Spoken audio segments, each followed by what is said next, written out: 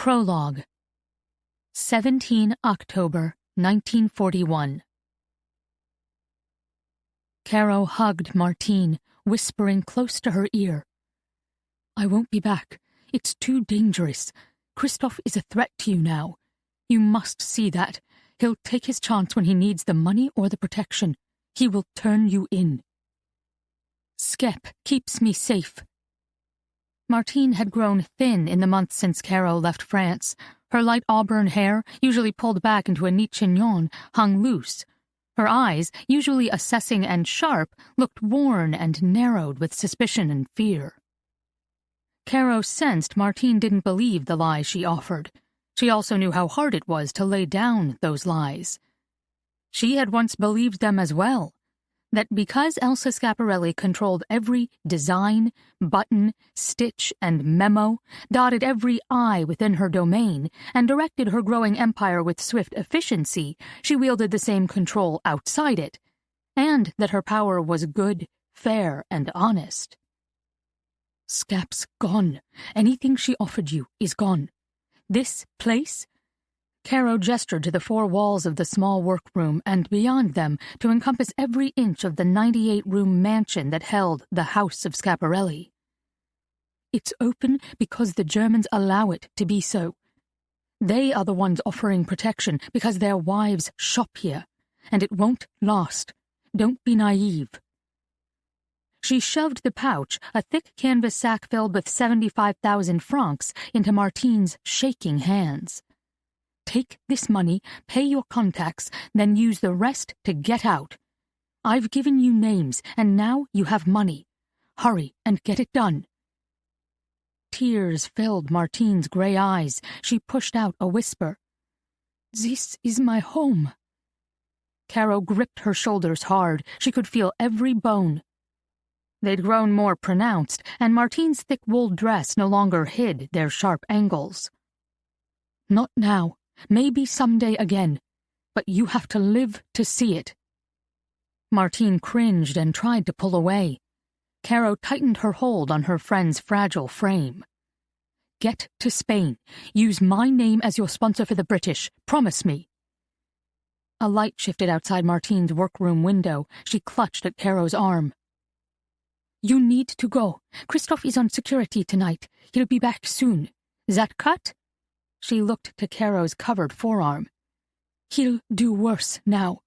Without thought." Martine dropped her voice and moved closer to Caro as if needing to whisper, despite there being the only 2 in the small room. "He's open now. He flaunts their gifts, his new power. He—" Martine pressed her lips together, unable to finish her sentence. "Collaborates." Caro supplied the final word. "It's a dirty word, a dirty thing." "You've made my point." Caro stepped even closer. "You're running out of time. He will turn you into the Germans. The stories of what they are doing to Jew— Arrêtez." Martine stiffened and wrapped her arms around herself. Her dress looked to swallow her small frame. "Do you think I do not know?" "I've stayed over long." Caro studied her watch. "I've got to leave. I have somewhere She stopped. "Use the money for your contacts, but save enough for you. Do you understand?" "This is my home," Martine repeated, shaking her head as if willing the changes in Paris and in life to disappear. Tears spilled down her cheeks. "I will try. I will—" Caro hugged her friend tight. "Promise me, because I can't come back. I need you to promise me." Martine nodded into her shoulder. It was enough. It had to be. Caro stepped out of Martine's sewing room and into the salon's back hall. The walls were covered with years of first draft sketches and photographs of gowns, workers, and opening shows. It was her favorite spot in the entire mansion. For all the glitz and glamour encased within the House of Schiaparelli, this narrow hall, with original drawings pinned into the plaster and photographs of the seamstresses, designers, and mannequins who worked there, told the true story. It embodied the life of the house, Schiaparelli's brilliance as well as the dedication and dogged determination of the team that supported her. Caro stopped at her favorite drawing. Not the infamous lobster dress, nor the design of Scap's famous perfume bottle. The butterfly dress. A soft, delicate creation from 1937 that embodied hope, life, and love in a whisper of pale pink silk. She slid the sketch from its pin. She had purchased one for Margot from the first batch stitched. Perhaps she thought Margot would like the drawing as well. Perhaps she'd wear the dress. Perhaps she'd believe in herself again and let in hope, life, and love once more. Perhaps... Missing her twin, remembering, distractions dulled one's senses. Caro blinked to focus her mind and bring herself back to the present. A second late. An unseen force hauled her to the ground. Splayed on the cobblestones, palms cut by gravel, she looked up to Kristoff's cold, chiseled face. His eyes glinted like ice in the watery lamplight. "I thought I got rid of you last time," he growled. "You're rid of me now. I came to say goodbye to Martine. We were friends. Only friends." In her fear, Caro realized she was offering unnecessary information. She silently chastised herself as she scrabbled backward, out from beneath him. "You'll never see me again." She rose and stepped back. He lunged for her. His hand completely encircled her bicep and sent tingles down the length of her arm, numbing her fingers. "No." He pushed her toward the courtyard's entrance. "The Carling will get you this time. There's good money in traitors." Caro pulled back. Her leather soles slipped on the cobblestones and she lost her footing. Kristoff counterbalanced her move, hauling her upright and forward. The French Gestapo, the Carling, was as brutish as the German iteration, perhaps more so in an effort to impress their occupiers. But what was worse, they would know her. Kristoff would tell them exactly who she was and what she was. A prize. This was why Dr. Hugh Dalton had not wanted her involved. This was why Sir Frank Nelson asked her to stop. If she hurt the war effort, if her loss or death was used to promote anti-British propaganda, or worse, if she was tortured and the Germans publicized it for ransom, power, position, or trade concessions, to hurt the British effort and morale was more than she could bear. Caro twisted in Kristoff's grip again. He squeezed tighter, to the point she thought her arm might break. What had she done? 1. A call came in. May I forward it to you? Of course. I'd quit asking the receptionist who was calling months ago. Mednex had a main line, but as we each had company cell phones, the CEO hadn't put landline phones on our desks. She simply forwarded calls. "Caroline Payne," I announced at the click. "Caroline? It's Mat Hammond. I don't know if you remember me from college, but—" "Matt? Of course." I felt myself straighten. "I remember you."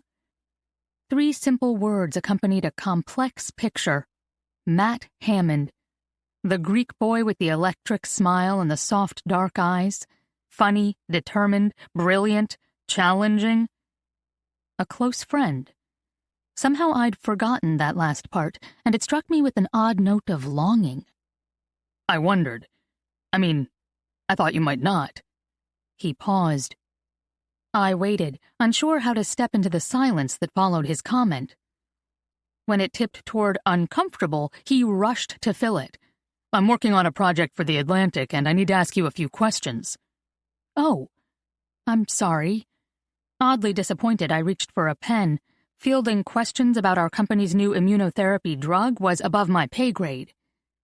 "You need Annika Patel, but she's unavailable today. Let me take your number, and I'll have her call you." "It's not about your company. It's about you. Well, about Caroline Waite." "Who?" Surprise arced my voice. I recognized the name, but it could have no meaning to Matt or anyone outside my family. "Your great-aunt? Twin sister to your grandmother, Margaret Waite Payne?" "I know who my grandmother was, but why are you calling about her sister?" "It might be easier if we met in person. I'm in the lobby." "What?" I stood and looked over the cubicle partitions, as if, 8 floors up, I'd somehow see Matt's lanky frame leaning against a door jamb. "I didn't even know we were both in Boston until earlier this week," he continued. "Please, this is no good over the phone, and email is no better. It won't take long." I dropped to my seat. "I'll be down in a minute." Caroline Waite.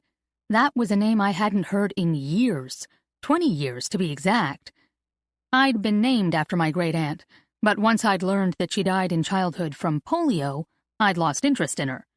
Even at a young age, I thought it felt wrong to be named after someone best known for dying young. Mat Hammond was another name I hadn't heard in years, 6 to be exact. He was the first boy I met on campus my freshman year. We bumped into each other entering the dorm, he buried beneath a box of books, me swamped by a down comforter. We became friends, good friends. At least from his perspective. I'd always hoped. I stepped off the elevator and scanned the lobby. Mat was momentarily forgotten as my chest filled with the same expansive feeling I got every time I stepped within it. I loved our building's lobby. My father always said it didn't matter where you lived or in what type of building you worked, but I disagreed. Buildings bore personalities. They held our secrets and carried the weight of our lives, our families, our work, and our dreams. The grandeur and significance of Mednex's lobby had become symbolic of how I viewed Mednex's work and my place within it. Something small participating in something grand. Ours was the newest company fighting one of humanity's worst foes, cancer, with a groundbreaking protocol that supercharged the body's cells as our latest weapon. There was something so fundamental and old school, yet cutting edge, about the idea that we could equip our bodies to withstand and conquer this most invasive assault. Our building's lobby embodied that synergy. Its 1920s Art Deco designs and lines, the pink marble-patterned floor and the dark wood and gold filigreed interior storefronts of the shops circling it gave it a dignity and gravitas missing from steel, glass, and concrete. It exuded history, stability, and solidity, while offering the latest amenities, including a security system that worked on a biometric scan, and the best coffee shop around. It was next to this door I found Mat. He studied me rather than greeted me. I had anticipated a warm smile, but banished the thought before my face reflected it. This was business. Friendship, it seemed, had died long ago. Physically, he looked the same, other than the slight curl to his hair around his ears. He certainly still had the same straight nose and jawline most women would die for, or pay thousands to obtain, and I knew full well his scruffy 3-day shadow hid an equally chiseled chin. That was one thing I hadn't inherited from my grandmother, twin sister to the Caroline in question, her square jaw. With her dark hair, bright blue eyes, and that gorgeous Grace Kelly jaw, I saw her as the most beautiful woman in the world. The saddest, too. As I crossed the lobby, Mat, looking every bit the academic I always suspected he'd be, pushed off the wall and met me midway. We stalled, side-shifted, then awkwardly stepped into a semi-hug and back-pat while our hands got stuck between us mid-handshake. "You haven't—" "Wow, it's been a long—" We stopped and started and sputtered to another stop. I opened my mouth to try again, but he stepped back and gestured first to my hand, then to the coffee shop. "Your hand is freezing. Can I buy you a coffee?" I nodded and rubbed my hands together, feeling both embarrassed and exposed. Within a few steps, and no words, we stood in line. 2 black drips later, we sat across from each other, tucked next to a window. "Okay. Where to begin?" He circled his cup with both hands. It wasn't a question, so I didn't try to answer. It wasn't congenial, so I didn't start a round of, "What have you been up to lately?" I simply sat and waited. "I'm an adjunct instructor at BC, but I have a side job that, in the craziest of small world ways, leads me to you." He scrunched his nose. "That didn't help. The humanities don't pay much without tenure, So on the side, I do research for families. I trace lineage, make albums, digital programs, anything they want to give Grandma for Christmas. It usually starts with 23andMe or something, and the wife discovers she's German or English, and wouldn't royalty be fun? Then a friend tells them about me because all these people seem to know each other, and I've been doing this for years. So I get hired to do a deep dive on the family and present their history with a big bright bow. Mat sucked in a gulp of air as he hadn't drawn a breath since I'm an adjunct, and I choked on my coffee. Someone in my family hired you? How? Who? There was no way that could be true. No. Mat watched as I swiped at the table between us with my napkin. Your family name came up in my current project, and it's an interesting story that if I do it right, the Atlantic wants for a feature article. Not one about the Arnim family who hired me, but about yours. His smile flattened into a vulnerable, sheepish thing that made me wary. You've lost me. Can we start over? Mat took a sip of coffee. A couple years ago, the Atlantic picked up some pieces I wrote on history and how we remember it. World War II stories about all the monuments under construction at the time, both in England and here. My guess is that the look back was as commemorative as it was therapeutic. When people feel anxious about the future, and globally we've been through the ringer, they look to the past and tangible reminders that things ended well before and therefore can again. He pressed his lips shut as if realizing he'd gone off topic. My current idea isn't about the stories we want to remember. It's a counterpoint perspective, featuring a story your family specifically, would rather forget. My belief is that those stories, your story, also provide a sense of hope. They assure us that when bad things happen, life continues, and that we humans are resilient and endure. Hope emerges from tragedy. He stalled and stared at me. Barely understanding, I stared back. In World War II, no one can deny that there was a real mix and mess of loyalties. It must have felt like the world was ending and life would never be the same. What's more, the enemy was sometimes within your own home.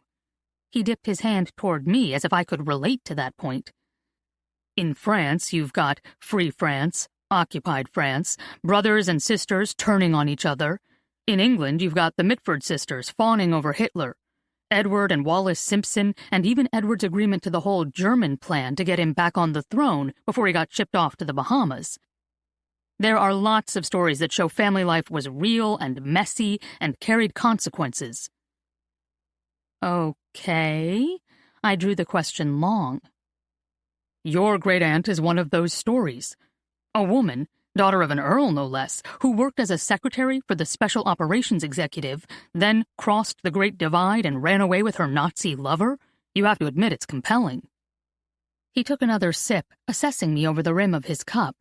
When I said nothing, he set it down. I didn't do that well. I practiced how to reach out to you 1,000,000 times this past week because, while I could hand it in as is, I know you. I didn't want this to surprise you or hurt you if you read my name on it. I also hoped you might comment. Comment how? I sat back. You found the wrong Caroline Waite, Mat. My aunt died from polio in childhood. I'm named after her. I should know. Mat mirrored my defensive cross-armed slouch. His eyes drew tight as he watched me. Is that what you've been told? He reached into his messenger bag, pulled out a standard manila file, and opened it. The top page was a photocopy of a short letter in courier type, with the salutation handwritten in a large, swirling script. He slid it across the table. 20th October, 1941. My dear John and Ethel, it is with real sorrow that I write this letter, for it brings you, I am afraid, very bad news about your daughter, Caroline Amelia Waite. Without permission, she boarded a transport boat to Normandy on 15 October and was identified outside Paris 2 days later. She joined German Gruppenführer Paul Arnim, with whom we have confirmed she had a previous romantic connection. I am beyond sorry, John and Ethel. I can only imagine how hard this news will sit with you. She did good work at the Inter-Services Research Bureau, and we did not anticipate this action. I want to reassure you she was not involved in anything delicate that should incite your concern for our efforts. That said, I do not write these words without heartbreak for your loss. I send this letter with consideration and sympathy. Hugh. I slid it toward him. Impossible. This is dated 1941. Do you know who Hugh Dalton was? Mat tapped on the name. He was the Minister of Economic Warfare, tasked to form the SOE, the Special Operations Executive. They called it the Inter-Services Research Bureau, the ISRB, but that was a front. His chair screeched as it scraped forward across the stone floor, closer to the table, closer to me. We hovered inches apart. I resisted the urge to shift back in retreat. It was a whole new idea, Caroline, set on espionage, sabotage, reconnaissance, and establishing guerrilla resistance groups.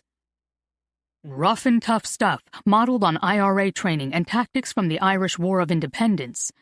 It's incredible, really.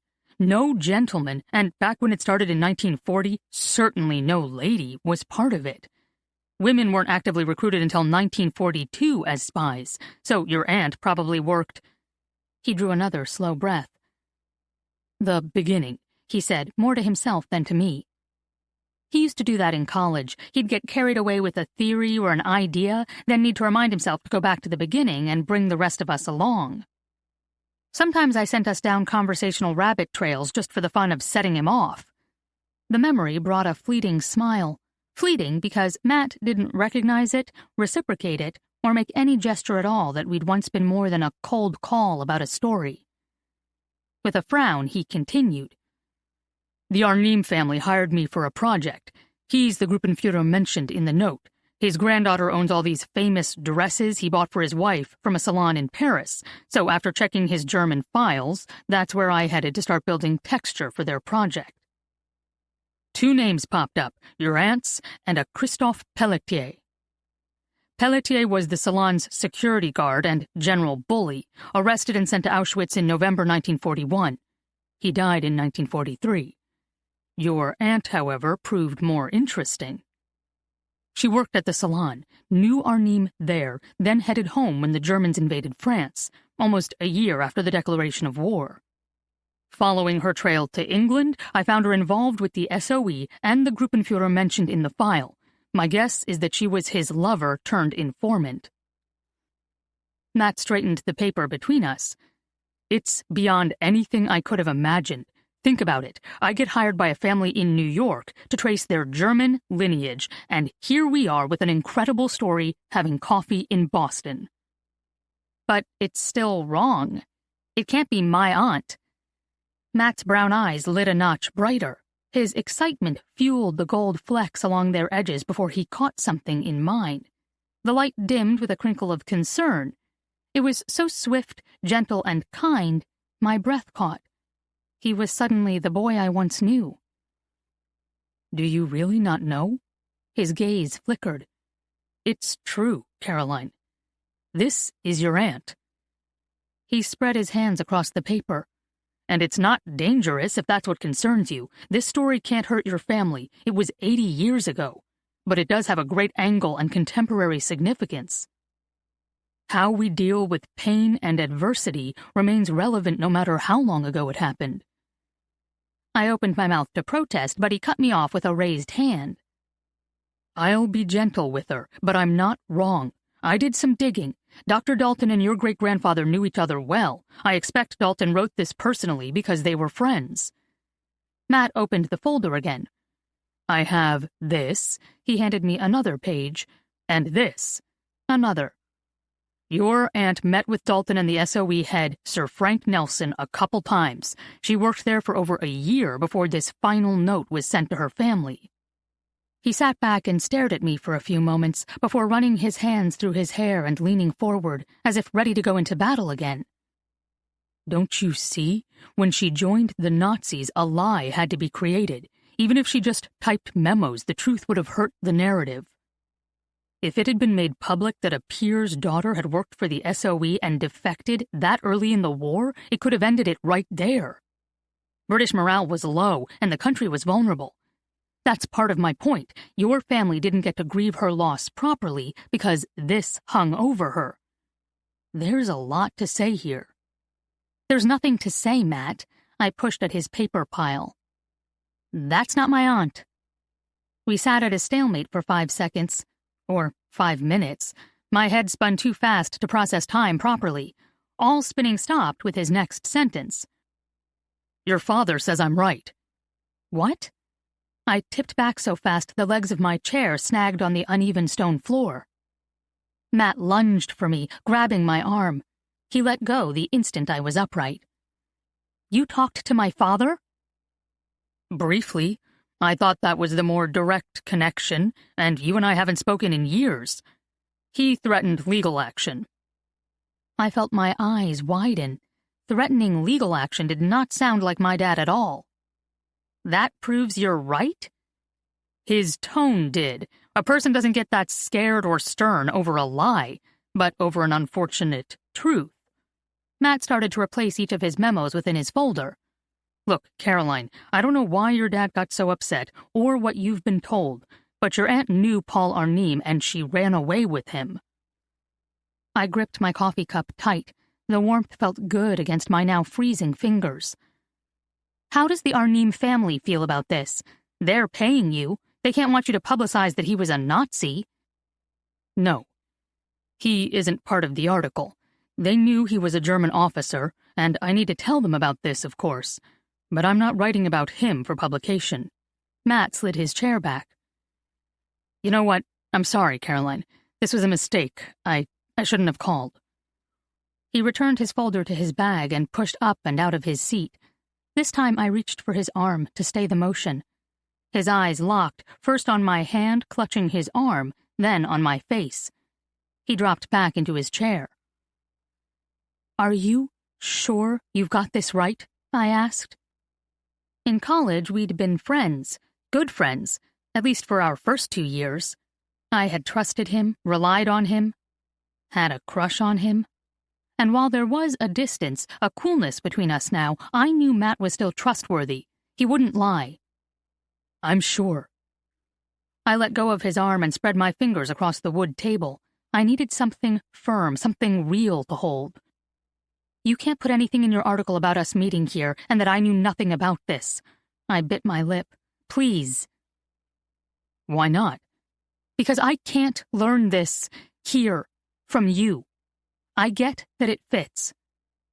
I mean, you want to know how 3 generations dealt with pain, and turning a blind eye is certainly one way, but you can't understand what we've been through. My mind raced with memories, questions, implications, and consequences. Each felt as empty and dark as the thought before it, bringing an instant swirling headache and a sense of weightlessness, perhaps a little like Alice felt careening down that hole. No one has told me any of this, ever. Matt's lips parted in silent disbelief. Can you wait? A couple days. A plan formed as I spoke, my brain barely able to keep up with its delivery. I'll talk to my dad, find out what is true and what is not, and in exchange for the time, I'll comment. He raised a brow. You'd do that? For a couple days' time? Today's Friday. We can meet Monday? I felt my voice rise into the territory of pleading and dropped it with a short cough. When's it due? Next Friday. 1 week. But, Caroline, I don't want to give you the weekend just so you can think up ways to change my mind or stop me. Marketable work like this is the difference between a tenure track hire or creating puff documentaries for rich families while babysitting undergrads. I can't risk losing this. I just want time, I promise. We'll sit down Monday and talk it through. And I want to read the article. Matt ran his hand over his hair again, his dark bangs stuck up with the motion. I'm not doing a hatchet job, and you know it. You know me. The whole point of this is to do something good, to examine how history is real and messy, but that it isn't objective or defining. I need to read it, Matt, because that's where you are wrong. If what you say is true, then it has been defining, and I can't let it hurt my father more, not now. This time my voice did betray me. What's wrong? Matt stilled. Is he okay? I shook my head. I'm sorry. Not your fault. I shrugged, feeling embarrassed and exposed all over again.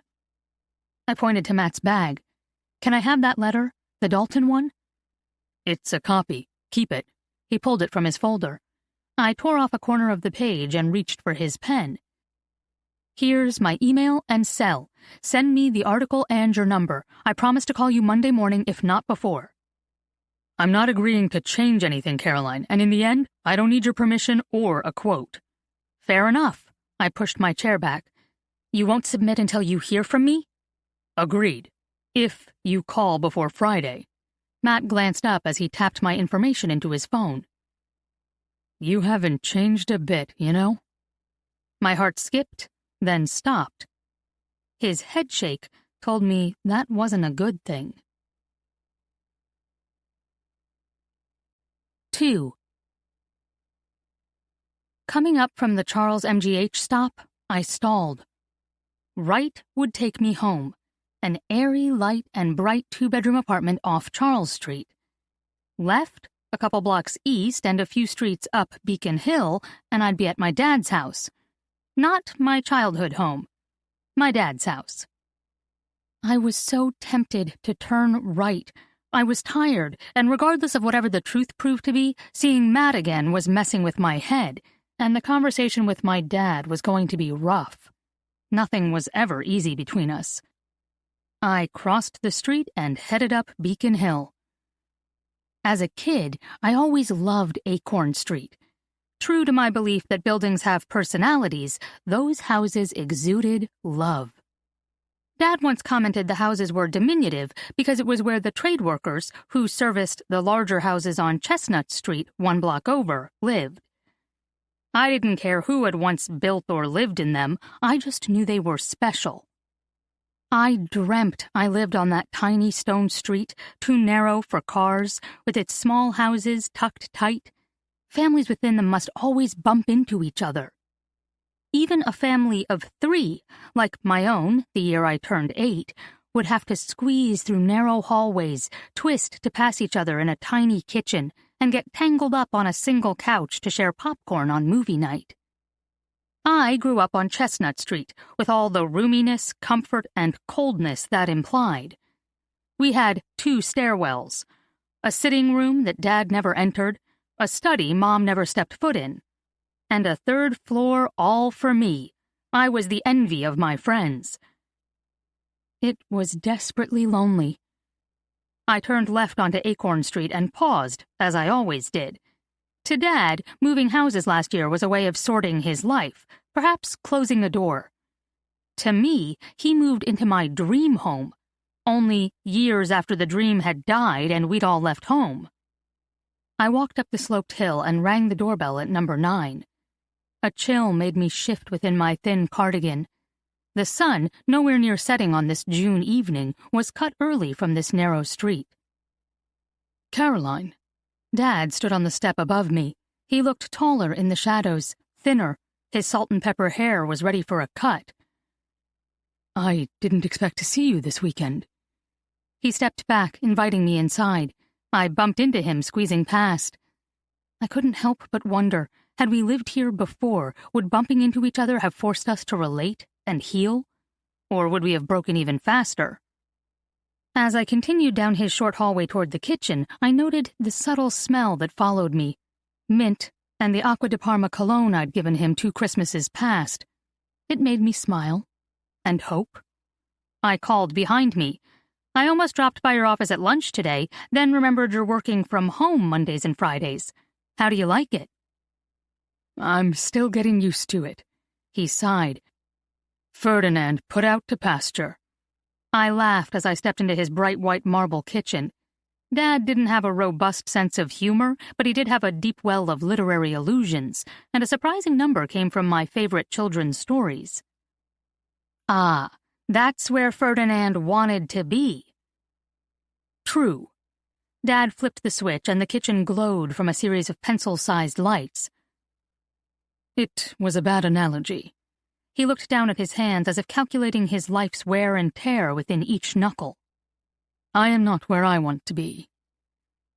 Rather than console or chide, as neither was wanted, I shifted my attention from his kitchen to the office space next to it. The previous family had probably used it as a breakfast area, but Dad had separated the space with a set of glass French doors to create an office overlooking his walled garden. "Why reserve the best view for a meal I never eat?" had been his reasoning. "Dad, you've still got unopened boxes." He looked past my outstretched hand to his office. "I'm getting there." "It's been a year. This is not getting there." I toggled my fingers in air quotes. "Did you come to harp at me?" If his voice held any emotion, it was curiosity. Mild curiosity. In fact, if the last year proved anything, it was that mild was Dad's dominant characteristic. "No." I wilted. I had come to ask tough questions and didn't know how to begin, and that made me nervous. Dad and I only had one constant conversation topic, my inconstancy, or, better termed, my failures. He never pushed at me. That wasn't his style.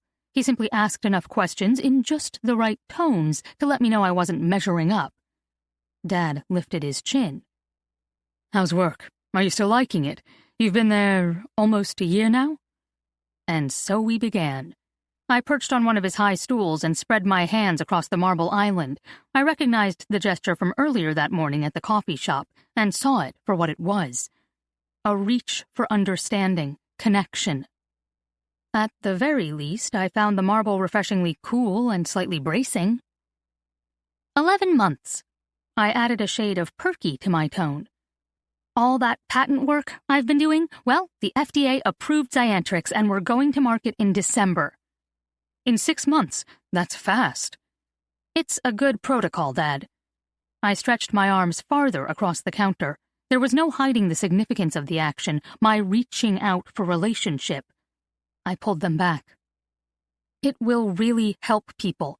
It's a huge advance in immunotherapy. It gives support so the body can fight cancer rather than relying on a drug to kill it, and unfortunately, all the good cells with it.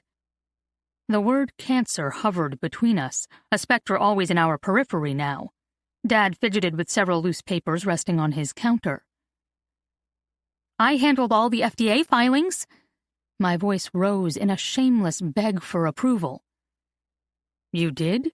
He looked at me, hands still. "Shouldn't the company's lawyer have handled that? It's complicated stuff." "She signed off on everything, but I did the legwork. I had the courses my second year. I've learned a ton, both about the law and about cancer. Did you know?" He raised a hand. "You still have a chance to finish. If you get through your last year of law school, you could direct and manage that work yourself. It's foolish to—" "Stop." I raised a hand in reply. Leaving law school was the right decision, and I don't regret it. I came back. I came back to be here.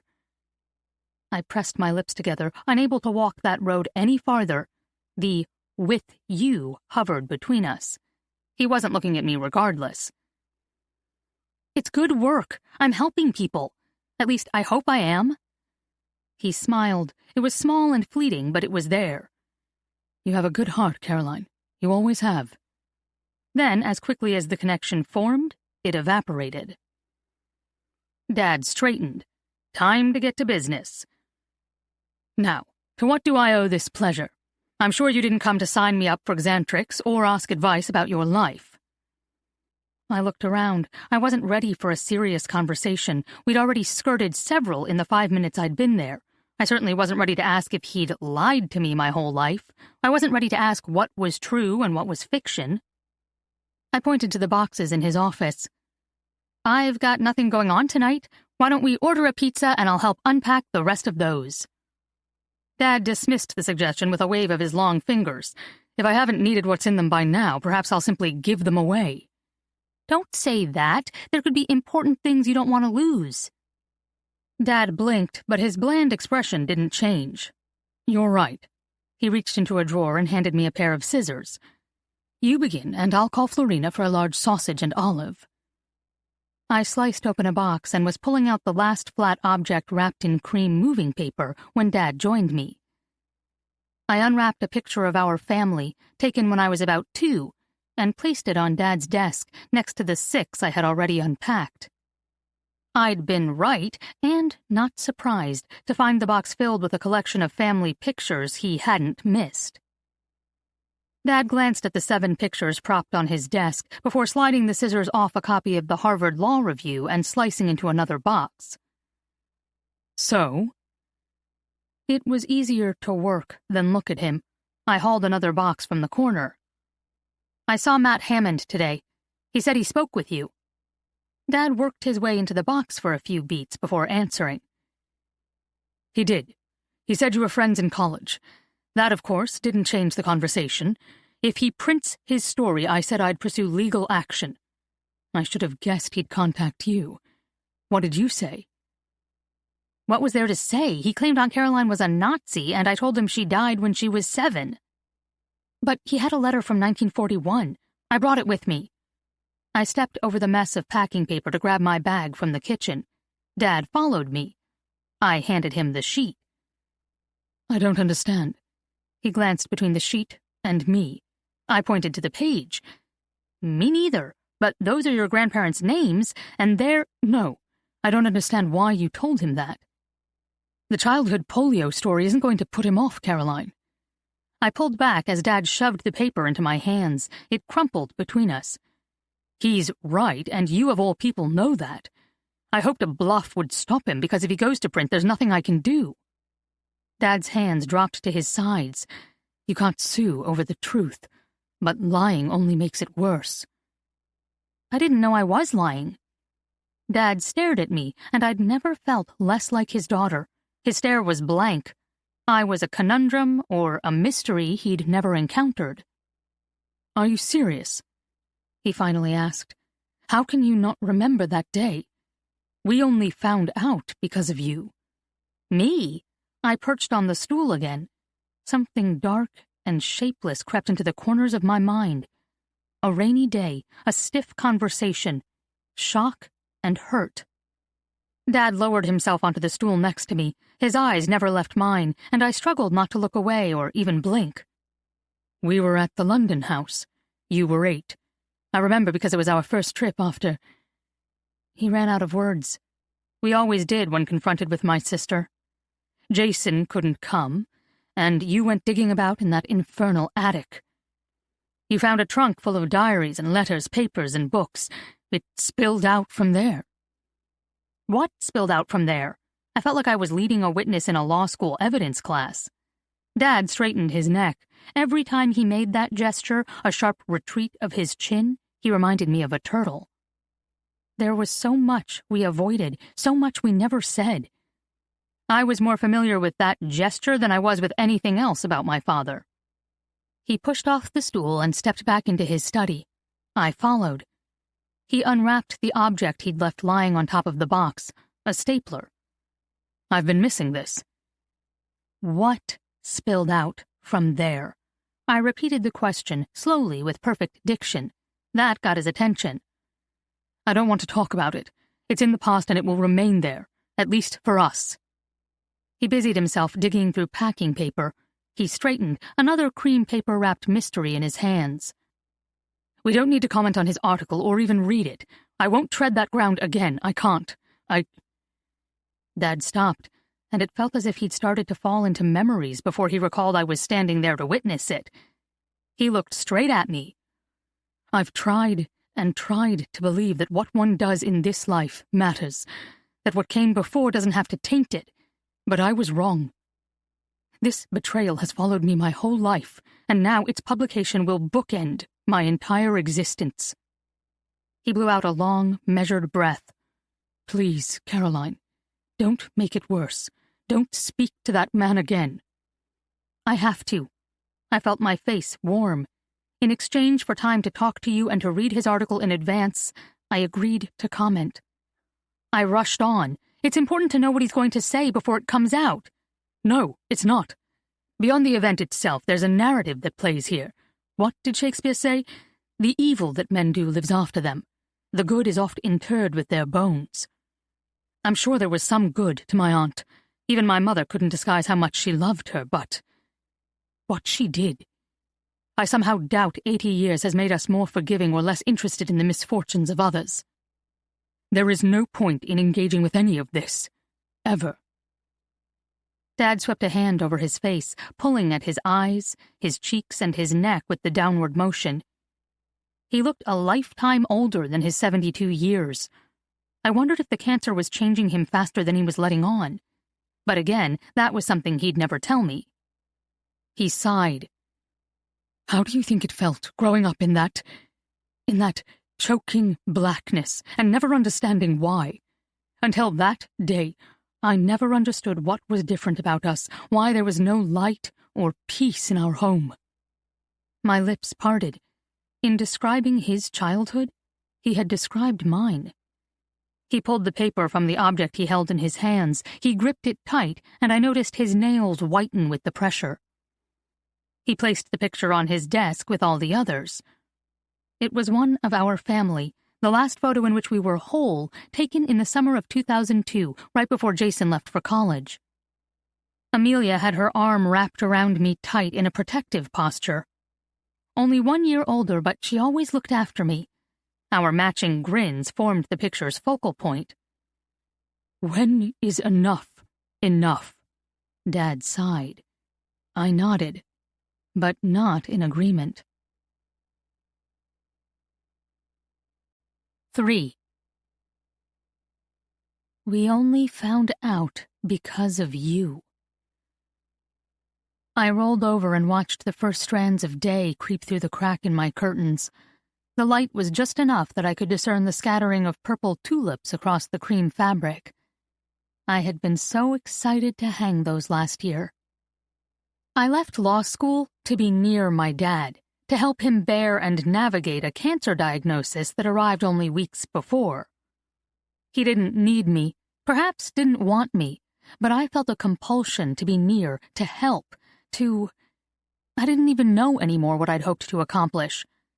The irony of it was that I had loved law school.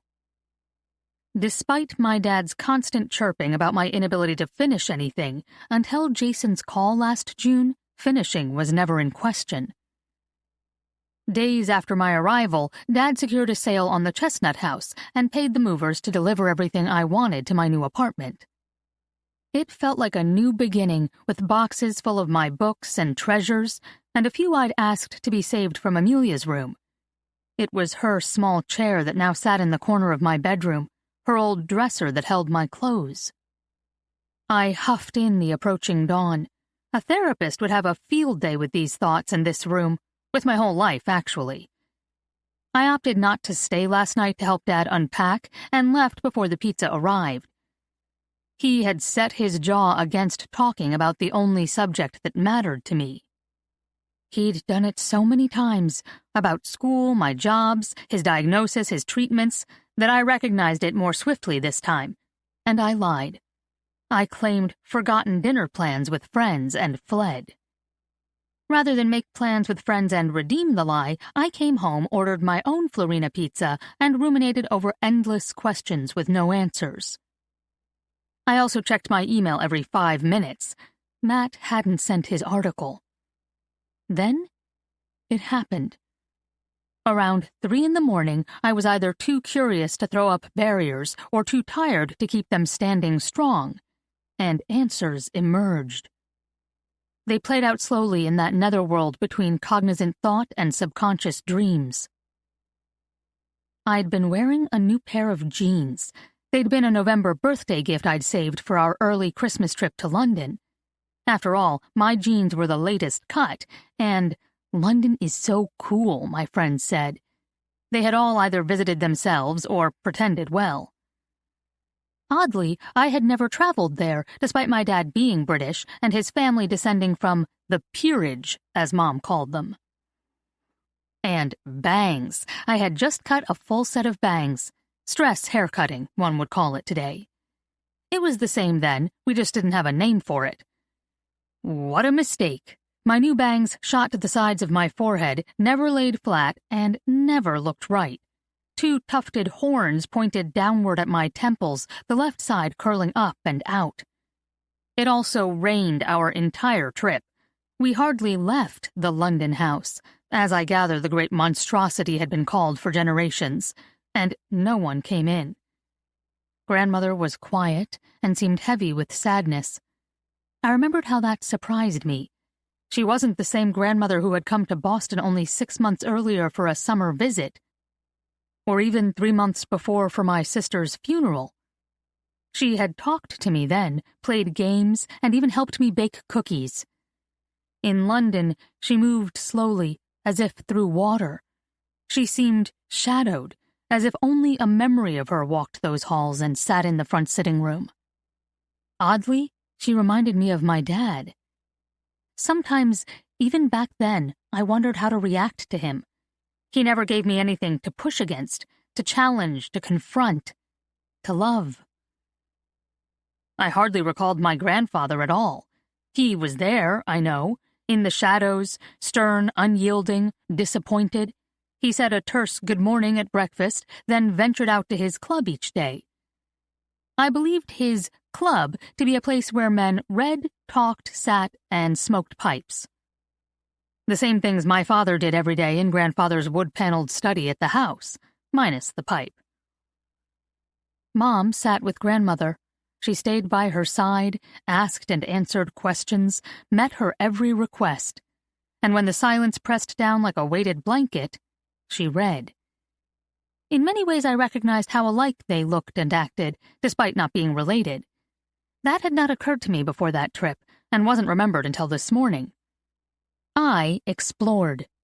The London house filled me with awe. Its personality was dark and foreboding as it rose up 4 floors before me that first morning. Mom rushed me out of the back seat while the limousine driver unloaded our bags. When I tried to follow him to the side of the house and a door at street level, he shook his head and gestured to the front door, bright blue and 5 steps up from the sidewalk. Mom and Dad had already climbed the stairs. The plaster and painted white brick house sat perched at the end of a long street filled with identical houses, each one adjoined to its neighbors in a pristine row. Upon entering, I knew it was full of history and that old glamour Mom always raved about in the black and white movies we watched. The front entry reached 2 floors high, with a curved staircase flowing up to the right. There were indents in the plastered walls set with sculptures. The windows reached floor to ceiling. And there were countless rooms. I spent a day racing through them all, closets, pantries, sitting rooms, antechambers, and days exploring them fully. I was thankful for the endless opportunities to get lost and the infinite ways to avoid the oppressive silence of the front sitting room. Stories and secrets lay hidden in each room, and I was desperate to discover them. I remembered that. I was hungry to understand something, anything about who I was and where I came from. Although my mom had been welcoming and open when I was young, my dad was always more remote. And somehow, perhaps because I was named after his side of the family and looked very much like his mother, I felt a yearning to be close to him. Amelia had looked like Mom. I found snippets of life in each and every room, leather-bound books with cracked spines, old coloring pages, silver brushes, dolls, pens, letters, clothing, games, tiny boxes, chests cleared out except for the occasional treasure tucked deep in the back. A fan, a lipstick, a comb, a glove. Tiny items that told me nothing but made me feel not so alone. I was alone because Jason wasn't there. I was alone because Amelia was gone. I wouldn't have been in the attic that day if either of them had been with us. Amelia and I never needed anything more than each other to occupy us. We made up games, puzzles, and challenges. There wasn't a riddle we couldn't solve together. But Amelia had been killed by a car running a red light 3 months earlier. I was a few feet ahead of her, and turning back at precisely that instant, saw the whole thing. We had created a massive Rube Goldberg machine the day before. It spanned across our 2 bedrooms, and I wanted to see if the change I'd thought up during math class might make it work. So when the walk light flashed, I ran. Over halfway across the street, I spun around to call, "Hurry up!" That moment stopped me this morning. as it always did. It brought its usual slowed time and high-def visuals, along with a hot flash of panic. Everything in those split seconds was magnified into a lifetime, and I saw it all again. I felt it all again. I have no idea how long it took, but eventually my mind settled and drifted back to the London house. Jason was a college freshman that fall and had a couple weeks of classes before winter break. Had he been with us, he would have taken me to the shops, the sights, the parks, and the museums. Who goes to London and doesn't see the Tower, the London Eye, Buckingham Palace, the Princess Diana Playground, Piccadilly Circus, or take in a West End show and eat dim sum for lunch in Chinatown? At 18, Mom and Dad would have let him go, and they would have trusted him to take me. It would have relieved them of the burden. Alone, I explored, and on day 4, I found the attic. The narrow stairs opened into a large room. On day 1, Mom called it the nursery and said kids, including my dad, played, learned, lived, and slept up there with a nanny until they were about 5 years old. Then, also according to Mom, they got sent away to school. Behind this front room was a short hallway with doors on either side. Maids' quarters, she told me, and bedrooms for the family's children. She said my grandmother and her twin sister had slept there when they were girls, and their father and his siblings before them. I felt sad as I realized that without siblings, my dad would have stayed up there all by himself. Mom hadn't taken me through the small door at the end of the hallway that first day, and that was where I headed that 4th afternoon. It was a storage room, wood-paneled like Grandfather's study, but the similarity ended there. The wood lining his room was smooth and polished, the mahogany so dark and shiny you could see your reflection, and so smooth that when I ran my hand down the wall, I was reminded of Mom's silk dresses. I did the same here and came away with a fine coating of splinters, as if I'd rubbed the cactus that sat in Jason's window well. I brushed my hand against my jeans, and most of them fell away. A few dug deeper. There was a series of dormer windows along both sides of the room that let in the low afternoon sun on one side and the gray of evening on the other. I walked to one and stepped up on something to see outside. Looking down, I surveyed the gravel courtyard behind the house and the side garden. Looking across, I could see where the buildings ended at the entrance to Kensington Gardens. Mom promised we'd walk there, but we hadn't yet. That's when I felt my breath hitch, both then and now. Back then, I realized I'd never visited the gardens, at least not on that trip. At 3 o'clock this morning, I realized I was headed toward a moment I had never allowed myself to revisit. A moment I had willfully forgotten. I smoothed out my breath and exhaled long and slow. It was time. The room overflowed with furniture, boxes, knickknacks, and who knows what else. Lifetimes were stored in that dark space, much of which was draped in white sheets. The object that served as my perch was covered as well. I stepped down and pulled away the sheet and watched the dust dance like fairies in the slanted sunlight as it sank again to the floor. A large trunk sat before me. It had gleaming brass corners, and the leather was scratched and worn smooth. The lock was loose. I jiggled it, and it released. The lid tipped far enough to rest against the window ledge, allowing me to dig through books, sets of white gloves, dried flowers, pictures, letters tied with ribbon, 2 dolls, one with creepy glass eyes that opened when I held her upright, and jewelry. There was a leather sleeve with a large gold locket inside. I opened it and found 2 girls, beautiful girls. I knew I was looking at my grandmother and her twin sister Caroline. The one who'd died young, the one for whom I was named. Something was wrong with the picture, and I dropped cross-legged onto the floor to study it. They didn't look like girls, they looked Jason's age or older, and even though the pictures were black and white, I could tell one of the girls wore dark eyeliner and her lips were a deeper tone than her sister's. Makeup, I thought. She was glamorous, And again, I was reminded of those old movies with Greta Garbo, Grace Kelly, and Myrna Loy that Amelia, Mom, and I had watched together. I rested the locket beside the trunk and reached for a packet of letters. They were tied with a black ribbon, frayed thin and soft by time and use. I pulled one letter from the center and shifted to the light to read. The writing swirled in loops and dips. Whoever had written it had much to say, and I couldn't read a word of it.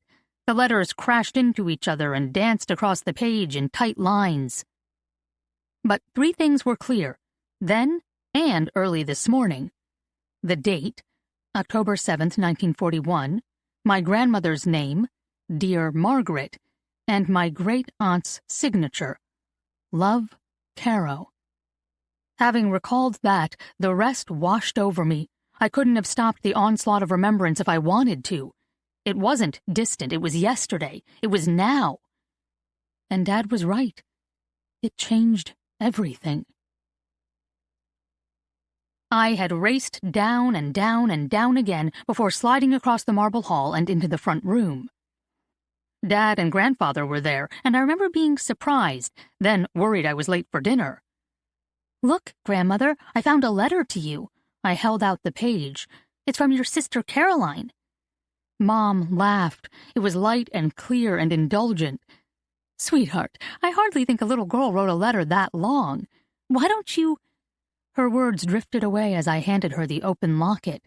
Confused, she looked to my grandmother, but Grandmother was focused on me. She reached for me, and her hand trembled as she wrapped it around mine. It was cold, icy, like my hands get today when I'm anxious or nervous. Although hers were bone-thin and gnarled at the knuckles, she gripped me tight, and I couldn't pull away. "Margaret?" Mom shifted toward her. "What is this? You're both much older in this picture, and the letter is dated 1941. "I wouldn't go to Paris with her. Maybe if I had, or lived with her here." "What do you mean? In 1941? Paris?" Dad towered over us. Grandmother stared at him, almost through me, as if Mom and I had vanished. "She betrayed us. I had to lie. I loved her." She glanced to my grandfather, then back to her son. "More than anyone, and we shared everything. But in the end, it seems we both had our secrets." Grandmother's voice softened with a faraway quality. "I was bold and fearless until I wasn't. Then she was. We were always opposites from the very beginning. As we grew, she became the brightest spot in any room. Me, the wallflower no one noticed. Then she left." "Left? But Grandmother—" Mom wrapped an arm around me to signal silence. Grandmother sat looking at my dad. "I told you she died as a child, but she grew, and she joined the Nazis in France. She had a lover we never knew about, and we never saw her again." "Impossible. You used to tell me stories of your childhood. You had adventures before she died. I named our daughters after her because you loved her." "I did. I still do." Dad shifted his attention to his father, who sat in an armchair near the window, not part of the cluster near the fireplace. "Your mother never should have told you those stories." Grandfather's voice fell heavy. "They served no purpose but to fill you with fantasies. There was nothing to do but forget and move on." "I could never do that." Grandmother shuddered, as if an unpleasant film was playing in front of her and she wanted it shut off. "But we weren't to talk about her, not once after that night. Father was very clear. Then, after the war, the nation came together, but there was still fear among our friends, everywhere. For years we said she died in the war, and everyone forgot." "Then why the polio story? You said she died as a child." She regarded my father again. "You were young. You saw her picture and started making a hero of her. She was magnetic and lovely, and you wanted to know so much. I couldn't have you hate her. Or what if you researched the war, found the truth, and tried to find her?" So I lied. I said the pictures you found were of someone else, and I packed every piece of her away again. I left her young and innocent so you could keep her and love her." Grandmother pressed her lips together, as if fighting memories or tears, I wasn't sure which. "I couldn't survive otherwise." "Survive?" Grandfather cut in. "Margaret, is that what you call this? If you had simply let her go, we could have done better than this."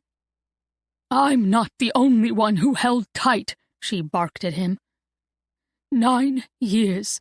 You waited 9 years before you— "Before I what?" "Married me." She deflated into the armchair. Grandfather's glare was sharp and hard. It cut like steel. "I let her go, and yet you still punished me." He rose and dusted the knees of his trousers. It was a rote action, and once accomplished, he was at the door before he said anything more. "Please don't wait on me for dinner this evening. I'll dine at the club."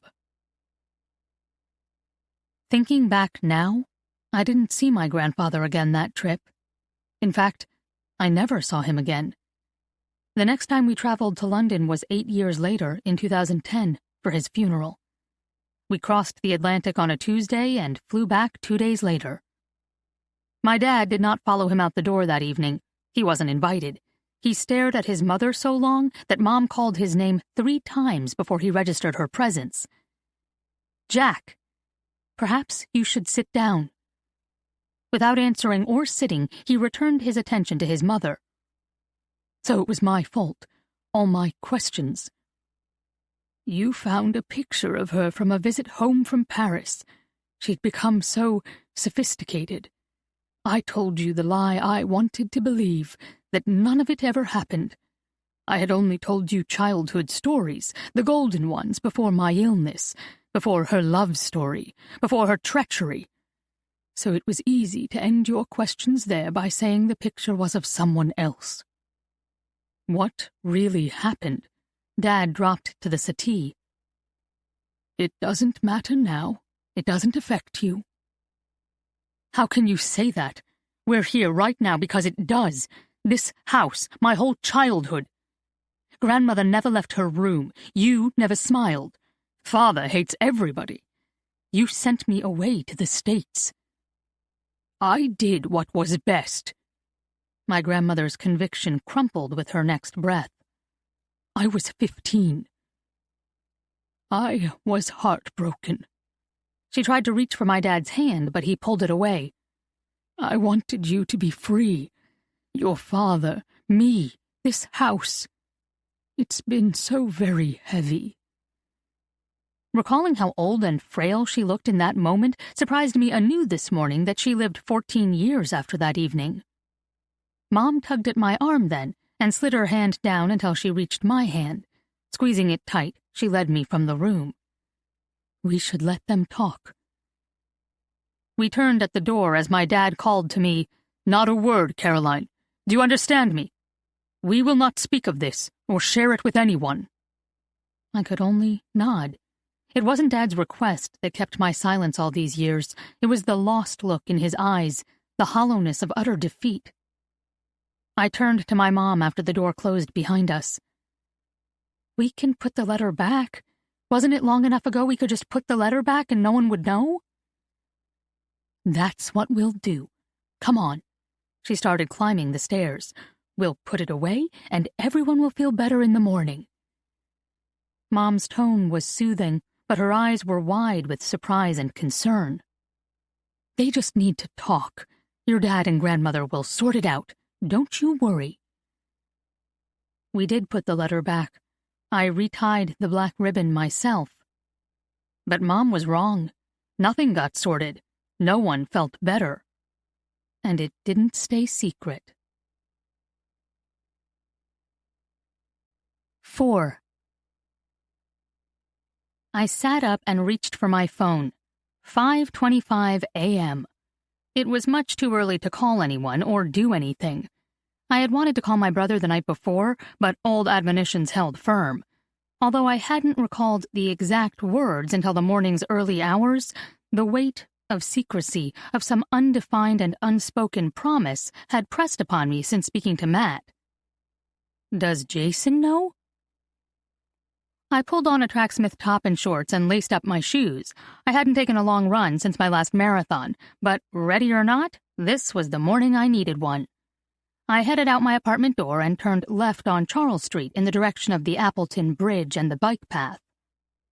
To the Boston University Bridge and back would give me 6 miles, enough to settle my mind without injuring my cold legs.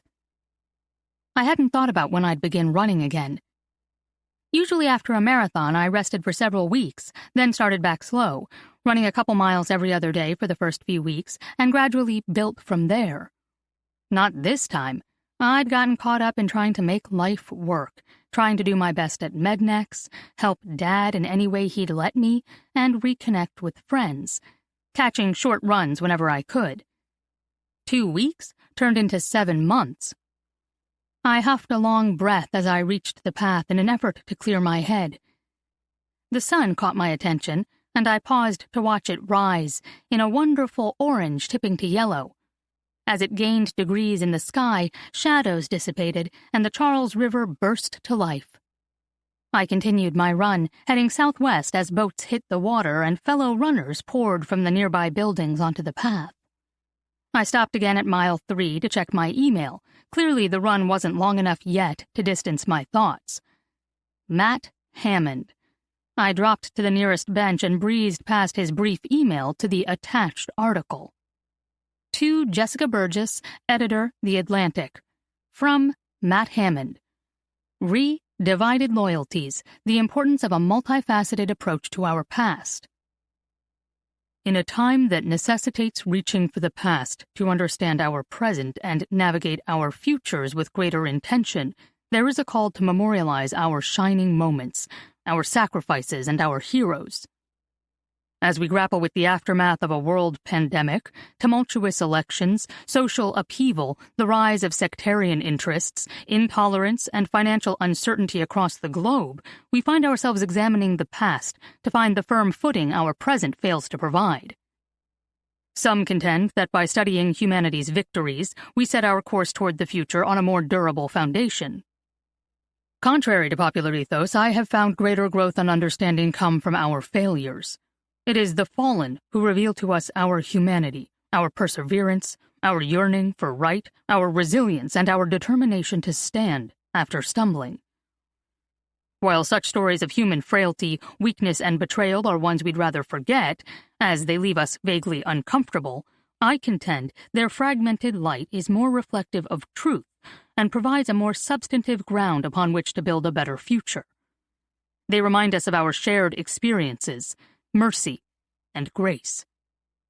The past several years have seen burgeoning interest in World War II, from memorials to books, films, television shows, and even fashion. We've read about British and American citizens enamored with the Nazis. We've seen reenactments of the lives and loves of the Duke and Duchess of Windsor.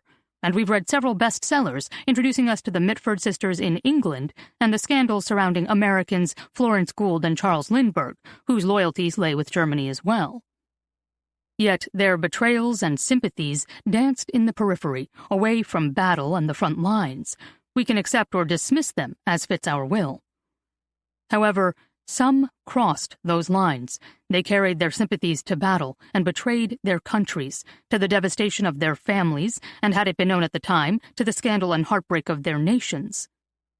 Such stories were not made known then. They were hidden, buried in files, and locked away. If known, they could cause a break in morale, a fracture in the united front, and harm a nation's will to endure and to ultimately succeed. Caroline Amelia Waite is one such name, and hers is one such story. To understand who she was and what she did, one must examine her roots.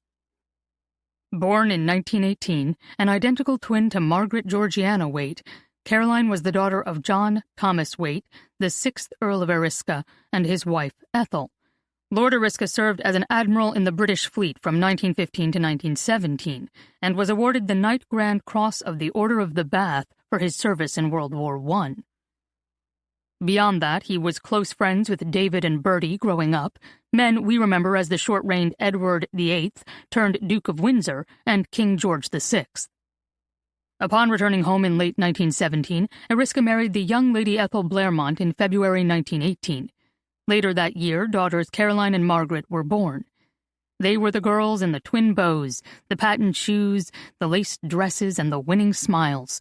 They were the girls playing on the lawn while their nannies looked on, and their mother and father entertained their king and queen on numerous occasions, and conversed on the most familiar terms with Winston Churchill, a close family friend. They were the girls with the idyllic life one now imagines while watching Downton Abbey or early episodes of The Crown. In fact, the two families were so close, some historians surmise that Princess Margaret, while named for family, was also named for Margaret Waite, only 12 years her senior. At 16 years of age, in 1934, the inseparable twins parted ways. Margaret stayed at the family estate Parkley in Derbyshire, while her twin sister attended Briomont in Switzerland, an international school still educating Europe's elite. At 18, rather than return home to Derbyshire or to the family's London residence, Caroline set off to Paris to work with modernist dressmaker Elsa Schiaparelli, one of the 20th century's most famous designers, known for her avant-garde styles, artistic collaborators, Salvador Dali and Jean Cocteau, to name two, and her communist leanings. In the late 1930s, Schiaparelli was setting the fashion world aflame with innovative designs, such as the wrap dress as well as her knits, and provocative stylings, like the lobster dress, 1937, worn by the Wallis Simpson, Duchess of Windsor, on her honeymoon, and the even more shocking Tears dress, unveiled a year later. It was at the house of Schiaparelli's place, Vendôme Salon, commonly referred to as the Scap Shop, that Caroline met a German industrialist turned Gestapo officer and began an affair. Although relations between France and Germany were contentious from the 1939 declaration of war, the two sides existed in a tense stalemate during the Phony War, with ideas and business mixing between private citizens from each side on a daily basis. All that ended when the Germans flooded France on May 10, 1940. At that time, Caroline returned to London to work for the Auxiliary Transport Service and found her way to the offices of Churchill's newly formed Special Operations Executive, under the cover of the Inter-Services Research Bureau. This new division of ungentlemanly warfare was tasked by Churchill to set Europe ablaze and was modeled after IRA tactics learned in the Irish War of Independence. Led by Dr. Hugh Dalton, the Minister of Economic Warfare, the SOE was charged with everything from gathering intel to fomenting discord and revolutions in occupied countries. While Caroline most likely worked in the typing pool at the SOE, her intimate knowledge of Parisian customs, culture, and events at the highest levels of society would have proved invaluable for a spy organization desperate to gain a foothold in France. In October 1941, her work at the SOE ended in betrayal, and the following letter was sent to her parents. Insert photocopy of original letter here to come. The implications of the letter are staggering. Dr. Dalton and Eriska had worked several committees together under Prime Minister Chamberlain and his successor, Sir Winston Churchill. The men knew each other well, and one can only assume this missive, what was said and what was left unsaid, was presented in the most personal and discreet terms, both to uphold Eriska's honor and privacy and to protect SOE secrets. Nothing is known regarding the whereabouts of Caroline Waite after that October date in 1941. Did she run away with her lover, return to Germany with him after the war, flee to South America as so many officers did in the late 1940s and 1950s? While it is easy to pose myriad questions, it is reductive to condemn her choice. The 1940s were a tremendous time of upheaval in world events, in ideology, and in the governing tides of the zeitgeist. In many ways, it was not unlike our own time. The future felt cloudy and uncertain at best, and as is often the case, in such uncertainty, the young break free from the confines of their predecessors and seek new ways to find assurance, stability, and a way forward. One has only to look at women's fashion, as perhaps Caroline did when working for Elsa Schiaparelli, to see this. Post-World War I, hems rose, necklines sank, and the iconic flapper emerged. Post-World War II, luxurious fabrics and a focus on the hourglass new look, as made famous by Dior, commanded society's favor. Trace fashion through the later half of the 20th century, and you'll continue to find changes indicative of our political and cultural ethos. We instinctively seek ways to redefine ourselves and emerge new across all spectrums of society and of life. A lesson for today can be drawn as we look back. We need to be cognizant of the nuances, the emotions, the humanity, even the fragility of our own determination. We need to take in the collective experience and concede that we often hold our own lens with rigid determination. To condemn our predecessors for wrong choices is to condemn ourselves and the missteps, mistakes, and misunderstandings we now promulgate. Yet the past often binds us. Words and stories have power, and what we are told, we often believe. Upon receiving Dalton's notification in 1941, Caroline's father, Lord Eriska, rejoined the Navy. He had been serving in a consulting capacity during the early days of World War II, but within 48 hours of learning of his daughter's duplicity, he submitted his name for a command. 6 months later, German U-boats sank his ship in the North Sea. Upon news of her husband's death, Caroline's mother sold their Derbyshire estate, held within her husband's family for 300 years and employed as an army hospital at the time, and moved with her remaining daughter Margaret to the family's London home. The family closed ranks. Yet, 3 generations later, Margaret's family thrives in the United States. Son John Randolph Payne, Jack, who came to the States in 1965 for boarding school and founded the Boston law firm Swartz, Payne & Lennox, still lives and works in the Boston area. During a discussion, Payne commented, insert comments from Jack. Reach out to Caroline? 5. Reach out to Caroline? I tapped my phone off. Unable to move or think, I closed my eyes and let the sun warm my face. I hadn't known about my great-grandparents, their connections to Churchill or to the King and Queen, my great-grandfather's service, or his awards, the Derbyshire estate, the idyllic childhood. Heck, the most I knew about London and England in the 20th century came from Masterpiece Theatre on PBS. It was time to break that promise made long ago, a promise that was only remembered earlier this morning. I needed Jason. Cutting through Charlesgate Park, I finally hit his townhouse on St. Botolph Street at 7 a.m., a perfectly respectable time for a family with a 5-month-old baby to be awake. And if I knew my young niece, Carolina pulled her mom, if not both her parents, from bed at least 2 hours before. I rang the bell in my signature style. 2 short, 1 long. Gabriella answered immediately and pulled me into a hug. Thank God.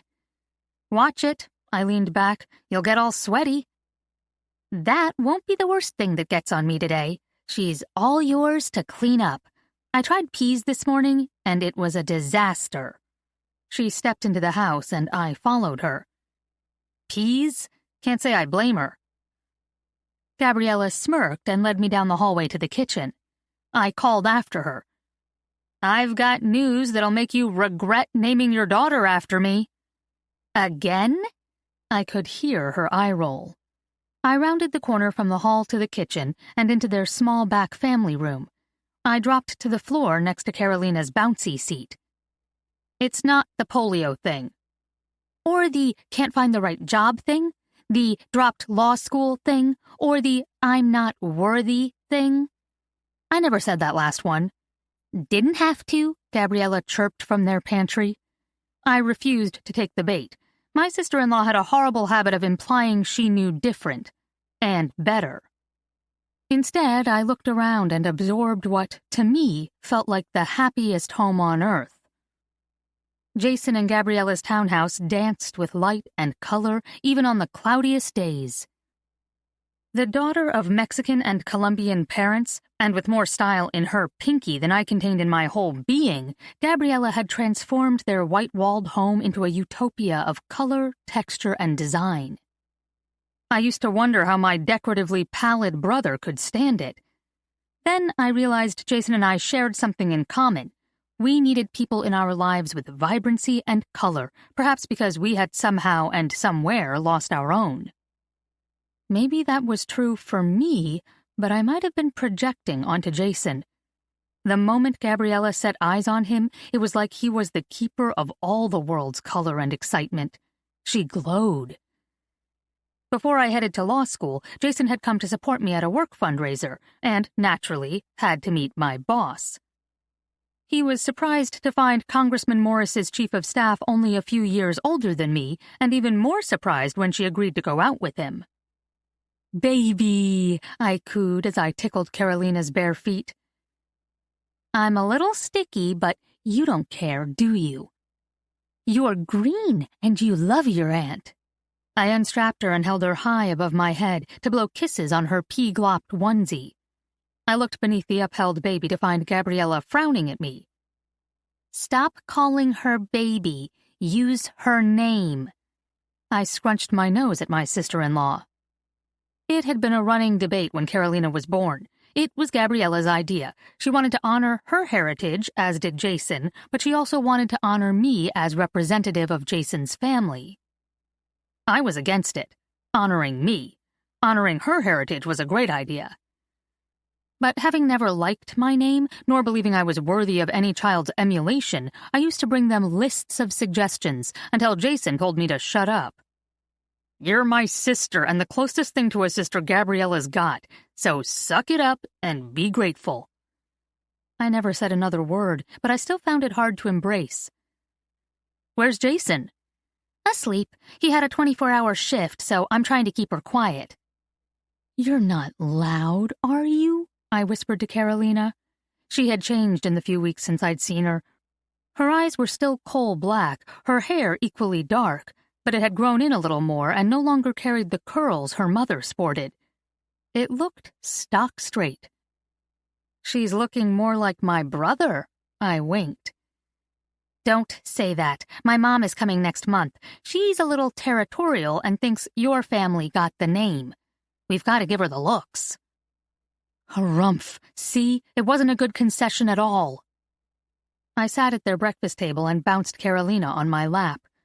"I need to talk to Jason. And to you."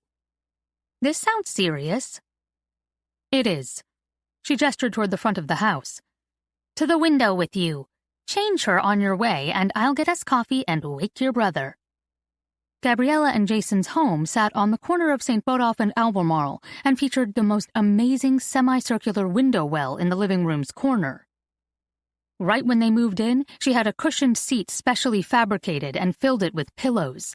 She then designed and built a high semicircular table to fit into the niche, to hold food, drinks, books, whatever was needed to make the corner one's sanctuary.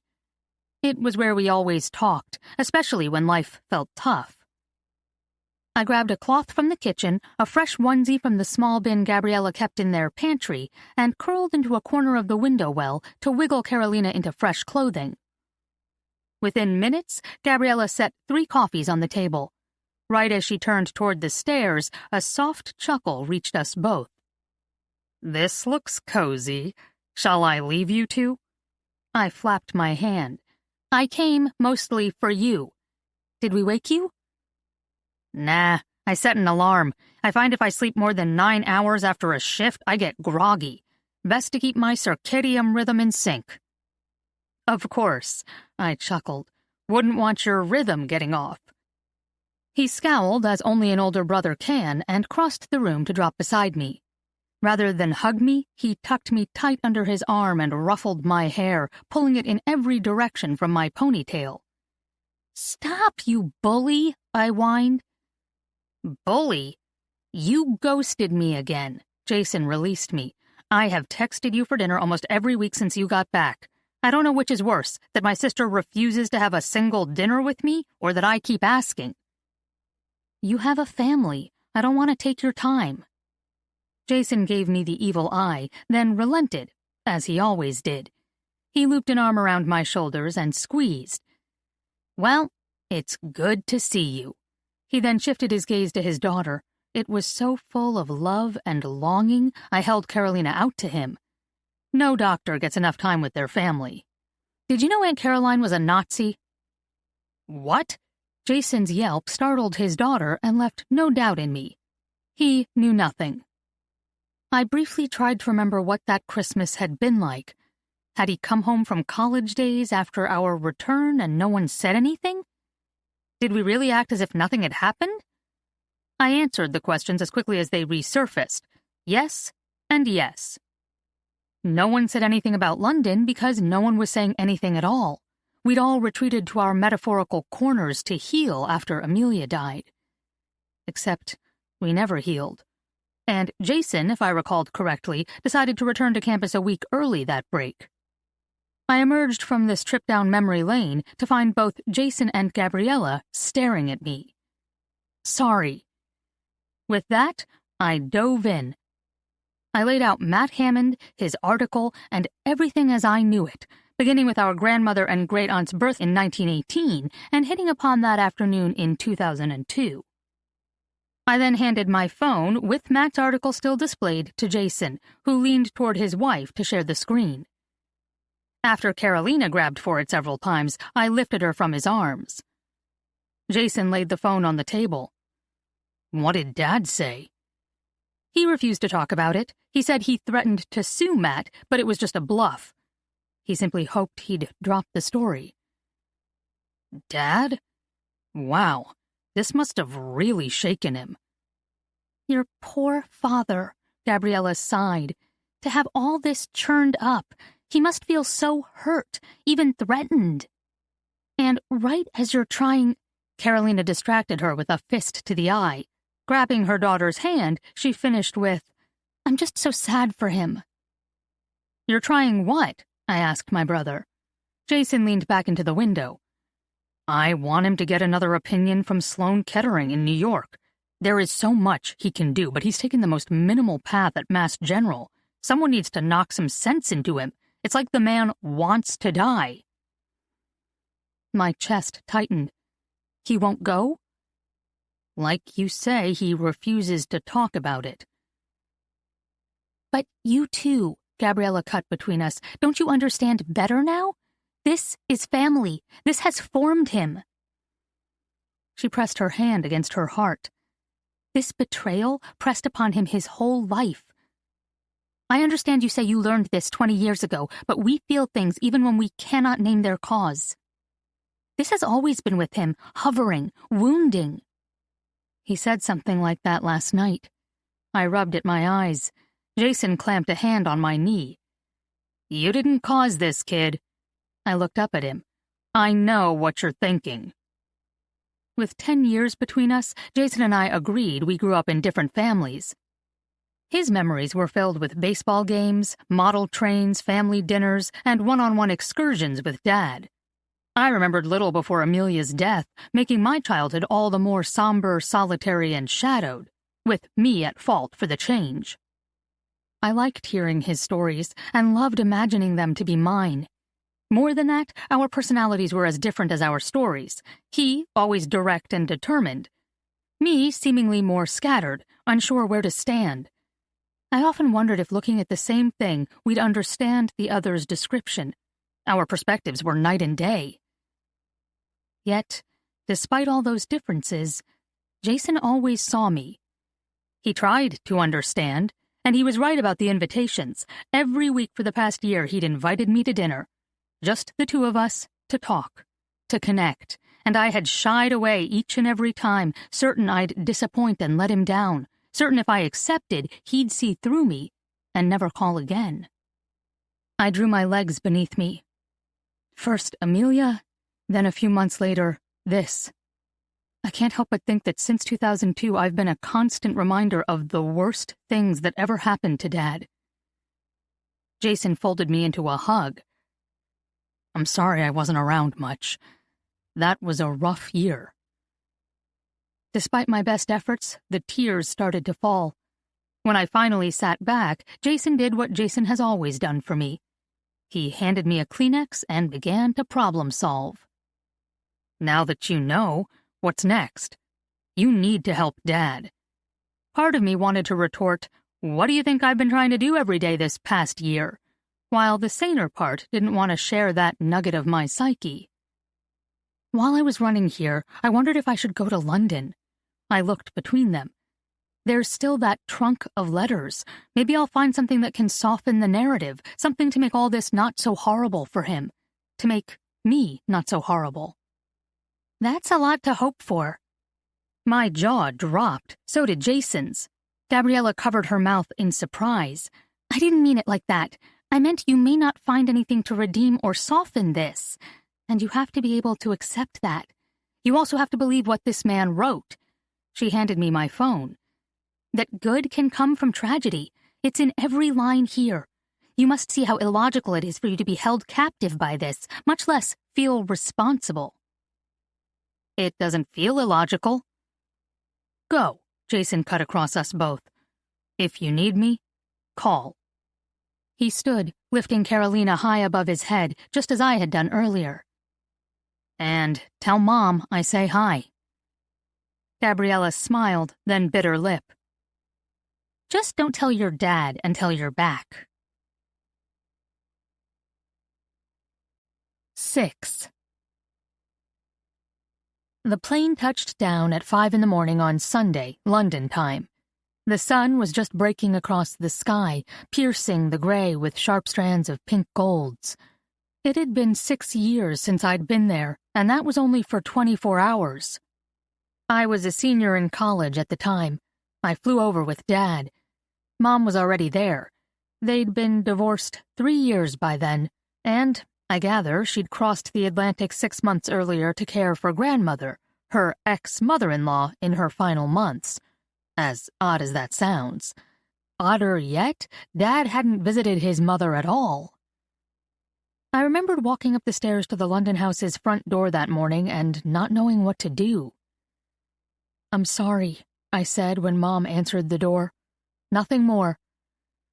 At the time, I wasn't sure if I was sorry my grandmother had died, sorry my dad had never come over, sorry for the weight my mom carried, or sorry that I, as Dad had purchased the tickets, was flying out with him the next day and leaving her to handle everything alone. Again. Now, as I thought back, I wondered if my sorry had been based on my own doubts that, facing the same situation, I might not have given 6 months to my mother. Me too, she replied cryptically and pulled me into a hug. I understand better after these months. Her voice was sad and resigned and hinted at a greater story. Rather than continue, she ushered me into the hallway. And in the chaos of those 24 hours, and then because she never moved back to the States following that trip, I forgot to ask. I grabbed a cab outside Heathrow and headed to Eaton Square in Belgravia and to the London house. Before I could collect my thoughts or work out an approach, I once more found myself standing at the base of the 5 steps, wondering what to say and do. Turning, I watched the sun dapple the trees of Eaton Square Gardens, opening through the wrought iron gate across the street, and wished I could head that direction. Twisting back, I stared up at my family's London house as it had stood for 200 years, shouldered on one side against the massive row of matching homes and wrapping around the corner on the other, the masthead to a long white ship. The broad blue front door was now painted a high-gloss black. I could not step forward. 4 deep breaths and I forced myself to step up and ring the bell. Time moved faster than my ability to lay a plan, and the door swung open. Hi, Mom. Caroline? She stepped onto the landing and pulled me into a hug. She held me tight, and I felt myself melt into her. I breathed her in. A mixture of jasmine, lily, and something fresh and green enveloped me. I came to visit you. I see that. Her voice tripped across notes in a half-laugh, half-question. She glanced behind me. No luggage? Just this. I lifted my shoulder bag. I'm only here for a couple days. She stepped back. This is getting curiouser and curiouser. Come inside, my little fly." Mom always did that when we were very young, when everything else felt grim and gray, or Dad launched into a litany of book quotes, dark ones from Tolstoy, Shakespeare, or Dante, to make his point. She'd take a different tack. She'd wield the same tools, but with a lighter touch. She never made Dad wrong, but she lifted us up. I had not noticed until her counterbalance was gone, and that was long before she actually left. As she closed the door, my jaw tipped open. The London house was unrecognizable. Gone was the foreboding and dark home of my memory. I gaped inside a front hall that was light, bright, almost joyful, and hinted at more airy beauty beyond. It knocked me off balance. It changed everything. She smiled with excitement. "I take it you like?" "I like." My eyes scanned the front hall, ceiling to checkerboard marble floor and back up again. "You did this?" I blinked, unsure how so much light could come from... How?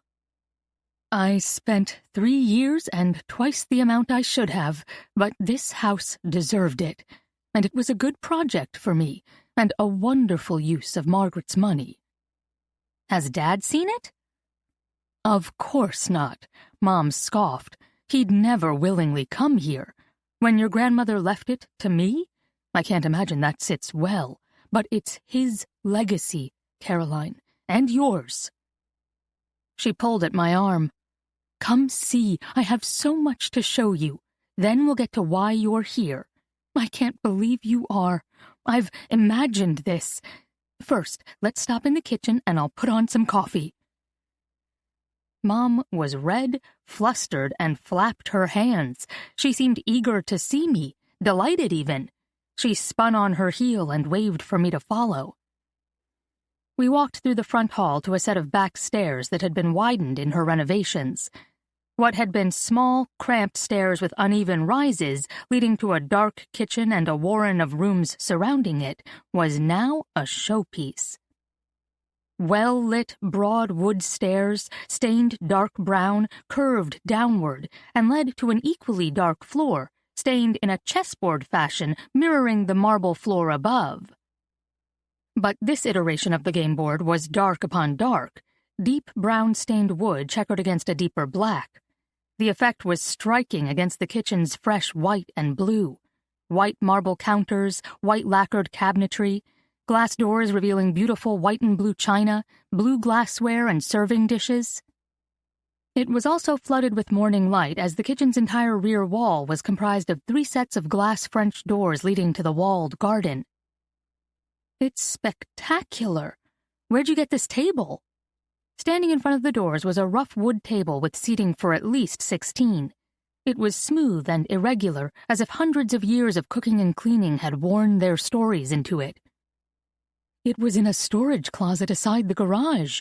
I expect a couple 100 years ago it was the kitchen's main counter and cooking space, and rather than throw it away, because nothing in this house ever got thrown away, someone shoved it into a closet that was once part of the stable. You know, that back west corner?"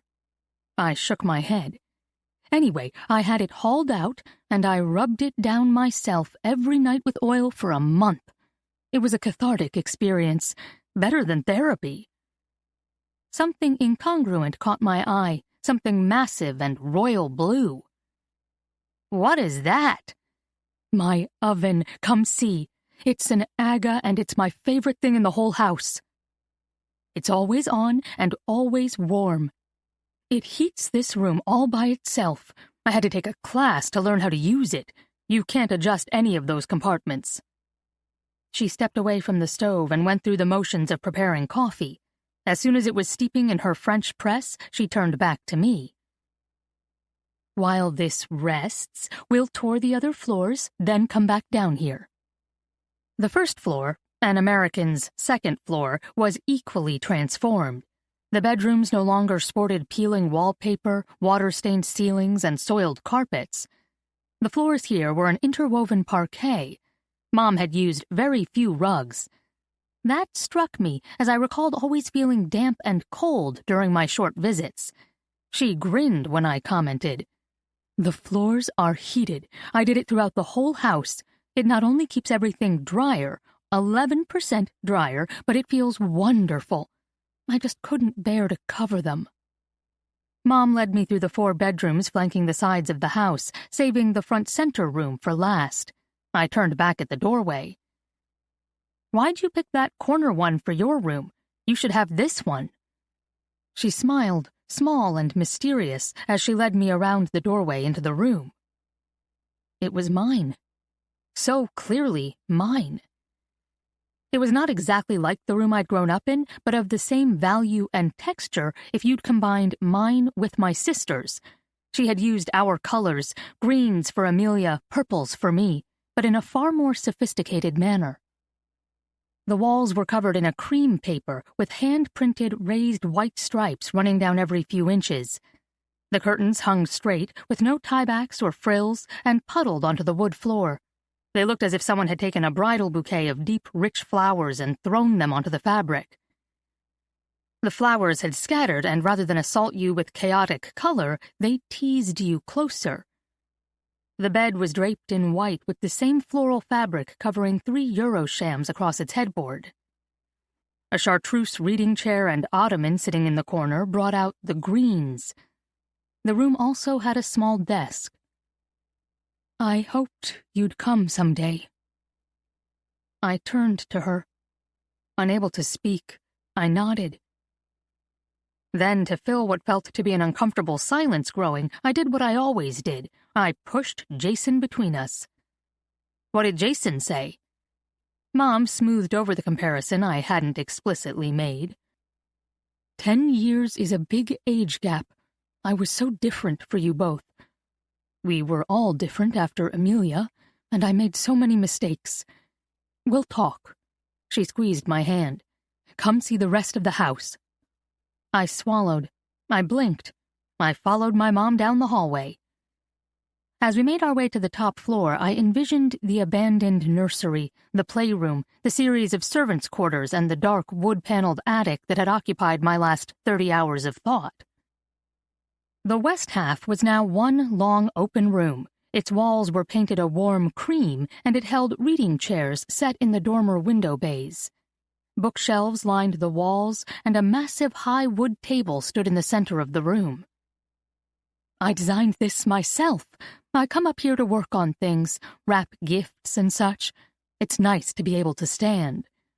She opened double doors to the east side, revealing a fully appointed 1-bedroom apartment. I raised a brow. "I planned this floor for Jason's family, or yours someday, to have privacy when you come to visit." She smiled. "Or for someone to live in when I get old." "Mom." "Don't mom me. I may be 10 years younger than your dad, but it'll happen." She pushed open a panel of wall where I hadn't noted the outline of a door. "The attic is still back here. I had it thoroughly cleaned and sealed and added lighting and better shelving, but for the most part, I left it untouched." "It's really nice, Mom." I stepped back into the large room with the high table. It was a stunning house, and only up here, looking at a work table, the most basic thing in the home, did I realize how enormous it was and how lonely she might be. She must have trailed my thoughts. She shrugged.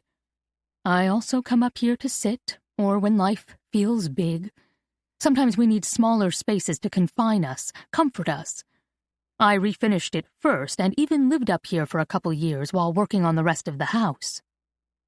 "Mom." I sighed. Something hard softened within me. She smiled. It was less buoyant this time. "None of that.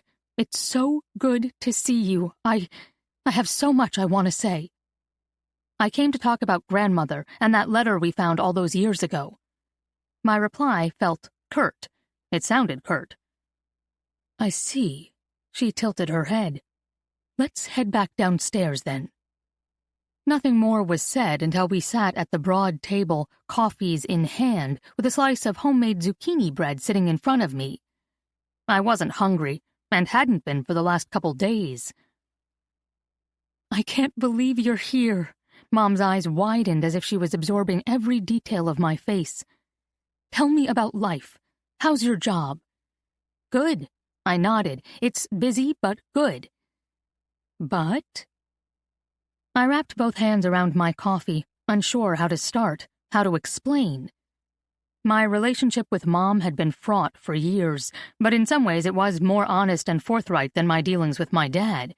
She'd been more open and approachable once upon a time, and that memory lingered, as clearly did my longing for that time, because she could still sneak in between the chinks in my armor. It was both soothing and disconcerting. I drew a deep breath to keep focused on the here and now. I like it, but it's not what I want to be doing. I loved the law. It fit how I think, and it felt personal. What I do now might help humanity, but I never see or know the individual. I picked at a corner of the zucchini bread, surprised I'd shared so much, and made myself vulnerable to her opinion, or to her dismissal. "You're 28. She reached for my hand and squeezed her assurance. "There's still time to find what you want and where you want to be." "Not so much." I chuckled, hoping it didn't sound as disillusioned as it felt. "Jason sent me a terrifying article that these years aren't the throwaways everyone says. They're formative." I made air quotes to make light of an article that had kept me awake for 2 nights after I read it. "Oh, your brother," Mom laughed. "To have 3 parents is not easy, dear." "But he's not wrong. A couple of my friends have babies. 2 more are finishing law school. My college roommate is the youngest partner ever at Payne & Company, and the medical research Callie is doing is groundbreaking." "Okay, not that much time." She lightened her comment with a smile. "What brings you here? Why do you want to talk about the letter?" "I came to set our family ablaze." "What?" She set down her cup. "I read it on the plane. It's what Churchill told some guy when he started Britain's first real spy division in World War II. He was to set Europe ablaze." "This sounds dangerous." "It feels dangerous." To come here, to pursue this search, meant breaking another cord with my dad. So few tied us together, I feared that breaking this one might sever us completely. "You'd better start at the beginning." And so I did. When I finished, she pushed away from the table and set a kettle on the stove. "No more coffee for me or I'll get jumpy." She pulled a tea tin from the shelf. "I hoped that afternoon would set your father free. I'd never understood why he was so closed, aloof. I thought it was a British thing and he'd warm up. And when we first met, he wasn't so much that way with me." She glanced at me. "Or when Jason was young, he was warmer, more giving. There was an endearing eagerness about him, but even then it felt like work and not his natural disposition. Then Amelia died, and perhaps we both stopped trying." She looked straight at me. "Not perhaps. We did stop. I'm so sorry, dear." "I'm not here for that." I pulled my head back just as I'd seen my father do countless times, unable to tread where she was leading. "I want to talk about that afternoon." Mom nodded. "I think every fear he had got named that day." My name. I pressed my lips tight to keep from saying it. It would sound churlish, childish, and self-centered, but it was how I felt, and calling to mind the look he threw me as I left the drawing room that long ago afternoon, I realized I'd felt that way for 20 years. Mom sighed as she crossed the kitchen to me, tea in hand. It wasn't her name so much, but the reality of her. It was the lie they told and the fear behind it. That lie took on a life of its own and formed their family, our family in a way. Caroline changed from a bright spark, one he chased to bring his mother joy when nothing else could, to a shadow from which no one was ever going to escape. Her words drew me back to my Friday meeting at the coffee shop. Mat had said something about the fact that how we absorbed and translated history mattered, and that it was never objective. The emotions we brought to it changed it, At the time, I associated his comments with world events. Now they struck close to home. Aunt Caroline's betrayal changed us all. My failure changed us all. My failure changed us all. Mom continued. When one approaches death, I suspect life looks different. Your grandmother's perspective certainly changed. She was racked with guilt those final months, for not being bold, for not being more forthright with her sister, for not forgiving her husband, for feeling trapped and weak and unable to break free, and for lying to your dad and sending him away. For so much, it was heartbreaking, and she was all alone. You were here? I was alone right beside her, Mom whispered. She then flashed a smile as if hoping the emotion would follow the action. But you're here now? I need to see the letters, Mom. Do you have them? I do. All of them. 7. Mom refused to give them to me right away. She looked over her teacup and stared at me while delivering her edict. What do you mean, not yet? This might not be as easy as you think. Rest for a couple hours. We'll go for a long walk and grab tea at the orangery. Then we'll get them from the attic. Is this a joke? I just told you my flight home is Tuesday. I pushed back, a little annoyed that she was playing a protective and concerned mother now. Then you'd better head upstairs for your nap quickly. I opened my mouth to protest again, but she had the letters and I had only 48 hours. As I walked back up the flight of stairs, I recognized something small unfurling within me. There was something novel, enticing, and comforting about being taken care of. I supposed we never grow out of that longing, and I had to admit the prospect of a nap, food, and finally getting to walk through a London park was compelling. I washed my face, brushed my teeth, and collapsed onto the bed while Mom's comment about how this was the lie that formed our family played on a soft repeat. It sounded dramatic, yet I suspected she was right. A rap on my door sat me up straight. Are you awake? I don't think I slept. She stepped into the room. Her shoes made soft squeaks on the floor. It's noon. You slept. 4 hours? I've wasted time. I tossed back the covers and threw my legs over the edge of the bed. Not at all. Grab some comfortable shoes and let's get going. It's about a 2-mile walk. We headed up Belgrave Place into Knightsbridge and entered Hyde Park at the Mandarin Hotel. It was bustling and sunny and glorious. Black cabs zipping down the streets, smartly dressed pedestrians in Belgravia, fast-paced tourists in Knightsbridge, and a more relaxed early summer Sunday scene once we hit the park. Kids ran along the paths, riders on horseback trotted the outer dirt and gravel path, and blankets dotted the grass as far as I could see. You'll love the Orangery. They refurbished it and Kensington's rear gardens a few years ago. The architect, the same one who designed Britain's World War II Normandy Memorial, did a beautiful job retaining its history while bringing it into the present. I scanned the room as the hostess seated us at a corner table next to a tall arched window. Mom was right. While I didn't know what it had been, what it was spectacular. I felt like I had stepped into a Regency novel, with delicate food to match the pristine, high walls with their ornate top moldings, arched doorways, and floor-to-ceiling windows you could step through if you needed to beat a hasty retreat or get to an assignation in the gardens beyond. I dropped my napkin into my lap, wondering at the small world nature of it all.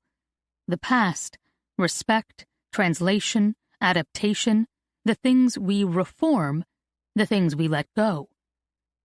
I hoped I could do as well. After lunch, we walked home. Few words were spoken. I wondered if Mom felt as I did, that we were about to pass a point of no return. Our mood reminded me of walking into class on the day of a law final. No one ever spoke. What was ahead absorbed our focus, charged the air around us, and held our futures in its grasp. It was either that, or Mom and I simply had little to say to each other after so many years. We entered the house through the side door I remembered from years before.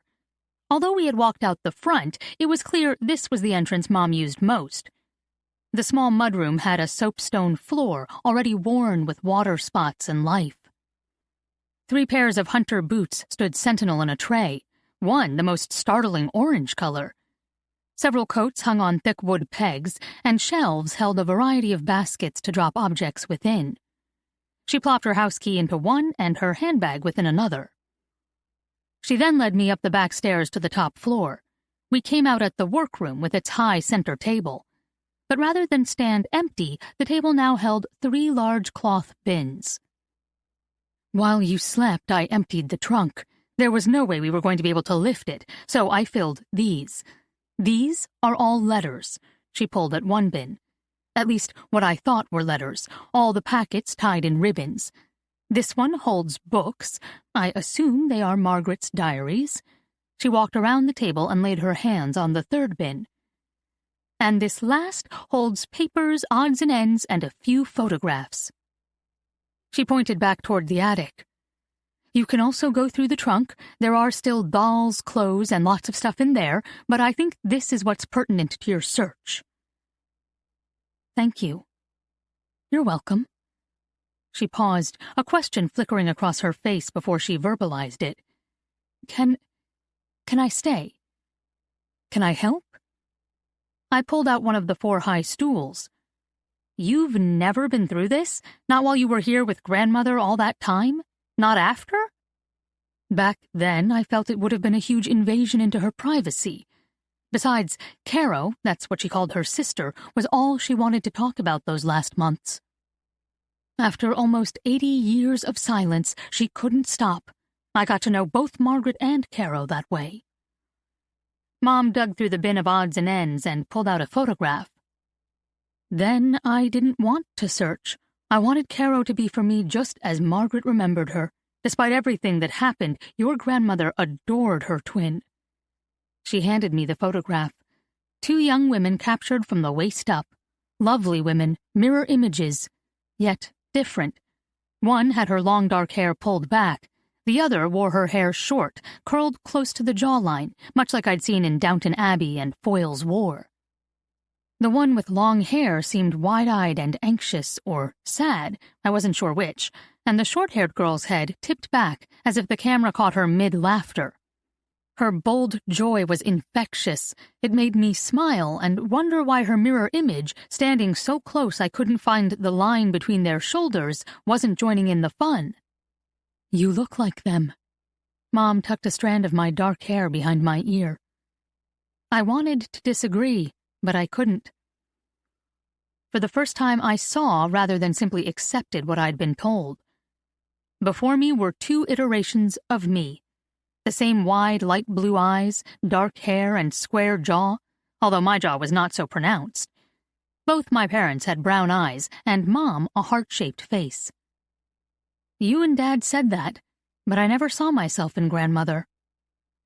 She was very changed by the time you knew her. I turned the picture over. The year 1936 was written on the back. They would have been 18? I assume Caro has the short hair. Yes, she moved to Paris that year. Perhaps this was taken on a visit home. Mom nodded at the table. Where do you want to begin? I'm going to start with the letters. My thinking was that Caro's letters would provide the best insight into her story. I'll sort through Margaret's diaries. Mom stacked 6 identical books, all brown leather, hard-bound with cream pages tipped gold at the edges on the table. The last book ends in October 1941. October 20th, 1941 was the day of the notice Mat gave me, when they told her parents Caro ran off with her German. Margaret must have stopped writing. Mom shifted as if trying to get comfortable. She told me about that night, and what followed. I waited for her to continue, but she didn't. Lost either in thought or in memory, Mom opened one of the diaries and began to read. I dropped my head and focused on my own task, the letters. I was tired of talking, guessing, and wondering anyway. I wanted to find answers from the source. I lifted out the packets of letters and placed them before me. The envelopes varied in size, and they did not seem to be organized by date, but rather by importance. Some were crisp, read once and put away. The ones in the first packet I pulled out felt soft with handling and wear. They held spots of ruined ink, as if tears had fallen on them. My heart hurt for a woman who must have loved her sister very much, and, according to my mom, mourned her all her life. Fanning through the stacks, I found most letters featured a swirling script that looked as if the writer's brain moved faster than the pen, which raced to catch up but never succeeded. There was something hurried about the penmanship, frenetic and excited, with the letters sloping close and up to the right in an endless chase. One bundle came from a different writer. The pen had moved straight up and down, creating rigid letters. Instinctively, I knew those were not written by my aunt. No one thought to have impulsively run away with her Nazi lover could have such stiff, precise penmanship. I reached for the topmost letter, one from the packet bound by the worn ribbon, created by the racing hand, and unfolded the soft linen pages. 8. Hastings, England, 17th May, 1940. Dearest Margot, I can't imagine your dinner conversation after I telephoned this evening. I thought Mother was going to convulse and expire right there. Father sounded near tears as well, and that says something. But you, dearest sister, your trembling, thank God, was all I needed. I was with you, hugging you tight. Our short conversation wasn't enough. There is so much filling me right now, and no one to tell. I asked a WWII senior section leader billeted here for pen and paper. I am warm, bathed, and dressed in clothes also borrowed from her. She is shorter than we are, so I look like I waded from France this morning. If I had, I would keep walking home to you. But that's impossible. First, I must be fed, and if I can be helpful, I must answer a million questions. They gave me a meal upon landing, and that was the first I'd eaten in 2 days. I packed a bag when I left Paris, but that ran out quickly. Everything on the road ran out quickly. Tonight I will live vicariously through you right now. Mrs. Dulles will have finally lightened Parkley's menu with spring, and as soon as she heard I was safe, most likely whipped up a treat. I'm hoping for champagne and my favorite custard, and if my salvation doesn't warrant that, please don't tell me. Let me dream I am worthy of a full month's rations of butter and cream and a little black market bubbly if Father has drained the cellar. Tell him I'm sorry, Margaret. I tried to say it on the telephone tonight, but the line wasn't clear and emotions ran too high. My apology is for a quieter time. I can't imagine what favors Father pulled to secure passage for me, but I suspect the cost was high. Even after missing my ship, his telegram and Ambassador Campbell's letter got me out.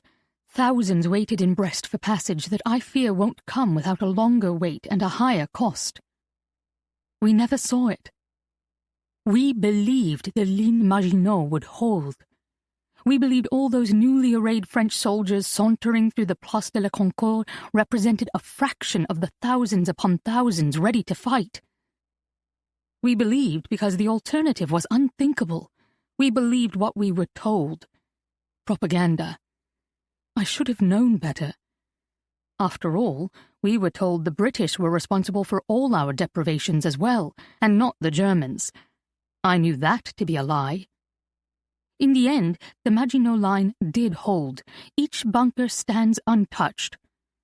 The Germans bypassed it completely, swarming through the Belgian Ardennes with enough planes and tanks to scatter our defenses like paper soldiers easily blown in the wind. As soon as we got word at the scap shop, panic ensued, and I became an instant outsider. That hit me hard, Margot. I felt I belonged here, there, but, as I said, the propaganda has been very anti-British over the past several months. Nevertheless, no one ever pointed a finger at me. until May 10th, when I became an enemy, an outsider, and even my closest friends jeered. This isn't your country. See to yourself. Dear Martine secured a ride west for me with her boyfriend, Pierre. Scap would have helped, but she had left before. She left May 1st to visit Lyon in the south. It makes me wonder now. Maybe some of us did know. I tried to make the ship, Margot. Tell father that. Upon receiving his telegram, I hopped in Pierre's truck and headed west. I didn't wait a second. Neither did anyone else. All Paris, all northern France, emptied in a day, clogging the roads. People walked as their cars ran out of petrol, then died as German planes dropped bombs and fired upon the largest routes south and west. Pierre drove me 100 kilometers out of the city that first day before his truck died as well. I talked my way onto the back of a lorry to Orléans and caught a night train from there to Rochelle. I travelled for 5 days. I missed the first ship and broke down right there on the docks. A captain took pity on me and, seeing the letters, granted me a spot on his vessel. You'll never guess. There is more to add, dear one, and since you'll get this letter before you see me, I have to share here. We don't keep secrets, right? We never have, and I'll not be the one to put a barrier between us now. For one, I plan to head straight to the London house. I will spend this morning giving the officers here anything and everything I know about Paris and what's going on there. Then I will head to London. There is work to do, and George has inspired me to get to it. Yes, George is here. Well, he was. I must start at the beginning. It's so exquisite it's bursting out of me, and telling you will let me relive it. George knocked on my door as I was writing to you last night, and upon answering it, I burst into tears. I have never been so happy to see anyone in my life. He caught me as I dropped to the floor and held me tight. He came for me, Margot. Not last night, but in Saint-Nazaire. He expected me to make father's reservation and had taken leave to meet me and escort me home. He said he was devastated when I didn't show, but he had to come back. He was needed on duty, and no one had any word about me. But when I arrived yesterday, a friend called him, and he came. I clung to him so tight I thought I'd never let him go, but he laughed and said he needed to feed me. So off to a wonderful little restaurant for fish and chips we went. Despite not having a real meal in weeks, and very little in the past several days, I could barely eat. I simply couldn't focus on anything but him. He looks gorgeous, Margot. We've been writing to each other, but I hadn't seen him since last year, and never in his uniform. I felt so loved that happy tears flowed all through our meal.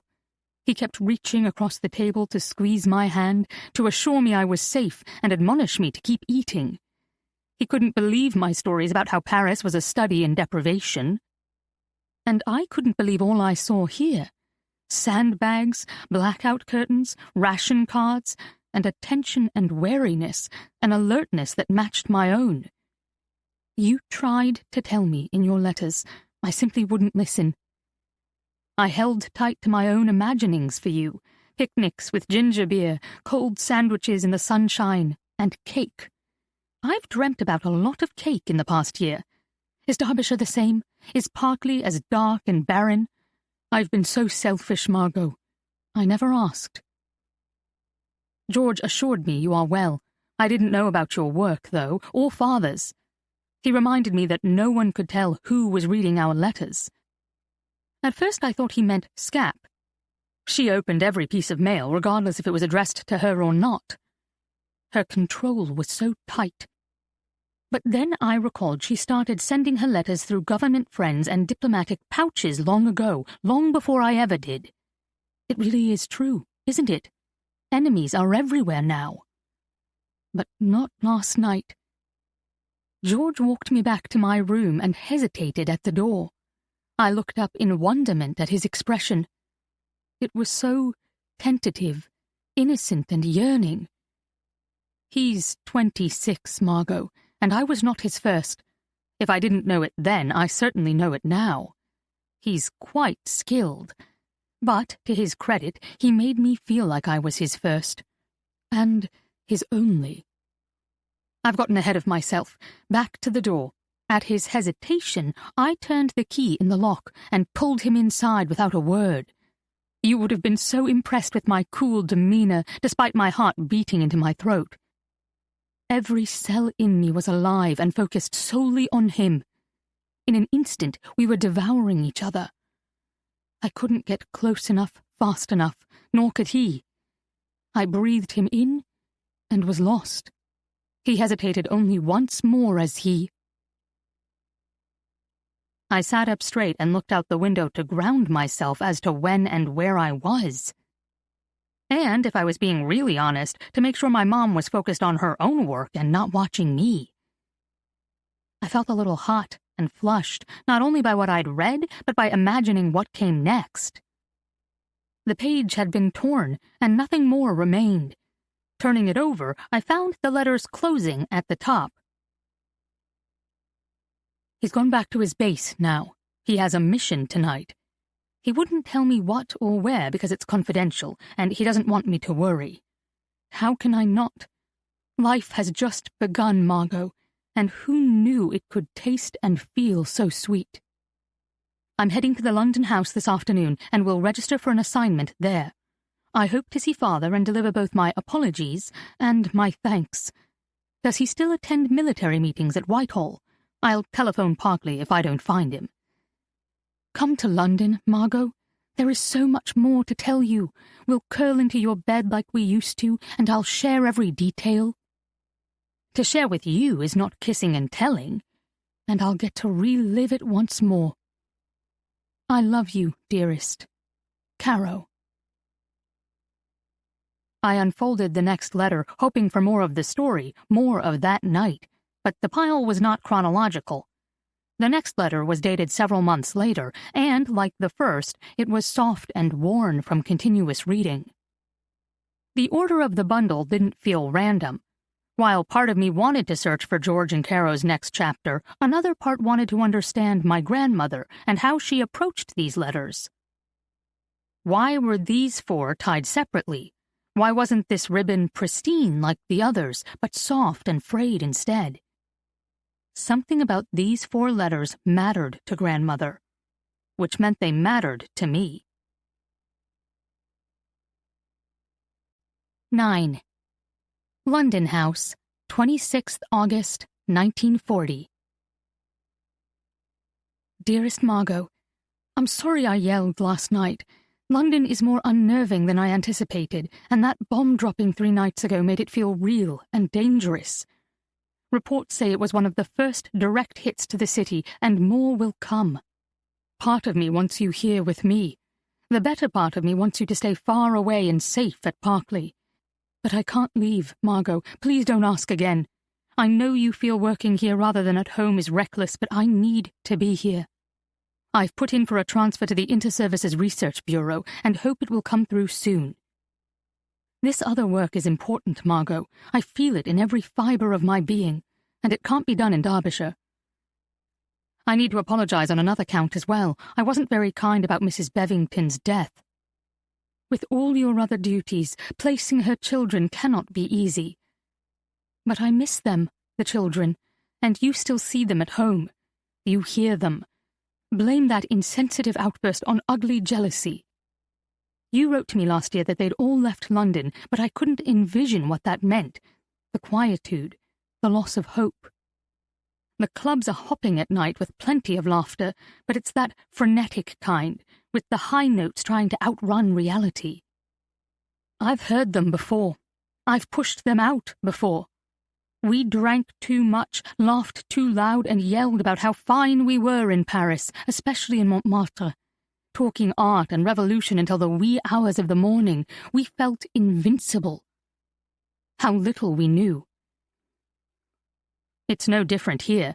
London carries those same frenzied tones, trying to fashion a new reality from thin air as the world crashes around us. Only now we know we are vulnerable, and there is no young hope, No skipping girls and naughty boys pulling their bows to counterbalance our fear and chase the demons away. I got a letter from Martine yesterday. She relayed that the scap shop remains open under some sort of police protection. She didn't go into specifics, and I bet she doesn't know them. Scap trusts Martine with everything that requires a needle, but she knew Martine didn't share her political leanings, and I'm sure everything is more tense now. Martine remarked that Scap is more mercenary than communist these days. I can believe it, but I fear Martine should not write it. Because if the House of Scaparelli stays open, it provides Martine and others work, salaries, and a modicum of protection. I wrote back advising her not to think deeply about its cost and to certainly not write about it. If she does, and she gets fired for it, she'll be on the streets. No Jewish woman could survive that, not with the Germans in charge. There's a cold efficiency about the Nazis, Margot, a soulless cruelty that still makes me shudder. We laughed at them after war was declared and nothing happened. Like England, we called it the phony war and remarked on their absence from Paris. After all, it had been a great game when I first arrived to make fun of their stiff stomping as they ran drills in the embassy's courtyard. They were like guard dogs, held back on chains, dressed in a horrid brown. We wanted to rattle them, shake their chains, fully believing those strong links kept us safe. Then, even before the declaration of war, they were suddenly all gone. Gone to fight other enemies. It was an illusion. They were always our enemy. While they were fighting in the east, swelling their ranks, they were lying in wait until the time came to devour us. Their strength, their speed, their inhumanity is terrifying. I tasted it those few days I remained after the invasion, racing west, and I can feel the fear in Martine's missive. The Nazis are ravaging all of France, and Pétain's Vichy government is letting them. Martine says they hold Dunkirk up to them as a show of British cowardice and report that our blockades continue to keep their food and fuel scarce, rather than German gluttony. I hate that she thinks that about us, about me. I hate that all France might. I must remember that I can't believe what I read or hear. I must believe what I know to be true. I know you, Margot. That is why I fell apart and yelled so badly on the telephone. You keep me safe and sane. Thank you for sending me that care package and for telephoning, despite Father's grumbling over the expense. Please know I heard you last night. In many ways I can't deny I want to come home, but I can't. Father and Mother need you. We both know I have hurt them again and again, and I can't imagine that will change. I never meant to. It's just that things got tangled between us, and I'm not sure the threads will ever run straight. Father wrote to me last year that I was amounting to nothing. I hope he doesn't truly feel that way, but words have power, and those now sit between us. You don't believe that. I can feel it. Remember that. Remember that no matter what happens tomorrow, next week, or next year, you and I are one. And you, of course, are our better half. Yours, as always, Caro. My eyes scanned the words again. Amounting to nothing. They weren't simply words on a page. Crossing 80 years, they were daggers. While I hadn't heard that exact configuration, I'd felt the black abyss of similar statements. Quitting law school after 2 years is a waste. You need to grow up, finish anything, stop acting like a child, and commit. That particular dynamic between my father and me solidified when I was 8. Perhaps he retreated in his grief or disappointment. Perhaps he really thought so little of me. I didn't know his side of our story. I only knew mine. I pulled away, in fear, in sorrow, and in guilt for being the child still alive, and perhaps chased anything and everything I thought might assuage that agony. Amounting to nothing. Yes, I could understand that pain. Rather than dwell on it, I turned to the next letter and noted that we were going back in time. Paris, 16th June, 1937. Dearest Margot, did you see the lobster dress in Vogue? Jean Tierney, that American girl at school, used to say, "A picture is worth 1,000 words." I suspect she'll end up in the movies someday saying plenty more than that, but I digress. Boy, was she right. 1,000 words, 1,000 hours, 1,000 sexual innuendos. Please tell me you saw it, and don't try to convince yourself you're above it, because I know you better than I know myself most days. If Mrs. Dulles still lets the maids keep that magazine stash in the silver closet, run toot sweet and grab this month's American Vogue. They gave Wallis Simpson an 8-page spread. We Brits didn't give her so much respect. Then again, she stole our king, so we shouldn't have. In fact, now they're my problem, not yours. The happy couple plans to live here. Wallis simply adores the French. Actually, she loves the Nazis, but we won't go there. There's talk all over Paris of a Nazi lover who sends her 17 red flowers each and every day. Enough about that. Back to the dress. The lobster dress. That's what we called it during design, and now it's what everyone around the world is calling it. Hardly a surprise with a large lobster straight down the front. I say down because Dali wanted it up. He wanted his large crustacean to snap up at Wallis's private parts. Seriously, how disgusting can the man get? Scap won that argument, along with a few others. I worked on the bodice. Well, Martine did, but after hours we sat in her studio and worked together. Her workroom is my second home. It's off the back of the salon and has incredible light. It's large enough that Martine put a small bed in there to collapse upon when Scap is at her most demanding and wants it now. The woman really has no patience. So, more nights than is reasonable, Martine stays and sews late. I piled the bed with pillows she let me make from fabric scraps and shared with her all the city's gossip. They really are gorgeous pillows, Margot. Martine is fascinating to watch work. Nothing at all like when I used to mend our dresses. She's a genius. She's our age with 3 generations of dressmakers in her family, so I guess it's in her blood. For the lobster dress, she fashioned the bodice from only 2 layers of tulle and thin supports the width of fish bones. That's what undergirds the silk, created by the famous sash, of course. The whole dress weighs less than a pound. And no wonder, look carefully. The waist is practically transparent. Wallis Simpson came to the house last spring. We shut the whole place down for her, brought in champagne, and Dali was his most charming. He found her especially alluring and practically drooled all over her.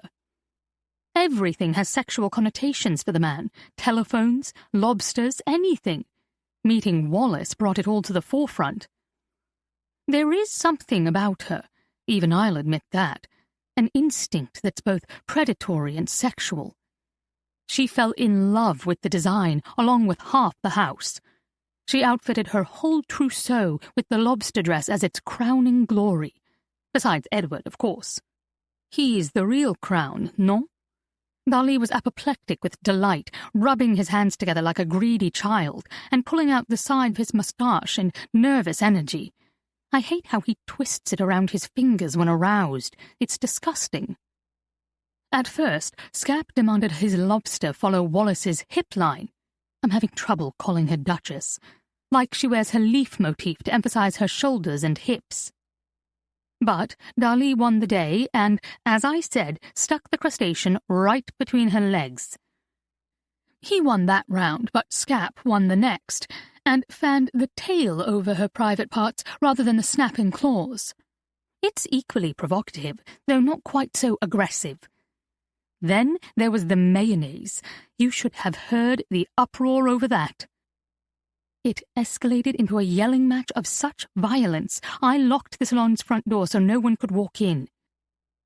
Scap screamed she'd never work with Dali again if he slathered the final dress with the huge jar of mayonnaise he brought to the salon. For once, he believed her.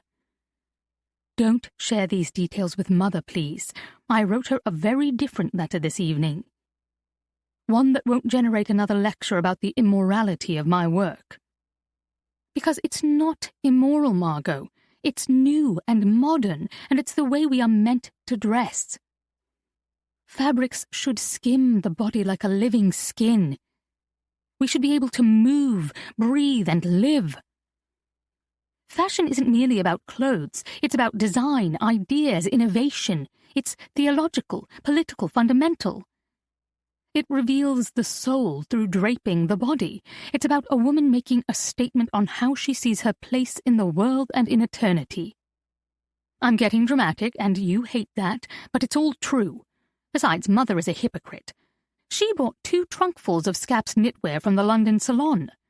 Should I remind her how free and comfortable she found all those soft knits? The lobster dress started something new here, Margot.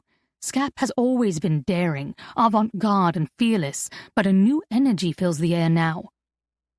She and Dali were thick as thieves last week, and this morning they called the whole salon together. I can't even describe their new collaboration. It's all white, red, pink, and brown. She called it the tears dress. I thought she meant tears, like drops of water from one's eyes, and I envisioned a gorgeous ephemeral creation of blues and greens, water touched by light. Something perhaps less structured than the lobster dress, with more transparency. But she meant tears, like tearing meat, grinding, chewing, masticating. I'm not kidding. The white silk dress has structured rips to expose red, pink, and brown layers, which will be sewn beneath as if you're ripping through pearly skin into the animal, into the woman underneath. A few of us squirmed in our seats as Dali got overly graphic in his description. It's daring, but Scap won't let it get out of control. She's brilliant, but she's also pragmatic. She knows what sells and what doesn't. She knows which way the wind blows. Dali? He's crazy. You'd hate him. Most of us do. He has to be the center of every moment. You've never met anyone so in love with his own needs and so ready to pitch a temper tantrum like a 5-year-old if they're not met. You'd love his wife, though. Gala is capable, firm, 10 years his senior, and for the most part manages him well, and tolerates his dalliances with a generous eye. But she isn't always around, and she wasn't here when he described the tears dress. I really wish she had been, because there are some images I'll never forget, and her presence might have tempered the show. Or you could have been here to watch it with me. We would have then gone out for dinner and wine, curled up in my apartment and laughed all night together. Come to Paris, Margot. We've been apart long enough. And while you'll counter my request and say, you come home, please know that is impossible. Someday, perhaps, you'll understand. Someday, perhaps, the veil will be lifted between us and we can see each other clearly again. Everything changed when you were sick. I can't think about that summer and the despair I felt that I might lose you, without catching my breath and growing hot with panic. But you are well now, and we are 19. We are our own women, as Mother used to say, though I doubt she says that now. It was fine when we were young and she felt she had time to mould us. Now she keeps calling me a girl, as if saying it can turn back the clock. Nevertheless, we are grown, and we could have such fun here together. We could breathe deep, work and be free. Father is worried about nothing. He and Sir Churchill have been sounding the doomsday gong for years. And yes, there is turmoil in Germany, but when isn't there? Our new Prime Minister says all is well. If Father can't trust an old friend like Chamberlain, who can he trust? You need this, Margot. You need to spread your wings, and Paris is the perfect place to fly. It's alive, moving and racing, and I am here to catch you. No more. Just come. Love, Caro. Paris, 5th September, 1939. Dearest Margot, try to understand. I'm not being hard-headed or stubborn, petulant or selfish. I endured hearing all that from Father, I wouldn't have telephoned if I had known what was coming. Scap was furious with me for using the salon's telephone, and then to have everyone in the room hear Father yell, it was beyond embarrassing. But your cold silence was worse, and your parting shot, Tress, was completely beyond the pale. How dare you say that to me? How dare you call me that? I'm doing what's right, Margot. How is me staying here, working where I love, in a country I adore, a betrayal of all Father believes in? He's the one who taught us to think, listen, and stand up for what is right. France is equally at war, and on England's side. I can do my bit for the war effort here. People here will suffer just as much, if not more, than in England, and this is my home now. Fine. I was wrong about the Munich Agreement. I'm sorry I ever quoted that everlasting peace bit. But Father didn't need to throw it in my face. I wasn't the one who said it. Remind him it was the Prime Minister. And what makes him so sure Herr Hitler will turn his eyes west from Poland? Hitler has what he wants, and now France and England have made their stand. It's probably all over, and in days we'll see Hitler back down. Even if he doesn't, I refuse to accept I'd be safer in one country at war than in another equally at war, simply because Father says so. I expected vitriol and disdain from him, Margot, but not from you. Never from you. Has the gulf between us grown so wide you couldn't stand beside me? Even if I am wrong, you are my sister, my twin. How can you not support me? I never asked to leave, by the way. I was sent away. Do you feel I betrayed you on that front as well? Because if you do, you are wrong. I was the one betrayed. I'll have you know I sat outside your bedroom for days until Father hoisted me into that car to London. Do you have any idea how horrible that was, to leave you, fearing your death every moment? I lived, banished from everyone I loved, and just when I thought I could come home, I was cast off to Switzerland. Briomont was wonderful, I'm not saying it wasn't, but I didn't choose it, Margot. None of it was my choice. Now when I finally find a home I created and I love, you condemn me? I expected it from Father. I have endured it for 5 years from Father, but you? Who is the real Tress here? I will always love you, but this struck deep. Caro.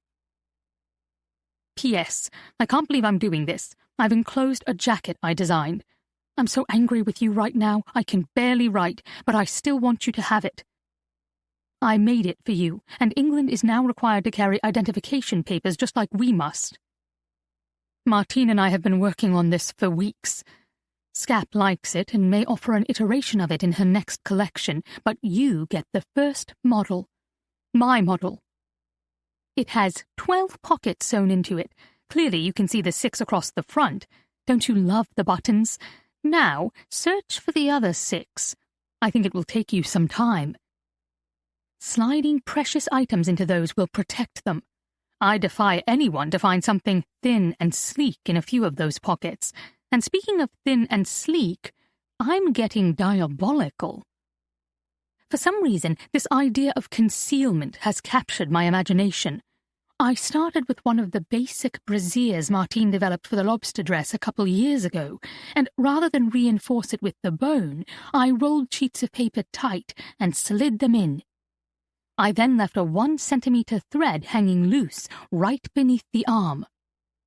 That tiny thread allows the wearer to release the rolled papers at a second's notice. Rolled, however, I don't think anyone else could ever find them, even in an official search or interrogation. Martine couldn't find them, and she's brilliant. I have no idea what use it is, but it was a challenge, and right now Martine and I stay in more often than we go out. I need ways to focus my mind and thoughts.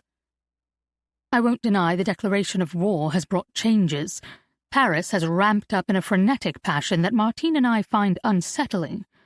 I used to love the pace and flavour of the nightclubs and parties, but they've soured. I'm sure it's the same in London. Perhaps only dear Parkley remains untouched in its northern woods. But despite all this, dear sister, there's no place I'd rather be. Try to understand. C.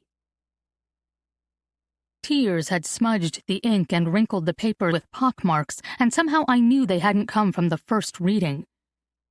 At that reading, perhaps Margaret had been too angry to hear Caro's hurt beneath her defiance.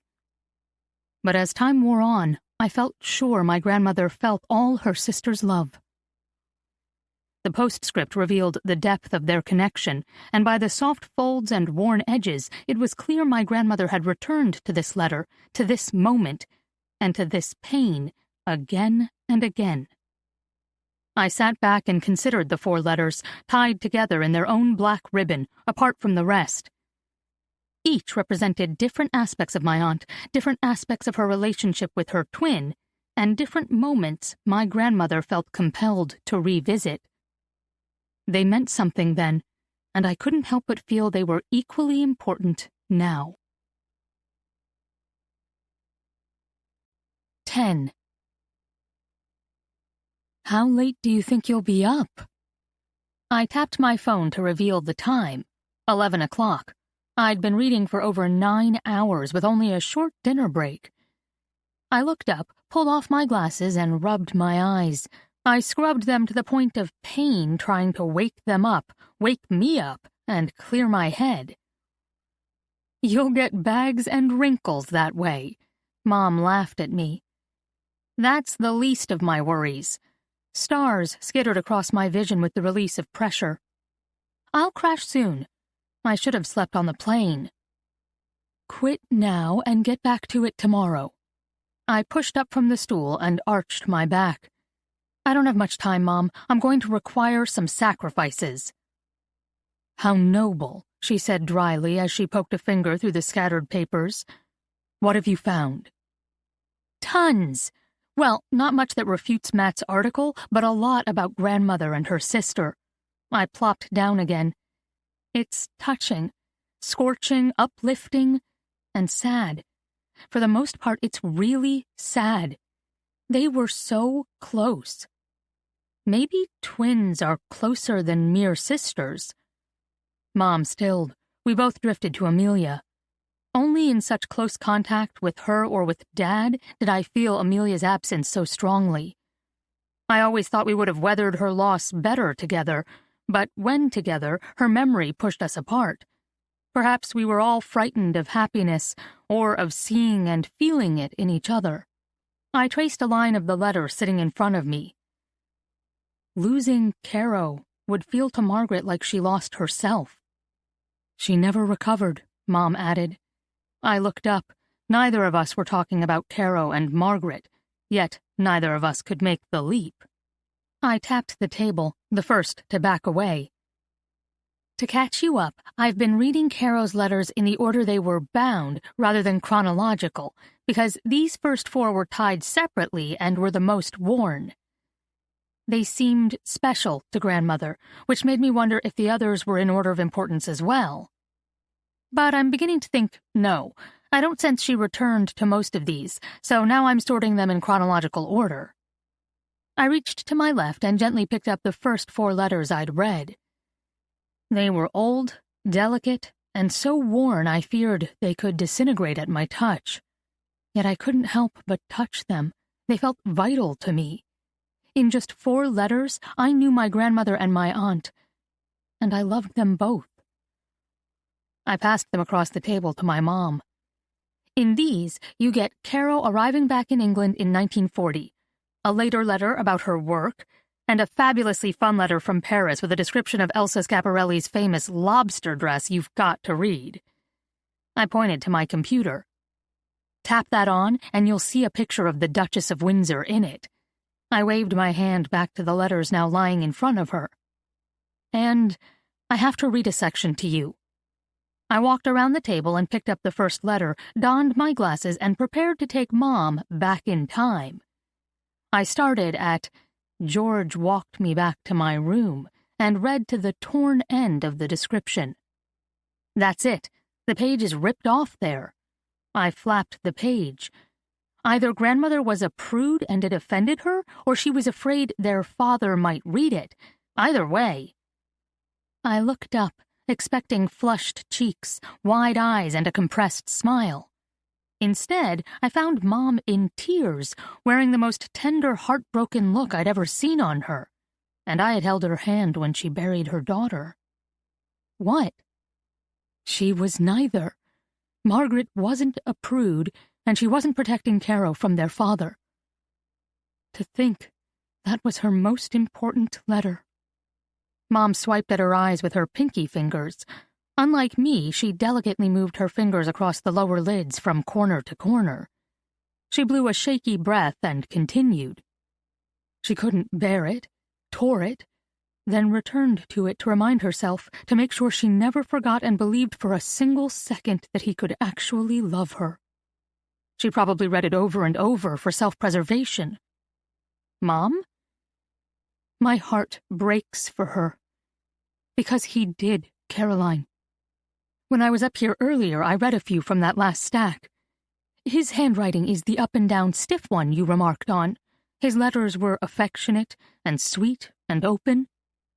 He did love her, always as a close friend. They could have been happy. But she couldn't let herself believe it was real or that it could grow. She poked herself with this thorn again and again. You're going to need to slow down. I reached for the block-lettered stack. I hadn't read any of them yet. These letters are from George to Margaret? Only Caro ever called him George. It was his middle name. I felt my lips part with the realization. Randolph George Payne. My grandfather. Did you know? Did she tell you? Not about that letter, no. But in those last months, she told me all about Caro and her George, and how Randolph hated his middle name and only ever let Caro call him that. Mom perched beside me. It's one of the many things we talked about. Regret. Only at the end could she see what she'd done her whole marriage. She pushed him away. She felt second best her entire life. She always believed he only married her to protect her and Ethel out of duty. He waited 9 years for word from Caro. So he didn't believe she ran off with a Nazi. I don't know what he believed. It was never spoken of until Margaret's last months. She chose to believe it. Perhaps there was no alternative that felt better. I just know he stayed by Margaret's side all those years, but didn't marry her until 1950. Then your father was born 10 months later. She rubbed at her eyes again. To feel so alone, and to imagine every touch, look, or loving word was meant for her twin. That's what Margaret did to herself. That's why he married her, but why'd she marry him? Mom sat straight. I expect you'll find that in the diaries. She adored him her whole life. I doubt she had any idea of the twists and turns her heart would take. Mom reached into the box and pulled out a black and white photo. 2 men, close together, one perhaps 16 or 17, the other broader, more assured, even smarmy, and in his early to mid-20s. The younger is Randolph, your grandfather, and the older is his brother Frederick. They grew up with the Waite girls, as they were called. Their parents were best friends. The stories she told about their childhoods. It felt magical. I studied the picture, imagining magical. Nothing about my grandfather conjured such images for me, but looking at this young man, I could see it. He was alive, handsome and tall with light hair and a smile that lit his whole face. Mischief danced in his eyes. Mom gestured to the letter still resting in my hands. I suspect that was why she ripped it, and why she returned to it. First in despair, then as a barbed reminder of her real situation. But it wasn't her real situation. Mom shrugged. How we feel can become our reality, Caroline. Nothing is objective. Mat, again. I hadn't thought of him in years, yet memories of him surrounded me. The 2 of us leaning across library cubicles in college debating history, perspective, and weekend plans. The 2 of us organizing our schedules so we could take at least 2 classes together each quarter. His constant chirping about how we created our reality by what we chose to keep, what we chose to remember, and what we called truth. So he gave up. I sighed. There are very few of us who have heart enough to be really in love without encouragement. That sounds like Dad. I raised a brow. His quotes were sometimes spot on. Credit that one to Pride and Prejudice's Charlotte Lucas. We sat in silence for a few minutes. She scanned the piles of papers. My mind felt numb. Speaking of your dad, she ventured, I didn't want to ask earlier, but what did he say when you told him you were coming here? I didn't tell him. Oh, honey, didn't you say he threatened to sue the reporter? I twisted to face Mom straight on. He was just upset. Exactly. This is upsetting for him. Mom studied me with equal directness. You're doing this to help him? Her eyes softened. He may not see it that way. Does he ever? She laughed. It was small, sad, even a touch self-deprecating. There were layers within it I could barely trace before it ended. Be careful, sweetheart. What you're learning here? She waved her hands over the letters and the bin of diaries I hadn't touched yet. None of this ended in 1941. That's where it began, and these bands stretched over the years and bound us all, especially your dad. She pushed off her stool and walked toward the stairs. I called after her. You aren't going to tell him, are you? She turned back.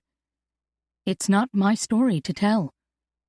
I'm bringing you coffee before I head to bed. You'll need it. She disappeared from view, and I returned to the letters, far more intrigued now by a love story than my family's history, but wondering, perhaps, if they were one and the same. 11. At midnight, I called Mat. Hello? He sounded distracted. I grimaced as I did the math in my head. 7 o'clock on a Sunday night. It's Caroline. I'm sorry, I didn't realize the time. You're probably eating dinner. This is fine, I heard background chatter. Hang on, let me grab my computer. Voices called out. I've got a few friends over for burgers. Are you ready to comment? No, I exclaimed. I felt like once he turned on his computer, everything would be set. There'd be no turning back, no room for what I wanted to propose. I didn't call for that. In fact, I called to say, you've got it wrong. How's that? Matt's voice fell in fatigue-tinged sarcasm. I have all Caroline Waite's letters to her sister and all my grandmother's diary entries covering the same time. Caroline was British, loyal British, and she had a lover, but not a German. He was an Englishman named George. And she mentioned your Paul Arnim, openly, as a good man in love with his wife. I pulled that letter toward me, the one that inspired the call. Listen to this, from a letter dated March 3rd, 1940. There's a German industrialist in Paris, Paul Arnim. I've mentioned him before. He's about 40, and his wife the same, with 2 small children you want to eat up. Scap is horrified when the kids come to the salon, but they are angels. Last night at the party, Mrs. Arnim was anxious, almost skittish. I didn't understand why until I was delivering a gown to her in one of the dressing rooms. I gather they leave for America soon, and she was frightened.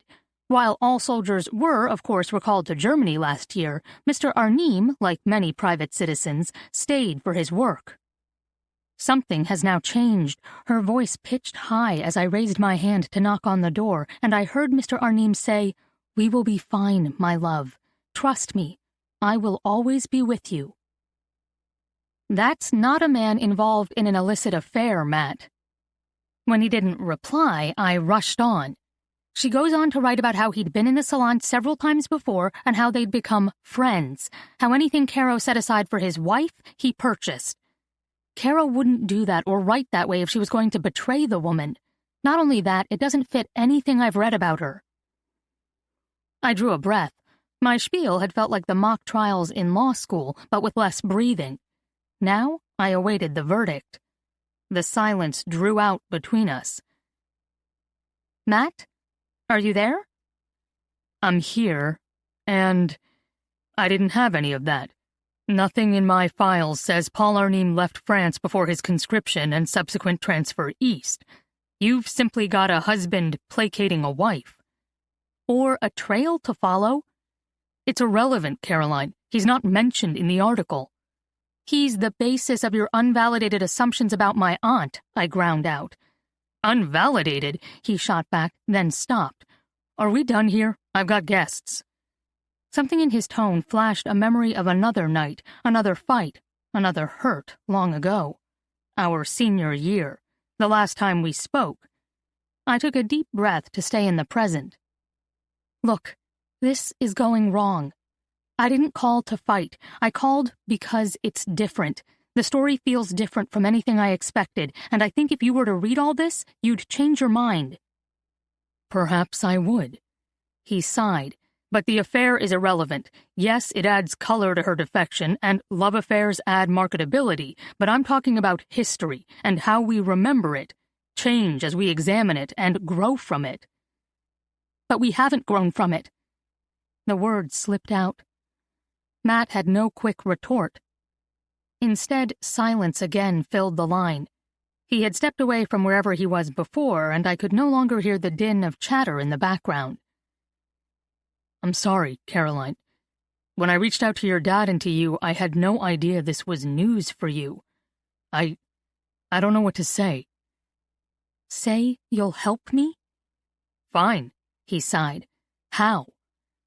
I figure if you're wrong about the affair, you could be wrong about a lot else. Just read the letters. Fine, he repeated. I'll meet you tomorrow. Sorry, no, I forgot that part. I'm in London. I wrinkled my nose. But I'm flying back Tuesday and I'll bring them with me. You've got to see some of this. I've read about World War II politics and rations, some Nazi named Double who made passes at Caro when she first arrived in Paris, and incredible nights in restaurants and clubs. And you were wrong about her being a secretary. When she got back to England, she worked in fabrics. She wrote Margaret that ISRB sent her to Erasig and Mora in Scotland for a couple months to develop new zippers and canvas. And she didn't agree with Schiaparelli's politics at all. In fact, what did you just say? Caro wrote that Schiaparelli was mercenary and implied that, despite being a communist, she was spying for the Germans. Everyone suspected that. The FBI had her under surveillance the whole time she lived here during the war. I mean about Erasig and Mora. She wrote about those towns? She mentioned them. Of course. Unless you're Tolkien, you can't make up those names. I expected Mat to laugh. He didn't. Mat? He stalled out. I don't think she was a secretary. That's what I'm telling you. She worked fabrics, designed uniforms. There was no manufacturing anywhere near those towns, Caroline. There were no fabrics in the Scottish Highlands. But there was demolition and paramilitary training. Could your aunt have been a spy? Impossible. She'd be the first woman? That would make her defection huge. Mat's voice drifted away. Wait, what? You need to stay. His voice snapped from contemplative to directive. You need to get over to the National Archives. I can send you what file numbers to request, but they're a mess, so you'll need to canvass everything from the time Caro left France to that October 1941 letter. No, you'll need to go beyond that. Get files for the next year at least. Then, slow down. I don't know what you're talking about. This is a bigger story, Caroline. If she got training, if she was a spy, this is something new.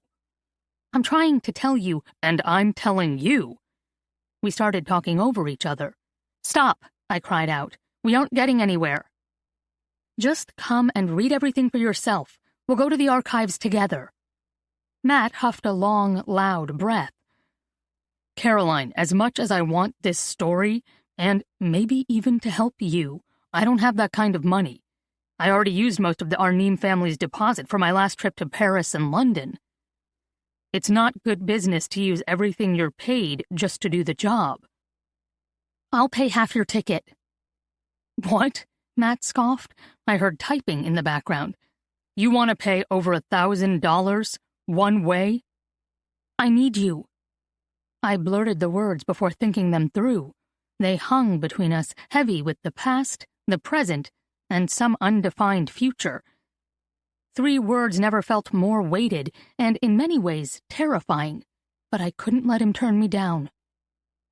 I felt his intake of breath and rushed to cut him off. "I'm hiring you. I don't want a presentation about my family, but I need answers. I'm hiring you to research my family with me. You just said this is a bigger story, so it's a win-win for you." "I can't write what I want if you hire me. Is that what you're doing? Tying my hands because—" "No." The word came out strong and clear. I knew what it felt like to be backed into decisions by guilt or by trying to please another. Pick this school, take this job, go home to help. What you write is up to you, and I'll sign anything you want that says that. I imagined him rubbing his brows together with his thumb and forefinger as if trying to ease tension in his brain. He'd done it during our chat at the coffee shop. He'd done it during long-ago late-night study sessions. "I can only imagine what's in those letters," he muttered, before raising his tone back to full volume. "Look, Caroline, if I want a full-time job, and better yet, best yet, a tenure-track position, I need to become a voice in the public forum, an expert outside academia, because that's what it takes now. The old publish or perish is now panel, publish, promote, or perish. I can't let one article go because another may or may not be better." "I get it." I slowed my breathing. "I'm not trying to trick you. Unless you choose otherwise, Friday remains your deadline with your current story. Just consider other possible angles." As I stated the words, something shifted within me. I wasn't talking to Matt, the guy who was writing an article about my family. I was talking to Matt, my friend, my secret crush, the smartest guy in the room, and the kindest. Yes, I wanted answers for me, but I also wanted something for him. I'd hurt him our senior year, in ways I was only now recognizing. Not only that, but he'd filled my thoughts over the past 40 hours as surely as my aunt and grandmother had. The cacophony of emotions jangling within me was hard to sort and harder to silence. I just knew he was a vital part of whatever this was. "Trust me, Matt. There's something here, something good, for both of us. I can feel it." "Why did I ever call you?" he whispered over the line. It made me smile. I recognized that tone. Matt was coming to London. "What's that flight you were looking at?" "This one leaves Boston at 10 o'clock. Connects in New York and flies to Heathrow at 11:30 p.m. Tonight." "Book it." I sounded confident, but I was shaking inside. A well of hope had opened within me over the letters, over my aunt, and now over Matt. I was desperate to hang on to it. "Please, you said you weren't teaching this summer. You're doing research on your own time. We only have until Friday." With a little more back and forth and complaints that he had to kick out his dinner guests, he booked the flight. "Thank you, Matt. This means a lot to me. It's not history, it's—" Here we came to the heart of it, the heart Jason saw right away. "It's my family. My father needs this. So do I." "What if you don't like what we find?" "We." It'll be the truth. My statement settled within me. I felt comfortable with it. We've lived in lies long enough. 12. I sat stunned by what I'd done. It was both harder and easier than I imagined. I stared at my phone. It had been the medium of a revolution over the past several minutes, and I was unsure how to approach the fallout.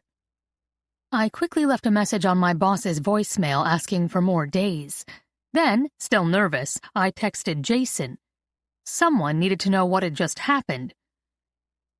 Finding a treasure trove of information in London.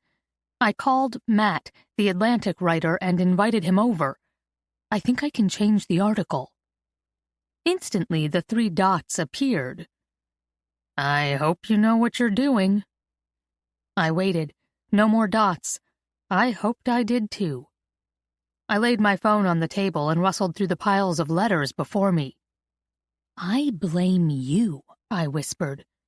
After all, she was responsible for this. Caroline Amelia Waite. Not only for the events 80 years ago, but for those of the last 10 minutes.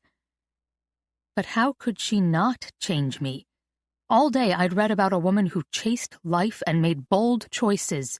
She was only 23 when she defected, or disappeared, or died in 1941. Yet she had lived far more than I had, despite my already being 5 years older. Her words had left me feeling as though I'd experienced nothing, stood for nothing, hoped for nothing. And those recriminations weren't wrong.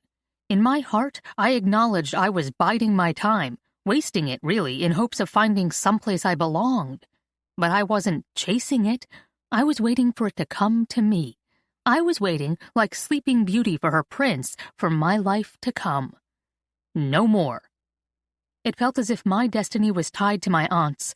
If I could find her story, I could start my own. Because that's what it would take, finding her story by discovering the truth. Her letters revealed that in many ways she ran from the same demons I did. The same feelings of loss and displacement, abandonment and regret.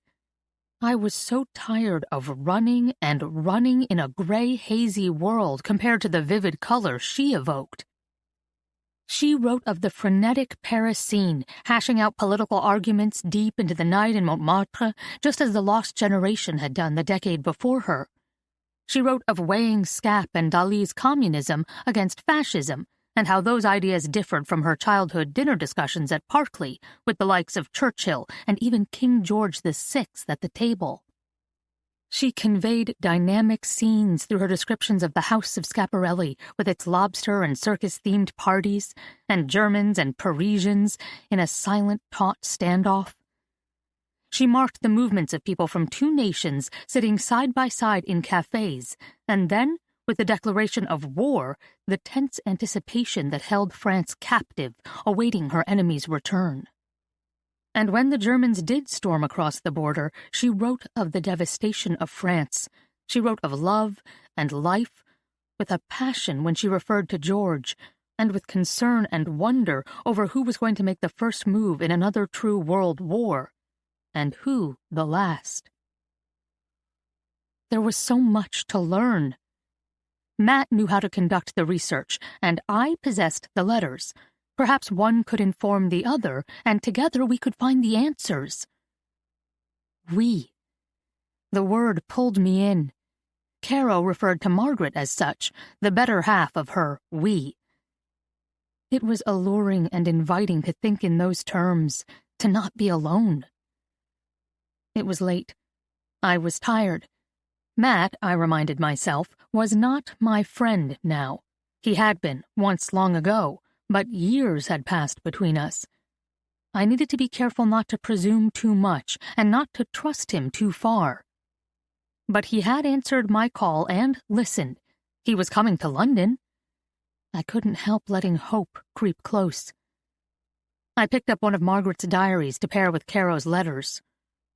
I needed a timeline, context, and a better understanding of what exactly I'd invited Mat into. I'd barely begun when Mom came up the stairs with coffee and a slice of cake on a tray. "What's this?" I couldn't decide if you needed a sweet dessert to end your day or a savory one to start it. She set down the tray and placed the plate and coffee before me. I landed in the middle and made you a lemon olive oil cake. I smiled. A lemon olive oil cake whipped up in the middle of the night. It was an image and an offering I never expected from my mom. After Amelia died, I'd made my own breakfasts, lunches, and even dinners. "Are you finding answers?" I picked at a corner of the still warm cake. "More questions than anything. I think putting the letters in chronological order to read in tandem with the diaries will give me the most complete picture." "Why don't you get some sleep?" She gestured to the letters. Tuesday is still a day away. I rubbed at my eyes again. I was wired, not tired, but they still stung. We need to talk about that. I'm not going home Tuesday. What about your job? She straightened, and the air charged between us. Mom let the last word drift up and float between us. Dad's domain was criticizing my life choices, but she was clearly attempting to pick up his baton. I almost laughed at the internal war she waged. Say something, stay quiet. Launch, act cool. I waited. It was a visual standoff, and she blinked first. She tucked in her lips and with a tiny hitch dove into the waters. Don't you think that's risky? You've had such trouble sticking to things and enjoying them, and I thought you liked this job. You said it was important to you, and with whatever it's called, going to market. You're right, I conceded, but this is more important, Mom, and I won't come this way again. None of us will, especially not Dad. I don't want you to give up your present chasing a past that can't be fixed. It's not your job. What if it is? And I'm not convinced they aren't one and the same. We're a mess, if you haven't noticed. She flinched at that, but I kept going. Once that article is written, our pasts are closed. I feel it. It's how Dad's thinking. Whatever happened here, Amelia, our family, however little is left of us, won't matter, even if Dad lives to see it, and I scrunched my nose, forbidding my eyes to fill with tears. I'll, again, be the one at fault. This is my lifeline. Don't you get that? Honey. Mom reached across the table and seized my hand. None of this was ever your fault. It started long before you were born, and what happened to us with Amelia was never your fault either. You can't honestly believe that.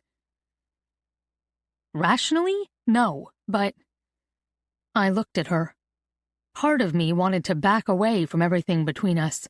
Another part was so tired and worn I wanted to burst through. No one ever told me it wasn't. My words felt sharp and piercing. I readied myself for Mom to decamp with the accusation, but rather than recoil, she surprised me again. She softened further. I'm so sorry. So much time has passed. She looked around the room. I started to understand in those final months with your grandmother. Then refinishing this house helped. She slid her palm across a few bare inches of wood peeking through the scattered papers. The physical work helped. Mom returned her attention to me. I disappeared on you. I gave up on everything for a long time. I'm sorry about that. I'm so sorry, darling. I felt my lips drop open and pressed them shut. Cake lodged in my throat. It was never your job to save us, she whispered. You stood there. I rubbed the back of my hand against my nose. Then you left. You both just left, and... I can't do this. I need to get back to work. She reached for me, but let her hand drop just before contact. Something she read in my eyes made hers flicker. I hope you'll forgive me. She paused a beat before adding, someday. I wasn't sure what she'd seen. Anger, maybe. Hurt, definitely. Maybe she saw I was empty. My mind was suddenly fuzzy and tired. I couldn't process more than the task at hand. We sat for a few minutes before she spoke again. What will you tell work? I left a voicemail that I was here on family business and asked for the week. I went for Dad's assumptive close. Now I pray they don't fire me. And there's more. I told her about Mat and his impending arrival. Can he stay here? Oh, Caroline McKeenan Payne. I straightened. When either of my parents used my full name, it was never good. He can, but if you're looking for truth, you're going to have to start offering it as well. You need to call your dad. She gestured to my cake and coffee. Finish that. You'll need the energy. Then call him. I ate a real bite this time. The sharp and sweet, savory and tart tasted in perfect balance. There's something to be said for the old adage that what he doesn't know can't hurt him. His whole life was framed by what he didn't know. Mom shook her head with a cynical, hopeless, semi-chuckle. Her eyes glistened. I thought you came to end that. 13. I spent over an hour organizing the letters. All were dated, but they were terribly mixed up. A few had second and third pages nestled into different letters. I linked words, thoughts, handwriting styles, and ink colors. As I worked, I began to get a sense of when my aunt was upset and when she felt relaxed. She pressed her pen hard, and the slope of her writing increased when under stress. Once I got them in order, I pulled out the first diary and began, skimming some entries and savoring others. Margaret first started writing in 1928, years before the first 1934 letter. And, I suspected, those early days would be my best introduction to these twins. 14th November, 1928. Today, we are 10. Mother gave me a beautiful copy of Cinderella, my favorite fairy tale. I told her I was getting old, but she says one never outgrows beautiful books and can never start a proper library too soon. She has given both Caro and me hand-painted books every birthday for our whole lives. I suppose we are already starting our libraries. She gave Caro Briar Rose with drawings that look like oil paintings. My book's pictures are made from watercolors. Briar Rose has always been Caro's favorite fairy tale. I think she likes the idea of the princess sleeping until true love comes. She and I tease that I want to go to the ball in my own carriage, and she wants the ball and the prince to come to her. Father gave us each journals. That's what he called you. A journal. Mother said you are a diary, and that you don't look like anything we would use. You are brown leather, and your pages have gold-tipped edges, and you are heavy. Caro's journal is navy. Father frowned at Mother and said serious thoughts go into journals and frippery into diaries. He expects serious thoughts from us. But I think you are a diary. I didn't say that, but I did say I would write in you. It's odd writing to no one, so I will call you Beatrice, after Beatrice Potter. Mother reads her books to us at bedtime. I love Mrs. Tiggywinkle and Jemima Puddle Duck, but I like Squirrel Nutkin best. Caro says that's odd because Squirrel Nutkin is a teasing bully who got what he deserved. Maybe that's why I like his story. There is a kind of proper justice there, and he learned his lesson. But when things feel really bad, like after I've gotten into trouble, Mother always reads Peter Rabbit. He misbehaved, and rather than losing his tail, he was put to bed with chamomile tea with his mother nearby. That's nice, isn't it? Sometimes I also need someone to be nearby. That's you now. It's our birthday today. We are 10. I told you that. We. Sally and Rebecca get mad when Caro and I speak about we and us. Sally says her mother calls that the royal we and not for us to use. But we are we. There are two of us with nothing between us. Mother made us wear matching dresses today, and Father gave us matching diaries. That proves Sally is wrong. Rebecca joined her, but as she only repeats what Sally says, I didn't bother talking to her about it. The girls are spending the night tonight. Friends never stay without their parents, but Mother says we are very grown up. Everyone is dressing for supper. Poor Betsy is in Sally's room fixing her hair. That will take forever. But Betsy had better hurry because supper is served at 8, with no exceptions, and Mother says we can have the dining room all to ourselves. I suggested we play hide-and-seek throughout the house afterward. I also want to stay up until sunrise tomorrow. Caro said no to both. She says we'll get in trouble. Caro hates to get in trouble. But this is a birthday that only comes once a decade. A great round number, Father said, smiling this morning. They are very important numbers, and maybe that means we won't get into trouble after all. 25th December, 1928. Dear Beatrice, it's Christmas. There is snow. Tiny flakes of white make the whole wood look new. Father says we can stay up late tonight to play games. I will write more later. I must go. Caro is calling. 2nd January 1929. Dear Beatrice, you aren't a Beatrice at all. You're a Beatrix. But how was I to know that?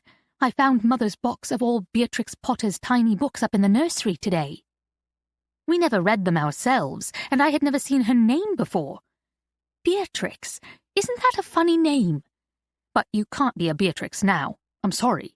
You're stuck with Beatrice. 11th August, 1930. Dear Beatrice, I'm horrid. I said I would write in you. Then Betsy put you in my bookshelf, and I forgot about you. From the spine, you look very much like a book I'm supposed to read but don't want to. The Paynes are coming for the weekend. Lord Lattimore, Father calls him Payne, is his oldest friend, and his family comes every year for a long weekend before their sons go back to school. Frederick and Randolph aren't any fun at all. Father used to joke that he had 2 girls so that each Payne boy could have a good wife. But Mother says Frederick is wild, so he stopped joking about that. We never liked it anyway. Frederick is 20 and returns to Oxford in a few weeks. Randolph will turn 16 while he's here, so Mrs. Dulles is preparing a special cake. And I must be fair, he was nice last summer. I had made a fort at the beginning of summer and filled it with books and pillows. Then, after our trip to Scotland, I forgot all about it. When we were fishing down by the south field, I saw it and ran to see if my books were ruined. I crawled in the door, a tunnel made through the branches, and my right hand landed on a nest of squirrels. It was terrifying, and I remember scrabbling, screaming, and claws and grey fur everywhere. All the sticks came tumbling down, and the next thing I knew I was getting hauled out by my ankles. Randolph didn't say a word as he hoisted me into his arms and ran back to the house. I could hear Caro sobbing behind us and Frederick laughing on the riverbank. I didn't get bitten, but my arm and my cheek got scratched very badly. Father sent for Dr. Barlow, who looked over each mark with a magnifying glass. He declared no bites, and Mother cried. Mrs. Dulles cleaned me up and put a thick, stinky ointment on my arms, then wrapped them in gauze. My legs were scraped up too, but that was because of the branches. She said her grandmother's ointment would keep everything from scarring, and she was right. 1 year later, and there is not a single mark on my cheek, and those were really deep. I wonder if Randolph will notice or remember that day. 17th August, 1931. Dear Beatrice, I grabbed his book and ran. Caro rushed back to the house, and first he ran after her. Then, mid-lawn, he turned my way and stopped. It was exciting, like a lightning bolt had struck between us. I can't explain it any other way. He started chasing me. I ran behind the garage and headed to the south field. That's my patch, and I know every inch of that land. There's a steep slope beyond Mother's gardens that leads to the river. But I forgot, Randolph likes to fish, and he's been here often enough to know what I'd be thinking. He headed straight for where I was planning to go. To trick him, I climbed the fence to the orchards instead. That was my mistake. Squish! I stepped on the biggest, freshest, smelliest cow patty ever.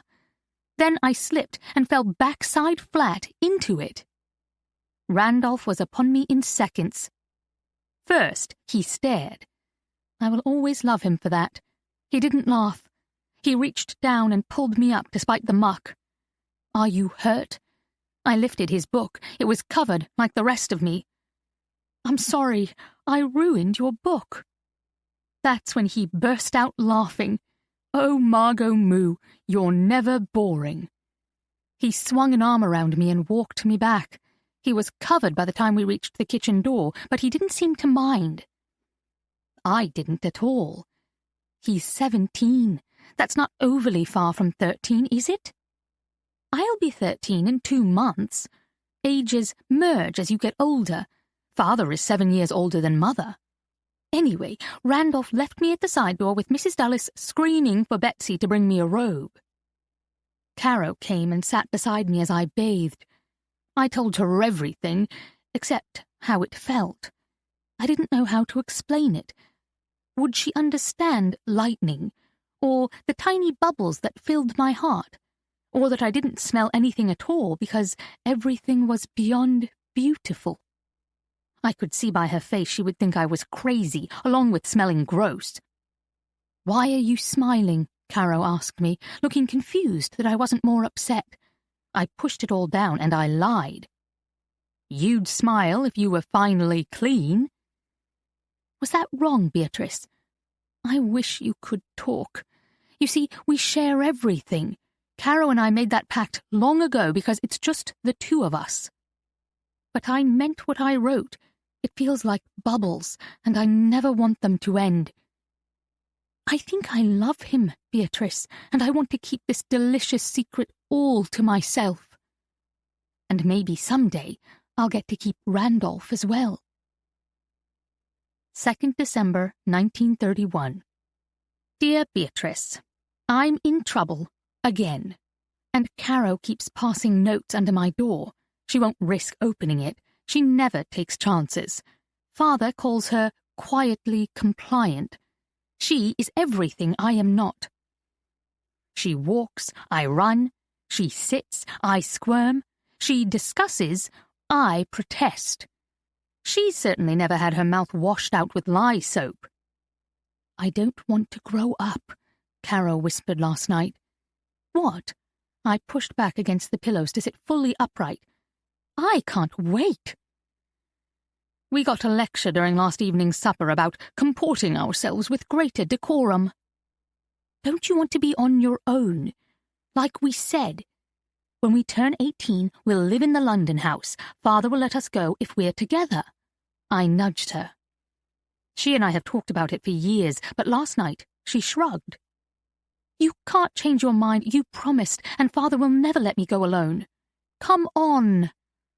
I bumped my shoulder into hers again, harder this time. We'll get to see things, do things, say things.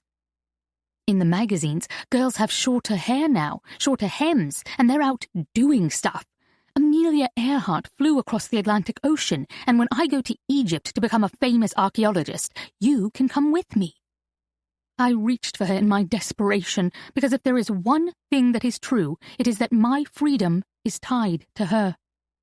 We'll have fun, Caro, I promise. While I study, you can work in a shop for a couple of years, do whatever you want. You can be a dressmaker. You're amazing with your drawings and sewing. You can work for whoever makes all those beautiful dresses in Vogue. She guffawed. No, it's true. Father will see the world is changing. In a few years, you'll be married. Caro mimicked Mother's voice so perfectly my jaw fell open. She then continued in her own voice. If they have their way, it'll be to one of those awful Payne boys. Why is Randolph awful? I felt everything within me still. Caro smiled and imitated Mother again. Not ideal. After all, he is the second son with no title and no money. But he is a sweet young man. True. I laughed. None of that bothers me at all.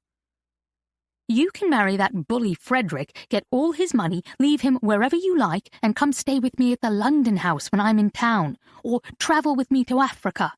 I'm never marrying. She laughed because she knew I was lying. We do that sometimes. We say things to see if they fit. This one didn't. I'll marry Randolph if I can. He'll come with me on expeditions, because if I'm honest, I know Caro won't. She isn't like that. She's quietly compliant. But I do need to get her to the London house. If she doesn't at least go there, I'll never step beyond. Yet even that is in question now.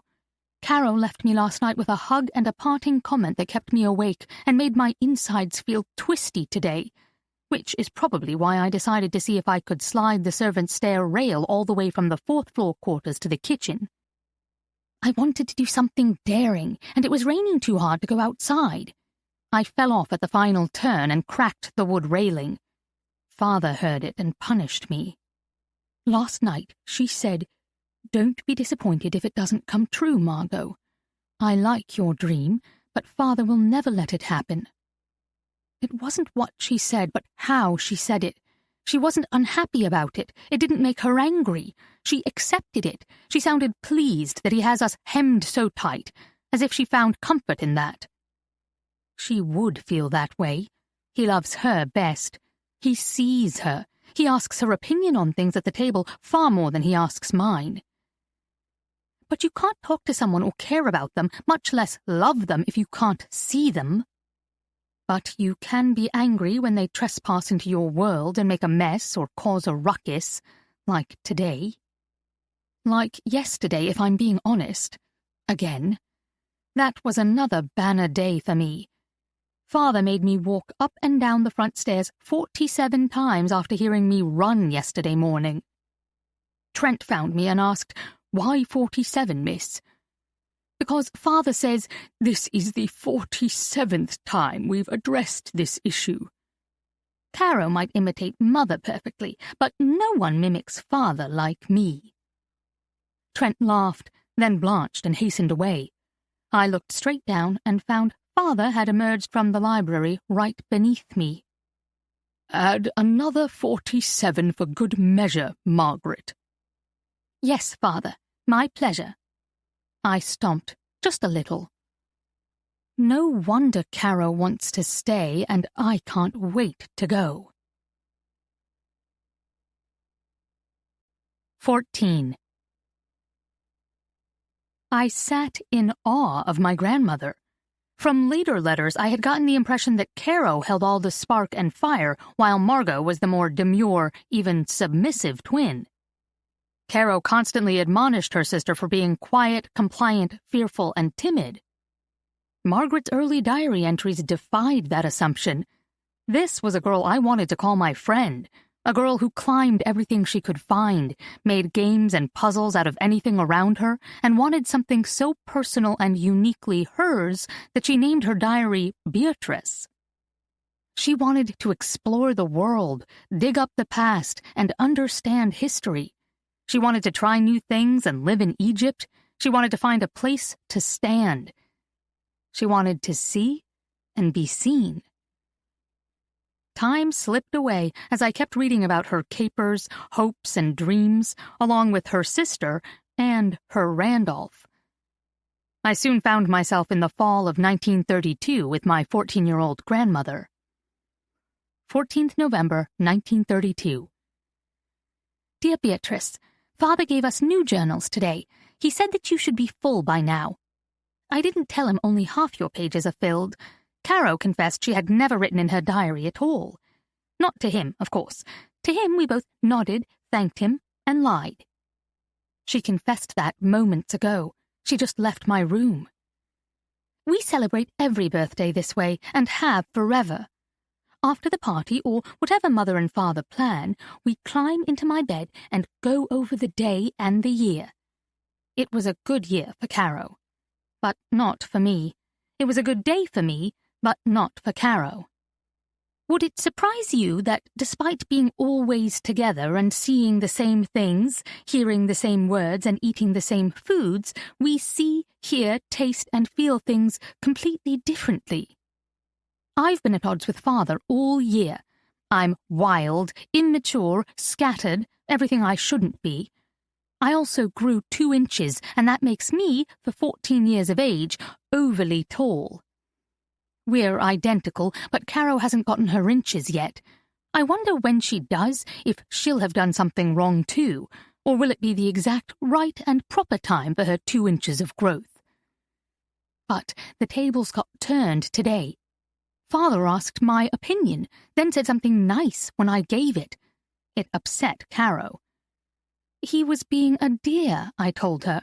Caro pushed back against my headboard. Stop trying to sound like Mother. Stop criticizing Father, I snapped back. He's easier on you anyway, so why are you complaining? I get one nice comment in a year and you're sniffly? That caught her because she knows it's true. Caro never gets in trouble and I never get a compliment. She is quiet, obedient, and a modèle jeune femme. I learned that in our French text, and Mother actually nodded to Caro as the example. Yes, she is the model young woman that I am not. It could make me really angry, but it doesn't. She is all those things to the world, but she's honest with me. When we are alone, Caro is open and fun and even daring. There is a part of her she only shares with me. Sometimes I worry how much she presses herself to appear perfect. I fear it's only going to get worse as we become young ladies, and French ones at that. For another birthday surprise, Mother hired Mrs. Langston's daughter to tutor us in all things French, language, culture, style. I rolled my eyes and got a stern look from Father. Claire, Mrs. Langston's daughter, came for tea. She is très chic and has spent the last 2 years teaching in Paris. She said we can no longer speak English in her French class of 2. She also said that, with her guidance, we will read and speak fluently within the year. She let us pick French names to make it more fun. She said playing a role helps one step into a culture. Father gave his great nod of approval, citing The Merchant of Venice as proof that role-playing focuses one's energies and distills their character, whatever that truly means. I am Bébé Dupont. Isn't that glamorous? Caro made up Nanette Bellefeuille. She has always loved the name Nanette. Her first doll, a beautiful porcelain French doll that still sits in her room, is named Nanette. After tea with Claire, we scrambled out of our dresses and got to do my favourite thing in the whole world. Betsy even anticipated the adventure and was waiting to help us into our gear. We went fishing. The last hatch of the season always occurs around our birthday, and it happens as the sun drops to about 35 degrees. The sun was getting right to that point as we ran in our waders to the river. Creighton had already laid a fire. "The caddisflies are good. We will eat well this evening." He shooed us off the bank. After only a few casts, we had enough for a grand dinner. I caught 3 fat trout, and Caro caught 2. We ate one, and Creighton carried the others home as we didn't dare spoil our appetites for supper. Mother and Mrs. Dulles would never forgive us. Birthday dinners are always extravagant. Creighton was talkative today. I considered that another birthday present. He told us about the Great War while we ate our fish. Mother would scold him if she knew, but we promised not to tell. She doesn't like any talk of war, any disagreement at all. He didn't talk about the battle so much as he did about the smell, the smoke, and the burned flesh. Not like the fish at all, he said, but acrid, he called it, like when I singed my hair on the candle last Christmas.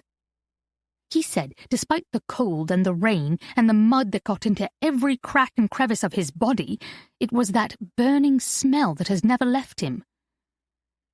"Sounds linger," he said. He can still hear massive booms in his head, even while working the silent gardens here at Pokey Parkley. I wonder if that's why he is so quiet at times and doesn't seem to hear us when we talk to him, even when we stand only a few feet away. His stories put me in my place, Beatrice. I've always considered myself brave, but I didn't feel brave listening to him. War sounds terrifying. I think I should be more respectful when Father talks about it. He served in the Navy during the Great War and was awarded a medal. If he saw even a fraction of what Creighton saw, I understand why he watches Europe so closely. How could the world ever endure such horrors again? 19th December, 1933. Dear Beatrice, it's been so long since I've written in you. I can't seem to get into the rhythm of daily recordings, as Father recommends, and life has been terribly busy. But I am glad you are here, and when I come to you, I feel so much better. The world is topsy-turvy. Even here in Derbyshire, we feel it. Father gave a full lecture tonight on the state of affairs. He does this more often lately. He has always wanted us to be informed and aware, but there's now an urgency to his manner that concerns me. It upsets Mother. She says we should be spared such talk. But even though it's unnerving, I'd rather know. Besides, Father has always been this way. Whenever guests come, Caro and I stay at the table. We never speak, but we listen. We've listened to King George VI, Sir Churchill, Prime Minister Baldwin, Dr. Dalton, and so many others I can't begin to name. Tonight, Father walked us through what's going on in Germany. They elected a new chancellor in January of this year, but then, by bullying and intimidation, he became dictator in March. Now, Herr Hitler refuses to pay the reparations outlined in the Treaty of Versailles. I gather if he doesn't repay England the money Germany owes her, she can't repay America. It starts a whole chain of events, but worse than going back on the signed treaty, Hitler is rearming Germany. He walked out of the Geneva Disarmament Conference in October, and Father is concerned because every other country, including ours, wants disarmament. The current Prime Minister, MacDonald, he's never come for dinner, wants peace and has based his government on that, and a balanced budget. Rearming England would run a deficit, especially with no reparation payments coming in. Father says Sir Churchill is apoplectic. He hasn't been here to stay for a long while, so I haven't heard him myself, because he's sequestered or something. When I asked what that meant, Father said Churchill is out of favour at present and is concentrating on his writing. I understood that. I constantly say things to get me out of favour. How much of this is real, Beatrice? That's what I want to know. Father's opinions counter Prime Minister MacDonald's. Despite Germany's actions, most believe peace will remain. In fact, a man just won a seat in the House of Commons from East Fulham on a platform of peace and pacifism.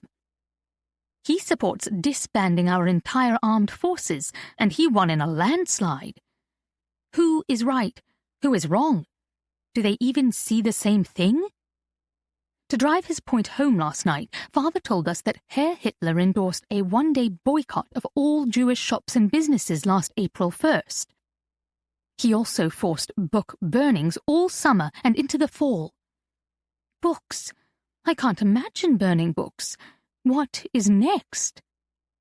When I asked that question, Father stared at me hard. I could tell he agreed, but he wanted me to take my thinking to its logical, abhorrent conclusion. I shuddered, because I suppose I know. The Jewish people. After all, he banned them for a day, didn't he? 15. After calling it quits at 4 a.m, I woke early Monday. I credited adrenaline. Mat was to arrive at noon, and there was a lot to do before then. I had only read the diaries as far as 1938, and in my exhaustion, felt I'd missed much.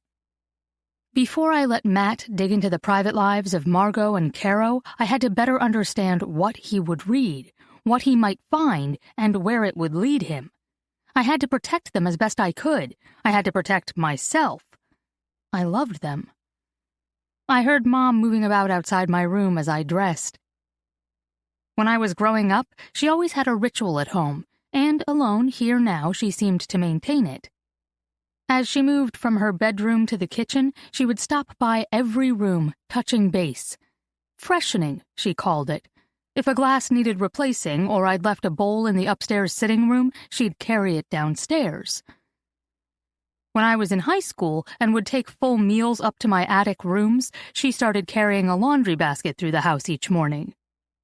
I hadn't thought about it before, but after reading Caro's letters and Margaret's diaries and learning how much they cared, yet how often they misunderstood and missed each other completely, I realized Mom's freshening was a form of care. She was reaching out to me, perhaps, in the only way she could back then. Yet I never saw it. Once dressed, I headed straight to the attic and perched on the same stool I'd vacated only a few hours before. I pulled the 1934 pile to me to start again. My 2002 was their 1934, the year that changed everything. That summer, at 16 years old, Caro and Margot split for the first time. The we became me and you. 29th August, 1934. Dear Beatrice, you thought I forgot about you, didn't you? I've been sick. This is the first time in over a month I can sit up in bed. The first time in a month Mother and Mrs. Dulles have left me alone. I can't blame them. They thought I would die. Everyone did, I gather. I have to confess, at times, I wished it myself. There were long stretches of between time in which my throat felt seared shut and my brain swelled much larger than my skull could hold. The heat and pain consumed me, and I wanted it to stop. Father sometimes quotes Dante's The Divine Comedy to us, and a favorite line is, "The path to paradise begins in hell." Paradise to me was simply relief from that hell, by any means possible, and I'll confess this to only you. I prayed for death. What I didn't know until this morning, however, was how close I actually came, and how it affected everyone else. Mother put her hand on my head this morning, declared my fever gone, and promptly burst into sobs. She frightened me. Only after she left did Betsy explain that 2 nights ago she had to change my sheets 3 times. I kept sweating through them, and Dr. Barlow declared me past hope. Father just left me. I think Mother sent him up to make sure her newfound hope had foundation. Dr. Barlow said if you survived Sunday night, you'd heal fast. You're cool to the touch, and your eyes aren't glassy. It felt like Father was making an official pronouncement over me. I expected him to nod and leave, but he didn't. He dropped onto the edge of my bed. "It's awfully good to see you, my dear." That's when I comprehended how bad things had been, and why Mother looks pale, thin, and haggard, and Mrs. Dulles only slightly less so. It's awfully good to be seen. Father ran his index finger down my cheek and tapped the tip of my nose like he did when we were little. "I'll go find you something to eat. We need to get a little colour back into you." Mother met him at the door. He pulled her into a hug. "Time for you to get some rest, Ethel.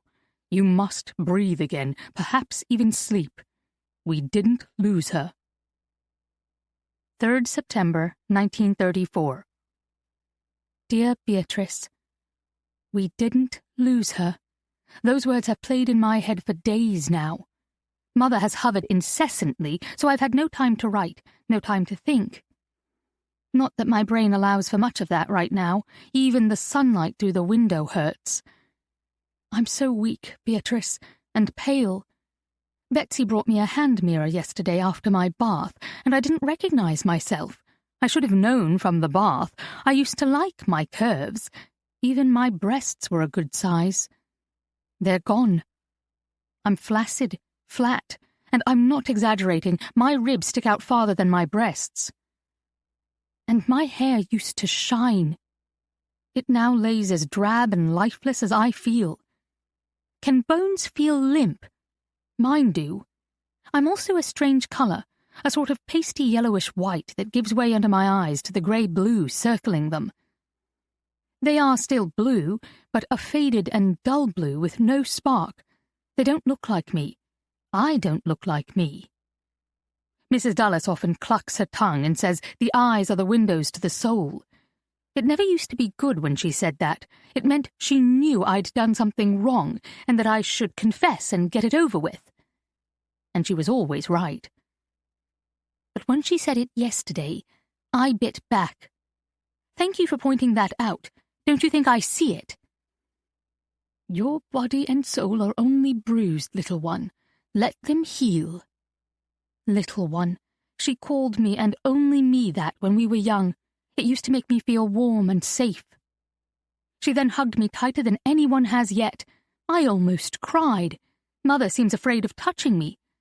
Perhaps I'll break. Mother also won't let Caro visit. This morning I got forceful. I'm well, send her up after lunch. When she didn't, I walked next door to Caro's room to find her. It felt sterile, like she hasn't been there for some time. I suspect they've moved her to a far guest room, but no one will tell me. They keep changing the subject. I don't remember the last time I saw my sister. I counted back to what I could recall and got to mid-July. We were planning the Payne's visit for the first week in August. Frederick had commitments in town before classes began, and Randolph was heading to Oxford early for rowing. Mother also told us that Frederick might not come at all because he was visiting Miss Adele Bennington's family and would most likely propose to her. I teased Caro that her future husband was straying. She laughed and said good riddance to the man, but good for Adele. "How's that?" I asked. "She is one of 5 sisters, and he inherits it all, everything in the Payne family." "Who wants any of it if Frederick's included? He's dreadful," I teased, and moved on to a new topic. But it bothered me all night, and I didn't sleep well.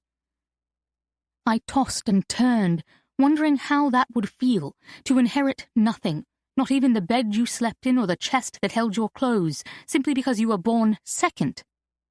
I didn't have to wonder, actually.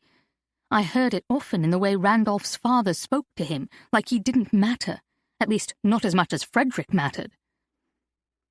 I remember finally falling asleep that night, feeling grateful that nothing like that would ever come between Caro and me.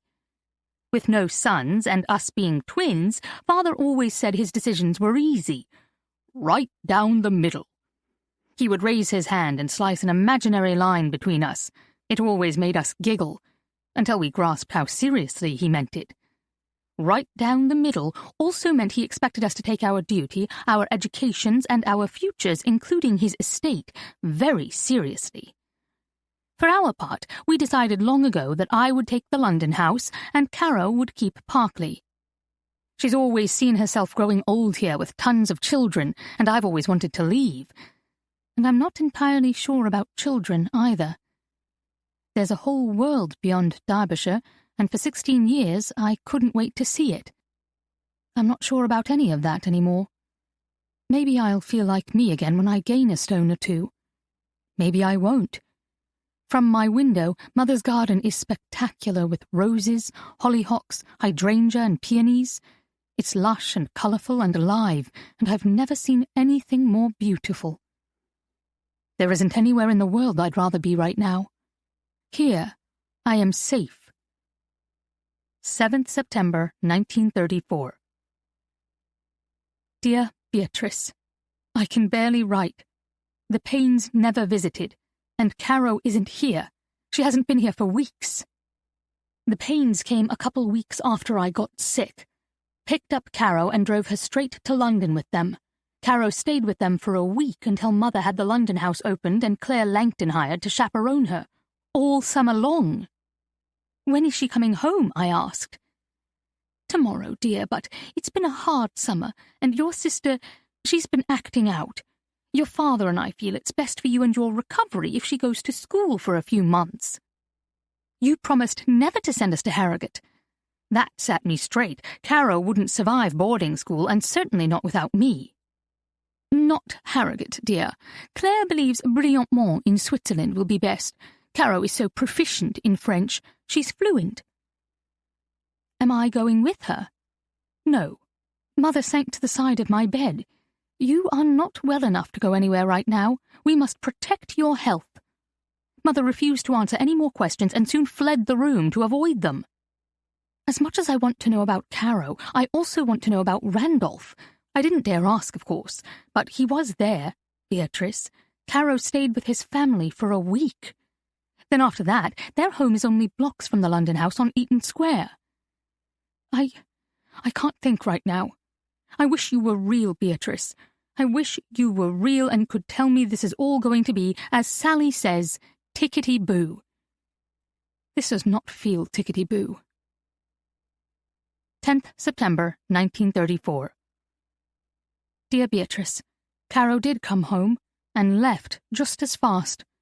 She is different, harder, older. I can't describe it, but I feel it. She cut her hair. It's short now, right below her chin. It's very chic. I've seen it in the magazines Mrs. Dulles lets the maids keep in the silver closet. She knows we read them. The only one who doesn't know is Father. Caro also wears red lipstick.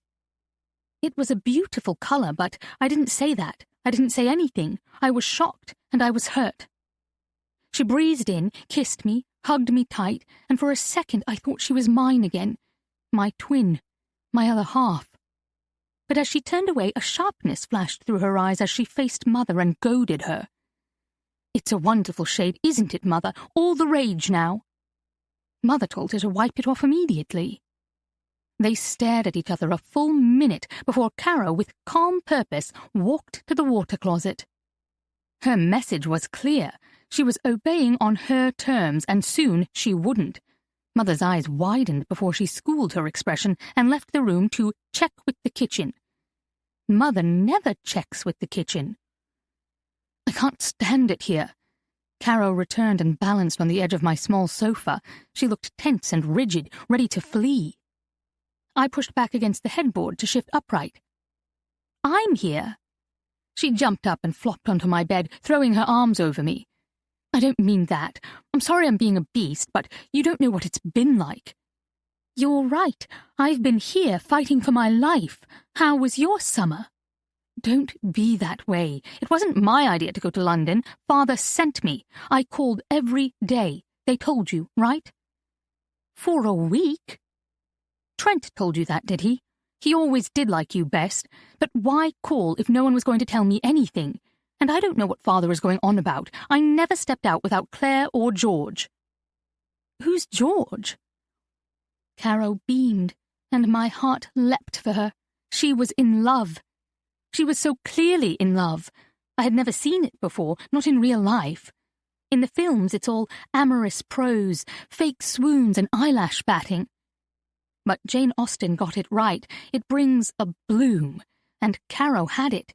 Her cheeks glowed rosy, and a sheen lit her eyes. She was transformed. She was radiant.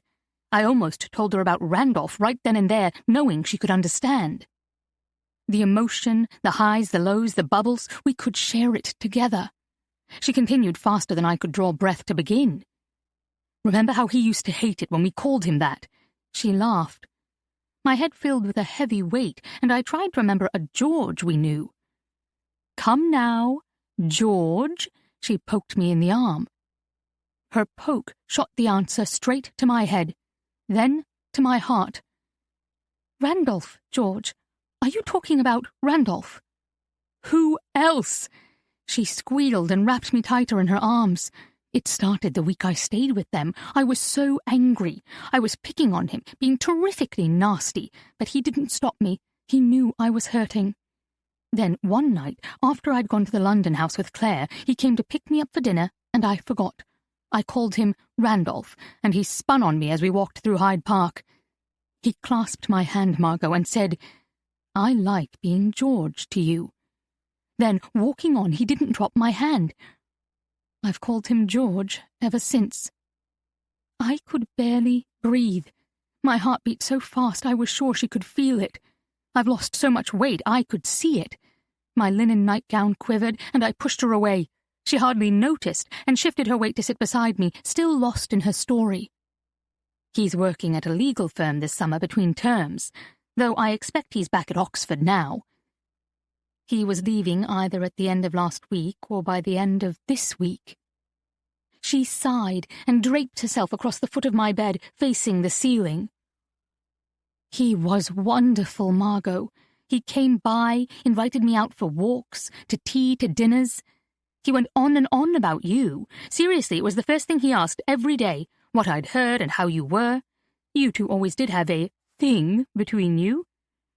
She sang the word thing as if it was bright and playful and belonged to a child. I clung to it anyway. Every day. Every day. She smiled at me. Then I think he realized how hard it was on me because I had no answers. No one here would tell me anything. They all swooped around you and forgot I might care. Mother started lying. Only when I could catch Betsy on the telephone did I believe I was getting even a partial truth. She propped herself up and stared at me. "But you're okay now, right? You are truly well?" I assured her I was, and we chatted until she was called to supper. I still take a tray in my room. She offered to stay with me, but I didn't want her. I couldn't breathe, I couldn't speak, and I wanted to cry. Alone. I hate her, Beatrice. I want to hate her. I want to yell, scream, cry out, and call her Tress. Then she would know. She would know how much she has hurt me. We made up the name years ago as a code for the worst kind of betrayal. For Mother, when she betrayed us to Father simply because she refused to deal with us. For Trent, when he told Father that one of the maids got pregnant. For Sally, when she stole Rebecca's boyfriend last Christmas. Traitresse. Traitor. Tress. I did none of those things. I bit my tongue so long and so hard I tasted blood. It's not her fault. I've sat here for hours trying to make it her fault, but it's mine. All mine. I never told her, Beatrice.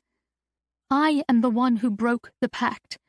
We always said we would tell each other everything, and I kept Randolph secret. Now it's too late. I can't let her know. I won't be humiliated like that. What could I do? Ask her to give him to me? To not love him any more? She came back after supper. "Are you tired? I have a few more stories to share, and it's so nice to be with you again." She described every detail, every heartbeat, and every wonderful moment of the summer, because that's what we do. We tell each other everything. Every loving sigh pierced like a dagger.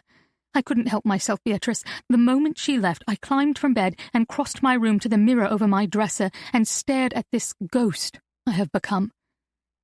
We were once the same. Now I am night. She is day. I am death. She is life. And Randolph kissed her. She told me that before she left. She climbed to the head of the bed and curled into my pillows next to me. "Everything, everything?" she questioned. "Of course." I closed my eyes. "I love him, Margot." She twisted to me and grabbed my hands. "I have missed you. You are the only one I can tell, and I know you two are close, but you're my sister, so you can't tell him. This is between us. Father would never let anything happen until I'm 18, and I don't want George feeling complacent that I'll just sit waiting for 2 years. After all, there are plenty of handsome boys in Europe." I pulled my hands away and pressed them into my eyes so hard stars burst beneath the lids. "Are you okay?" "They burn." I looked to the window. It was sunny outside today. At night, when I'm tired, they hurt. "I'm so selfish. I must let you rest." I sank into my covers and she skipped from the room. When excited, Caro has this half skip to her step. I always thought it was a very adorable trait, and was glad to see she hadn't outgrown it, as I feel she's outgrown me. Then another thought crept across me. I bet George finds it adorable too. 16. I sat holding the 1934 diary in my hands. It was after this point that the letters started. Caro left for Briamont in Switzerland, and nothing was ever the same between them. My heart hurt for Margot. This was the beginning of a heartache that lasted a lifetime, despite marrying the man she loved. Part of me wondered why she and Randolph could not bridge the distance between them. Why had she or they held on to Caro and the past so tightly? The entries revealed Randolph clearly enjoyed Margot's company, laughed with her, had fun with her, and was incredibly concerned when she got scarlet fever. They were true friends. The entries also revealed Margot's illness fundamentally changed her. It was deep within every line, within every comparison to her twin, within every new fear she penned within Beatrice. She emerged from her illness timid, a shadow of her former self, and retreated both within her home and within her soul. But why? I thought to myself. She didn't die. She lived. The irony of my indictment struck me. I was the one who survived that day, yet how well did I embrace life? My heart hurt for Caro as well. In many ways, I related to her journey better. I wasn't sent away, at least not physically, when Amelia died, but banishment can take many forms, and it changes you. It can harden you. Mom didn't get up to see me off to school. She no longer greeted me after school in the kitchen to chat through the day. Dad rarely made it home from work for dinner. Then, within months, Mom stopped cooking altogether, and each of us became responsible for our own meals and our own lives. I remember how that hurt. Dinner was where we came together, all 5 of us at the table. But within one fall, Jason left for college, and Amelia left for good. I was alone. Like Caro, I found ways to cope. I went home with friends, studied at their houses, ate dinners with their families. I avoided our cold, silent house as much as I could, to the point that even if Mom and Dad had reached out, I might not have noticed. I stopped seeing them, just as they had stopped seeing me. And, as I allowed myself to draw closer to true honesty, I still held tight to that hurt, that ache. I fed it, figuratively keeping one arm outstretched against my mom and against the world. Maybe I understood Margot better than I wanted to admit. I set the diary aside and picked up the first stack of letters. Fall 1934. Caro had just arrived at school. Briamont, Lausanne, Switzerland, 14 November 1934. Dear Margot, happy birthday, dearest. There's a surprise party for me this afternoon. No one can keep a secret around here. I'm excited and I'm having fun, but I miss you today, more than I thought I could. I'm sorry I'm not coming home for Christmas. It would have been fun to celebrate together, and I should not have let Mother relay that message to you. You deserved to hear it from me. I tried to telephone this morning to wish you a happy birthday and to explain, but the line was full of static, and Father forbade me from making any more transnational telephone calls. A letter will have to do. Reay invited me to Paris for the Christmas holidays, and I can't refuse such an opportunity. Yes, seeing Paris after all our studies will be a treat, but her father has also promised to make introductions for me. He is a silk manufacturer and works with Elsa Schiaparelli, Coco Chanel, and others. Wouldn't it be extraordinary to work in fashion, Margot, and not just any fashion, French haute couture? Renée's father can make it happen. Isn't that incredible? You're the one who told me it could come true and I could be a dressmaker. I never believed it. I never saw my life reaching beyond Parkley. But I do now. I have been forced to, and perhaps that is as it should be. And speaking of a future, Payne stopped by Geneva last week, and George came with him. Payne sounded just like Father with his grave concerns of rising nationalism. It made me miss home and our long suppers terribly. But then he left the table during dessert to meet a colleague in the lobby, and my mind moved to other matters. George reached for my hand. He looked me straight in the eyes and said, "Most of the time unexpected things don't bode well, but you give me hope. You are unexpected." I'll confess to you, dear sister, I had begun to wonder if we were a summer fling. Me, 16, him, 20. But we weren't. He slowly leaned toward me, and I found myself drinking in every aspect of his approach. His eyes are a delectable brown. They remind me of a light treacle, and his skin is translucent. You can see the blood rise in his face. It's adorable because you really can see what he's feeling, as well as those tiny shadows where his razor didn't scrape close. And his lips. My gaze dropped from his eyes to his lips, and I couldn't look away. His lips hovered only an inch from my own. We were so close I felt his soft exhalation. Time stops, Margot. It stopped then, and I wondered what to do.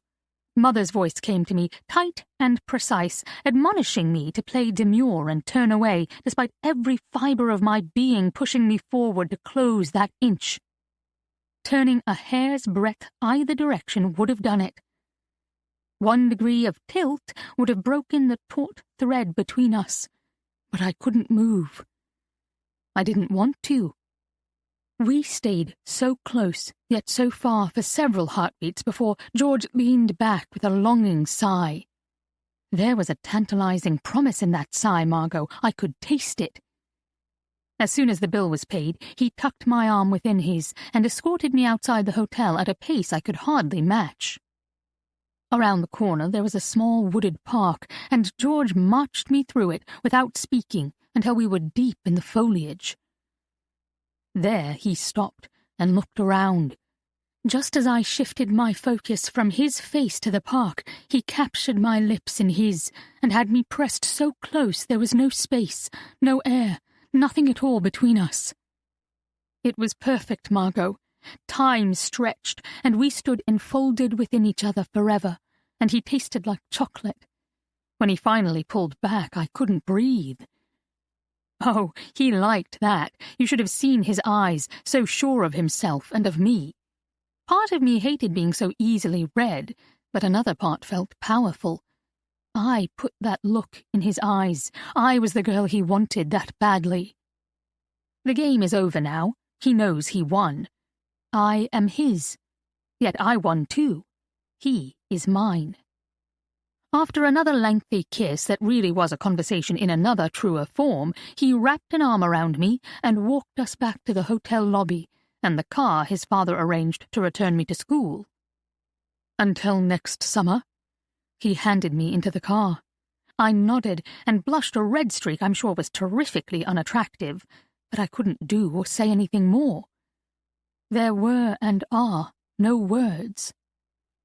All week I have wanted to write to you, and this is my first chance. Even now I have only a few moments before class. How I wish you were here, and we could room together and talk like we used to. Nothing is the same, Margot, and I'm afraid it will never be again. I wish I could be home. Struck out. Never mind that I wrote that. I don't wish it, Margot. I love it here, and I sense life would squeeze tight there. Why don't you come? You aren't sick now. You are as strong as ever. If you would just believe it, and if you could convince Mother of it. You'd love it here. The school sits at the base of a mountain. Not the hills we see in the Lake District, but real snow-capped mountains where you can't find the tops some days because the clouds don't reach that high. You'd like the girls. Well, not all the girls. There are 3 from the United States who would make you laugh.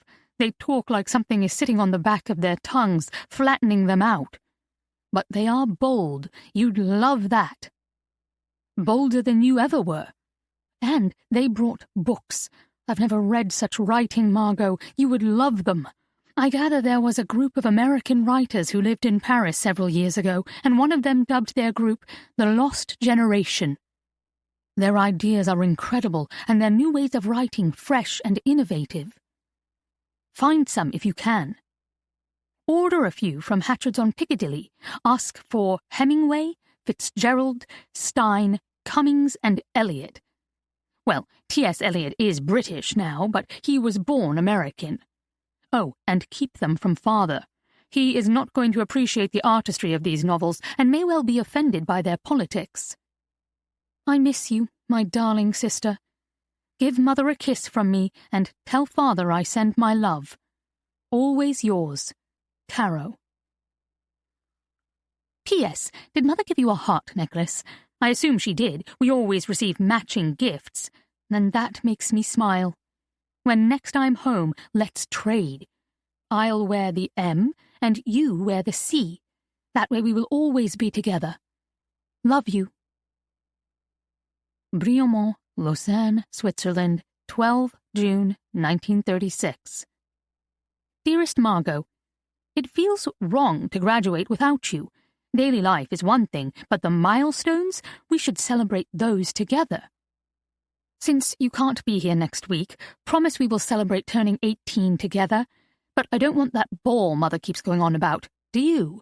Discourage her if you can. Then come to Paris to celebrate with me.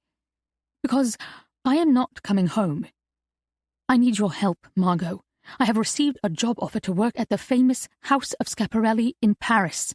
I'll be an assistant, secretary, whatever you want to call it. I won't touch design work. Not at first, but that may come later. Elsa Schiaparelli, the scap shop in Paris. Can you believe it? It's beyond anything I ever imagined. I'm travelling with Reay on the 5:34 p.m. train following the ceremony next Friday. Her father has secured us an apartment merely blocks from Schiaparelli's salon. We'll settle in over the weekend, and I'll begin work the following Monday. I will write Mother and Father after I'm settled. They never planned to come see me graduate, so they shouldn't be surprised when I make my own plans. And soon you can be my first guest. What fun we shall have! All my love, C. Paris, 23rd July, 1936. Chère Margaret, Paris est vivant, absolutely pulsating with life. I work all day, my feet never touching the ground. It's so fascinating. Then, at night, we head to the Montmartre neighborhood, and I soar higher. It's not the drinking or anything like that. It's the ideas, the creativity, and the passion. The Lost Generation, I learned Gertrude Stein started the term, but Ernest Hemingway made it famous in that book I told you to read, The Sun Also Rises, is long gone, but the heat and the spark of new thinking remain. We carry the baton now. Please console Mother if she needs consoling. Father's letter said she was desolate, but I suspect it's his new tack. His threats to cut my funding didn't go far, as I'm making my own money now. If he decides to try silence next, that is nothing new for me. But you? Please don't be silent. I couldn't bear it. Write to me again soon and tell me of life at Parkley. It's not that I don't love home, Margot. I do. I just don't fit there anymore. Not like you do. I suspect you'll refuse again, but I won't stop inviting you. Come visit. I have a charming flat on the Rue Chabanais with Reay. You'll love her. She's more like you than me. She's smart, forthright, and practical. She keeps me on budget and food in our pantry. I saw Greta Garbo last week. Truly, I did. She stopped at the salon on her way back to America. Scap dresses her, along with Katherine Hepburn and Mae West. You should see Mae West. Scap designs long lines, except when it comes to her. The bust on that woman. It's a defining feature, and Scap accentuates it in the most cunning ways. And you won't believe this, but Scap is using Miss West's form, her bustline fashioned in glass, as the bottle for her new perfume. It will be shocking, by name and by nature. Everything here is shocking, Margot, in all the best ways. There are so many things to taste, experience, think, discuss, and debate. At home we were fed one way of doing things and one way to think. The door cracked open at Briamont, but here it's been blown off its hinges. There are so many ideas, and not little ones, big ones, about people and the ways we should live and how we should be valued for our work. And my views matter. I don't sit silent at the table, listening and absorbing. I share my thoughts and truly contribute to the formation of new thinking, as well as new designs now. I want you to taste it all, Margot. Please come visit. Your loving, if slightly impatient sister, Caro. 17.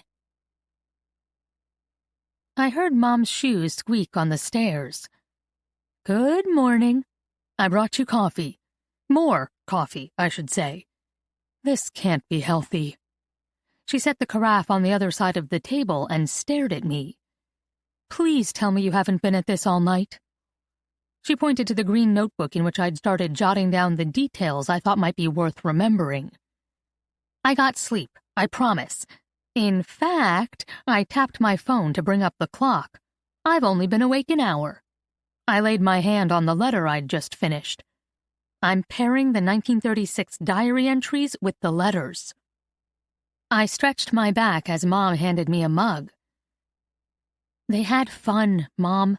They were the best sisters. Then scarlet fever came along, and with it, George. I heard my voice. It was critical. Clearly, deep within, I was on Margot's side, maybe even Caro's. But I blamed George as an interloper into my family's happiness. I was being unfair, far from objective, and crazy illogical. There would be no family, no me, without Randolph George Payne. He was integral to their story and vital to my own. Was objectivity possible here? Emotions ran high, and there were two sides to this relationship, even a third side once I weighed in. Is objectivity ever possible? Could Margaret understand her sister? Could I, across 80 years, understand either of them? My head started spinning, and I wondered what Mat would think about all this, what he might say, and what he would write. I took a sip of coffee to banish him from my mind. It was strong, hot, black, and just how I liked it.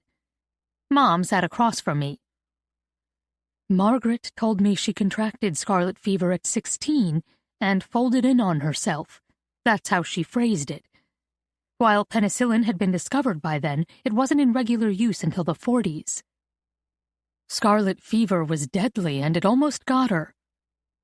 Did she tell you their parents banished Caro to London? Probably to keep her safe, but neither saw it that way. No. Mom whispered the word long as she reached for a letter. She viewed that summer as the beginning of her end, and when she got really honest about it, she said it was an end of her own making. She didn't talk much about what Caro did or didn't do. How of her own making? Mom leaned on her elbows. She seemed more comfortable this morning, more willing, even eager to stay. She mentioned Caro changed and that she couldn't keep up, but she said it was because she got scared. Grief, fear, guilt, pain, they can transform you in ways so fundamental you can't recognize yourself. I sat straight.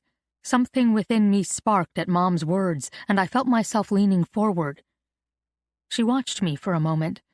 Her gaze seemed to reach for me, and I realized how much I missed her. It was a hollow feeling in my chest that made my breath shudder as I inhaled. When something bad happens, she continued, it's easy to blame someone else, and in some cases, maybe it is their fault. But that doesn't matter, not in the end. What does matter is how long we hold on to that hurt or that anger. We can magnify the pain, making it worse and worse until it devours us. Or we can forgive it and get on with life. Margaret felt she clutched at her pain, and after Mom's focus darted around the room, my work and my time here, I would say I've done the same. In some cases, maybe it is their fault. I swallowed. This was the closest we had come to the truth. 2 options lay before me: confront, retreat. I chose the road most traveled. I sidestepped. Funny, I feel I relate better to Caro. Do you? Her question revealed surprise. She was sent away and never invited back in. What happened to her was a betrayal, and she felt second, left out and cut out. She couldn't trust that they loved her. I bit my lip and shrugged off a familiar tight ache. Only Margaret. She still believed Margaret loved her, but she was out of reach. And the fear Margot carried? Mom reached toward me, and without thinking, I leaned back. It was so small and quick, I registered the action after I'd made it. These twins left me jangly and jumbled, young, insecure. Mom wasn't wrong. I understood my grandmother all too well. She pulled her hand to her side. Without another word, she pushed off her stool and headed toward the stairs. I'll make us a little breakfast.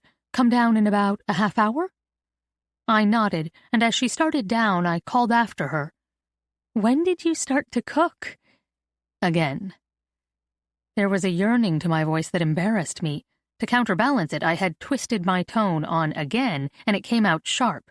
It felt like I'd asked, "When did you decide to become a mom again?" Without the protection of sarcasm. I wondered what I'd do if she didn't have the answer I wanted or needed. Her head tilted as she considered my question. As I said, your grandmother and I were a lot alike. We started cooking together when I first arrived, before she grew weak. I think we had both missed that connection. There is a relational beauty to food, to cooking. Gifts I had forgotten, and I'm sorry for that. She smiled. The longing in her voice matched her soft smile, but she said nothing more. I sat there staring at the top of the stairs as she descended, wishing our conversation had gone further, wishing I'd said more, asked more questions, been able to accept her touch. Something, anything. But I hadn't, and once again I was sitting alone in an attic space. Noon found me standing at the W.H. Smith bookstore outside Heathrow Customs. I watched each bleary-eyed passenger exit the double doors. Mat's plane had landed only 20 minutes before, so I figured these were passengers from an earlier flight, yet I still scanned the faces. There he was, red eyes staring right back at me, sporting an unexpected grin. "It's crazy. They've got this whole customs thing down here. I barely paused." Same when I arrived. I hadn't thought about how fast it was. I pointed to Nero Coffee a few shops to my right. "Do you want a coffee?" "Yes, otherwise I might finally sleep now that I want to be awake." I led the way with no more words. There was something different about him. Granted, I'd only seen him once in 6 years for approximately 45 minutes on Friday, but in that time, I thought I'd pegged him pretty well. Still tenacious, intelligent, and hurt. Somehow that emotion struck me during our meeting. It had hung between us. It was gone now. Last night when I called Dad about Mat coming to London, he had ended our short talk with, "No matter what we've been through or how you feel I've failed, I asked you to stop and leave this be. I can't do this, Caroline.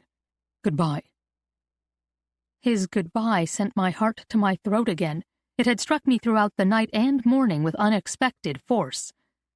There was a finality to that quietly spoken word that stunned me. There was no anger, only bottomless disappointment, which was far worse. I'd pushed it away during my reading, but with Mat standing next to me, Dad's was the only voice I heard. "You're quiet." Mat turned to me in line. "My dad, he's not happy you're here." Mat raised his brows in question. They got momentarily lost in dark bangs that had been swept back at our meeting. He put his hand on my shoulder for the briefest touch before pulling it back in confusion or embarrassment. I couldn't tell if he had surprised himself or thought he might offend me. "I can only say this. No matter what we find, I won't blindside you. There are real ripple effects for your family here." That brought a sputtery laugh. "Tsunamis." "Possibly." We ordered him a large dark roast and headed out to Mom's black Pugo. I stepped back as he, with ease and familiarity, walked from the trunk to the left side of the car and dropped into the front seat before he recognized what he'd done. He gripped the steering wheel. "This isn't going to work." He climbed out and circled the car. "You could have said something." And missed that? My first true smile in days broke free. With that simple exchange, I somehow felt okay with him again. While I had brought him here to prove his article wrong, in that moment, it didn't feel as if I needed to prove him wrong. Those were two very different things. As I drove out of Heathrow, following my phone's GPS and announcing each turn out loud so I didn't mess up, I gave him an overview of what I'd found. Roundabout to the third exit, stay to the left. Caro and Margot split in 1934. Turn left. Caro went to boarding school. Left lane, turn. "Should I be worried?" Mat waved a hand toward the road. "Yes. Do you know they let people drive a full year here on their foreign licenses? On the wrong side of the road? I looked it up to make sure I could do this. You've never driven here before? I've barely visited. I glanced over at him and almost missed a right-hand turn. I veered to the right as he screamed out, "Swing wide! Swing wide!" Right. I wrenched the steering wheel left to miss an oncoming line of cars. No more talking. Either direct me or start praying. Your choice. As we approached Belgravia, I felt more comfortable. The roads were less crowded, giving me time to think before reacting. You're safe now. I peeked over at him. He sat grinning and turned to the window in a pathetic effort to keep me from seeing. It wasn't that bad? No, it wasn't. He laughed, but you muttered to yourself the entire time, just like when... He stopped with a head shake. Never mind. What? A tingly, bubbly feeling caught me by surprise. I was thinking about our run from campus security sophomore year when our dorm party got shut down. You got lost. It was dark. I threw him an indignant glare. But he was right. I got lost running across a campus I knew like the back of my hand. I never could navigate my way down a straight road. I shook my head, to myself rather than him, and refocused my attention on the road. After a few turns, Mat spoke again. What more have you found? Something had changed in the timbre of his voice. It felt as if a subtle line had been drawn between yesterday and today, and we were to stay in the present. You're going to love these two. Caro and Margot, they called each other. I haven't learned about Caro's war work yet. I've been reading their early years, but I've learned so much history. I glanced at him again. I started to make a list of things that struck me last night. Caro was bold and daring, but loyal. She was also in love, and not with Paul Arnim, like I said on the phone. A steamy romance doesn't preclude another affair. If you're going to be difficult, I'm taking you back to Heathrow. How is that difficult? I tell you a fact and you're argumentative, drawing your own conclusion. You always do that. You haven't even read anything yet, and... Always? Mat scowled. I don't recall talking to you in 7 years. You know nothing about my always. 7? We graduated 6 years ago. I scowled right back. You ghosted me senior year. It doesn't count. Ghosted you? The car followed my head jerk, and I quickly brought both back in line. Mat huffed, a short, concise breath. I told myself we wouldn't get into all this, and it took, what, an hour? Let's stick to history. Mat added quietly, their history, I mean. Sure, but I feel like I need to apologize for something. I kept my eyes on the road, but I could feel him staring at me. I got the impression he was trying to work out what to say. He settled on, I promise you don't. I pulled the car through Eaton Mews North toward the garage at the back of the house. I was about to say more when Mat leaned forward, mouth dropped wide, to see all 4 stories rising above us. You've got to be kidding me. I know, right? I pulled Mom's car into the garage. Welcome to the London house. 18. Sticking to task, I started sharing more of the letters and the early years of sisterly hijinks while we climbed the short flight of stairs to the kitchen. Mom called out as I hit the top riser. Caroline, your father is here to see you. I stopped so suddenly, Mat bumped into my back. Whoa, sorry. He gripped my shoulders to keep us both from toppling downward. I flapped my hand to shush him as Dad's voice carried across the kitchen. I didn't want to believe it was true. Rounding the corner, I found myself face to face with him. A glance at the table, laden with coffee, toast, jam, and a bowl of berries, revealed he'd been there for some time. Mom had added a champagne ice bucket full of red, purple, pink, and white delphiniums as well. It was a cozy, colorful scene. How?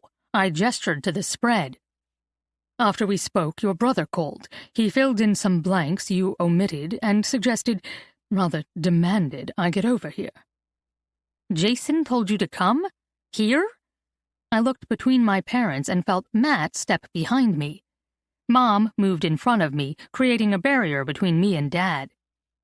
It was such an incongruent sight, my mom protecting my dad, or me. I blinked. "Let's take a moment." She crossed between us and stretched out her hand. "Mat Hammond, it's nice to meet you. You'll be on the 4th floor. I converted it into an apartment, and I think you'll be comfortable there. The room outside it is also where Caroline has been working." "No." Dad's voice draped over us. Mat looked between us. "That's okay, Mrs. Payne." My mom's name lifted like a question, and he glanced at me as if unsure that's what he was to call her. He rushed on. "There's a cheap hotel by the British Library. I got a room there last time I was here. I can crash there again." "You're welcome to stay here. The letters are here." "No," Dad repeated. This time it came out in a strangled whisper, like he wasn't so much against the idea as he was pained by it. Mom turned to him. "He's here, Jack. That ship has sailed." She tapped me on the arm. "Caroline, your conversation with your father can wait while you show Mat upstairs. He can shower and rest while I prepare him some food." I nodded and we left, Mat carrying his messenger bag and small suitcase, and neither of us saying a word. At the top, I showed him the apartment to the left of the large room and let him wander through it alone. After he placed his bag on the stand, he rejoined me and stepped toward the high table. Sunlight flooded this room as it had the kitchen, and I didn't want to leave. It felt warm and safe 3 floors from my dad. "Are you going to be okay?" Mat asked. "Most likely not." He looked down at the piles on the table.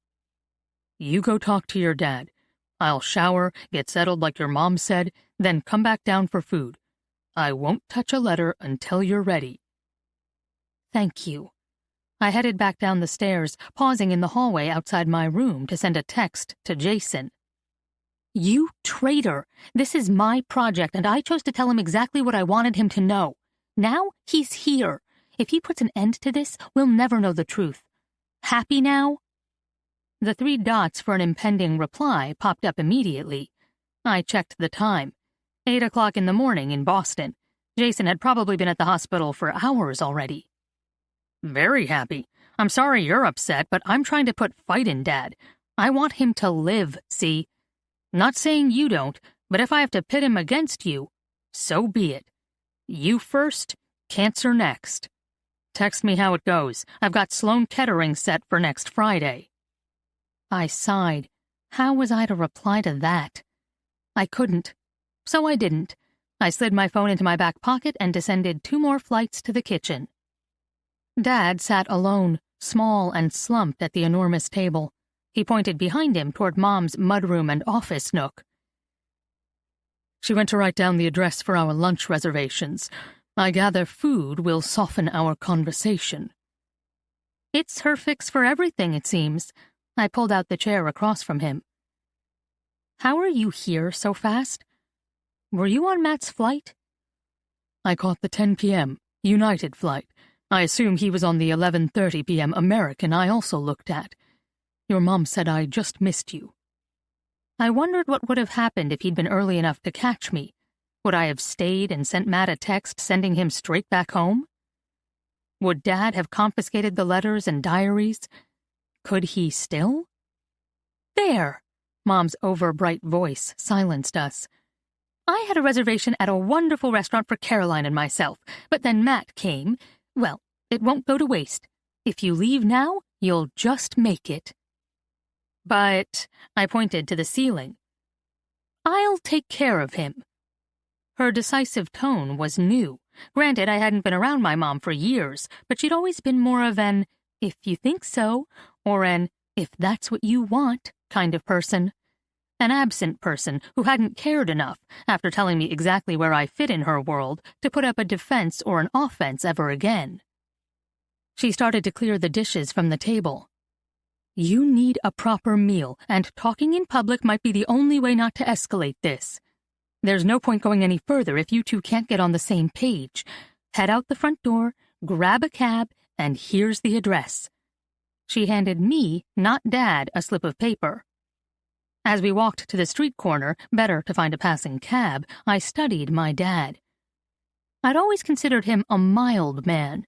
Salt and pepper hair, the most basic of spices and used sparingly, with a disposition to match. His profession bolstered the image. Transactional law didn't require a lot of emotion. It required knowledge and acumen, attention to detail.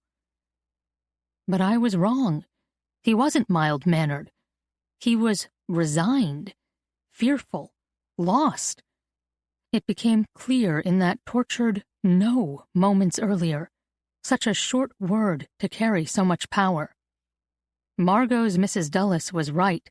The eyes are the windows to the soul, and now, looking, really looking, I saw so much in my dad. I saw what I'd only heard and failed to understand years before, my mom yelling across our living room days before she walked out. "If you'd only talk to me, give me something, Jack. Help me. I'm hurting like you, but we can't live like this anymore." I finally saw what Jason confronted every time he asked a colleague to consult on Dad's diagnosis, only to have our father back out. I saw why, after years of pushing and prodding to connect, I could never reach him. He simply wasn't there. How long had Mom or anyone tried to push this boulder uphill, only to have him tuck tight and roll down again? Now it was up to me? I was to be the juggernaut that got him fired up to feel, to fight, to live?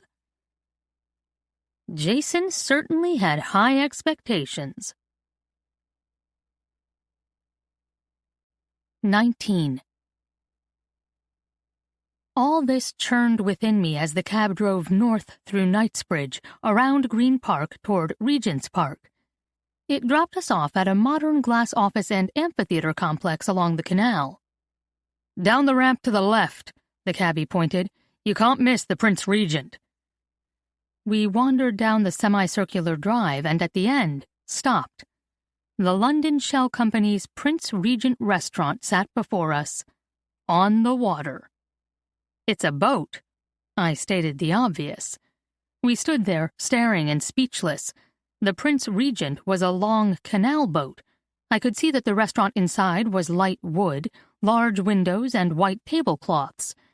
If the idea of a boat leaving land and trapping me with Dad hadn't felt so intimidating, I'd say the Prince Regent looked charming. Dad scoffed. "I'm not in the mood for tourist food and a canal tour through the zoo to Camden. There is nothing enticing about this prospect." Dad digging in his heels made me dig in my own. "We need to talk," I pointed to the boat. "There's our table for two." Dad's eyes widened in surprise. I surprised myself. But I was mad and beyond tired. I had come here to help, maybe not to start the fight Jason wanted, but to offer another option. Hope for all of us. And foolishly, I'd let it grow.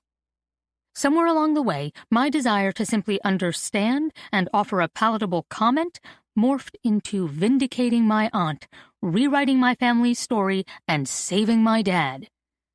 The absurdity of it would have been laughable, if not so tragic. Especially as I was now cast as the villain in our story, the Tress, as Margot and Kara would have called me. As we stepped down the boat's 4 steep stairs into the dining area, I noted a map on the wall, outlining our path and timeline through the canal.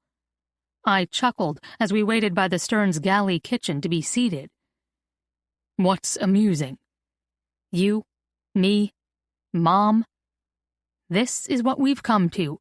A 2-hour tour in hopes we'll talk, and in public in hopes we'll behave." Dad chuckled, too. I watched the hostess seat the couple who entered before us at a foretop with another couple they clearly didn't know. My eyes widened at the thought of trying to talk to my dad with another couple leaning and listening in. "Are you the Paynes?"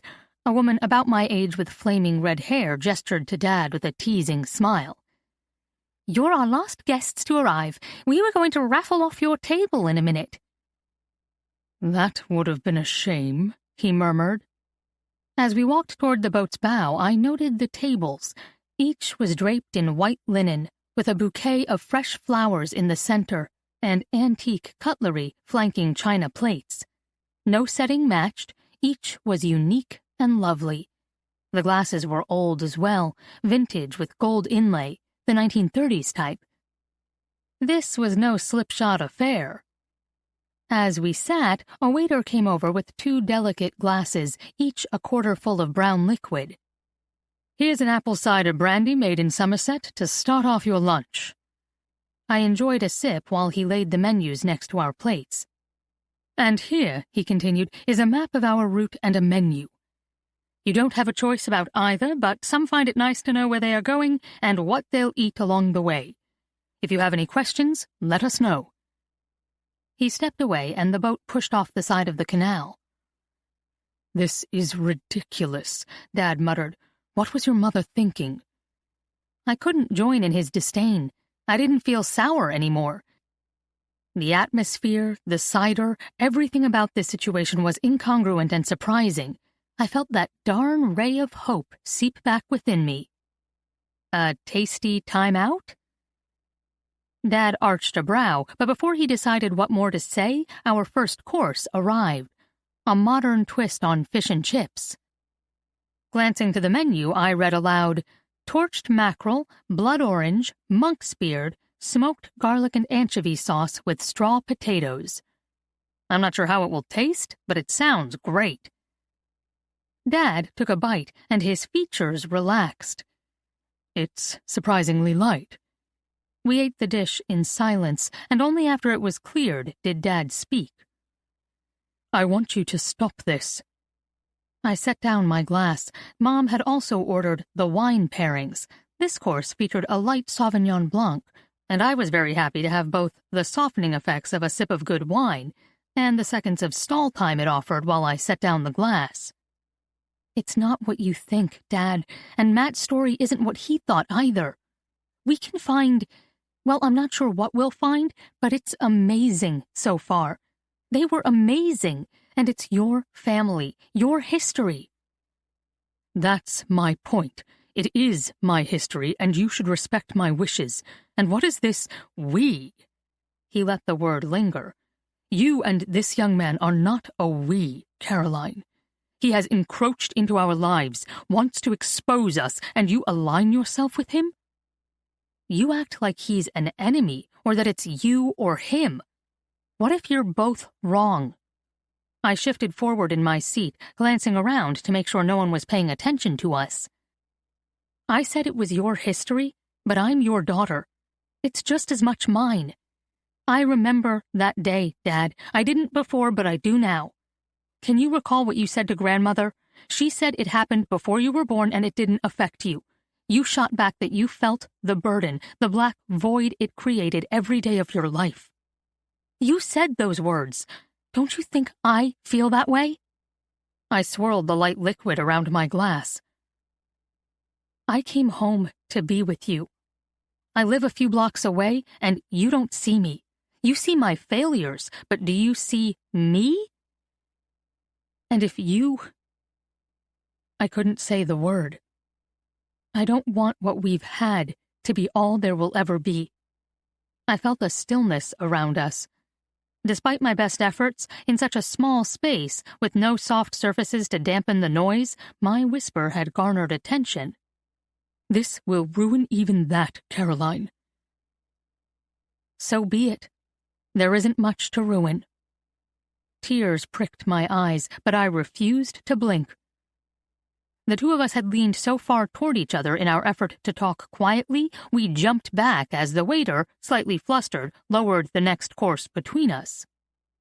"Here we have fouet mussels and saffron potatoes in a curried cauliflower velouté." He reached for a wine bottle sitting on the ledge, running the length of the boat. "And Chef is pairing it today with a viognier." "Thank you." I pressed the linen napkin to my lips to gain my composure. When the waiter stepped to the next table, I turned my attention back to Dad. "How can you not want answers?" "Better the devil you know than the devil you don't," he quoted with no humor. "You can't be serious." He was. His eyes rounded, and there was a yearning within them, fleeting as it was, that rendered him young for a heartbeat. Young and so alone I felt myself sink into the chair. "I'm sorry," I said. We sat in silence for several minutes. Then Dad picked up his spoon and ate a few bites. I followed. As we finished the course and the boat entered a long tunnel running underneath the highway, he spoke again. It was a strange experience hearing his words disembodied by the complete dark surrounding us. "I lived my entire life believing a set of facts that made sense to me. My parents never loved each other, most likely didn't love me much, yet perhaps just enough to push me out to find a new life when neither had more to offer. How it all started, I never knew. Perhaps the war. I remember growing up in its aftermath. Even born in 1950, I was 10 before the city looked and felt whole again. So, you see, it didn't matter what caused our pain. It simply was." We emerged from the tunnel. He sipped his wine. Then, eyes fixed on me, he resumed talking. "Then 20 years ago, you stumbled upon a letter and everything changed. There was a cause, a person, a secret. Shame got added to that brew. I simply want it all to go away." I stared at my plate. I had nothing to counteract that. "I'm tired, Caroline. I'm 71 years old. I've lost enough. I'm too worn out for more." I tapped the stem of my wine glass. It was so delicate. My eyes traveled to the tablecloth, the flowers, the cutlery, and the tiny bits of saffron sauce still marking our white plates in yellow. One should enjoy this experience, I thought. I glanced to the tables around us, couples smiling, tasting, laughing, and making friends with the others seated with them.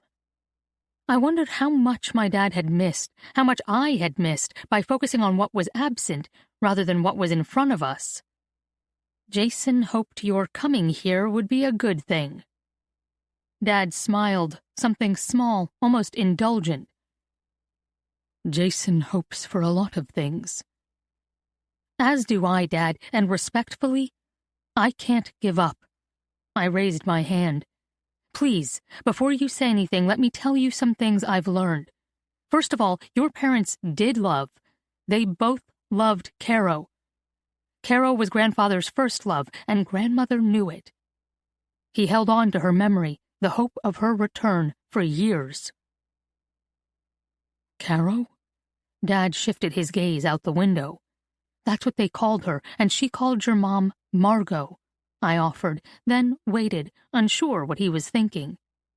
He nodded to himself as if reliving a memory. "I hated him that day.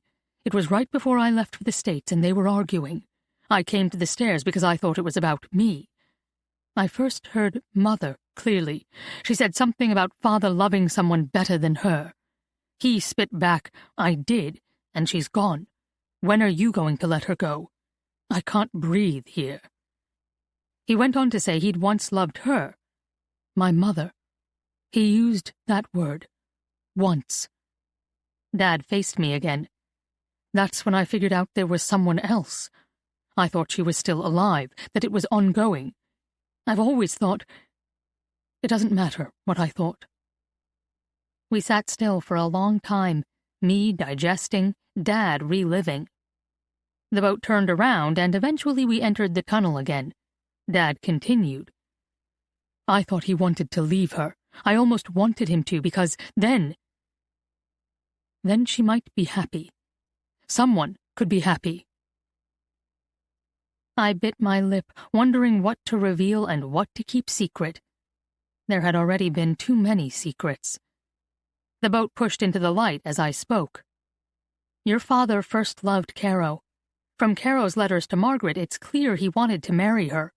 He waited a long time after she disappeared, maybe hoping she'd come back. I sense he married grandmother to protect them. Only she and her mom were left. But it soured because your mom had always loved him. She had loved him best, and he had loved Caro best. They lived with a ghost between them. Dad sighed. That's worse than an affair. Ghosts never age and they never die. Memories overtook us again. They had to, as I expect we were both parsing through the ghosts and the losses between us. True.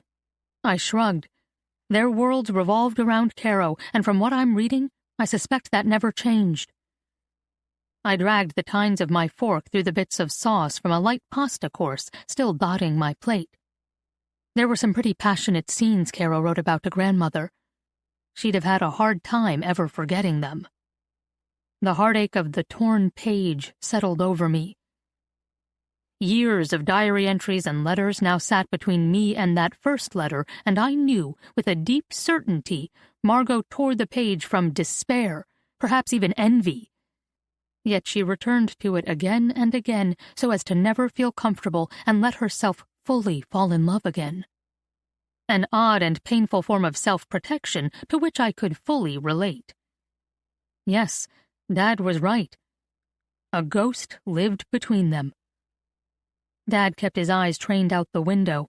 I couldn't tell if he was annoyed, disillusioned, or even listening anymore. The boat had already passed back through the London Zoo and was chugging through the outer circle of Regent's Park.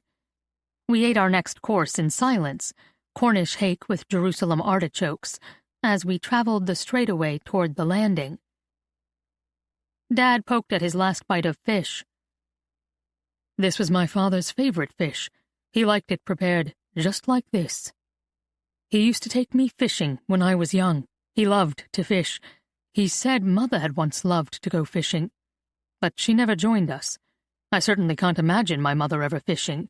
She was so dour and serious. I haven't thought about that in years. I haven't thought much good about either of them in years. You should get to know her, Dad. She was feisty and bold. She fished, climbed trees, fought squirrels. You should read her stories. Dad's eyes rounded in surprise. He looked again like a small boy before he banked his wonder. I could almost see the walls grow within his mind. He was stepping away once more. I've buried her, Caroline. Both of them, and I can't keep going back there. Please. No more. I tucked in my lips so as not to retort, plead, or even speak, as one waiter removed our plates and another set dessert before us. Staring down at a Yorkshire rhubarb fool, and feeling like one myself, I risked a next step. You spoke of ghosts, Dad. There are so many in our lives. His eyes flickered with alarm. I continued. We have to go back. We have to go back or we'll never move forward. Maybe this is where it all began. What began? This holding on so tight that no one can breathe, no one can live. Dad laid his fork onto his plate and sat back. You're being dramatic. Do you know why I went to law school? A slight widening of his eyes told me he didn't. Even though I'd told him again and again, he'd never heard me. When Mom left, you once commented how we'd all gone. I came back after college, bounced around jobs, but we never connected. I thought if we had law school in common, maybe we'd find a way to talk, to be together. And maybe it would have worked because I loved it. I didn't drop out because I'm flighty, Dad. I gave the word the emphasis he always did during our life talks. I quit because I wanted to be with you. I wanted to help you. Because we're family. Despite everything, and unless you do something, unless you meet with the doctors Jason keeps finding, or you take your cancer more seriously, we're running out of time. I don't want us to end like we are now. I scanned the restaurant. Sitting at a table on a boat because that's the only way we'd willingly sit and talk to each other. Maybe even listen. I looked out the window, letting the quiet stretch between us. I expected him to step into it, to say something, anything. He didn't. I finally turned back to find him staring at his plate. And what if I'm right? I've already found extensive holes in Matt's assumptions. If Caro loved Grandfather, then she probably didn't have an affair with a German. And if she didn't have an affair with a German, if that's not true, the very premise behind her supposed defection, then what else isn't true? Possibly all of it. That means you lived under a lie. Your mom, your grandmother, your father, all believed a lie. And that blackness you talked about can be lifted, and maybe mine as well. Maybe I'll do something good, and we won't be paralyzed by the bad. This is nonsense. None of it matters anymore. That's not true. I thumped the table so hard silverware rattled against china. Heads turned. I lowered my voice. It may be the only thing that does matter. Dad watched me, and for a second I thought he was going to relent. Scenes, scenarios, emotions, and memories played through his eyes. As he brought himself out and back to me, a hard glint met my gaze. He dabbed the corners of his mouth with the crisp white napkin, his eyes never leaving mine. I came because you are my daughter. I came because... He narrowed his eyes, not at me, but at something behind me. That past he claimed no longer mattered. Because no one came for me. And I wanted to offer you that. And your brother goads well. But perhaps this was inevitable with both of you. One generation never truly understands the perspective and needs of another. The boat bounced against the side of the canal as they moored it. Dad folded his napkin and laid it perfectly aligned with the edge of the table to the left of his plate. Goodbye, Caroline. I shot up to stand as he did, twisting my napkin in my hands. You don't mean that. Come back to the house with me. Read some of the letters. You'll see. You'll love her. Both of them. Dad surveyed the table before returning his attention to me. You say you like your job, Caroline. I hope you don't lose it over this fruitless and destructive chase. That would be a shame. Please thank your mother for the lunch, and tell her I'm heading straight for Heathrow. He glanced at his watch. If I hurry, I can still catch the 5 o'clock to New York. He walked to the back of the boat and climbed the 4 steps to the landing. I dropped back into the wooden chair and didn't realize I was crying until the woman at the table next to me handed me a tissue. What was I going to text Jason now? 20. The house was quiet when I returned. I climbed the stairs and found Mat sitting on my stool, absorbed in a letter. I couldn't wrestle the energy to be annoyed. I felt as wrecked as my dad had looked. Perhaps I was a fool after all, and about to be betrayed. You said you would wait for me. Mat dropped the letter as if it burned him. I tried. Your mom brought me up here and pointed to your piles. She said I had to get to work. She was pretty forceful. I slumped onto the stool across from him. That sounds like her lately. Where is she? She went to the grocery store. She wants to make us chicken pot pie tonight. I smiled. She's turned into Thomas Keller. It was my favorite as a kid. I'm surprised she remembered. Lunch didn't go well? That's an understatement. I rested my elbows on the table. Maybe this isn't the best approach. As Mom says, that ship has sailed. I've crossed a line, and there's no going back. So can we please find something good? Mat scrunched his brows together and offered me a small, flat smile. Let's get to work. He returned to the letter he was reading, and I reached for the diary nearest me. I sat for who knows how long, seeing nothing. The letters blurred on the page as lunch replayed through my memory on a perpetual reel. All those moments I could have handled differently. All those missed chances for... what? Connection? Understanding? Nothing had changed in 20 years. I was still that same kid chasing my dad, wanting him to see me. Taking us off land hadn't altered that reality. I envy you all this. I looked up to find Mat sitting straight, stretching his back, surveying the attic space. I followed his gaze. The room was large, clean, beautifully restored, a source of envy in most circumstances. not unlike my attic bedrooms on Chestnut Street. It's a house. It's big, it's grand, but it's still a house. I returned to staring at the page in front of me. But what a house! Mat whistled. I used to feel that way about your family. Remembering your stories, I still do. I scanned the room again. This has been in my family for at least a couple 100 years, maybe more, and my grandmother, my dad's mom, left it to my mom after she divorced my dad. Somehow, that feels messed up to me. I looked back at him. It's what you do in a house that matters. You used to call home every Sunday night to be a part of your family's dinner. We'd be doing homework and I'd pretend to read while you talked. But every word, those are some of my favorite memories from freshman year. I shrugged away Mat's stunned expression.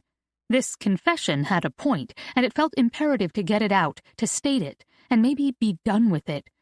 I didn't want to bring up the past. He had made it clear in multiple unspoken ways that wasn't wanted. But this trip down memory lane was all about the present. I continued. Whereas I just went to an amazing restaurant and I want to throw up because instead of having good conversation with all that good food, my dad basically served me an ultimatum. I am to stop this or not have a relationship with him. Not that I really have one. I shook my head. Talking wasn't helping after all. I guess, just be careful what you envy. You're coming around to my way of thinking. Mat offered me a knowing smile. History reflects humanity. It isn't one-dimensional, or even two-dimensional. It's multifaceted, and far more complex and nuanced than we allow. I rolled my eyes. At the coffee shop, he said I hadn't changed. Neither had he. A simple acknowledgement or some understanding would be fine here. Yes, well, he chuckled with humor and a note of something tender and sad. Nothing was ever simple with you. I'm sorry about lunch. About all of it. A flush of red crawled up his neck. He cleared his throat and pointed to the diary still in my hands. You've been staring at that page for at least a half hour. I blinked and nodded to the letter at his elbow. Read those in conjunction with this. I handed him the diary. Those letters will make more sense in tandem with the diary. And here. I reached to the pile in which I'd placed Margaret's 4 worn and beloved letters. The ones she had tied with her own black ribbon and read so often they'd softened almost to the point of disintegration. Here's a letter from 1939, but be really careful. These 4 were tied separately. They were important to my grandmother. Got it. Mat seemed startled by my change in subject, but didn't comment. He ducked his head and got to work. I pulled another diary closer to begin annotating it. Yet once again I found myself staring at nothing, listening to soft words I wanted to savor on repeat. Yes, well, nothing was ever simple with you. 12 March 1938. Dear Beatrice, Hitler invaded Austria today. Overran and absorbed it into Germany, more like. Father has been worried he would do this. He and Sir Churchill are among the few, he says, and that concerns him even more. But I'm not home, so I have no idea what he'd say tonight. I wouldn't want to hear it. It would be more than I could handle right now. I'm at the London house, and I hate it. Caro came from Paris for the weekend and invited me to visit. Things have felt so fractured between us lately that I conceded and travelled by the train yesterday morning. It's been nothing but eating, drinking, and talking nonsense about buttons and dresses, haute couture and bad politics. Ugh, I have to go. It's my last night here and we're meeting a few of her friends for dinner and drinks. This isn't a set we knew growing up. I have no idea how she knows them, but she does, and we can't survive an evening without them. 13 March 1938. Beatrice, it's 3 o'clock in the morning and I'm tired of waiting up and I'm mad. Couldn't it have just been the 2 of us tonight? Was that an unreasonable request? Caro is still out, but I came home hours ago. I said I had a headache, but really I was fed up. She and her friends drank, laughed, and looked at me like I was an archaeological find pinned to one of those display boards at the Natural History Museum. I was so cute, they said. What they meant was my provincial ideas were so antiquated and passé they've become cute. Furthermore, I am an idiot. They didn't say it, but everyone's tone dripped with condescension. I couldn't possibly understand that Hitler's Anschluss was inconsequential. Only Imperial England would think that way. The world is a much broader place with a wider scope of belief, loyalty, and truth. And after all, Austria was Germany's to begin with. How can we begrudge them annexing an integral part of their national heritage? And in the grand scheme of life and the movements of history, wasn't it to be expected? My opinions were merely defined by my father's perspective, which is sadly outdated and just plain wrong. Bollocks! Of course I didn't say that. That particular word got my mouth washed out with soap at least 3 times as a child. But while it would have expressed my anger perfectly, they would have laughed at it with a, "How quaint! Is that the strongest word you can say?" Instead, I sat there mute, and they left off me to canvass Scap's latest political statement, designed with the lines and fabrics of her newest collection. They think I'm frivolous? If Father heard Caro tonight, he would be devastated. Forget Modigliani or F. Scott Fitzgerald and all those writers she fights with him about. He'd worry about his own daughter. Worst of all, I felt stupid. I felt as provincial as they thought me. With my hair still long, and my pink lipstick I bought when I was 14 and found in the London House's powder room this evening. My clothes were worse. I know nothing of fashion. I care nothing for fashion. Caro did suggest I borrow something of hers, but the way she offered wasn't kind. "Are you sure you don't want to borrow this? Or this? Or—" "Is there a better way to tell your sister she's an embarrassment?" "There is. You laugh at her." Someone commented about my dress, and I replied, "With war coming, I have no use for anything fancy. I spend most of my days helping the tenants and managing the estate." I wanted to show I worked, like they do. Instead, I sounded like I had a silver spoon shoved down my throat. Caro didn't like that at all. She glared at me, and I got the sense none of these friends know anything true about her. It disintegrated from there. "War isn't coming. Hitler's satisfied. He'll stop now. You'll see." "You're wrong," I declared. "Hitler is a real threat, and that Anschluss, as he calls it, was not the peaceful annexation they want us to believe. It was the subjugation of a nation, and Hitler's ideas are radical and dangerous, and people are suffering, and many dying." The whole table quieted. Caro, who had been gentle with me when I first arrived, and only glared at me when I misstepped, had grown weary of protecting me from her friends. Rather than ease the harsh silence between us, she diverted their attention with a joke at my expense. Everyone laughed, and the awkward moment was over. For them. I never spoke again. My headache wasn't really a lie. I had one from that instant on. But Beatrice, sitting there passively listening, was worse. I might parrot Father like Caro says, but she parrots Elsa Schiaparelli, Dali, and all those other designers and artists. They're communists. Supposedly that's the opposite of fascism, but I'm not sure how, if both give the government control of everything and human life matters little. At least it's over. We leave for Parkley today. Father insisted that if she came to England, she needed to come all the way home. The next few days should be very interesting. Paris, 1st April 1938. Dear Margot, I'm sorry I haven't written you back. I'm still trying to forgive you.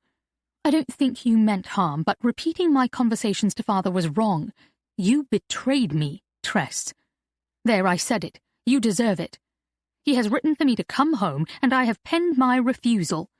There is no danger here, and if I want to go out with my friends and ponder new ideas, that is my business, just as staying home safely tucked under Father's wing is yours. If your apology was sincere, I'll ask you to put in a good word for me. If you are lying and have any inclination to betray me again, I ask that you keep out of this. I can't come home, Margot. How can you not understand? There is no room for me there. I'll suffocate. This is where I belong. This is where I can breathe, create, and live. I am beyond fluent now. I think and dream in French. No one can tell I'm not a native speaker. And there is no war. I'd like to remind both you and Father of that salient fact. This unrest will settle down. The salon is busier than ever, and that wouldn't happen if France, if the world was marching toward war. People would retrench. Scap has her finger on the pulse of things. I've never known anyone to read the Times, clothing, or politics so well. Did you see her latest collection? The circus collection is whimsical, fun, daring, decadent. Do you really believe that is the aesthetic Paris would snap up on the eve of war? At the collection's opening, the Place Vendôme mansion, all 98 rooms, was packed with light, colour, and chaos. Acrobats tumbled through the upper-story windows from high ladders propped against the outside walls. Mannequins strolled the rooms, with performers leaping up and around them like popcorn. The girls wore hats fashioned like ice cream cones, all 30 of us. Martine and 6 others came from design and sewing to work the boutique, while I managed the runners for our exclusive clientele, working the dressing rooms. I think I now know of every dalliance in Paris. I certainly saw a few trysts I'll never forget. It's life, Margot. You can't hide from it. You seem to think it's all disingenuous, or worse, frightening. But it's real and creative, and it's touching. There was one tender moment amidst the festivities I'll never forget. There's a German industrialist, Paul Arnim, who has been frequenting the salon. The Germans made his family move to Paris last year to run some company, and he said, for his wife's sake, he plans to make the best of it. I gather that means buying expensive clothing. You should see all he has purchased for her.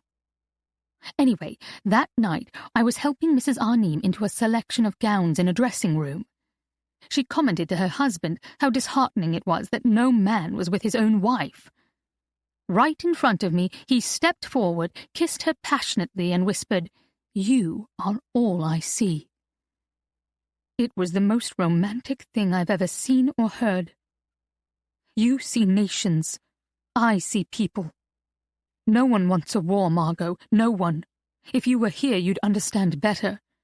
France was devastated in the Great War. We are still rebuilding, and no one is bent on tearing it all down again. As I write this, I miss you. I'm angry, but I miss you more. I miss talking to you, working things out together, and finding where we stand. I choose to believe you are still on my side, and because I believe that to be true, I would never lie to you. Despite all this decadence, or maybe the decadence is a reaction to reality, there is fear here. I can taste it. I'll also concede there are soldiers here, German ones on leave, I think, alongside our French. Actually, that should prove something. If war between France and Germany was a heartbeat away, as Father says, they wouldn't dare visit. Their conflict is to the east, clearly, but Paris holds nothing but good food, wine, and culture for them. Father isn't alone in his concerns, I'll be fair and admit that. A couple weeks ago, Scap was snappish and cut off Martine for expressing her political anxieties. She doesn't allow such talk in her salon, and she punished Martine by reassigning her for a week to work shipping out of the basement. It was better than being fired. Penance paid, Martine is back in her studio, needle in hand. So yes, tensions exist. It may all come down to the passing of an age. Don't you expect every age experiences the sour fear of letting go of the past before it can burst forth in a fully new present? Growing pains. In the end, I suspect we are both right, dear sister. We are at the edge of a precipice. The difference is you believe we will fall, while I choose to believe we will soar. Time will tell who is right. I love you, Caro. P.S. I know we talked about me visiting again this summer, but I don't think I will. I'm not trying to punish anyone, but life is busy, and coming home to fight with father or with you is not enticing. Your world and mine feel too far away to bridge right now. If it were only the two of us, I believe you and I could make it. But father and mother will never allow me to carry an original thought through Parkley's front door. Please come here, Margot.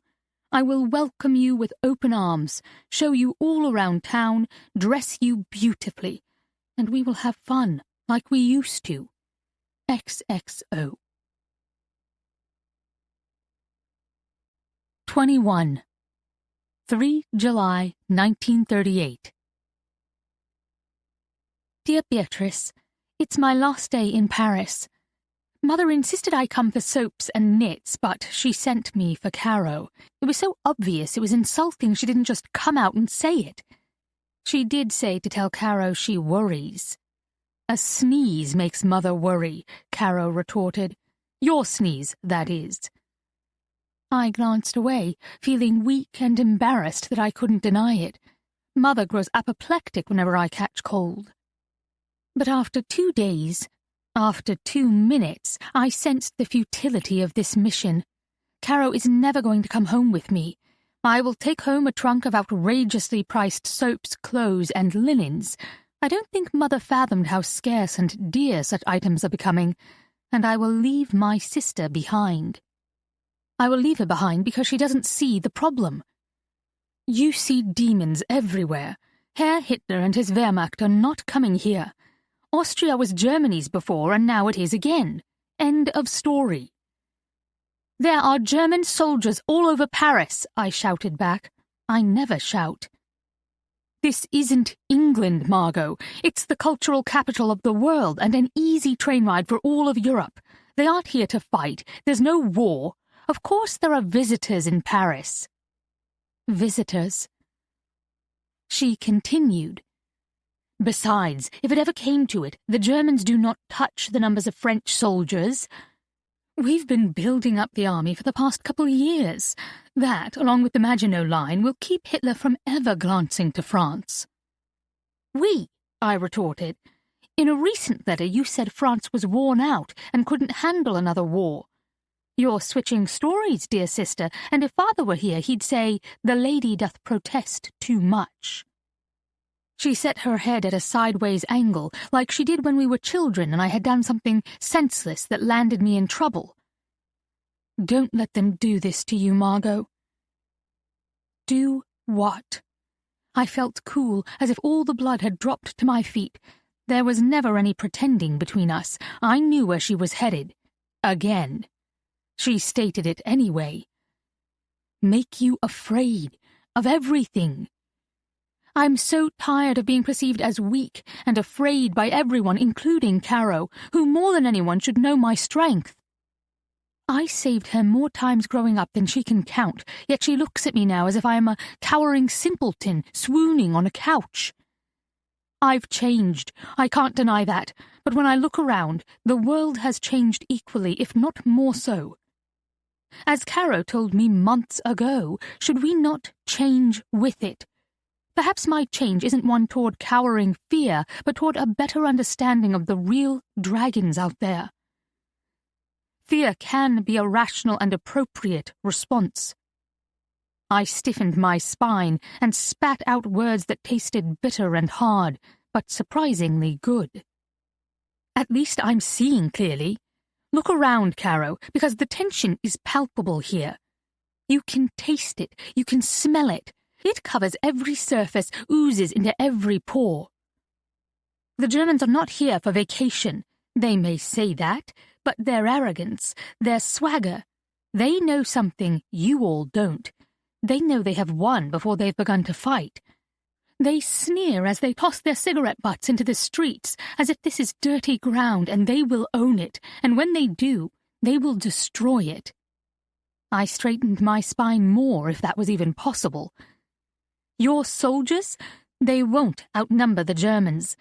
Their rearmament has been gaining speed for years, back when Hitler ceased paying reparations, and your President Lebrun and Prime Minister Daladier are hiding like the rest of them, not standing against him at all.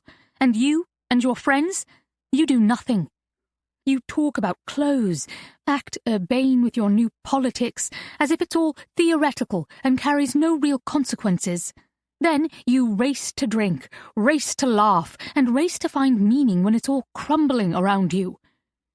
And despite me coming to get you and bring you back where you are loved, you'll stay in this cesspool and do it again tomorrow, until your tomorrows run out. Caro and I stared at each other. The sound of my breathing and cars passing on the road outside filled the space between us. I counted breaths, waiting for her to speak. 1, 2, 3. Our conceptions of love and home are very different, Margot. I wish for once you could understand that. She cloaked those final sentences in velveted steel, and not in the anger I expected. She looked sad, forlorn. I've sensed that before, and I've pushed her to share with me, but she won't. I can't reach whatever has hurt my sister. Perhaps that's the problem. She can't reach me either. Instead of staying and hashing it out, she swiped at her eyes, grabbed her handbag, muttered something about the work, and left. She hasn't returned. 4 July 1938. Dear Beatrice, Caro came in late last night. She crawled onto the bed I'm sharing with her and said one word. Stay. I rolled over and hugged her. She knows I cannot, and for some reason she will not come home with me. But one thing is certain, my dear sister sees far more than she lets on. She senses fully what is ahead, yet she won't give in. There is something broken in her that has become defiant, that wasn't there when we were kids. It scares me, and I suspect I am to blame. You can work for Scap, she whispered. Not in design. You're not creative at all, and you can't sew. She laughed, and I laughed with her. When we were young and I got us into scrapes, Mrs. Dulles taught us to mend our own dresses. Caro loved it. She was the one who loved everything quiet, everything home, everything cozy. She was going to stay there, happy forever. I was the one who couldn't wait to leave and set the world on fire, explore new continents, dig up treasures, and make history. How differently we grew. She continued in a gentle, pleading whisper. You'll love it here, and you're stronger than you think. You always were. You led, I followed. She tugged one of my curls. You've just forgotten. We lay silent and comfortable, dreaming of a world that we once imagined could be ours, before she spoke again. Does Father talk about me? He wants you home, I replied. That's not the same thing, and you know it. She rolled over, her back to me. She felt I'd betrayed her again, and perhaps I had. After all, we promised to always be honest, and I hadn't answered her question. But, other than to demand her return, Father doesn't talk about Caro. Ever. Paris, 19 July, 1938. Dear Margot, I miss you already. Martine agrees you should have stayed. In contrast, I believe I should have sent her with you. It's only been 2 weeks since you left, but much has changed. Or maybe you put thoughts into my head and I see demons where there are only misunderstandings. Yet, misunderstandings didn't paint words across buildings all over Paris. They are real and evil. Gangs have defiled the city by painting "Death to the Jews" on buildings and bridges over the past several nights. Martine was trembling when I entered her studio this morning. She is Jewish, and she is scared. Her parents died a few years ago, and she looks to Scap for guidance. But Scap is a communist, hates the Nazi Party, and declares they will never take over France. She may be right, but her blustering feels overly brash and bold for what I see around me. What's worse is that I know she'll go to any lengths to preserve all she has built. The salon's clientele is increasingly German, and she has no problem with that. Yesterday Scap dismissed Martine's fears and ordered her, along with a whole group of us, outside to wash walls. My heart broke for Martine having to scrub away such hatred. I fear Scap's insensitivity, bravado, maybe even greed will harm Martine in the end. Paul Arnim came in today. I shared with him Father's concerns and your observations. He is German, and he is kind. I expected reassurance from him. He didn't offer any. And he didn't dismiss your fears as I did. He did say, however, he doesn't expect the Germans to show any interest in France. It was the first ray of hope I've had in days. There's so much I want to tell you, Margot, so much I didn't say while you were here. I will be home soon, and we can talk. Not to stay, please don't misunderstand, but for a visit. Life is too short, Margot, to cut out the ones we love. I refuse to be the one who stops trying to bridge the gap between us. If you won't come to see me more often, I must come to you. All my love, Caro. Paris, 30 September 1938. Dearest Margot, are you all feeling better now? I must confess, you got into my head during your last visit, and I've been glancing over my shoulder into dark shadows all summer. But now I feel the weight lifted. There is truly nothing to worry about. The wireless reported today that the Munich Agreement is signed. England, France, Italy and Germany all agreed that part of Czechoslovakia rightfully belongs to Germany, and now that it has been given over to them, there will be peace. Prime Minister Chamberlain said it himself, peace with honour, adding that it was peace for our time. It makes my heart sore. I didn't realise how tense I'd become over all this until this morning.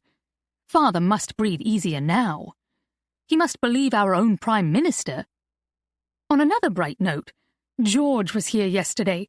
He is working with the Cunard White Star Line and showed up at the salon before lunch. He gave me no word of warning, and what a stir he created. He walked in with such a confident swagger that every woman stared at him, looked him up and down, and rushed to assist him. Their reaction surprised him, and he tried to act all shocked and modest, but he loved every minute. Il était moi, mesdames. A little sing-song, he is mine, and everyone stepped away. George's eyes lit like fireworks. It was a tantalizing and powerful feeling. Then he kissed me, right then and there. He pulled me close and dipped me, just like in the cinema. You should have heard the giggling. He never would have done such a thing in all England, but it's different here. It was right and wonderful, and I wish it had lasted longer. But all good things must come to an end. After a quick lunch and a few more kisses around quiet street corners, he left for meetings. Last night he had meetings as well, and I saw him only briefly before he left early this morning. He promised he will come again. He promised he will schedule more meetings in Paris. I hope he does, because while I had convinced myself I needed this period of my life, Margot, and I have enjoyed every moment, I miss George, desperately. He's been so patient, and will be 20 soon, a very marriageable age, don't you agree? He mentioned me coming home, not to Parkley, not to the London house, but to him. He danced around it, though, and if he wants a reaction from me, he must get braver. He's seen a lot of pain, Margot, more than I think we can understand. His trust is hard to win, and he's wary of family, of love. And he's so tender. He breaks my heart while lifting it high. Goodness, I'd marry him tomorrow if he asked. Don't you dare tell him that. How I wish you were here so we could talk about this. I could share with you every moment of those few short hours, and you could reassure me that all will be well, that he will ask, that we will marry, and that we will live happily ever after, like Briar Rose all those years ago. My prince will come. He also mentioned Adele is expecting a baby. The idea of Frederick as a father gives me the shivers. That poor baby. I must go, dear one, but write to me soon. Love, Caro. 10 October 1938. Dear Beatrice, Caro ended her last letter with "Write to me soon," and I should. I get out the pen, I pull out the paper, I write, "Dear Caro," and I go blank. For 10 days I have gone blank each time I start to write anything. I couldn't even write to you. Writing makes it real, and I'm having trouble bearing it. But it is real. I can see it in my mind's eye. I can feel and taste it. We are the same height, Caro and I. We hit Randolph at the same place when he pulls us close, me as a friend, her as a lover. We each nestle perfectly within the hollow beneath his shoulder. I imagine he dips a girl well. He's always been strong. Then I feel that kiss, and taste those peppermints he loves, and an emptiness beyond anguish engulfs me. He didn't visit Parkley as he said he would this summer. He wrote me a short note about being busy with work and travel, yet he mentioned nothing about Paris. He has always told me before when he visited Caro, but not this time. He must feel it. Lovers need their secrets. Father has heard from Payne that Randolph is in love. Father smiles indulgently and says Caro is fickle and that her infatuation with Randolph cannot last, much to his dismay, for he'd love to have a Payne boy for one of his daughters. He's wrong. Father has misjudged Caro so completely, I wonder if he ever saw her at all, if he sees either of us. Caro is loyal. She endures and has strength beyond imagining. When we were young, I was the fickle one, always changing my mind, acting out and getting us into trouble. Never Caro. If he looked closely, he would recognize it now. All that loyalty and capacity for love and sacrifice is still there. It is simply directed elsewhere. She is loyal to Elsa Schiaparelli, to France, to her George, and, still, to me.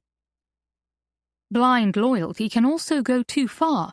She quoted Prime Minister Chamberlain in her letter and his inane "peace in our time" comment following the Munich agreement last month. Did she not hear Sir Churchill's retort? Could his voice not break through her notions of what the present looks like and what the future holds? How could she dismiss someone who knows so much and who has taught us so much at our own table over the years? Sir Churchill was almost frightening in his disdain and adamance. You were given the choice between war and dishonor. You chose dishonor, and you will have war. Sir Churchill didn't mince his words. He never does. War is in the air. It is a spectre that grows strong, dark, and heavy. I pray it doesn't pounce before Caro wakes. I need to write her now. It's time. Thank you, Beatrice, for helping me settle my thoughts. And my loyalties. 22. It's not enough. Mat laid down his last letter. I'll give you she is no hardcore fascist, but she is drinking the Kool-Aid. He raised his brows in reply to my glare. Come on, she dismisses obvious German armament and encroachment. Her worldview has changed dramatically, and she has no problems with Elsa Schiaparelli's politics and mercenary nature. She admires, even romanticizes Paul Arnim. I suspect she's a little in love with him. And his wife? I leaned forward. She helps the case. Watching their interactions, Caro sees a man who she thinks loves well. You said George had trust issues. It only takes a heartbeat for a woman to believe she can be the object of that kind of ardent devotion. It's almost cliché. My eyes widened before I could bank my expression. This was an unexpected insight into Mat, inconsistent with the man I once knew. Bitter? I quipped. He shot me a dark look. Come on, I mimicked his earlier exasperation. You pick, 19th century novelist, misogynist, or that little tirade was born from experience. His face flushed, and he focused on his hands. Experience, but that doesn't mean it isn't true. It does mean you can't be objective. Your preconceived notions, your lived experience affect everything. I echoed his tone and delivery as well as his theory. Remind me to stop talking to you. Mat refused to look up. I wasn't being serious. Hey. I stalled. I had pushed him. In my nervousness to smooth over whatever had derailed us in the car, my distressing lunch with Dad and the tiny bubbles I felt sitting here, I had hurt his feelings. Mat had said nothing was easy with me all those years ago. It wasn't the words, those could be taken any number of ways, some not good at all. But it was the way he'd said it. Soft, nostalgic, warm. His voice had held an undertone of longing that pulled at me. As if nothing easy had been the highlight of his freshman year, just as listening to him laugh and tease with his family had been mine. It led me to wonder what I had missed all those years ago. While I looked for ways to be close to him, study, research, grab a snack, meet at a party, start a debate, had he been looking for ways to draw close to me? Back then, I'd felt alone in that odd push-pull feeling. I had wanted him near, I craved it, yet sometimes he felt too close, like he could see through me. And his eyes. What had Caro written? Treacle. Mat's were a deep golden brown that from the moment we met invited my confidence and my trust. It was often that alluring pull that drove me to push back. It was both exhilarating and terrifying to feel so transparent and known to him. Nothing was ever simple with you. I watched the top of Mat's head, unsure what to do or what to say to make things right again. The air in the room took on a sharp and discordant charge. To apologize felt like it would only highlight his embarrassment and my insensitivity. Instead, I pushed the letter I'd just finished in front of him. Have you read about George for yourself? He just visited her in Paris. Mat still didn't look up. You can't think there's anything romantic with our Neem. Mat bit back. Yes, they've got true love. He raised his head and stared at me. We should quit. Something needed to be said. I'm sorry about just now. But you have to admit, I lifted my hand to stop his rebuttal. What you say isn't uncommon, but it's not a given. You're right, it's not a given, but... He climbed off his stool to stretch. We need more. None of this is getting us anywhere. I had a good article, Caroline, and it's gone. There aren't answers here, merely holes, tons of them. I can't submit what I wrote now. This is worse than if I never proposed that article in the first place. He stepped back to the table. Letters, diaries, our notebooks, and laptops covered every available inch. The information I found in the archives during my first research visit, these contradict most of it. According to the Arnim family and the German records I've searched, he sent his family to the States in early 40. He stayed in France with his companies. Did he go with them, then return? Did he even love Caro? There's no affair hinted at in these letters, and I'll concede she seems to love George. I thought I was better than this. You are. In fact, this is what you posited all along. Nothing is simple. I used the same words he'd given me. He had meant them as a form of comfort, and I hoped he'd take them the same way now. Humans are messy. Their history is going to be messy. True, but inconvenient when you're ready to publish. Do you want to stop? He looked at me. His eyes flashed an angry retort, but he didn't articulate it, and he extinguished it quickly. Rather, another thought replaced it. This one he didn't articulate either. He simply ran his fingers over the letters, as if asking them to reveal their secrets and tell him the true story. I should. I have enough to please the Arnim family, and I have to turn down the Atlantic anyway. I suppose it's a good price for you, $1,000 on a plane ticket to scuttle your problem? I opened my mouth, but he held up his hand. I didn't mean it like that, I promise. I'm mad at myself, not at you. That came out wrong. Why don't you wait? It's only Monday. You could have something great by Friday. I walked around to the side of the table, only a corner away from him. I still need answers. I still need your help. What answers, Caroline? Knowing about your aunt isn't going to fix your father. This isn't a cure for cancer, and you don't know it won't cause more pain. He gripped his chin, thumb spread to one ear, fingers to the other, as if struggling with a thought or with a decision. I had no idea. You weren't kidding about tsunamis. And what happens if we do find something? You think it will be better, but are you ready to accept if it's worse? Much worse?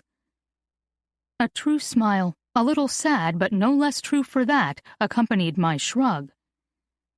He sounded like Caro's description of her sister. You believe we will fall, while I choose to believe we will soar. I've already released the tsunami. Maybe with the truth, it'll have been worth it. I laid my hand across a pile of letters. You talked about resilience within the human spirit. I have to believe the truth will bring that. I reached across the table and handed him the several letters I'd just annotated. Here are a few choice letters from 1939 into 1940. Tell me when you get to the April 1940 letter. I have the next one set aside. Mat laid them down and held out his hand. Hand it to me now. If we're going to do this, let's get it over with. I stepped back. I want to know when you get to it. It's a turning point, after which everything changes. He nodded, not in agreement, but in acquiescence. He was willing to take that first next step.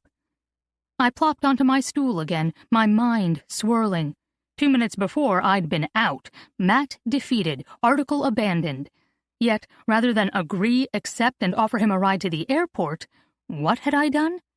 I opened the door wider and pushed him through it. 1 September 1939. Dear Beatrice, I'm exhausted. I can't feel my feet. I've been standing all day and can barely keep my head up. But I have to write to you because I have to write to someone. I have to get this out. Sobbing hasn't helped. Caro isn't here. Writing to her won't help, as she won't understand. I can't imagine things are better in Paris, but perhaps they haven't done what we've been forced to do. Can they truly see a world we do not? The children started leaving the cities today. They are calling it Operation Pied Piper, as if a cute name makes it less devastating. Not that the name is all that cute. I've never liked that story. But that's who I was today, the Pied Piper, playing my happy song as we led thousands of children onto trains with wide red eyes, runny noses, and looks of stoic determination no child should be asked to fabricate. There were 2 sisters who passed through Chesterfield and almost brought me to tears. They looked like Caro and me, and they were so scared. I smiled and laughed and straightened their bows with shaking hands. Everything is a bit of a game, isn't it? That's what we were told to project today. Make it a game and be buoyant, assuring and compassionate. And if we play it well, we will win. Our children will be safe. But when you see it through the eyes of a child, reality crashes through the illusion. It's not a game, and we will never be the same again. We checked the brown tags hanging from each of their necks as they disembarked the trains and ushered them into the unknown. To safety? I'm not sure. All I know is I loaded scared children into packed train cars, lorries, buses, and family cars, sending them to places they'd never heard of, to people they've never met. What awaits them at the end of the line? To make it all worse, Caro's latest letter to father arrived tonight, and from a diplomatic pouch through Whitehall. I wonder that she does not sense the irony in that, while she claims to be safe, she sends her letters through father's diplomatic connections to ensure their safety. She refused to come home. Again. She said if war happened, France and England would be united in it, therefore how could it matter where she was? But it matters, Beatrice. We are family. Randolph visited last month. The Cunard White Star Line was making changes, and he offered Caro passage from their last open port on France's west coast. He said it was urgent, as the port would close soon. It may be closed already. That precipitated most of last month's quarrelling across telephone lines and in letters. Randolph confirmed that people are having trouble fleeing many cities throughout Europe. Controls are tightening. Nazi controls. He sounded as grim as father, but Caro never budged. Why would she? If you read her letters, you'd think she doesn't have a care in the world. The salon this, the salon that, Scap's Zodiac collection, new designs for the modern comedy collection, the latest opening, the glamorous parties, on and on. Father and Randolph versus Caro. Who is lying? Or is everyone seeing the same thing but unable to face it in the same way? Or can no one see the truth at all? Is there truth here? Or only perspective? Caro has never been blind or stupid. It makes me question what she truly sees and what she's about. Years ago I would have said I'd be the one to defy father and do what I want, when I want. But the world flipped upside down. For me, years ago. For everyone else in the world, it's still tumbling. She sent me a dress. Amidst all this chaos, Caro sent me a dress. It lays across my sofa near the window, and it is light and airy and perfect. I can't bring myself to hang it in the closet. I can't stop looking at it. I can't bear to own it either. George loves it, she wrote. When he visited in August, I modelled it for him because if it looked good on me, it will look smashing on you. But we don't get everything the same, do we, Beatrice?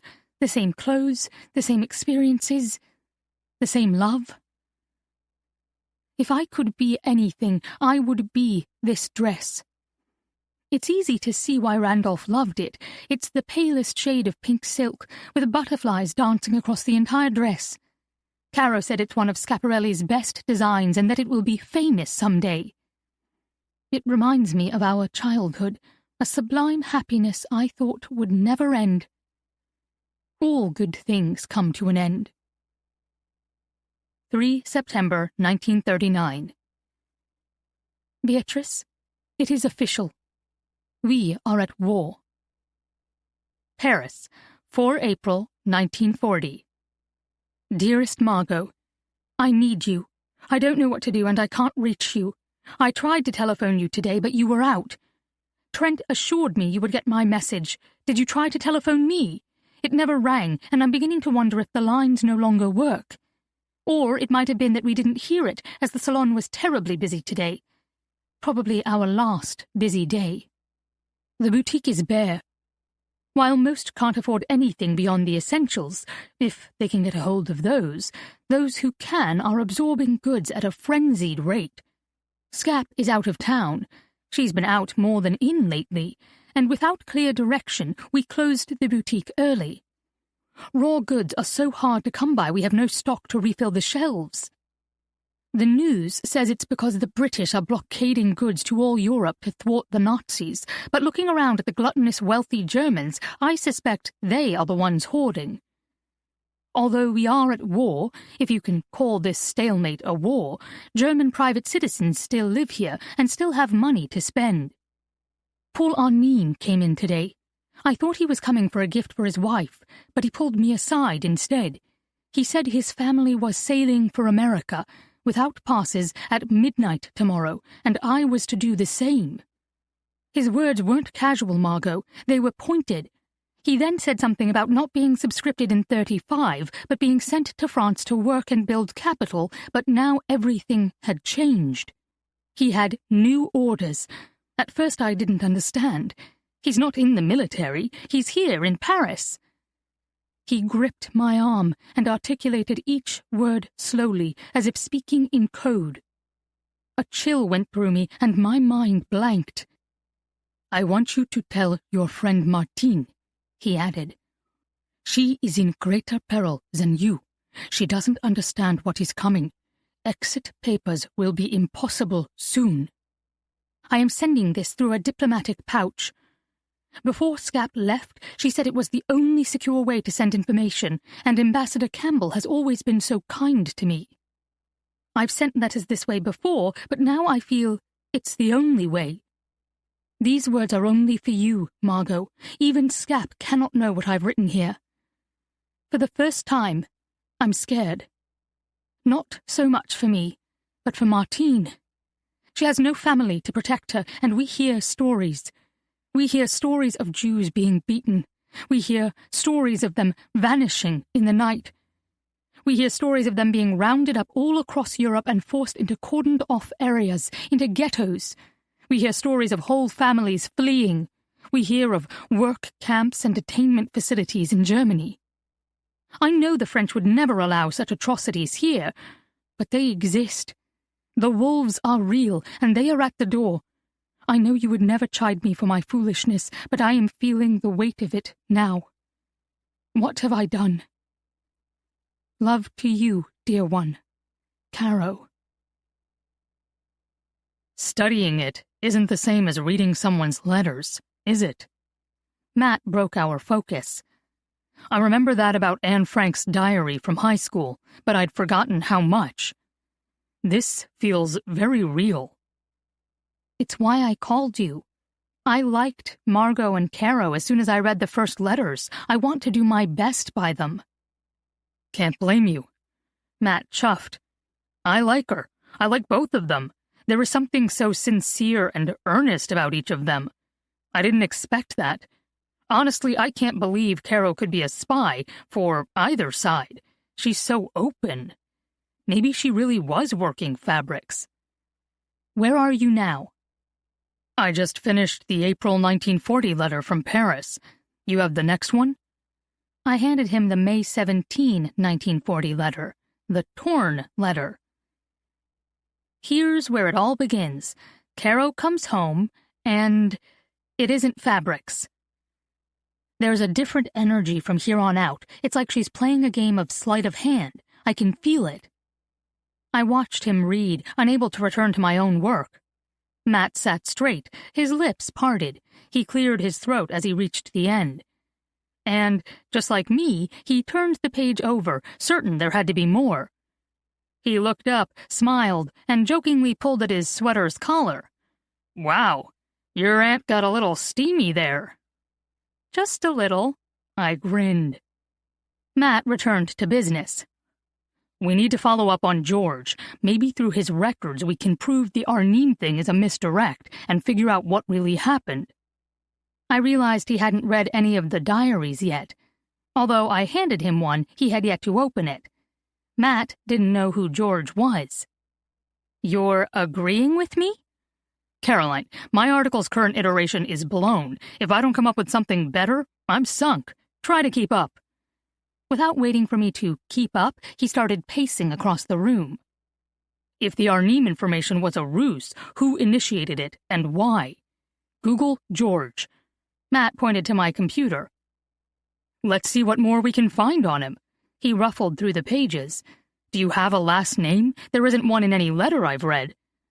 I already know what happened to George. You do? He stopped. He married Margot. But... Mat blinked. That would make him your grandfather? George married Margot?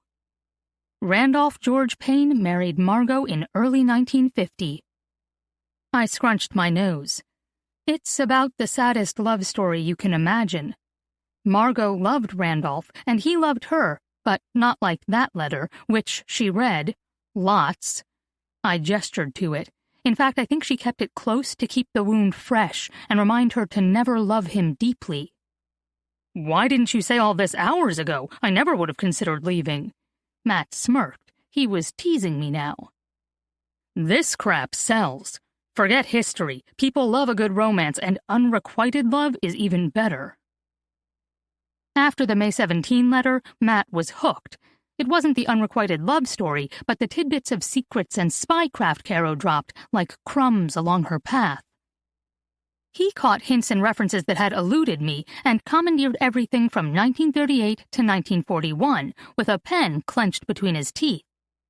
So, he pulled the pen from his mouth as the evening sun shot through the west-facing windows and French doors. Arnim sailed to the United States? Maybe. If so, the Reich called home all officers, and he'd been conscripted by that time. To not return would jeopardize his family. Then what happened? He shuffled through his notebook, tapping his pen against the table with his other hand. He was promoted to Gruppenführer on February 22, 1941. That's an official record placing him in Paris, and a transfer order was issued on October 17, 1941, to Tula, the Battle of Moscow. Mat stilled and stared at me. Then, nothing more. I couldn't find a single notation in any file on him. He didn't report for duty in Russia. Nothing. That, along with that note to Caro's parents, seemed to imply they both left their countries and ran. But now? Maybe not. Moscow was a disaster for the Germans, so losing track of him may not be surprising. Without waiting for me to comment, Mat pulled another pile of letters to him and started again. After the third long soliloquy, I stopped trying to answer. He wasn't talking to me, but having a full-on research discussion with himself, his laptop, and his pen and paper. He worked that way for hours, reading, notating, turning pages in his black moleskin notebook, reconciling what he'd found months ago in the National Archives to what the letters and diaries revealed tonight. Rather than answers, he found more questions. I give up. He threw the pen down after 1 a.m. and pulled over his computer. We'll just have to go back. Go back? To the National Archives at Kew. He started typing. Grab your driver's license and your passport. We'll need them to get you a reader pass so we can get access to the files. Once we have your pass number, I'll start ordering them. That's how we ended the night. Exhausted, around 3 a.m, files ordered, I headed to my room to crash for a few hours, while Mat stayed, still racing through the letters and still talking to himself. 23. We got off the train and Mat led us down Richmond's Ruskin Avenue. About today. There are going to be a ton of files. Thin sheets of paper, most of which will mean nothing to us, but any little clue, name, date, event, place, near Caro's name, we record and chase down. That's how I found your aunt. A notation in Arnim's file. Schiaparelli's employment files in Paris, the ATS, ISRB, and then I stumbled on Arnim all over again. We find a thread and we start pulling. How many files did you order? 12, for now. There's more than you can imagine in there, and it's a mess. You'll find papers from SOE North Africa and an operational log from France in the same file. We're looking for a needle in a haystack, and in only about 10% of the haystack. I felt my face scrunch in confusion. 10%? Most of the European SOE files burned in a records fire in 1999. You're kidding. No, we have to accept we may not find anything more than what we already know. What aren't you telling me? I stopped and stared at him. He was awfully excited for someone who needed to accept we may not find anything more. He beamed at me, lips pressed together, eyes dancing. My heart simultaneously sank and rose. What? What did you find? There was so much in those letters, Caroline, and once I paired them with the diaries, you might not have caught it all, but Baker Street, the irregulars, references to books, tube stations, people like Nelson and Selwyn Jepson, she was spilling the tea. She didn't share secrets per se, but she gave enough clues that now, with files no longer classified, it paints a picture, a really complete picture. A picture of what? I couldn't move, and Mat couldn't stand still. He started walking down the street. I raced after him. Hey, slow down. A picture of what? A spy. When I threw it out yesterday, I wasn't being serious, but I am now. It all became clear around 4 this morning. But I need proof. Proof and time to write it up by Friday. He grinned down at me, racing on, one long stride after another. At 5'9", I can usually keep up with anyone, and Mat's only about 6'2", yet I had to run to catch him again. I grabbed his arm. What does that mean? It didn't sound good. From my perspective, it sounded a lot worse.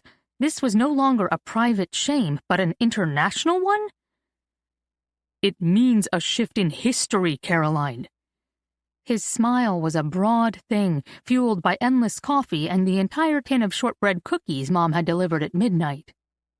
My article before was positing that your aunt worked for the SOE as a secretary, maybe in records or something, as that was common. But it was about how we view history, how it affects us, changes us, and we grow, rebound, and move forward. But what if I can prove your aunt was the very first female SOE agent? Her dates signal she was on board in 1940, putting her at the very beginning with Gilliana Gerson and Virginia Hall. Earlier even, and they weren't British. See?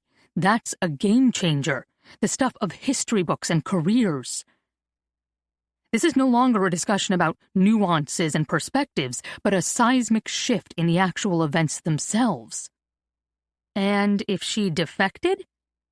Again, seismic shifts in how we look at that time. A defection like that, if known, would have changed everything for the SOE and the British war effort. A tsunami on a global scale. He bounced on the balls of his feet. I pulled at his forearm to stop the bouncing. He dropped his attention to my hand, white with pressure and still clutching his arm. He calmed.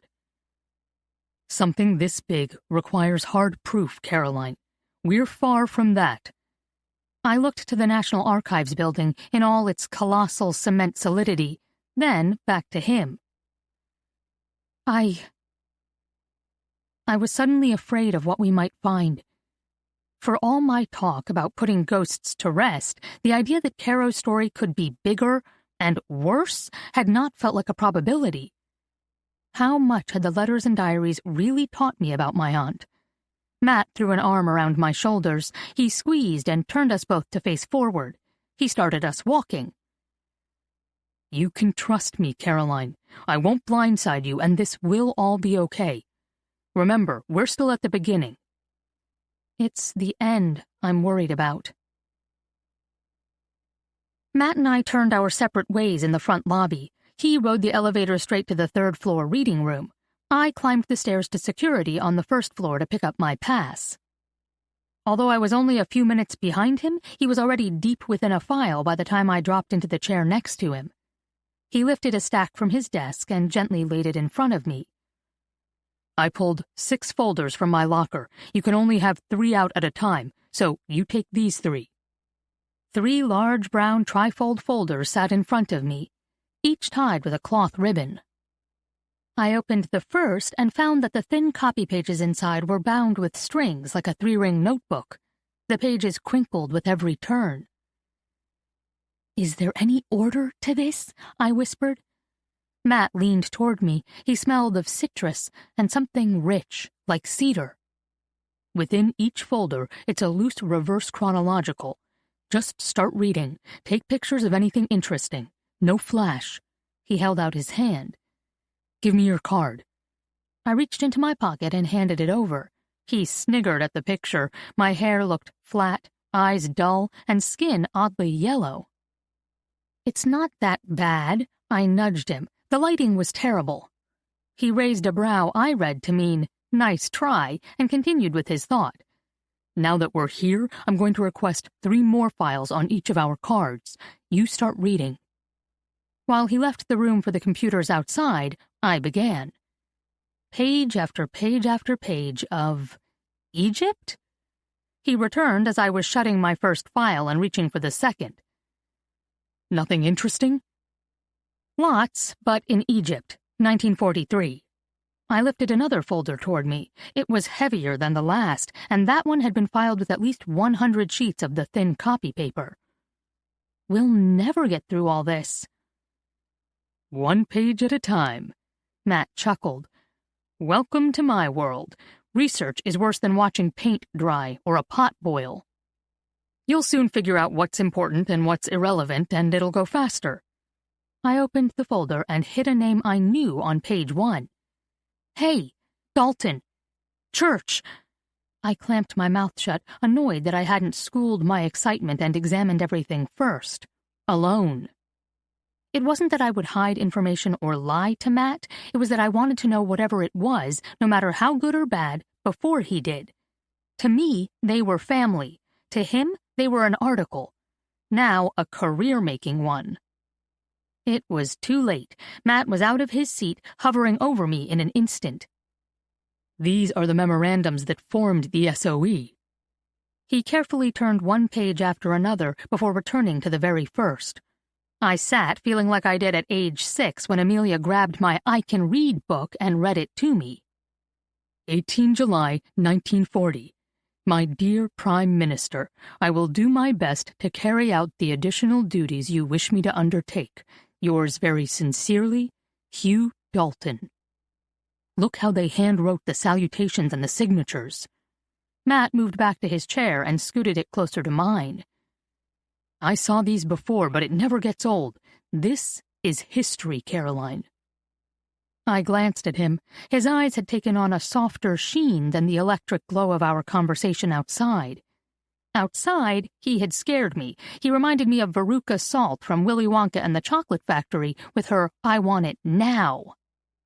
I didn't feel that way looking at this Mat. This was the Mat who brought me coffees in the library as we rushed to finish papers. This was the Mat who ate a whole box of red vines with me at the Avengers opening night. This was the Mat who said history was multifaceted, nuanced, and complex, and had walked me through his ideas late into the night. This was the Mat who really did smell wonderful, and was, at that moment, looking straight at me from not more than 6 inches away. What? I blinked, having completely missed his comment. He wrote that. Churchill, with his own hand. Mat turned the pages, going back in time from when Dalton accepted Churchill's commission to Churchill's initial request. I traced my finger over the letter's handwritten parts. 16 July, 1940. Dear Dalton, yours sincerely, Winston Churchill. Mat grabbed for my hand and held it. You can't do that. It's his real signature. Isn't it amazing? It's in pencil. It won't be amazing for long if everyone rubs their greasy fingers over it. I suppressed a smile. I washed my hands, and I bet we're the only people to request these files in years. That's not the point. A ghost of a smile lingered on Mat's lips as he studied the signatures. I was sure he wanted to run his finger over them. Quick swipe? I shoulder bumped him.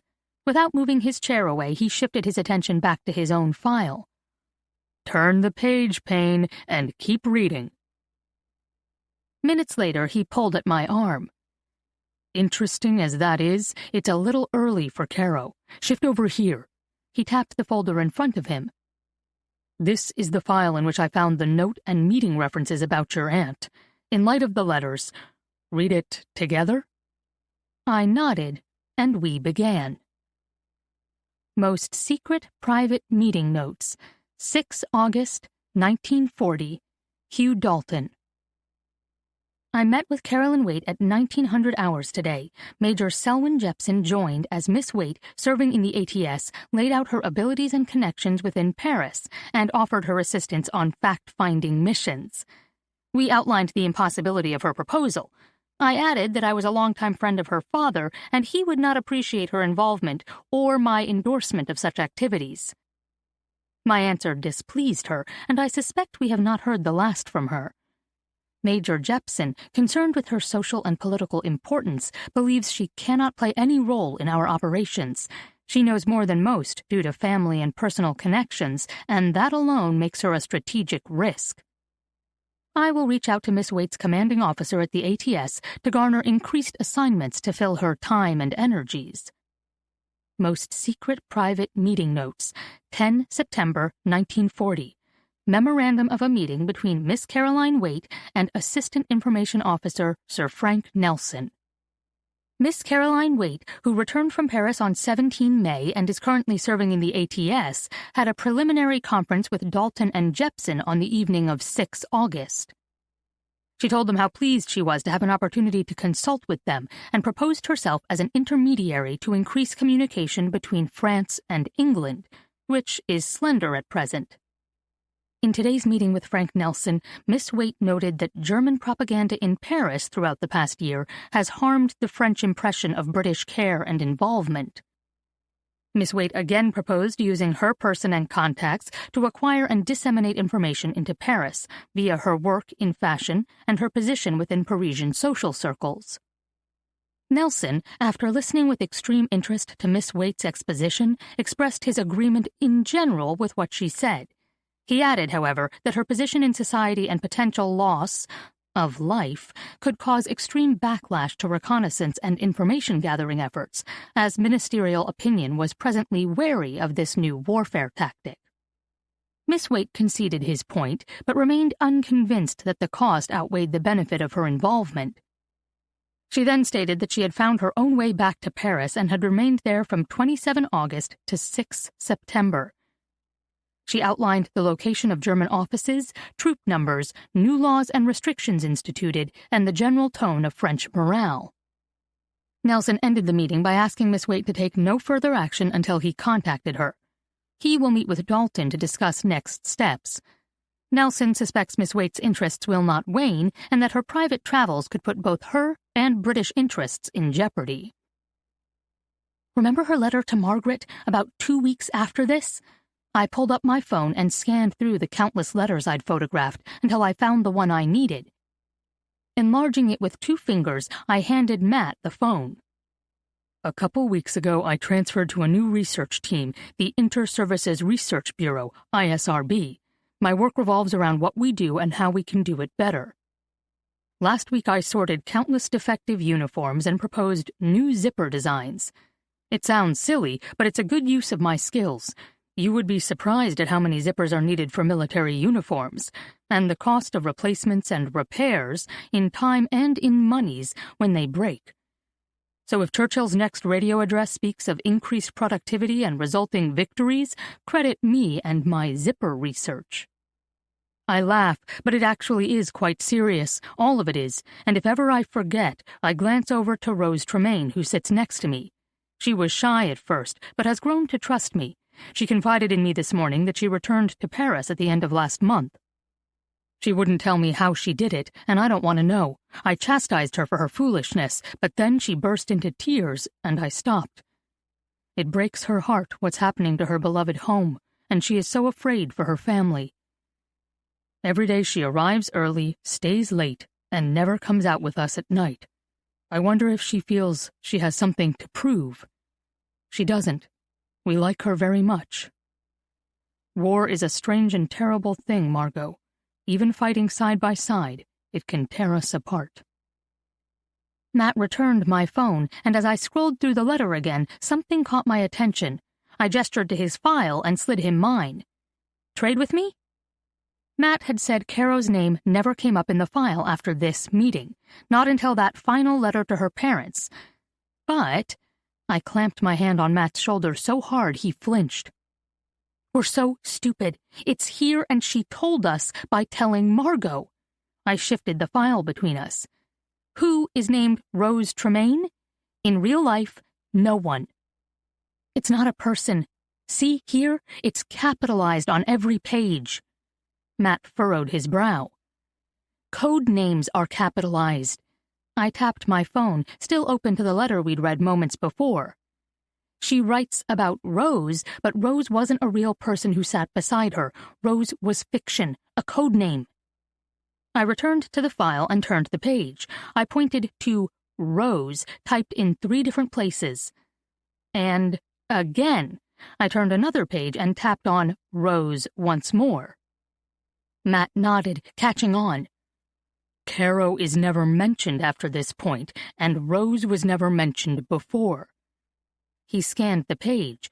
Without the letters, that connection is impossible. We have to be sure. Rose from Briar Rose, Caro's favorite fairy tale.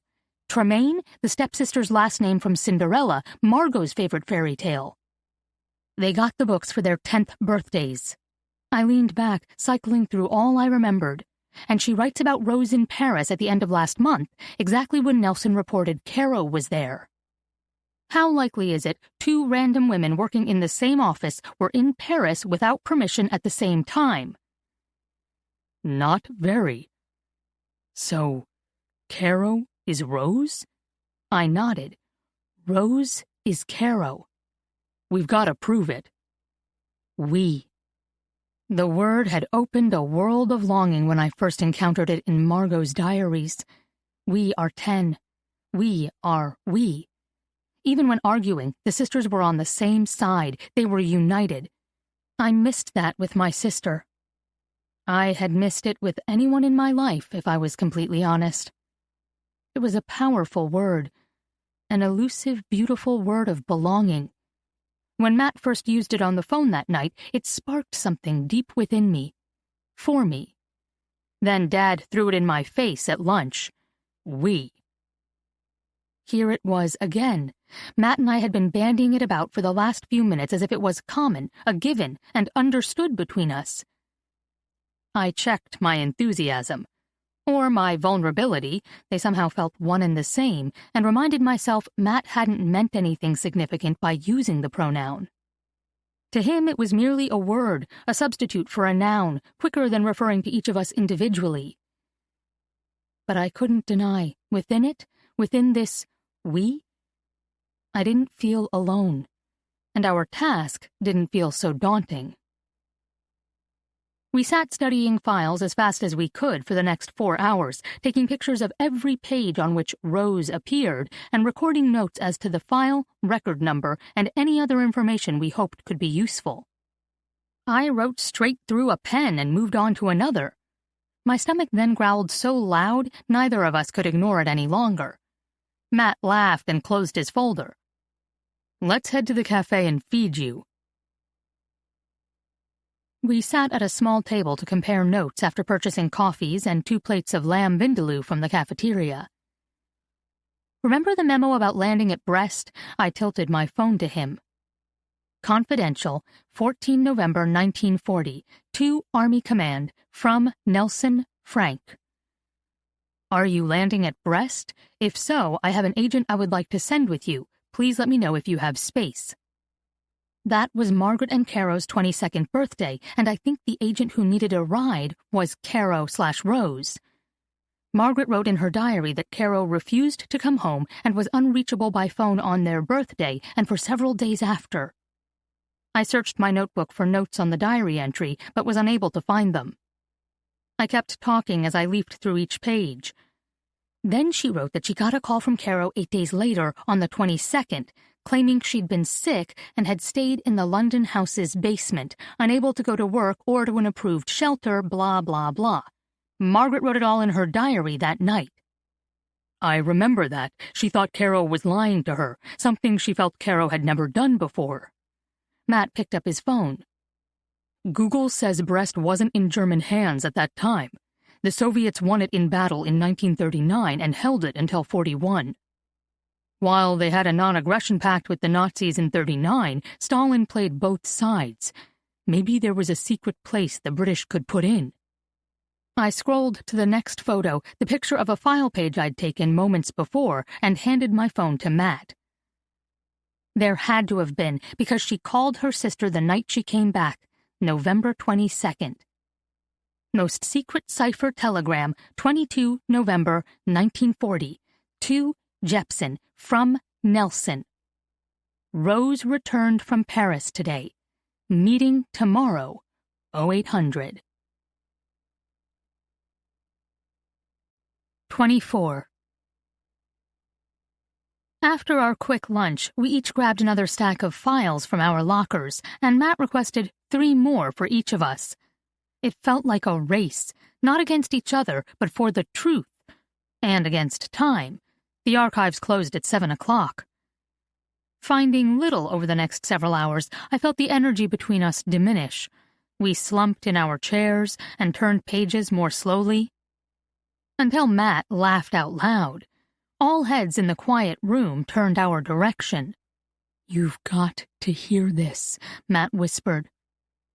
Major Golding has antagonized the staff to such a degree that I have had to resume control, and he fails to carry out my instructions to an alarming degree. His continued presence on my staff is a waste of public funds. He criticizes the policy of the British government and my conduct of the work of this section in the presence of private soldiers and foreigners. He is unreliable and slothful to a remarkable degree. In my opinion, he is unfitted for employment in any post demanding discipline and dependability. Signed, Colonel G.S. Slothful. I need to remember that. It reminds me of some of the students in my TA sections, Mat quipped. Do you like teaching? I didn't realize when we were seniors that you were going on for a doctorate. I faced Mat. From his expression, I couldn't decide if he was considering the question or me. We'd been so close once, I should have known that, no matter what had happened our final year of school. I do. I didn't at first. I suspect 18 and 19-year-olds have little respect for 22 and 23-year-olds. But now I'm a decade older than they are, and there's a little distance we recognize. The dynamic works. They act like I might know something. He winked at me. I never let on when I don't. What would you tell them about all this? I drummed my fingers on the file in front of me. A student finds a thread, one that pulls in lots of directions, yet can't pull a definitive answer from any one of them, nothing that answers the main question. Was Caroline Waite a traitor or a hero? Mat drew closer, clearly understanding my deeper question. I'd counsel caution, even more so than when I wrote my now-defunct article. The letters opened up their humanity for me and changed the facts considerably. They were sisters who were funny, touching, kind, jealous, and in love, tragically with the same man. Everything written about them should carry that humanity. I'm not sure I got that before. He sat back. But to answer your question, I would still encourage them to pursue it, wrestle with it, chase down all those threads, draw conclusions, and write something up. I'd push them to get to the point where their ideas are firm enough to commit them to writing, discussion, grading, publication, anything. We have to take our thinking that far because we can't learn from history if we don't press to understand it. And if we don't understand it, we're doomed to repeat it. I nodded, as I had come to the same conclusion. Except I wasn't thinking on the macro level. It wasn't the scholars who needed to process Margot and Caro's story. It was me. When I read their words, the narrative I found was my own, and in understanding their story, I began to see my family, my father, and myself. To learn from it, rather than repeat it, felt vital. Without redemption for Caro, without uncovering the truth about her life, was redemption possible for me? For any of us? Mat caught the change in my expression and nudged my shoulder. What are you thinking? There was so much I couldn't say, and one thing I could. I lifted the page I'd just read and tilted it in his direction. We're nearing the end. Here is Rose's last mission, 3 days before that final letter to the Waites. Mat tucked close. Most Secret Operation Clementine Field Summary. 1718 October 1941. The purpose of this operation was to attack and do as much damage as possible to the engine facility in Paris, 12th arrondissement, as it is extremely important in supplying engines for German troops. In particular, the construction of Arado AR-240 aircraft. It was thought that the maximum damage would be inflicted by blowing up the cement support structures in the main workroom area. The party chosen consisted of 3 men equipped with automatic pistols, grenades, fighting knives, 4 specially devised explosive charges, incendiaries, rubber gloves, scaling ladder, wire cutters, and 2 days of emergency rations. The above-mentioned party and equipment were transported by 1 aeroplane in 1 container and dropped by parachute at a suitable point not far from the target. Cover was arranged by Rose Tremaine about 3 miles from the area where the party was due to be dropped and north of proposed target. Reconnaissance, led by Rose, revealed unexpected obstacles, and although these were successfully overcome, the operation was carried out later than expected on 17 October, with 2 additional German security officers on duty, as well as an alternate diversion employed 8 blocks from the factory entrance. All 4 support structures were blown up. The party saw flames reaching 150 feet. Searchlights were seen probing the sky for hostile bombing aircraft. The results of that attack were as follows. A. The 12 Germans who were in the station at the time were arrested and, it is believed, shot. B. The railway and street traffic in the district was suspended for a considerable period of time. C. The engine factory was completely destroyed, both production lines, and will be out of commission for a considerable time. D. 3 agents reached the safe house organized by Rose and left France via fishing boat off West Coast. Rose did not meet party at house nor at departure location. She has not been heard from. Presumed dead. Mat rubbed his eyes as if trying to create something new on the page in front of us, answers to the myriad questions remaining. That's no coincidence, Caroline. Our Nimes transfer was cited in his record on October 17, and that's the last of him I could find. He vanished. There has to be a connection. How do we find it? I turned the page. Most secret cipher telegram to War Office from Nelson Frank.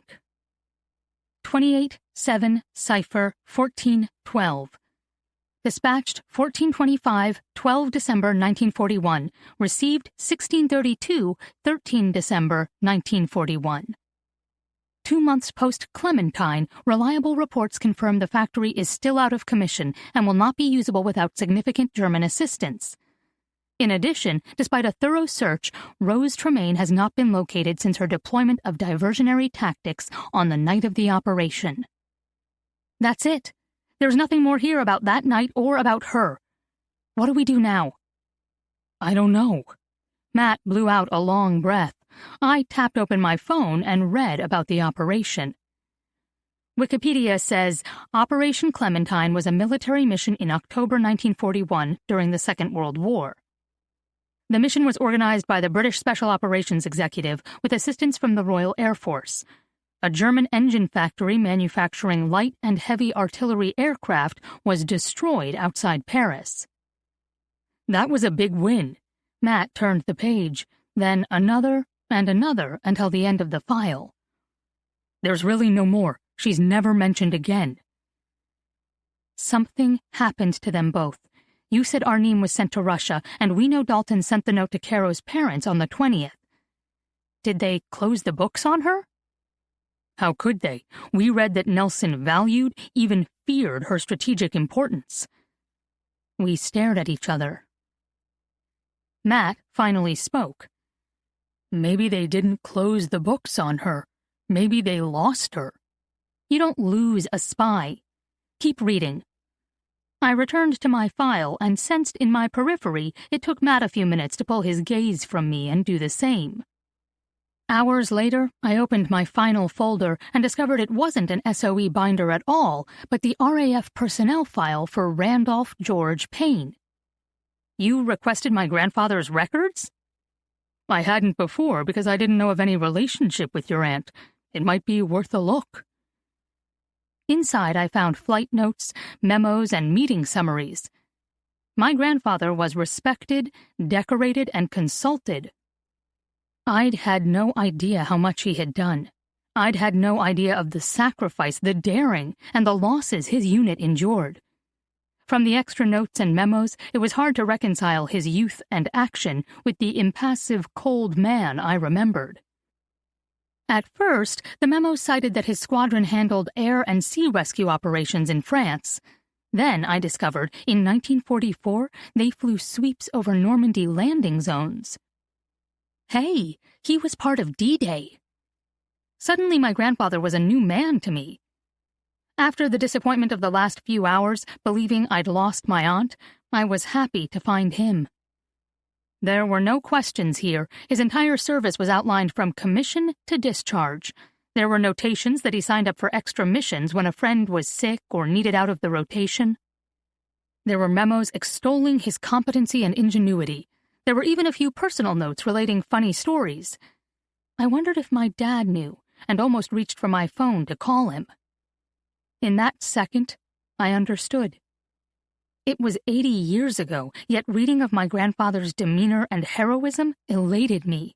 Today.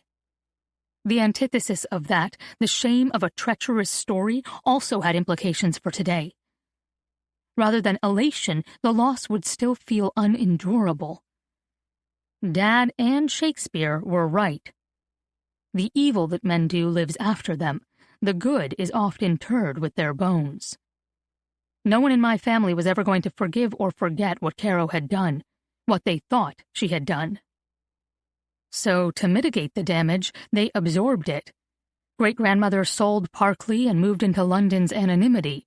Margot never fully lived, trusted, or loved again. Nor did Randolph. And when Dad grew old enough to ask questions, rather than remember the good, they fashioned a lie to hide the bad. They erased Caro from the family tree, and left my father with no understanding, only a dark shadow of shame. I turned the page, and, lips parted in shock, I poked Mat again. Most secret cipher telegram, marriage, to War Office, from 91 Military Section RAF. Received 12 May 1940. P5006 cipher. Officer R.G. Payne, serving with my squadron, proposes shortly to commit matrimony with British citizen in Saint-Nazaire. Under Foreign Marriages Order in Council 1938, British consul is expressly forbidden to solemnize marriage on grounds that sufficient facilities already exist under Foreign Marriage Act 1892. 1. Our reading of Section 22 of Act of 1892 is that I am empowered to appoint an officer to perform civil ceremony. Since I have a priest in holy order serving as officer, if our reading is correct, he could be appointed by me to perform ceremony and thus ensure legality for all purposes. Request confirmation. 2. If our reading is correct, please advise what exactly is entailed by observance of all forms required by law. TCO Palmore. He went to marry her. I sat back and smiled. She misjudged him. She thought he didn't have the courage and was too damaged to step up and ask, but he went to France to marry her. How life would have been different if she'd gotten there on time. Mat furrowed his brow, not following me. It was in the steamy May letter. Caro wrote Margaret that George had gone to Saint-Nazaire to meet her, but she didn't show and he had to return to duty. He never told her why. At least, it wasn't in the letters. Look. He went to marry her. I spread my hand over my heart. It makes me so sad for all the years of pain ahead and all that came between them. The whole expanding triangle, Margot, Caro, George, all of us. Come on, Mat reached for my hand. Let's take a break. We walked outside and circled a path along the Thames. Mat was right. We needed fresh air and sunshine.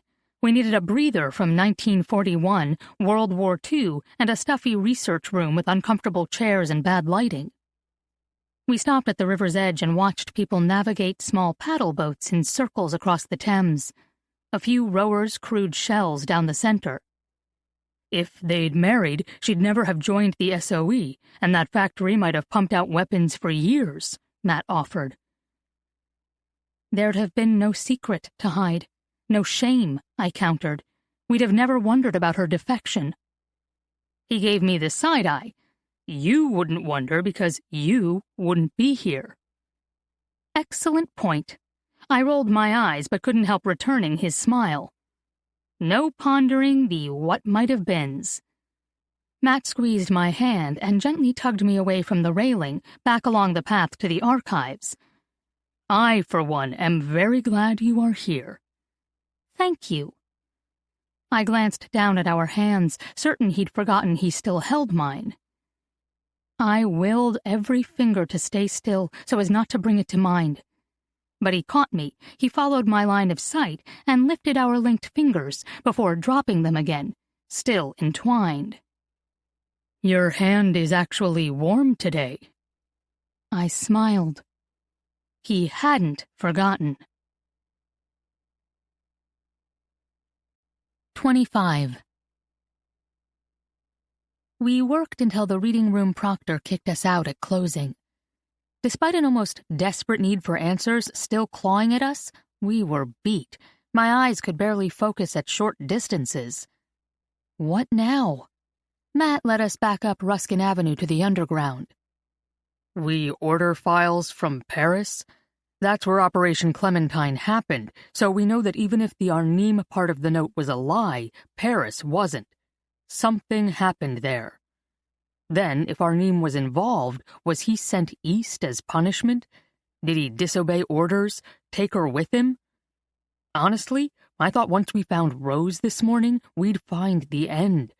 I didn't expect them to lose her as well." I pushed out a tired, worn, and pathetically thin laugh. "You just answered my question with more questions." Mat replied again, with more questions. "Maybe they didn't lose her and I was right all along? If she was a traitor and if that was known, it could have hurt the program. What better way to cover it up than to conveniently misplace her and never record the truth?" I didn't want that to be true, but it needed to be said. It needed to be faced. Mat answered his own questions, talking more to himself this time. There'd still be a record, something, somewhere. He sounded unconvinced and discouraged. He bumped my elbow as a train approached. "Is your mom expecting us back for dinner?" "She had plans with friends she couldn't cancel." "Then let's catch this train." I looked up to find a District Line train approaching. Edgware Road flashed on its side. I pulled Mat back. "We want the Upminster. This one won't go through Victoria." "Trust me." Mat stepped on the train as the doors opened. I hopped in after him right before the doors closed. Neither of us said anything as we balanced in the center of the crowded car and were carried back toward London. While I had no clue where we were headed, I couldn't bring myself to care. Mat led me off the train at Notting Hill Gate, a few blocks south, and I stalled in front of what looked to be a corner pub, under an explosion of flowers. Hanging baskets of bright blooms covered almost every visible inch of the pub's exterior. Looking between and among them, I found a painted sign for the Churchill Arms. Mat opened the door for me. "Seems appropriate after our day. And they have the best Thai food you'll ever taste." "In an English pub?" He led us through the crowd to the back corner and an open doorway. The quintessential English pub experience with pints, flags dangling from the ceiling, and gleaming wood morphed into a Thai paradise with green plants everywhere, mounted on every wall, hanging from the ceiling, and positioned on pedestals between tables. A waitress came over and left us 2 menus after taking our order for a pint of Dark Star Hophead for Mat and a pint of London Pride for me. I needed this. I sank deeper into my padded plastic chair and relished a long sip as soon as she placed the beers before us. We have no idea what happened to her any more than we did before. Yes and no. Mat leaned forward. I thought about this the whole way here. SOE records state Gilliana Gerson, active as of May 41, was the first female agent sent to France, closely followed by American Virginia Hall in August. We read in official SOE files today that your aunt became an agent in the fall of 1940. She was the first, Caroline. That changes history. Between your letters and the files, we can match her person with her code name and with operations.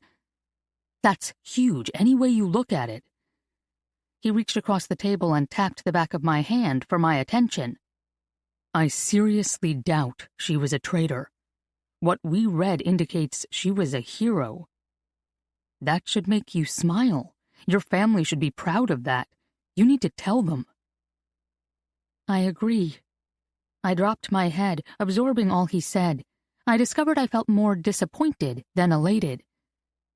My definition of success has changed. It always does, the never-ending chase.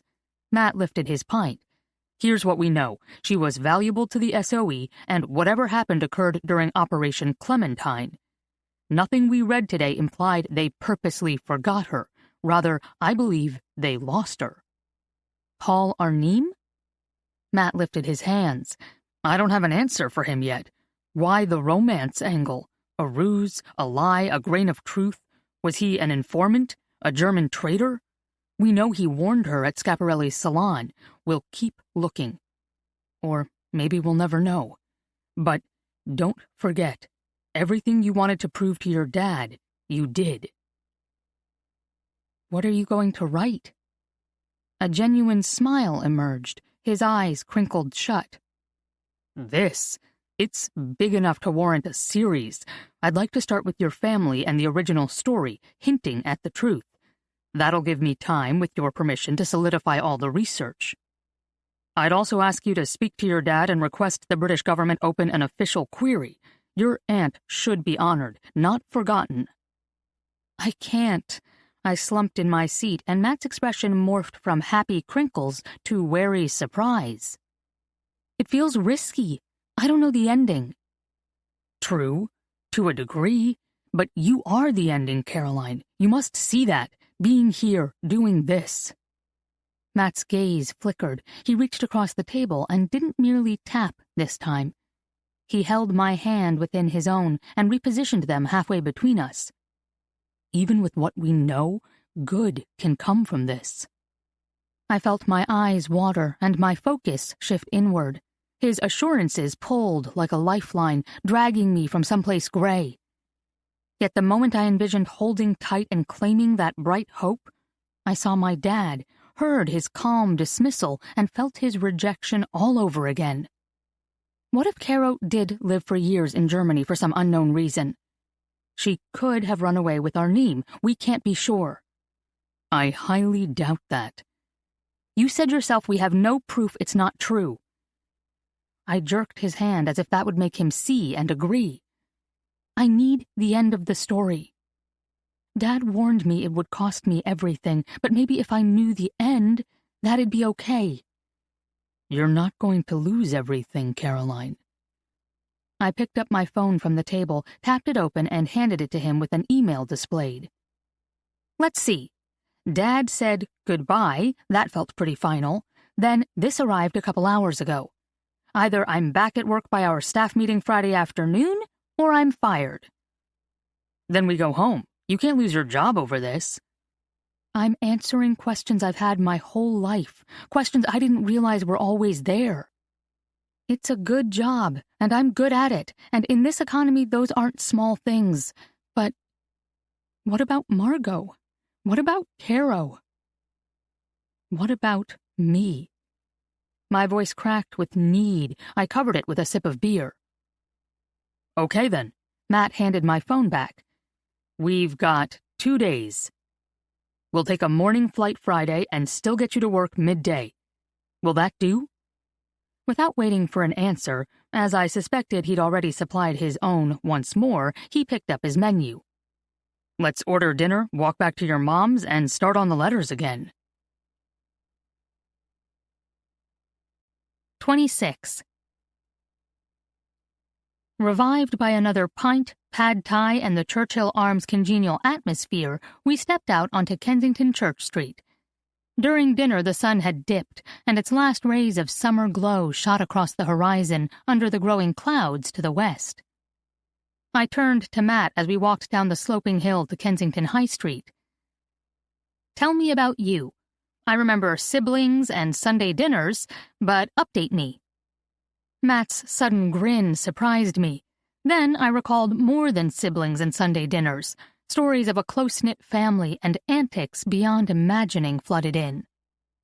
I'm third of 4, with 2 older brothers who still bully me and a baby sister. You might have met Luke. He came to visit a couple times. And Eris visited. She's 24 now and runs circles around the rest of us. He shifted his gaze as if lost in some memory from his childhood. Well, my 5 nieces and nephews run the show, really. Luke has 3 kids. Peter, a year older than me, had 1. Until a baby girl arrived a few months ago. Mom is driving Helen, my sister-in-law, crazy over her first and only granddaughter. But she has to bite her tongue because Mom is the queen of the kids department at Nordstrom in Phipps Plaza. She's worked there for 15 years and gets an amazing discount. Helen loves herself some tiny smocked dresses. I laughed. Everyone still comes for Sunday dinner? For now. They're all in Atlanta, but I suspect Helen will put a stop to that soon. The battlefield is extending beyond dresses. Mat looked into the street and stepped forward. And to think, before reading Caro's... His words faded away as time slowed for me. In an instant, my mind consciously synthesized what I'd unconsciously noted. Mat had looked left before stepping into Sheffield Terrace. Mid-stride, I glanced the opposite direction, the direction from which cars in London would hit you first, to the right. I heard it as I saw it, a deafening horn, a black cab. Mat twisted slightly, perhaps to talk to me, his face lit with a smile. I watched as his mouth slackened and face paled in horror as the cab filled his vision. The next thing I knew, Mat was tumbled across me on the edge of the sidewalk. The cab was screaming by us in a bluster of wind and noise. The horn still blowing loud. I couldn't move. I couldn't breathe. Caroline. He scrabbled off me and pulled me away from the curb. Stop! I called out, yet with no air it fell between us in a soft whimper. Every bone rattled, my head felt heavy, my vision blurry. I can't believe you did that. Mat was sitting next to me, his hand under my head. Are you hurt? You landed hard. I can't believe you did that. Can you sit up? I lay there watching the crowd build above us, the curious and concerned pushed closer. Mat lifted me to sit upright, and I drew in a few deep breaths. My ribs hurt, my shoulder burned, and my left elbow felt like it was on fire. I lifted up my arm, pleased that it moved properly. My white blouse was torn at the sleeve, my elbow scraped and bloody. Let's get you home, let's... One look at Mat, and I burst into tears. Hey. Mat, with a hand beneath my good shoulder, helped me stand. He tucked me close as the crowd pressed in. It took several pleas of, I'm okay, and a few repetitions of, she's okay, from Mat to get everyone to disperse. Let's get a cab. I tried to shake my head. It still ached, but my vision had cleared. I want to walk. Please. I need to move a little. Okay. His voice was full of doubt. He probably thought I might break. I was certain I already had. We walked slowly, with his arm tucked tight around me, for several minutes before Mat spoke again. Thank you. I didn't see it coming. You saved my life. I had a sister, was all I could say. In 20 years, I couldn't remember more than a few times I'd willingly spoken about Amelia. After her death, none of my friends wanted to talk about her. They wanted to help me heal, forget, laugh, move on. They meant well. After all, at 8, what else do? You watch movies, play games, eat junk food, and pretend. Then it simply became awkward. Amelia faded from collective memory, and to bring her up stifled any gathering. In college, I seized a fresh start. No one knew. So when asked, I told the truth. I have an older brother. I remember you telling me about a brother, but I didn't know you have a sister. Had. She died when I was 7. Almost 8. She was only 9. I stepped away and looked behind us, turning my whole body as my neck was already sore and stiff. Just like that. Mat reached for my hand as I told him the story. He didn't interrupt. He didn't ask questions. He merely looked the proper direction at every street crossing and let me talk on. I told him things I'd never shared.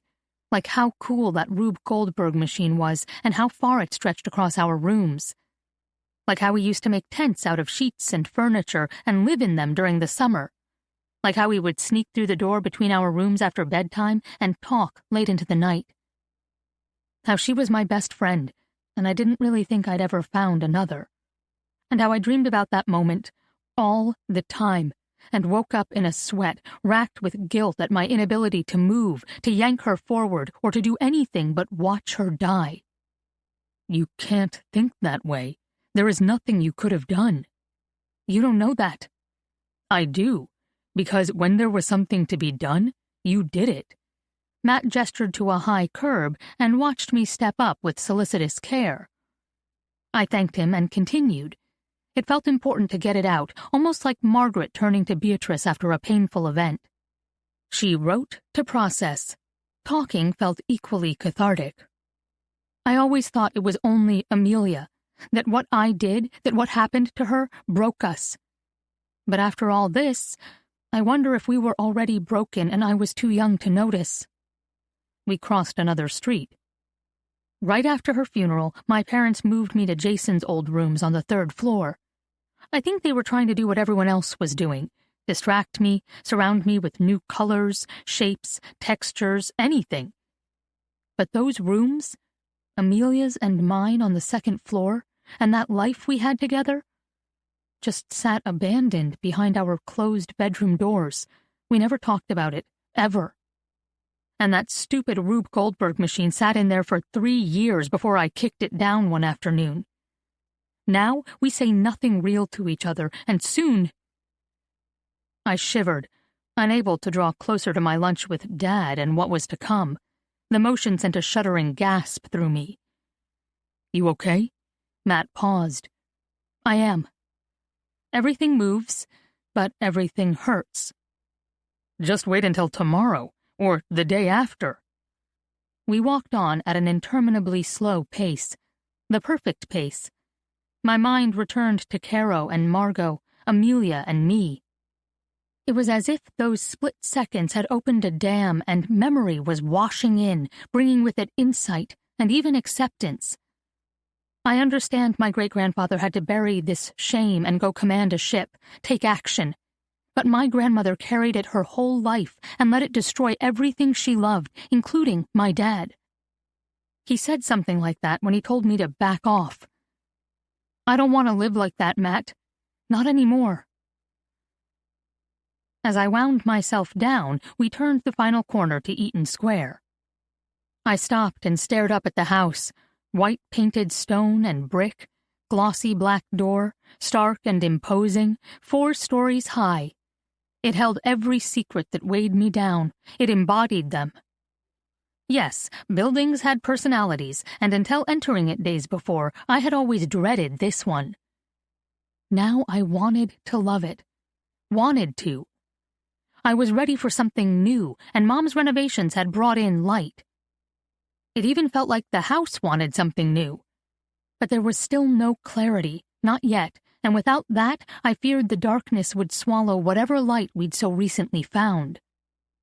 I pulled the key from my shoulder bag and let us in the side door. We descended the short flight of stairs to the kitchen. The room glowed with soft evening light, graying to night. I flipped the light switch. Tea? Sure, but let me do it. Mat pulled a chair out for me from under the table. Then let's get your elbow cleaned up. He reached high for Mom's tea tin and filled the kettle. Without prompting, he then filled a small bowl with warm water and a drop of soap and tilted another chair to face me. Shift my way. He laid my arm on the table and dabbed at the elbow with the wet corner of a tea towel. His face was so close to mine that I noticed, like Caro had of George, that his skin was translucent. I really could see where the razor hadn't scraped close, or where a vein passed at the corner of his eye, or the small scar tracing up the left side of his chin. I'm sorry about what I said yesterday. At my questioning glance, he toggled his head to encompass the kitchen and the entire house beyond. About envy? I followed his darting gaze and gave a rueful snort I had to cover with my free hand. Don't worry about that. I envied you, so I guess it's all good." He continued to clean my scrape with tremendous care. It wasn't deep so much as a wide gravel burn. I was overly sensitive. I look at this house and I wonder what my dad feels. He'd never tell me, of course, but it must hurt. "Were they close, your grandmother and your mom?" "Maybe at the end. Mom came over to help. But no one was close. No one is close." I stared down, but could now see only the top of Matt's head. His black hair held a hint of wave that only broke into a curl at one ear. "Jason tries. His wife had a baby girl a few months ago. They named her Carolina, after me. I'll be so sad when he stops." "Stops trying?" Matt sat straight. "Why would he do that?" "Because everyone does." I couldn't say the words. I couldn't lump Jason into that group, not yet. But I wasn't wrong either. Dad did. Mom did. She filed for divorce and walked out the door the same weekend I left for college. Sure, it was 10 years after Amelia's death, but there are lots of ways to leave while living side by side. "She's trying." My befuddled expression made Matt shake his head like I'd missed something terribly obvious. He continued. "Your mom. She's trying her best to connect with you. I hope you see that. She's like a pseudo-British Alice Waters down here." The kettle whistled. He stepped away to pour our cups of tea. "It's just food." Matt chuckled. "You still really know nothing. What was that snack plate she brought up yesterday? Carrots, hummus, celery, a nut mix, turkey rolls with fig jam, brie, and a thin stalk of asparagus to give the whole thing a bit of crunch. And macarons. Don't forget those delightful raspberry and lavender cookies." The memory of my mom's tentative, "I don't want to disturb you, but I thought you might be hungry," and his perfectly toned recitation made me smile. "What do you think love is, Payne?" His question caught me. The playful intimacy of using my last name caught me. He'd done it earlier. He'd done it in college. But I had no answer. I didn't know. Matt set my tea on the table and gestured to my elbow. "It's all clean. If you can find a Band-Aid, I'll help you put it on." I nodded, picked up my mug, and led him out of the kitchen and up to the attic, slowly. I'd noticed Mom had a first aid kit on one of the bookshelves, probably left over from when she lived up there during the renovations. Matt taped a large piece of white gauze over my elbow, then looked to the center table and the chaos of letters and diaries strewn across it. "We've got a lot to do, but it can wait for you to get some rest." He gently pulled me toward him by my hand. "Let me see your eyes."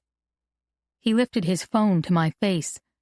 I touched the scar on his chin and wondered aloud if a brother gave it to him and when. "Luke, playing King of the Bed. I fell and hit the bedside table on the way down." "King of the Bed?" "A no-rules wrestling match. Last one standing wins. The trick is to get really low." He shined the flashlight again into each eye. "Good," he whispered. "No concussion." "Thank you," I whispered back and turned toward the stairs. "Wait a minute." He closed the distance between us in one step, arms spread wide. "In my family, an event like this ends in a hug.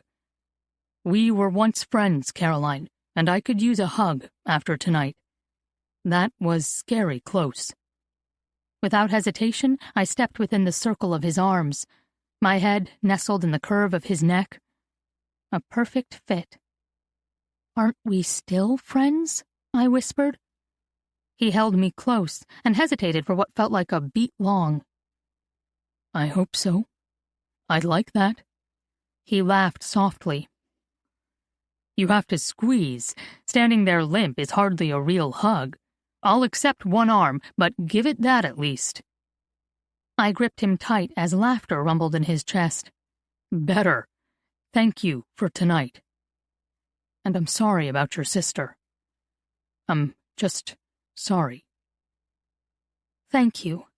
I spoke into his shirt, inhaling him. He carried notes like citrus, cedar, and old ink and paper from the reading room. "I'm sorry, too." "For what?" His voice arced in question. "Something. I'll figure it out." A sigh lifted, then dropped his chest. I held tighter. 27. I slept hard, but woke early, tossing with questions and concerns. That no one talked about Amelia suddenly bothered me. That no one in 80 years had searched for Caro bothered me. Rather than ask questions, those who loved her accepted the story they were fed and gave up on her, publicly and privately. SOE files held no records of a search or questions posed over the following months and years, and her family effectively erased all memory of her. In the early hours of the morning, mid-dream, Caro's story became my own. If Dad was told something dreadful about me, like that memo relayed about my aunt, would he believe it? Would he never question, never search, never come for me? What about Mom? Sure, I'd told Matt they had shut down and shut me out, but wasn't that mostly a reaction to loss and pain back then? Or was it now our true reality? Would they believe something harsh or hard today, figuratively wipe their hands of me, and be done? I made my way to the attic room before Matt awoke. I wanted to revisit Margaret's 1940 diary and Caro's letters, alone. The cacophony in my head was too loud to invite another voice. I had already marked everything within Caro's and Margot's writing I believed significant, but Matt was right. He had mentioned the night before that now knowing Caro was Rose changed everything. Reading again, we might catch more crumbs along her trail. He even wondered if Margot's diary entries might prove more revelatory than Caro's letters, as Caro could say things to her sister she might never commit to paper, but unknowingly Margot might. I skimmed to the diary entry on May 1, 1940, then slowed to absorb select entries, as that's when things started to get interesting. 1 May, 1940. Dear Beatrice, Randolph came today, but not to see me. Usually we walk and talk alone when he comes for an evening, or when he stops by for a few hours on his way somewhere else. He doesn't say where he is going anymore, but we still have a ritual. I ask where he's been, he asks the same, then he teases me for my concerns here, and I tease him for having none out there. It's all fantasy, but the banter feels good, normal, light and fun. And he always brings me a gift, a book, a pen, a flower.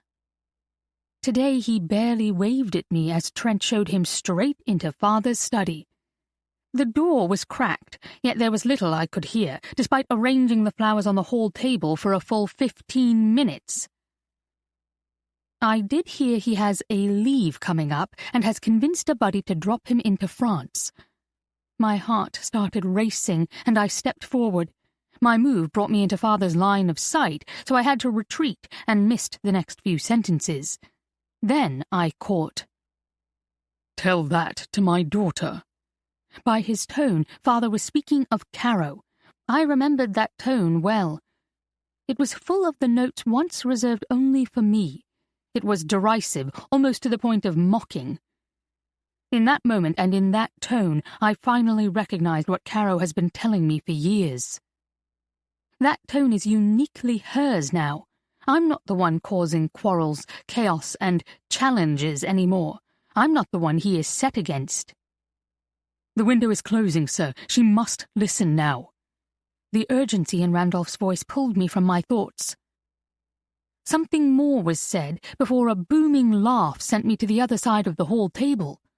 I thought their discussion had ended and they were coming toward me. "You do that, son, and you may just have the moxie to win the day." Whatever Randolph said, my father liked a great deal. Father has to be in a very good humor to pull out his American slang, as he calls it. I shoved the last flower back into the vase as Randolph pulled the door fully open. "Eavesdropping, Moo." Silly as it is, that old nickname, now shortened from Margot Moo to simply Moo, still makes my heart flutter. "Practicing reconnaissance?" I smiled. I heard the note of flirtation in my voice and ducked my head, hoping he hadn't caught it, and terrified he did. What a fool I am. When I looked up, his face was mobile again, relaxed. Whatever had upset him, the conversation with Father cured it. As playful as ever, he pulled me into a hug. "Carry on, Moo. No going rogue and turning spy. We need you to keep us on the straight and narrow." He kissed my forehead. "Drive safely." I can still smell him. He is the most wonderful mixture of peppermint and spice soap. His is sharper than the shaving soap Father uses. I can't put my finger on what it is. I only know I will never forget it. I can't. I still have a bowl of it from when Caro and I stole it from his bathroom during a long-ago visit. We were 14 that summer. He was 18. I'd die if anyone ever found that little bowl now. Such a silly treasure I've made of it. Does my absurdity know no bounds? "Drive," I called after him. "How did you know I transferred to the motor pool?" He turned and winked. "I keep my eye on you." I love that he does, Beatrice. He always has. I just wish he wouldn't keep such a close eye on Caro. I've tried to let this go. Goodness knows it's been 6 years. 6 years? That's a very long time. I hadn't thought of that. 6 years and they've gone no further. No engagement, no marriage. Could it be over? Caro declared she'd marry him at 18. We're almost 22, and she hasn't come home for him. And as far as I know, he hasn't asked her to. He hasn't proposed. He visits her in Paris when they're for work, but he would visit me if I lived abroad. Maybe... "Randolph!" I called after him. He heard the panic in my voice and was back to me in 4 quick strides. "What's wrong?" I had no idea what to say, what to ask. It was out of the question to simply ask, "Are you still in love with my sister?" So instead I settled for, "Please be careful out there." His eyes curl into half-moons when he smiles. It's extraordinary. With a small, genuine smile and a sigh that tipped toward a moan, he pulled me close again. He folded me completely within his arms, tucking me tight. "No worrying about me. If you do, I'll have to start worrying about you, worrying about me, and—" Vicious cycle. Yes, I know. He kissed my forehead again and left. This time I watched him go, saying nothing more. He's 26, Beatrice. It's time for him to marry. Randolph is caring, relational, and he needs someone to love and someone to love him. And yet, perhaps it's not that he doesn't love Caro, but that he fears marriage. Frederick is such a horrid matrimonial model. In fact, Adele has been awarded a decree nisi. It doesn't mean they'll finalize their divorce, but it probably means Frederick should stop his affair with Maribel Cummings. My bet is he won't. He's just like their father, and yet Randolph did always worship that reprobate, both of them. Or maybe it's the war. How can one consider marriage in a world like this? We are in such an odd, terrifying place right now, and I doubt life will ever return to the cadence we once knew. The safety and comfort I confess that I believed would last forever. And to make it worse, I feel as though we haven't really begun this war at all. I wish Caro were here. We talk about everything. Everything except this. Maybe it's time. Maybe she could help, understand, laugh me out of my fears and banish these longings. If she does love Randolph, at least there could be clarity, and perhaps I could learn to let go. I'm convinced that would be better than this. Anything would be better than this. 26 May 1940. Dear Beatrice, Mother asked one question at dinner last night. Only one. Are we never to have peace in this house? Father glowered across the long table and held Caro in his sights. It was as if Mother and I vanished from the room. "Don't worry, dear. Peace reigns after tomorrow, at least here at Parkley." Yes, Caro is home. Well, she was. She came to Parkley for 2 nights and stayed only 1.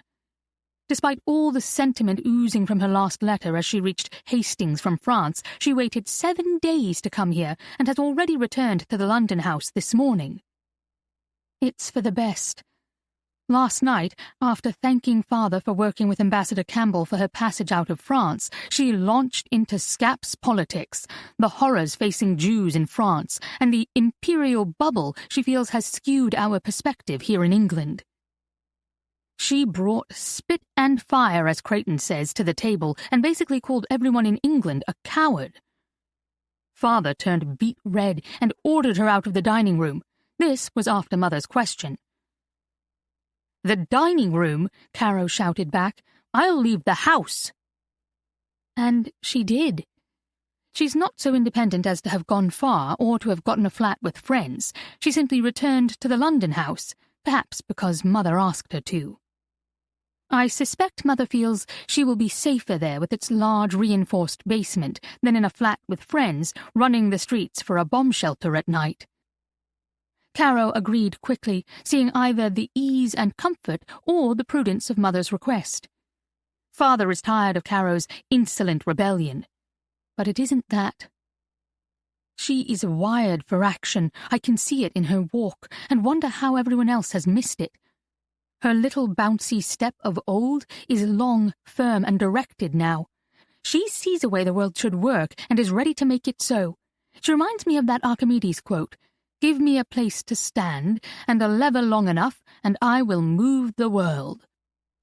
I suspect she spouts these ideas, not even believing most of them, in an effort to get Father's attention, and perhaps to find her way home.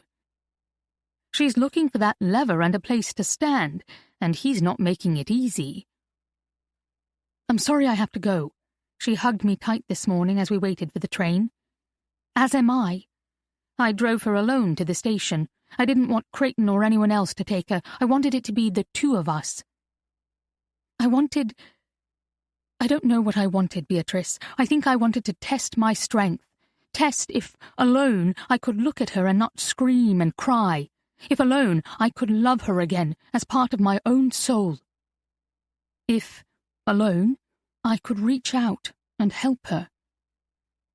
Her latest letter arrived a few days ago, and I have cried every day since. Betsy thought I was getting ill. Only Caro's visit got me up and out. I couldn't let her see me down. I couldn't let her sense my pain. And I was so afraid she'd bring it up and want to relive it all, as she said in her letter, that I avoided being alone with her. But when she didn't pursue me or say a word, it was almost more painful. How can she be so cavalier? How can she not blush constantly, recalling all she shared with him in Hastings? All she shared with me in that letter. She never should have written such things. That night changed my whole world, and I was not the one making love to Randolph. She called this afternoon, after reaching the London house, and asked me to join her. "We don't need to be apart. Come stay with me here. It'll be just like you wanted when we were kids." "I can't. I have work." "Margot," Caro groaned. She heard it. My voice is flat and dead now. "Don't let them bury you up there. Don't let them make you afraid to live. Mother does that. She's the worst hypochondriac there is."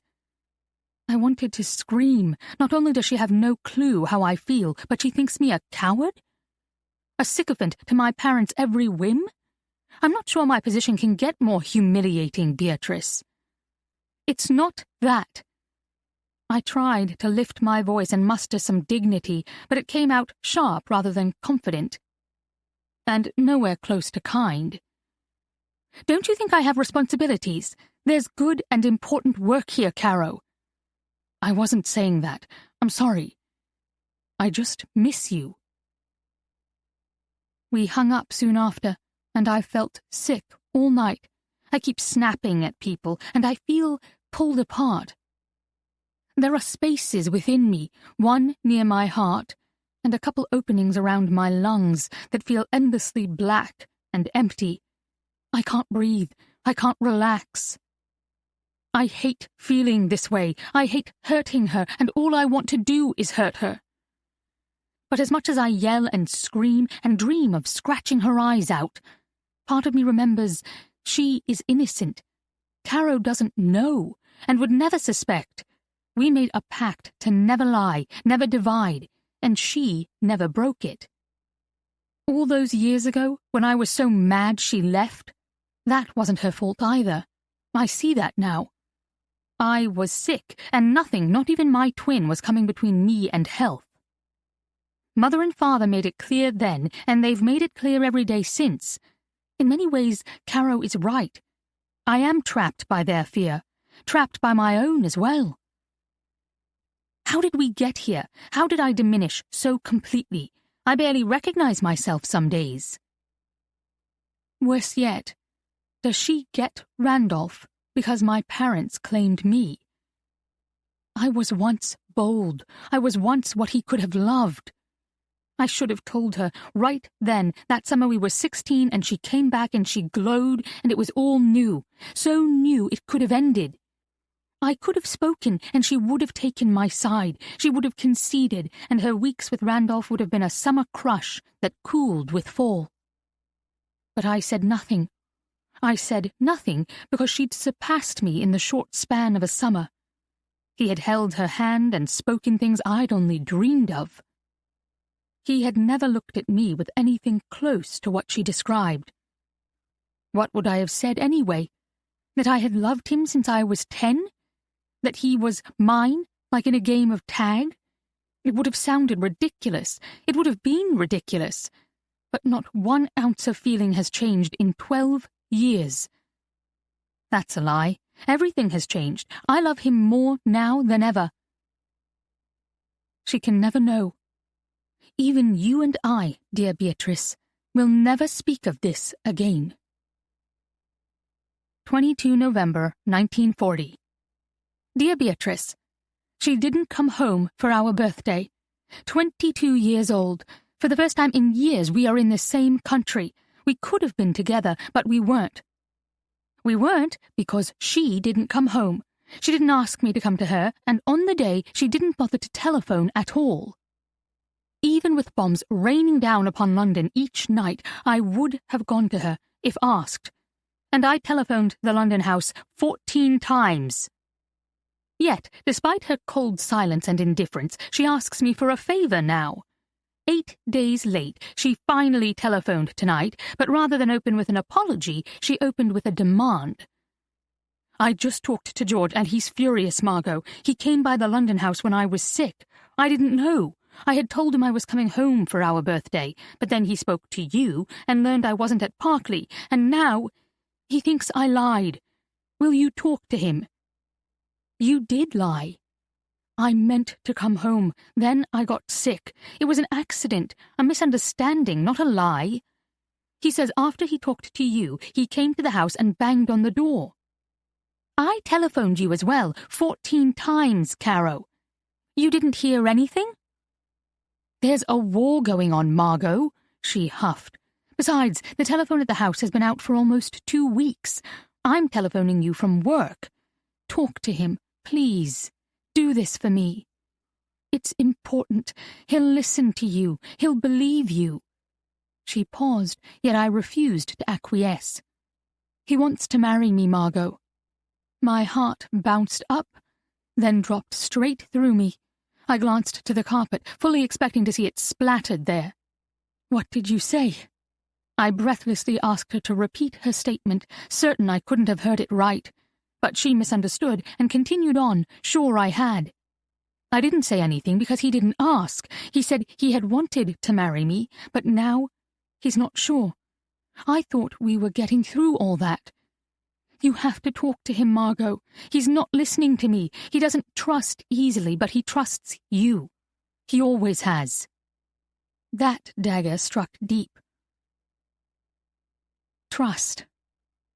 I can't lie for you. Margot, she barked, I won't take that from you. Either you will help me or you won't. But you know I love him, and I would never cheat on him. That brought me up short, Beatrice. She said she would never cheat on him, not that she didn't lie to him, or to me. I've noticed Caro has become careful with language that way. That said, I know she wouldn't cheat. We are cut from the same cloth. We are loyal. Why she lied, I have no idea, and such a silly lie. Because she does love Randolph. I see it every time she mentions his name. She glows. It's so cliché to say that, but clichés are born from truths. I love you, Moo, and I'm sorry. There's a lot I can't tell you.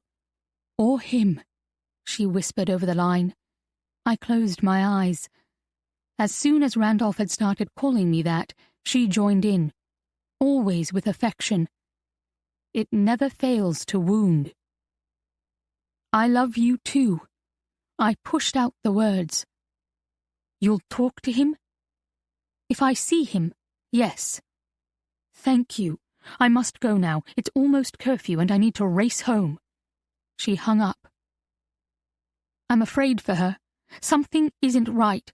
She never planned to come home. If she had, she would have telephoned me in advance to talk of plans and treats. She didn't. And I don't believe she was sick. She lied. But why? 28. I laid down the book and backtracked over lost time. Margaret had written nothing in her diary between the May of Caro's return in 1940 and the following November, 6 full months of lost time, and 2 months after Caro joined the ISRB. For a split second, it surprised me. Margot had started her diaries in 1928, barely writing anything, and always apologizing to her fictional Beatrice for her failure. But by 1940 she had hit her stride and recorded much of the world around her on a regular basis. What had happened? I cast back to Caro's May letter and to George. Margaret answered my question. Sometimes writing helps one heal, and other times it opens the wound. I suspected that she hurt so much after Caro's May letter and subsequent visit she couldn't bring herself to commit anything to paper. That meant anything important from the summer of 40 and Caro's initial months at the ISRB came directly from her. If crumbs were to be found, it was because she had purposely dropped each and every one. London House, 30 July 1940. Dear Margot, London is too hot, too hard, and beyond quiet. All I want to do is cry. I want to hang my head in shame and cry. That's not doing my bit, I'm fully aware, but I didn't realize how weak I truly am. I was so full of fire when I landed in Hastings. All that's gone now. And I've been a fool. All those platitudes, fashion is politics. Bollocks! I claimed it had meaning, substance, and power. I drank it in, believed it, even as rations were cut and Jews I knew and loved fled. I still believed I was doing the right thing and taking a stand. With silk and buttons? Buttons fashioned like birds, bugs, swimmers, butterflies, and zodiac signs? What the hell was I thinking? I'm in a typing pool now. I can't tell you where, and I may be transferring soon. At least, I want to. There's a new group forming that could use me, and maybe my fashion acumen. I'm kidding. No one has a use for that these days. You should be proud to be in the ATS, by the way.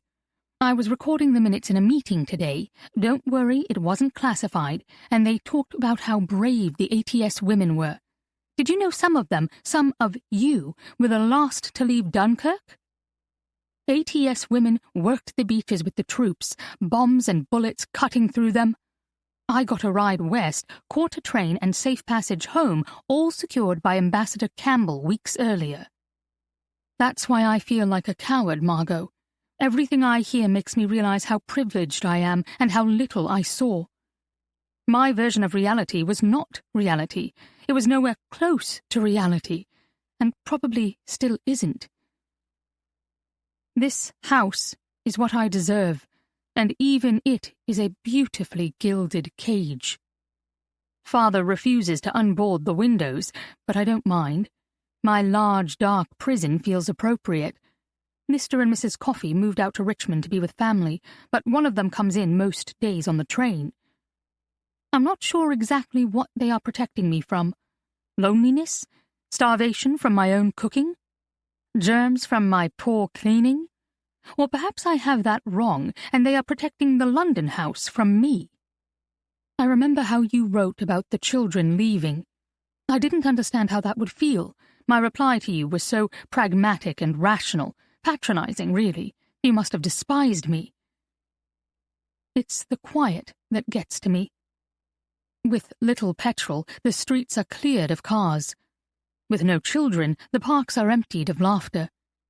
They carried away all our hope with them, I think, and left behind the robbers.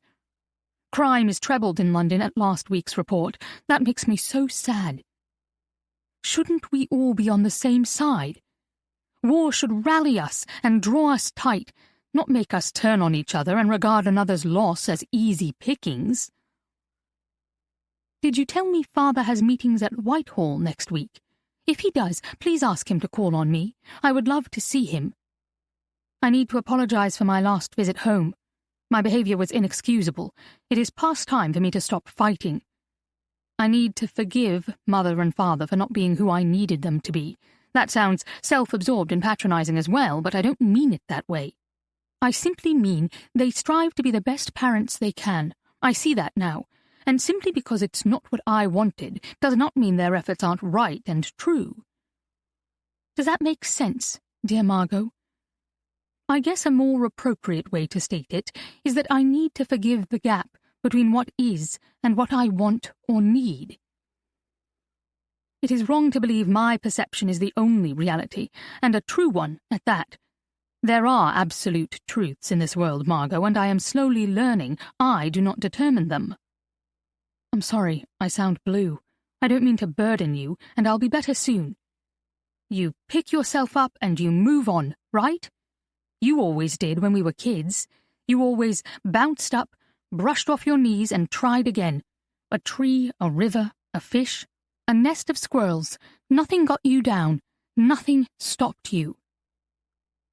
You still have that fight in you. You are the bravest person I know. Could you share a little with me? I love you, Margot, with all my heart. Caro. I turned the page. The next letter had a pink post-it on it, marking it as one of Margaret's favorite 4, as I'd dubbed them. I read her August 26, 1940 letter again, with new eyes and insights gleaned from the SOE files.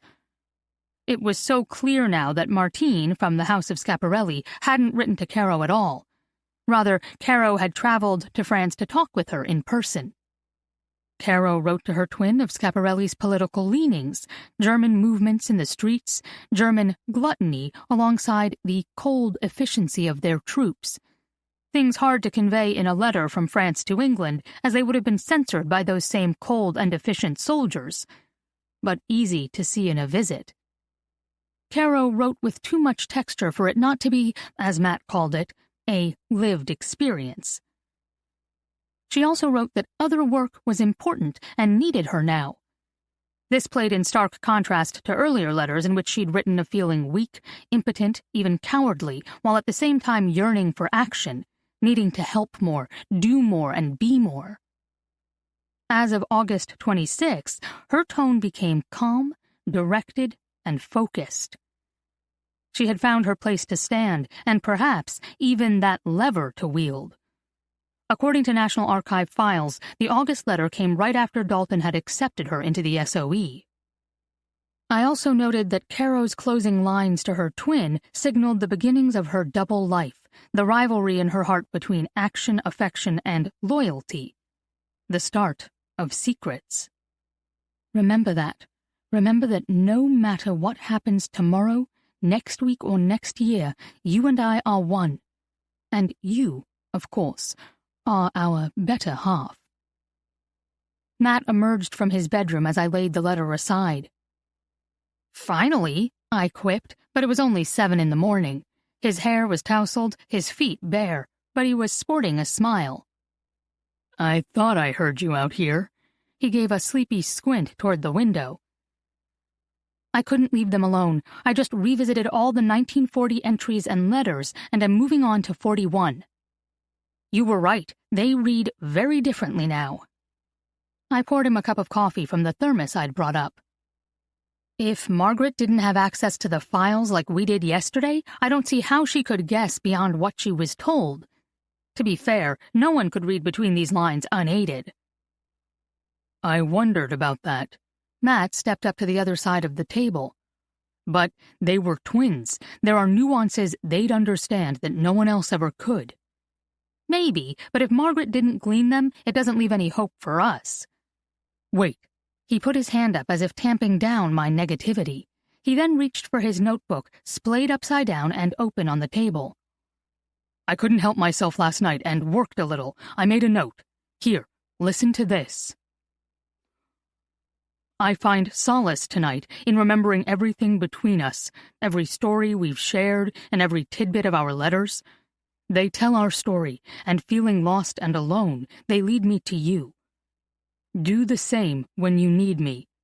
Please, pull out our letters and find me in each shared story and in each detail. It's all there."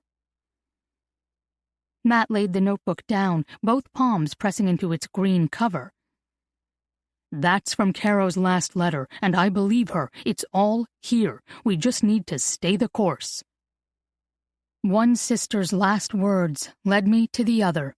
Needing to read Margaret's final heartbreaking entry again, I pulled the last diary toward me. 20 October 1941. Caro is gone. She is gone, and she's taken a part of me with her, a part of all of us, and I don't think we'll survive. An officer came tonight. I don't remember his name, only his message. At first, Father was delighted to see him. The officer's father was one of Father's closest friends, forged in the Great War. And Father said there wasn't a stronger bond than that. The young man's face lost color as Father walked down memory lane. That cued me that something wasn't right. Father noticed and shifted into a discussion of the Army's requisitioning of Parkley and our plans to move to the South Cottage next week. "Don't worry, we'll be ready for you," he boomed. The officer cleared his throat twice before Father stopped talking. "Dr. Dalton asked me to come in person, sir. He didn't feel a letter alone was appropriate." "Dalton? What letter?" Father stiffened. I could see the soldier in him. With a grim expression, the young man handed the letter to Father. He raised a brow as he grasped it, read it in silence, then handed it to Mother. I couldn't help myself. I hovered over her shoulder, and for the first time ever, she didn't stop me. It was short, only a few lines, but certain words will remain seared within my mind. Transport, identified, Gruppenführer, loss. "Thank you." Father nodded to the officer, who glanced to me and left. His face was so full of sympathy in that quick look, I wondered what he wasn't telling us. The note didn't say Caro is dead. It implied she has been having an affair. It implied she ran away with her German lover. It implied she is a Nazi now. But that she is alive, isn't that good? As soon as we heard Trent close the front door, Father walked to the sitting room door and shut it as well. We three stood alone. Mother clutched the letter between us. "What do we do? What does this mean, John?" Her voice tipped up in a plea for reassurance. Father had none to offer. He held out his hand for the letter and she passed it to him. He threw it into the fire. "No!" I called out. It felt as if my last connection to Caro was burning. "Never!" Father spoke over me while watching the letter blacken, twist, and disintegrate into ash. "We will never speak of this again, nor of her.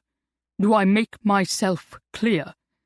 She has betrayed us, and we should have known better." "What?" I balked. Mother trembled but kept her lips pressed tight. "Enough." Father turned on me. "She worked for that woman and believed every lie fed to her. At first she was headstrong and got caught up with things she didn't understand. But at some point, your sister made a choice, Margaret. Never forget that. She chose to run away with a Nazi and cast her future with that lot." "We don't know it's true." "Of course we know it's true. She's avoided commitment here, to the war, to Randolph. She has had 1 foot here, 1 foot there, and now it's over. She made her choice." Mother reached for my hand and squeezed. She was begging me to submit and be silent. Everything cried out that he was wrong. But I'm weak. I couldn't hurt him. I couldn't fight. That's what Caro never discerned, what a personal affront her words and actions were to him.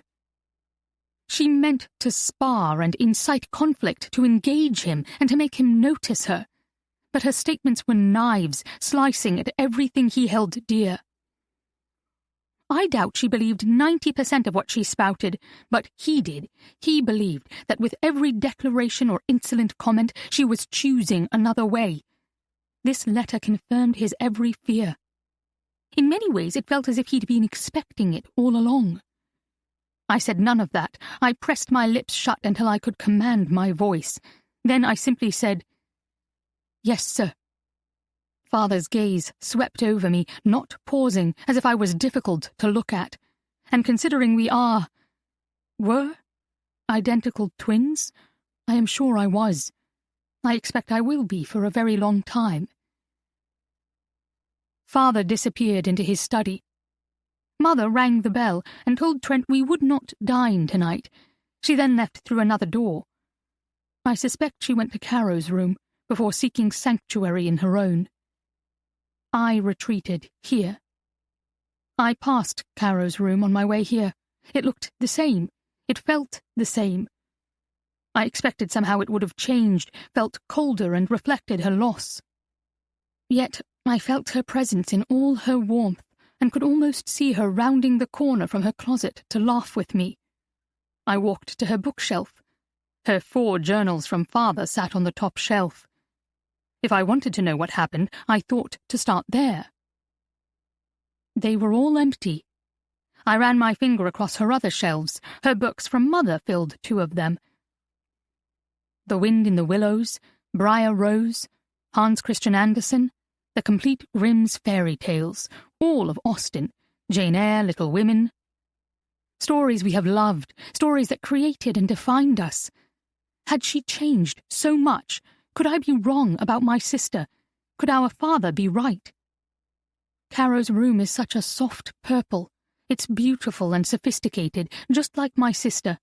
I remember feeling jealous when she picked her colours first. My room is green, and while I've grown to love it more over the years, I have never felt more grateful for its bright tones of light and life as I do tonight. Caro's purple feels like death, and I wonder if she actually is dead. Would I feel it? I think I would. Closing my eyes, I trust she is still alive, but I sense nothing more than that. Even that might be wishful thinking. Father came to my room moments ago with the announcement that he will report to the Navy tomorrow. He had planned to continue to work here and assist with Parkley's transformation into an army hospital. He's past the age required to serve, though he does in every way possible. It's not enough anymore. They need ship commanders. He will pay penance for Caro. You and your mother will leave for the London house tomorrow as well. You can be of more help in the city, and General Leighton has Parkley well in hand. I thought you said we were needed here. Things change. We can no longer let others sacrifice for our freedom. I didn't think we were, I retorted. I expected Father to snap at me. He only sighed. We will all pay penance for Caro. He looked around my room, his arms hanging limp at his sides. He looked so old and broken, I backed down. In my words and in my heart, I can't protest, I can't refuse, I can't add anything to his pain. What will it be like? I asked. I'm not sure what I was asking. What will London be like? What will life without Caro be like? What will this betrayal be like? Father chose the one he could answer. You'll be fine. The bombings have stopped. You'll find good work with the ATS there. You'll also find that it's surprisingly easy for the mind to adapt to a new reality. He offered a ghost of a smile. I have faith in your resilience. I also know you will take care of your mother. He glanced to the connecting door to Caro's room. I'd left it wide open, needing to feel her presence. He stepped toward it and pulled it closed so slowly and carefully I didn't hear it click shut. Pack what you need tonight. Tomorrow you both will take the afternoon train. I'll have the staff dispose of Caro's things while they're storing ours for the transition. Dispose of her things? My voice cracked. She's gone, Margaret. I hope you understand what happened tonight. Your sister, if she survives this war, will never be allowed back into this house, nor into our lives. I remembered reading almost an identical line in literature, always finding the father's stalwart declaration funny, especially as he failed to uphold it 3 chapters later and invited his wayward daughter home. But I didn't say that, because it wasn't funny, and my father would never show such inconstancy.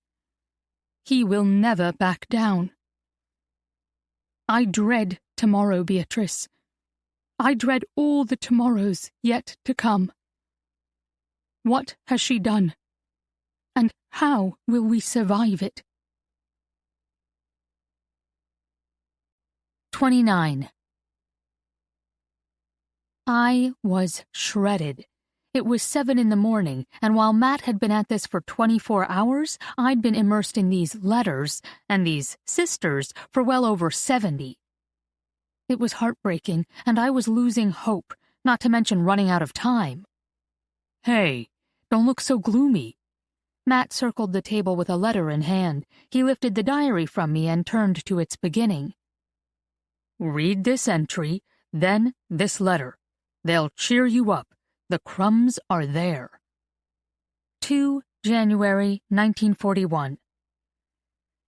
Dear Beatrice, I've just come home. After Christmas, I got a few days' leave and went back to the London house with Caro. She wasn't going to stay at Parkley, and our time is so short.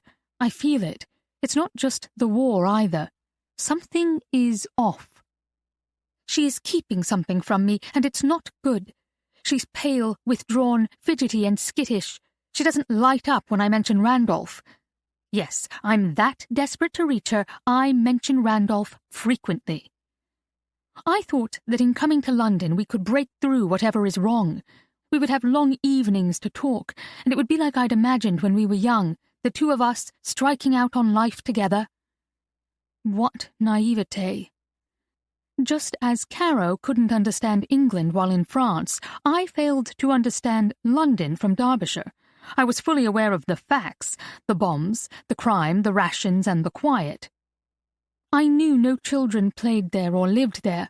I knew sandbags covered the entrances to buildings, and underground stations were converted to bomb shelters last year. Yet nothing prepared me for the reality of it. It has probably been 3 years since I visited London last. I didn't recognize it, or myself within it. The London house looks sad and forlorn. It is no more so than any other house on the street, but that surprised me as well. All the windows are either blacked out or boarded shut. Only Caro's bedroom has the thick blackout drapes that she can open and close. But the house still stands, and that's something. A bomb hit 1 block over last month. Half of 3 homes slid like a rubble waterfall into the street. Caro said it quaked the neighbourhood so badly her head hurt for a day after. She led me down to the kitchen upon our arrival. We were both cold and wanted tea. The London house's kitchen isn't a single room. It's a mass of tiny ones I recalled as being warm, lit, and full of life when we were young. They are grim, dark, and silent now. Since it's just me, Caro passed straight through the main kitchen to a smaller one at the back of the house. I only use this servant's kitchen and my bedroom. I haven't opened any other room because I basically flop into bed as soon as I get home each night.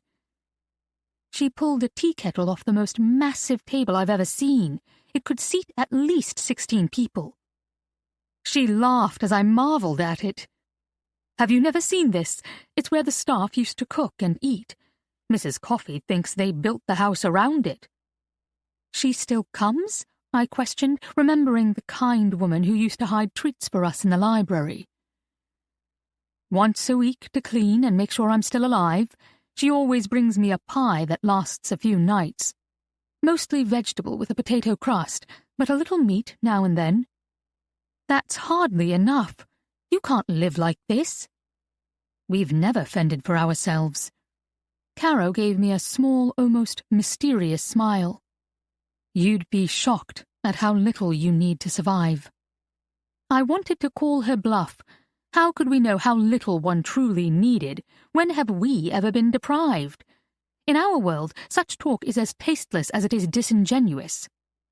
But I kept myself from commenting, as I wasn't talking about surviving. In that instant, I realized I was thinking about comfort. Comfort, partly still afforded. I almost said as much, but something in Caro's eyes stopped me, an awareness I had never seen before. I realized Caro knows of a world I do not. She actually may know something of deprivation and survival after all. What aren't you I only got that far before she cut me off with a sharp slice of her hand. The discussion was over before it began, as Caro busied herself making a weak tea and chatting nonsense. That night, curled together in her huge bed, I broached the subject again. What are you hiding, Caro? She turned my question back on me. I was going to ask you the same thing. In this last year, you've gone away. There were many things to say, and maybe, if I had the courage, pure truth could have been ours. But I shrank from it once more. I didn't go anywhere. That's just it. I stayed. I arched away from her to see her more clearly. You keep saying I stepped away from my true self, but I didn't. Yes, I got scared. I almost died, Caro. And it scared me enough to finally recognize what I had and who I had, and it was enough. I grew up and stopped chasing every rainbow. Caro swiped at her eyes like she used to do. They thought you would. Die, that is. Not quit chasing your rainbows. They sent me away. They didn't let me say goodbye. I'm sorry. You don't need to be, and I'm not angry anymore. But I can't deny it happened and that it changed everything. I felt guilty and sad, and then just angry. I've been angry for so long now. But perhaps that was the plan all along. You are where you need to be, and I'm doing what I can. I gripped her hand. You told Father you were going to Scotland, to Arasig to scout fabrics. There's more you can do. Rejoin the ATS here in London. Come serve in Derbyshire. Parkley has just been commissioned for the army. We will have lots to do. Come help us. I can't. Please understand. Caro's fingers traced the quilt's counterpane as if counting the stitches. You'd be surprised at how important a working zipper and sturdy canvas are to an army. I sensed the smile in her voice, the secret, and the lie. She scooted closer. I need you to believe in me, Margot. Now. Can you do that?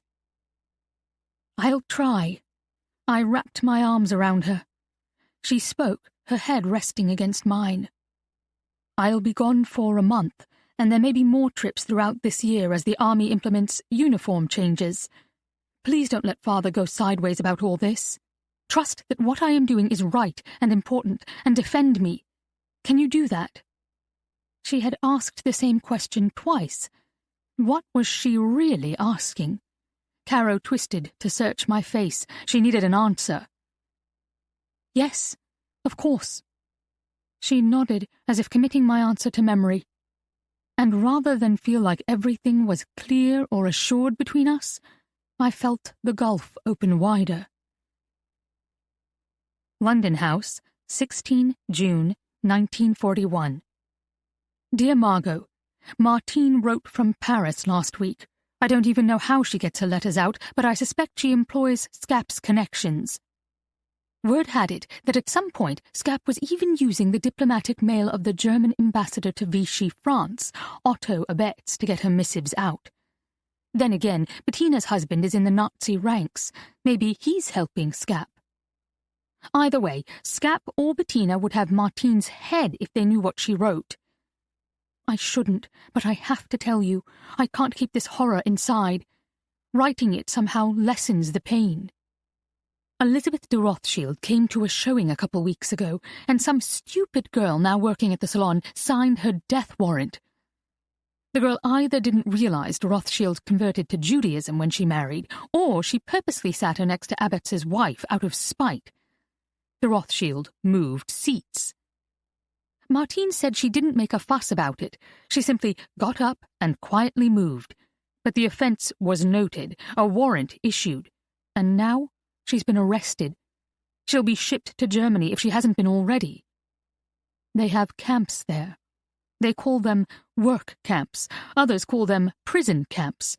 Either way, it is beyond belief, and she will not survive. The stories of those camps would sicken you. It's a mess at the salon, and Martine must clean up what she can. Bettina, Scap's number 2, is furious and ready to fire everyone. And Scap is gone. She fled, there is no other word, to New York, and is not returning. Yet somehow she has arranged for her precious house of Scaparelli to stay open, and poor Martine is trying to survive within it. I feel Scap's duplicity in this, and cowardice. I feel France's collusion as well. She has let Germany swallow her once again. You should have heard the bravado before the Germans invaded. Bravado I believed and joined in, that France would embody the call of La Marseillaise and run her streets with the blood of her enemies before she'd ever bow to invaders. The streets are silent now. Silent because the Germans order them to be so. Will they cross the Channel? Will the Germans silence us as well? I'm sorry, dear sister. I'm so tired tonight I can't see clearly. Work has drained me and depleted my hope. Tonight I passed a police officer arresting a man on Chesham Place. He was robbing a bombed home and carrying 2 sets of identification papers. I surmise he was trying to pass off the second set so that false information would be recorded and he could return home with no record, safe in his anonymity. Is that the best we can do? Turn on each other as long as no one sees our true selves? It reminded me that I'm no better. Remember that brassiere I wrote you about long ago? The one I adapted from the lobster dress design and rolled papers into the supports? Something feels treacherous about that innocent project now. I actually designed that bra to hide something. Identification papers? Perhaps. I'm beginning to doubt there's any innocence left in the world. There certainly isn't in me. I have another trip coming up, this time to Mora. You won't be able to reach me, but I'll telephone as soon as I return to London. Be safe, dear sister. Love, Caro. While I read, Matt scrolled through his phone. He tilted it to me as I looked up. Put that letter with this, and we know she was heading to Mora for training. Most Secret Field Operations Summary, 0608, June 1941. I met with Martine at our usual spot. I provided her with 50,000 francs to secure a safe house for October and needed supplies. She has grown increasingly nervous of exposure as 3 arrests have been made within her group. She fears there is a mole. There is, and I believe he is still active. I suspect Christophe, but Martine refused to consider his duplicity. He began to work for Schiaparelli in April 1940 and quickly became a trusted bodyguard for her person and the salon. He kept watch over everyone rather than integrate into the workforce, remaining distant from the salon's daily rhythm. Many grew to suspect German affinities within him during the early weeks of his employment, even while I still worked there. While Martine has noted he is now more aggressive and more secretive, she believes that he can be trusted. He guards the house of Schiaparelli. I reminded her that is not the same as guarding her. As I left out the back courtyard door, I met him outside her studio. Close enough I suspect he heard bits of our conversation. He grabbed my arm and insisted I tell him what I was doing there. I said Scap called me back to help transport designs to America. He half believed my lie. His eyes then narrowed, and he pulled a knife from a holster on his calf.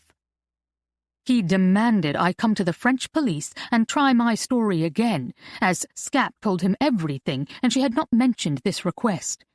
I tried to assert my command, but it failed. At his strike, I lifted my arms in defense. He cut a 4-inch gash into my left forearm. I then raised my knee to his groin and dropped him to the ground.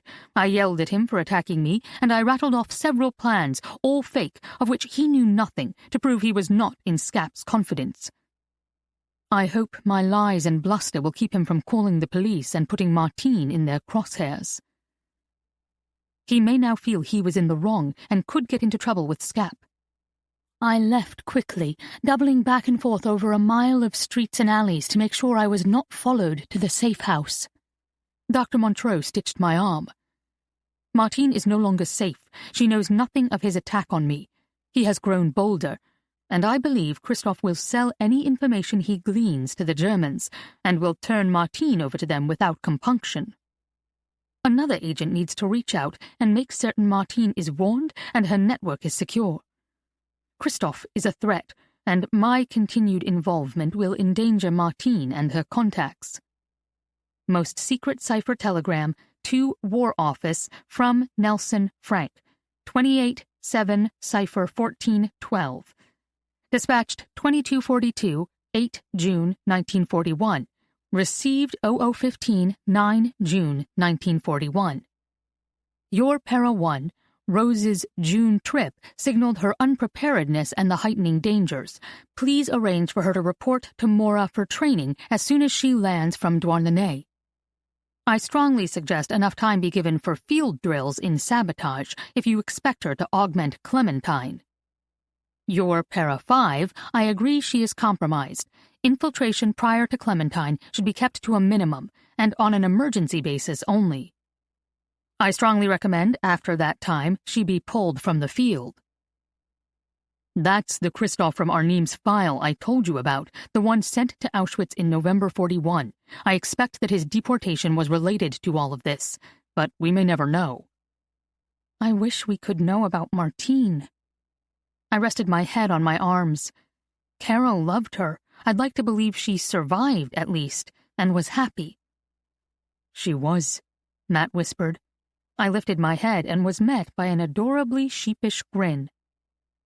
You mentioned her yesterday at the archives, and after last night I wanted to do something nice for you. I followed Martine. How? I sat up.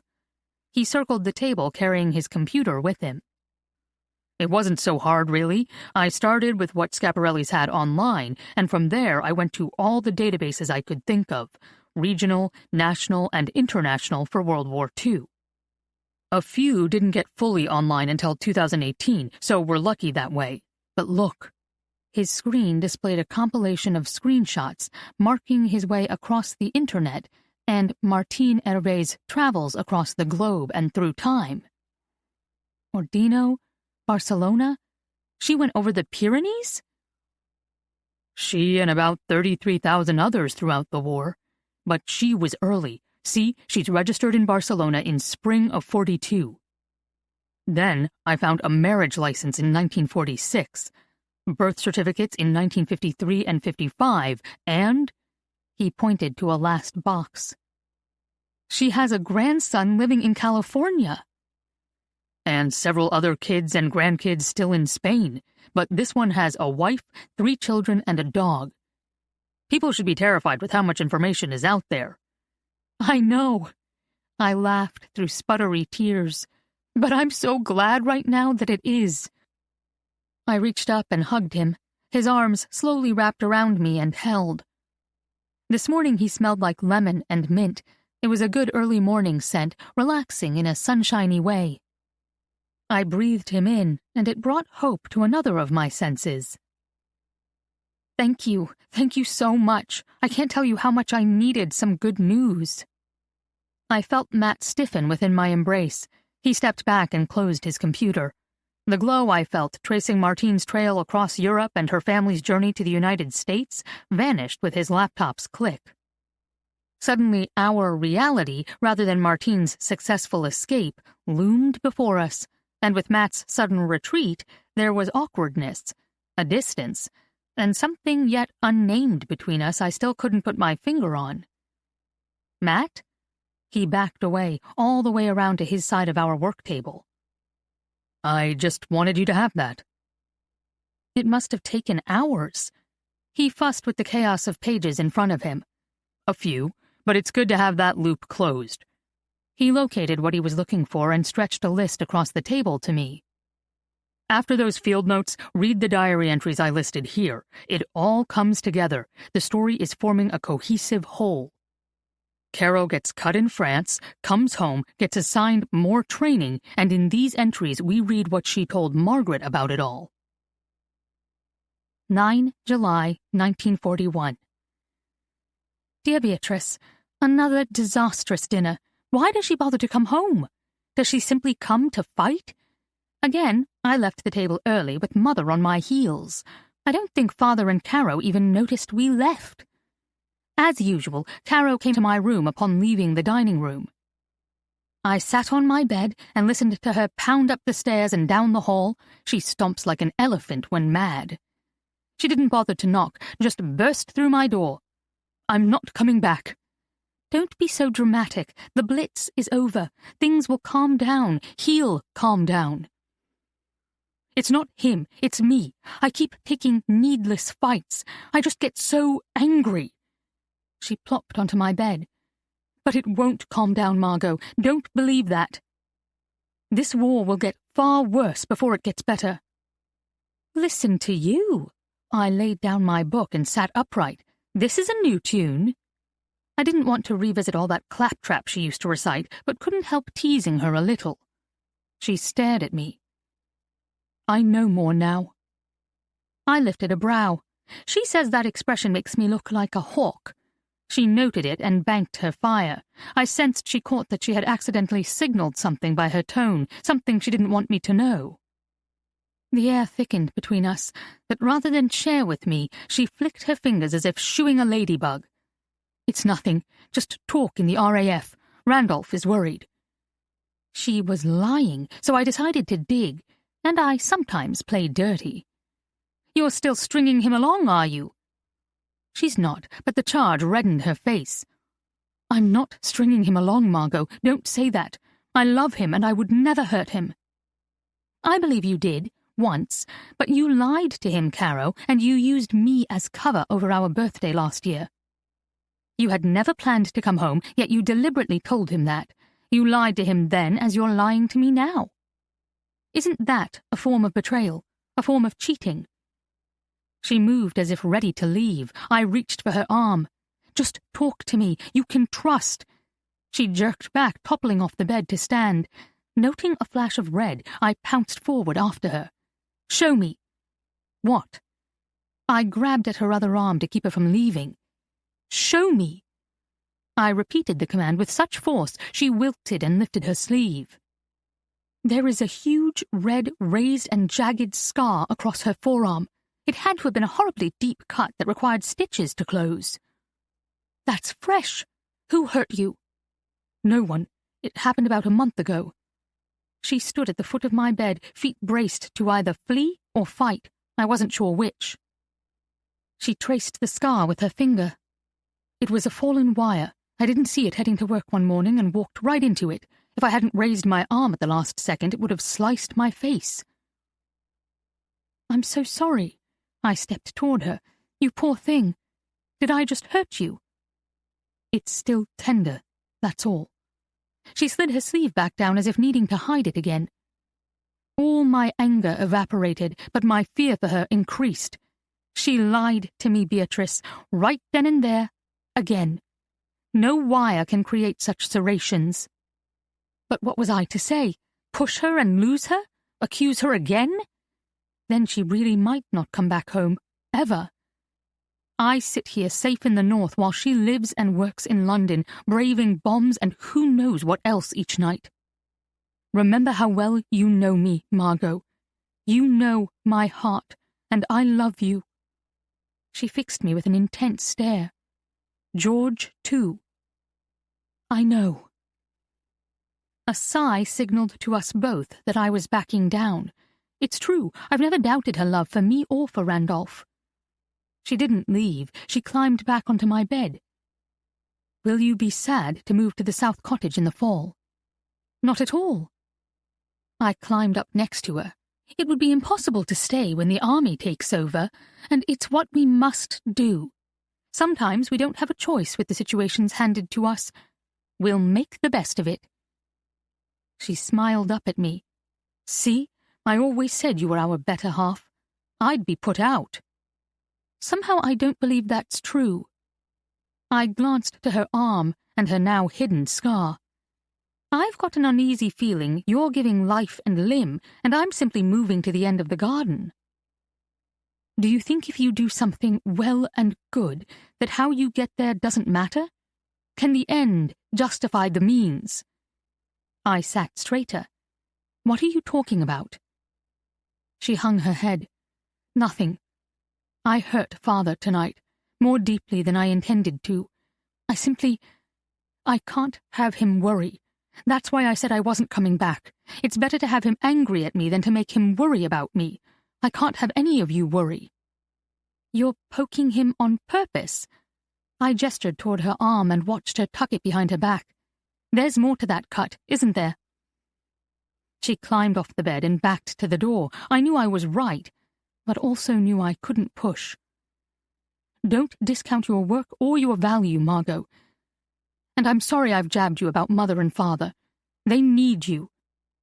Right where you are, doing what you are. And you? I'm doing what I can. She shrugged, one hand on the knob of the connecting door between our rooms. Maybe one day they'll even be proud of me again. Her last sentence lingered, long after she left. It brought to mind a long-ago letter. She once wrote that Father told her she was amounting to nothing, and that those words now sat between them. What is she willing to risk to prove him wrong? I fear everything. 30. Mat and I sat for another hour, passing letters and diaries between us. He was right. Putting them alongside the SOE documents started to paint a complete picture of Caro's activities, her lies, and her sacrifices. It struck me again and again how each sister claimed to tell the other everything, yet held back so much. How much did they know of each other? How much do we know of the people we love? Is complete truth with one another, complete knowing of another, even possible? I began to think it wasn't, and while one part of me wanted to hang my head and give up on everything, another part recognized this was what I needed to understand. I didn't know everything, and I never could. My grandfather's pain, my grandmother's sorrow, my father's childhood, his complete retreat after Amelia's death. I saw it as abandonment, but how did he see it? What did he feel? Endless questions filled my mind, but they all had one answer: honesty. Perhaps understanding could never be complete, but that didn't mean it wasn't worth the effort. If these sisters had been more honest, from Margaret's illness on, so much pain could have been spared. And if I chose that path now, perhaps our present and our futures could be something new. Mat's gaze caught mine. There were questions there, too. He was angry with me, hurt somehow. I sensed it. Yet he'd stayed up late to locate Martine because I'd been upset yesterday, certain that whatever happened to Caro had harmed her. I wasn't sure if Caro had created another victim or had just been unable to save her. Yesterday I had handed Mat a file with the glum proclamation, "If Caro was a traitor, her friend will have ended up dead." That's more devastating than anything that's happened in our family. At the time, he'd dismissed my concerns and told me to read on. Then all through the night, he'd sought the answers to bring me a gift. The truth. There was so much I wanted to say. I dropped my attention to the page, ready to share, but still unsure how to begin. London House, 6 August, 1941. Dear Margot, did you hear the BBC broadcast talk tonight? It was that writer I told you about, C.S. Lewis. He's giving a series of talks on the BBC, and tonight's was Common Decency. I'm sure you heard it. It felt as if all Britain listened. Everything stopped at work as we sat mesmerized by the radio, trying to find understanding, meaning, and perhaps motivation. Lewis's words rolled off a few co-workers, but I found them reassuring and thought-provoking. He talked about right and wrong, and that it exists outside of us. It is an absolute, not a perspective. I have felt that lately. The issues we deal with now carry greater consequences than the world of our childhood, and in pondering them, I have come to realize that my right is subjective and must be in line with something higher, absolute, and fully formed. Otherwise I can twist and turn, perhaps through no fault of my own, into a horror. I used to think it was all mine, that my view carried weight, importance, even a stamp of absolute truth, but events lately have proven me wrong. Yet, looking around, it seems that subjective knowing still prevails. Everyone seems to cling to their own idea of right and wrong, and perception forms reality. But if that was true, objectively true, this war would make no sense. We would only fight together because, by happenstance, we agree that the Nazis are committing evil. Yet that opens another question. Would we also happen to agree on what is or is not evil?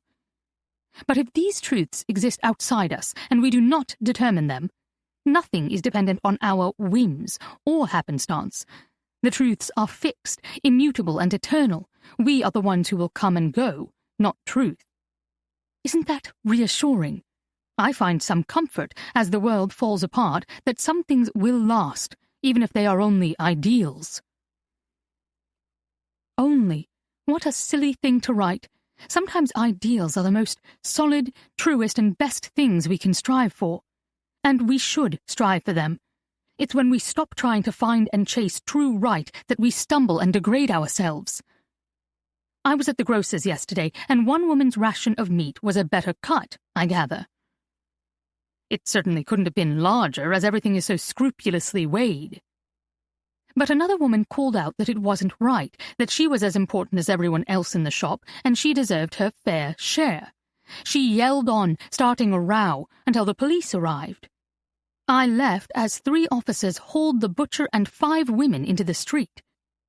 You see, just as Lewis said, the woman knew there was a right, a standard of behavior, even in that shop, a standard she expected everyone to understand and follow. Otherwise, she might have just been yelling nonsense for all the good it would do her. But the standard does exist. Everyone in that shop was shocked, alerted, then nervous that something had been violated. Her idea of fair clearly had a true objective reality, even if her chase for it ended in a row rather than a calm resolution. I needed Lewis's words last night. I'm so tired of everything tipping on edge and pressing to the point of destruction. I needed that call to action, that assurance that some truths are so inviolable that they are worth striving for, fighting for, and even dying for. There are so many things I want to say to you, Margot. No, that's not quite right. I think I'd rather just be in your company than burden you with all these questions and concerns. Besides, even if I have not been able to articulate everything well over the years, you know my heart. I am missing you tonight. I am also missing Mother and Father. You are my bridge to them, Margot. It's a lot to ask, but could you fortify it? When they think the worst of me, could you remind them of the best? I have been working so hard these last months to bring that best out. I only hope I haven't overstepped. Isn't it odd how things have turned out? Could you have ever guessed? When we were young, I hated our roles. I was put on a sugary pink pedestal, idealized as all that was delicate, feminine, and obedient. Your pedestal was much lower, if you had one at all. But you had all the fun. Somehow, being out of their spotlight left you free to climb, fish, run, dig, and create. I'm outside that bright light now, and my pedestal is ground to dust. Yet I don't embrace my freedom like you did. Perhaps I am not strong enough. I chafe and strike out, guilt becoming anger. As much as I try to convince myself I am protecting them, I am honest enough tonight to recognize I strive to punish them as they punished me. It was never on purpose, on their side and even on mine. Please believe me. Unlike Lewis, or maybe like the rest of humanity, I believed my view was reality.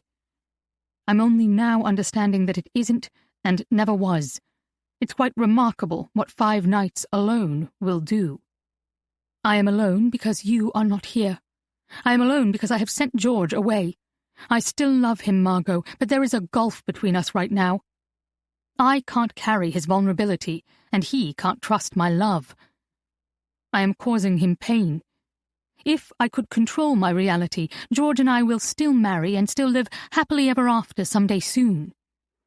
But we know that's not in my power, and as I once told you, it's easier for him, for anyone, to be mad at me rather than worry about me. Please don't let him in on that little secret, dear sister. All will be clear in time. I leave tomorrow. Perhaps that's what makes this night so poignant. The bombings are worse now. The papers said 400 planes come each night. How much longer can this last? How much longer can we last?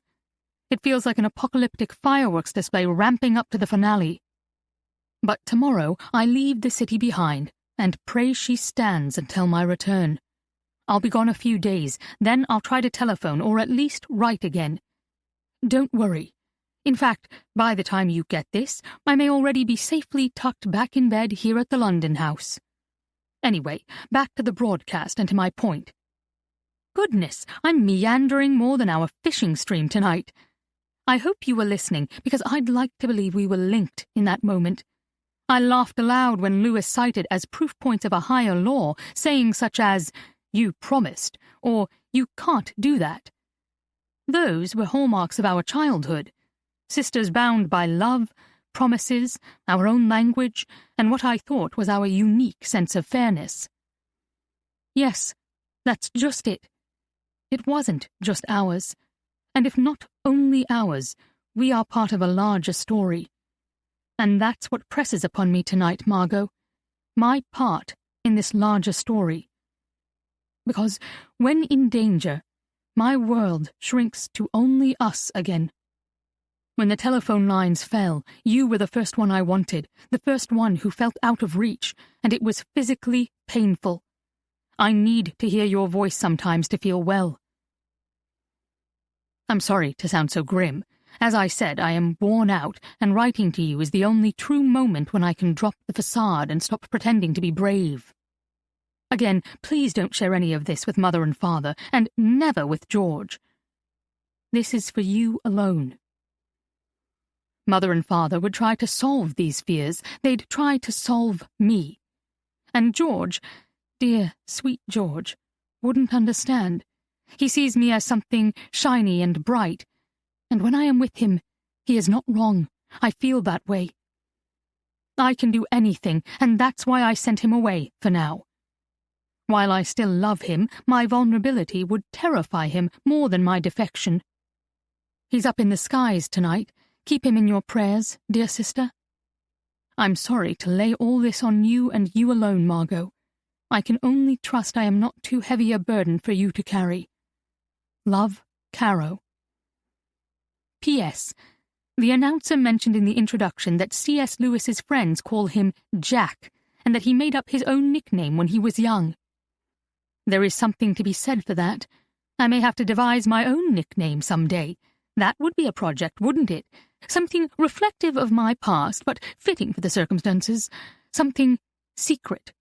Maybe one I only share with you. Maybe that, rather than all these dark musings, should occupy my time.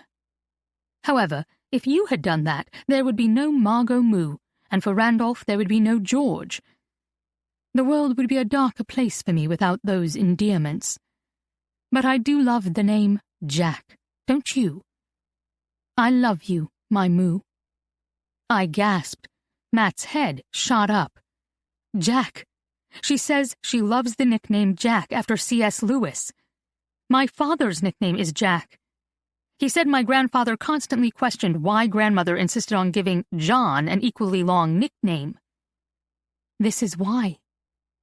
Mat cleaned his glasses with the hem of his shirt. Somewhere in the morning he'd pulled out a set of round wire-rimmed glasses, a must for every true scholar. I suspect, now that you've met her, you'll start to see Caro's stamp all over your lives. Your grandmother never forgot her sister. Did you catch that she broke up with George? Her defection comment? I lifted a brow, remembering Margot's hawk comment. I did. Mat laughed. She meant withdrawing her affections. I gestured to the diaries. But Margot never mentioned it in her diaries because she knew it wasn't real. Caro didn't really break up with him. Her defection was to protect him. Yes, and the word plays both ways, doesn't it? I sensed she was laying the groundwork for that final letter her parents received, maybe cueing her sister to its double meaning. And she's not subtle about her intentions either. Over and over, Caro said it was better to be angry with her than to worry about her. Here, I just reread her last letter to Margaret. It's a whole new letter now. 15 October, 1941. Dearest Margot, I can't sleep tonight. I'm not sure why, but I'm wide awake, and all I see is you. Two halves of the same coin. How does one survive without the other? How is one whole if the other half is not near? Do you remember when we were 7 and I got lost in the village? You searched for me for hours. It was dark by the time you found me. I had followed the river the opposite direction from home. I still don't know how you did it, how you knew where to search, and why you kept looking so deep into the night. You got in so much trouble, and you never told Father I was the one lost. You let him believe you were the one who led us astray. You shouldered the brunt of every misstep back then, and I always wondered why. I understand now. There could only be one of us. Be careful, dear sister. Mother and Father need you, but don't let them make you their son. They revolve around you now, and I fear they will keep you from growing your own roots and soaring on your own wings. They were so frightened in 34. We all were.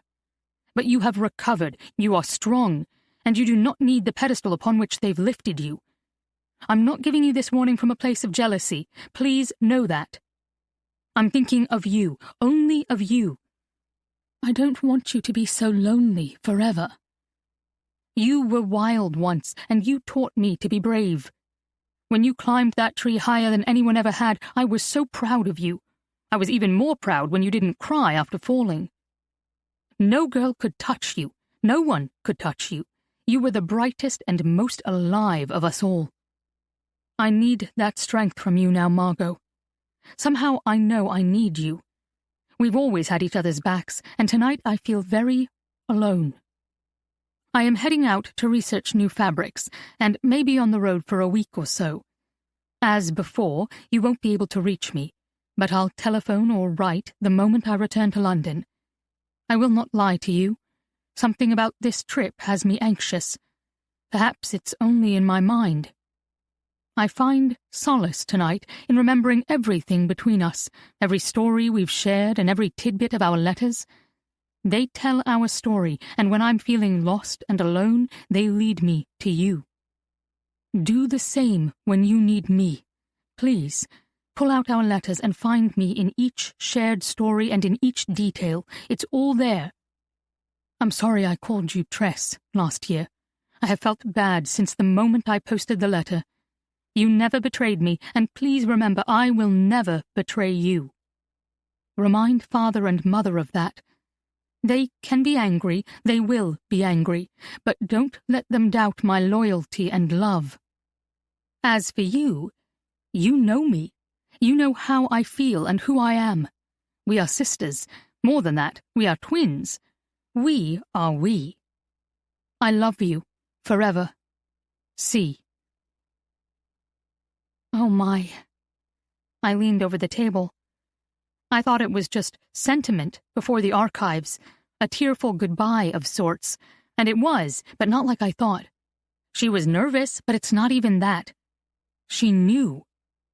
They all knew about Kristoff and the danger. Why'd they let her go? Despite extra training, it was suicide. She'd been compromised. Why would she do it? Her Lewis letter answered that one. It was the right thing to do. An absolute right ranks higher than perception or fear.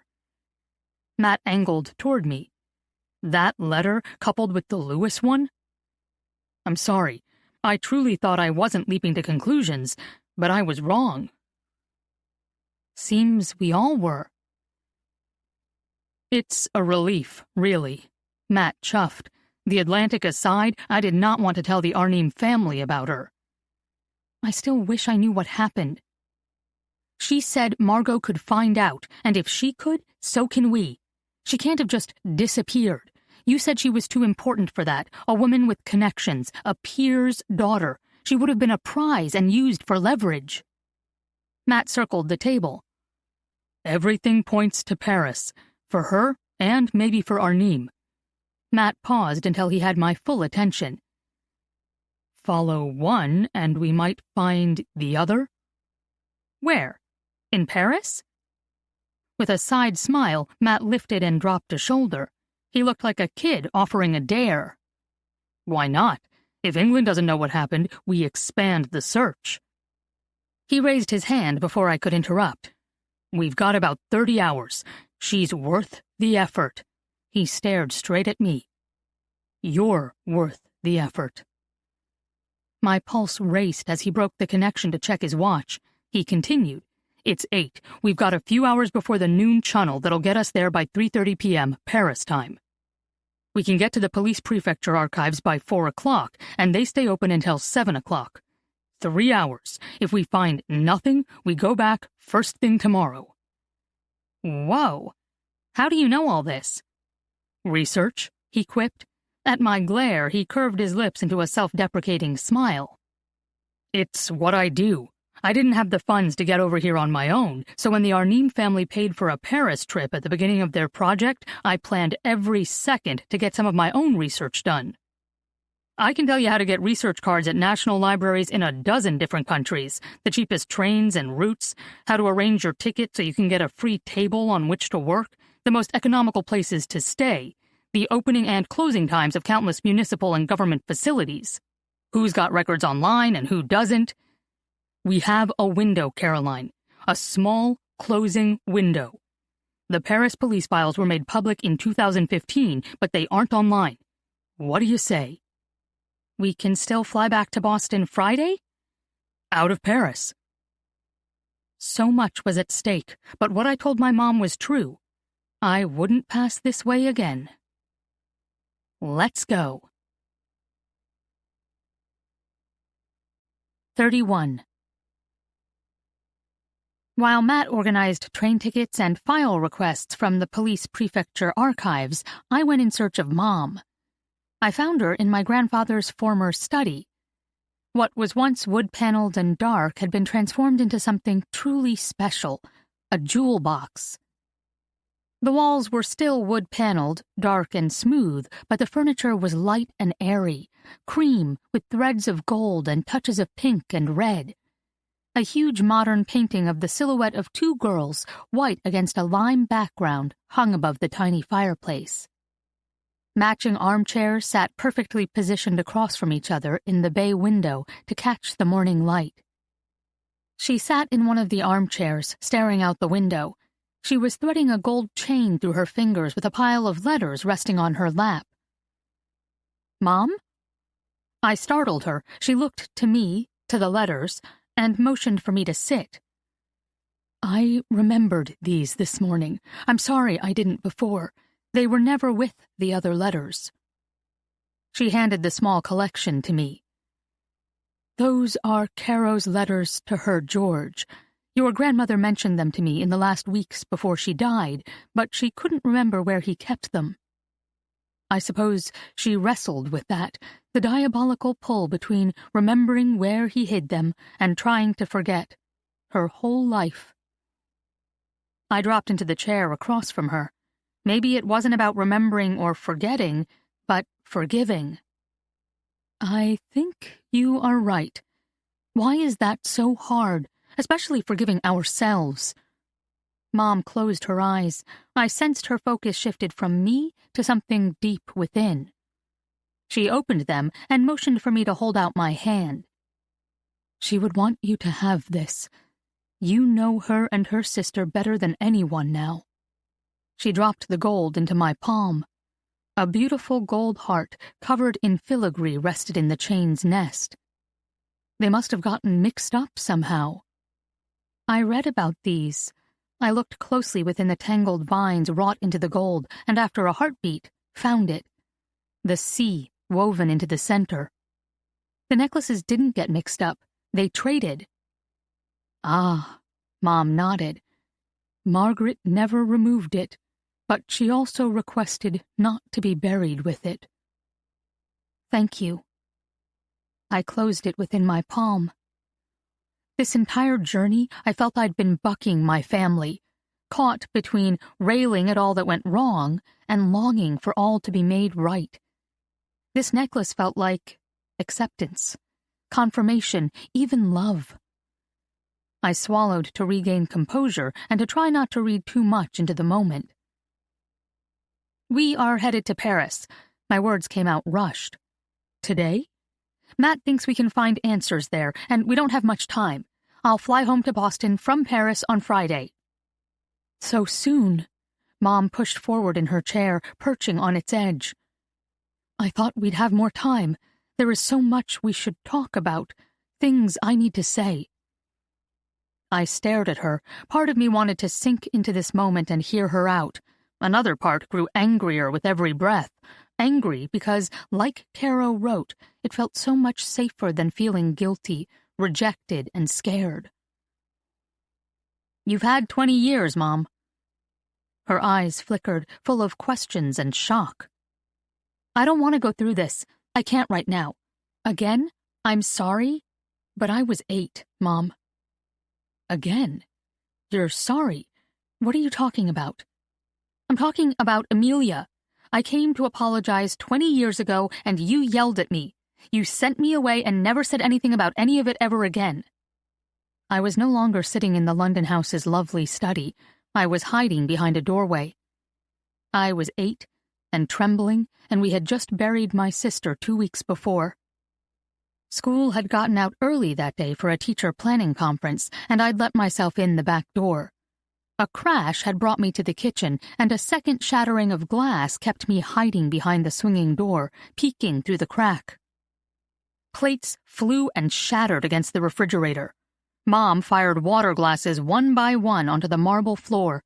Glass shot up and her hands were bleeding. More plates, crystal. It was mesmerizing in its terror. Everything within her sight was grabbed and smashed in a nightmare of sound and shards. But it wasn't her actions that kept me hidden. It was the screaming. I drew myself back to the present. You were yelling, swearing, words I'd never heard before. That she was to blame, that you hated her, me. Then you fell into all that glass, and I stepped out to come to you.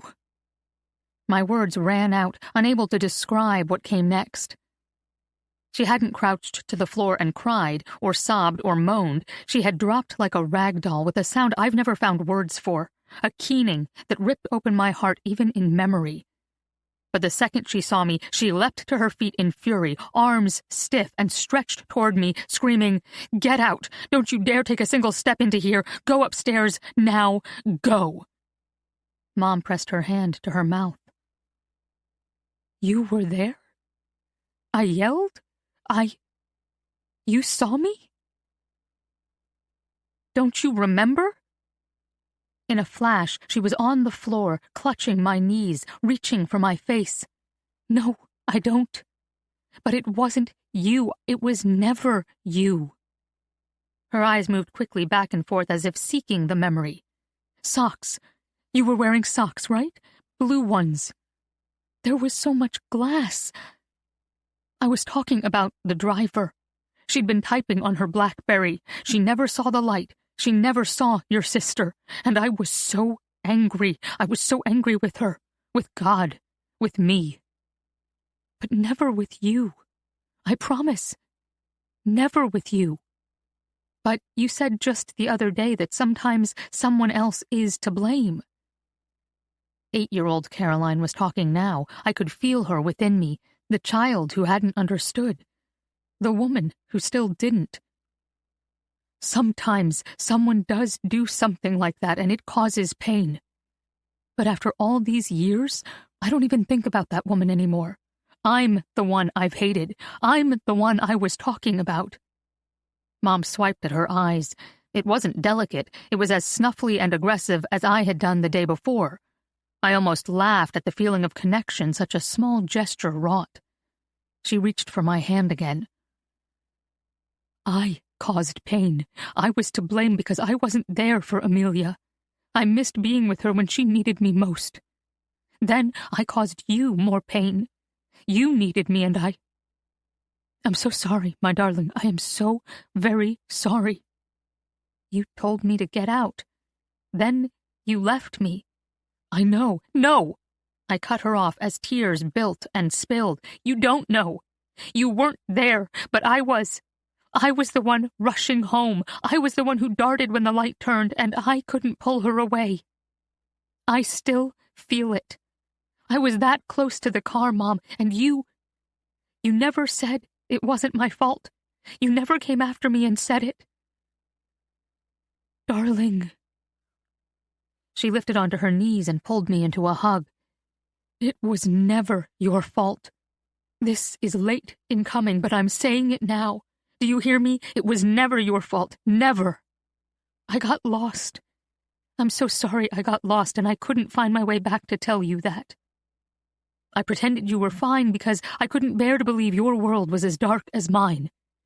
I'm so sorry. Please, forgive me. She repeated her words again and again, as if repetition would lay them into my heart. And it did. After several minutes, I felt my tears subside and every tense muscle soften within her arms. At my first sniffle, Mom tilted back onto her heels and reached for a tissue from the small table beside my chair. She dabbed at my eyes. I reached for it with a blubbery laugh. I'm old enough to do that. Yes, she offered an equally wavering smile. You are, aren't you? She tipped into a sitting position on the floor in front of me. She watched me for a long moment before speaking, her hand still wrapped around mine. I want to say it again, Caroline, now that we aren't crying. I fell into someplace very dark when Amelia died. I was drowning, and if I'm being honest, I didn't come out until I came here to help your grandmother. I should have reached out then. I should have flown home when I recognized it and begged your forgiveness. I've been a coward. She pinched her nose. I handed her a tissue. What happened here? Your grandmother saved me by showing me I wasn't alone in all my pain, regrets, and loneliness, but that I would be. I was headed to where she had been. Mom closed her eyes in memory for a beat before continuing. She loved your dad, but never knew how to show him. She could never break through her own black hole, I guess. That's why she left me the house, so he wouldn't sell it and be done with it. Be done with her. Mom squeezed my hands tighter. They felt warm within her grasp. and refinishing it brought me back to life. I nailed boards, cleaned out generations of junk, sanded floors, oiled that huge kitchen table. By the time I hired a crew, I knew almost as much about construction and restoration as they did, and even more about myself and letting go. She gave me a small, eager smile. I tiled your bathroom floor. It's a little crooked around the toilet. I hadn't noticed. I sniffled. I'm sorry, she repeated. At my expression, she giggled. Not about the toilet. I'm sorry because you are right. I chose my pain over you. I left you alone. I left your father alone when he needed me as well.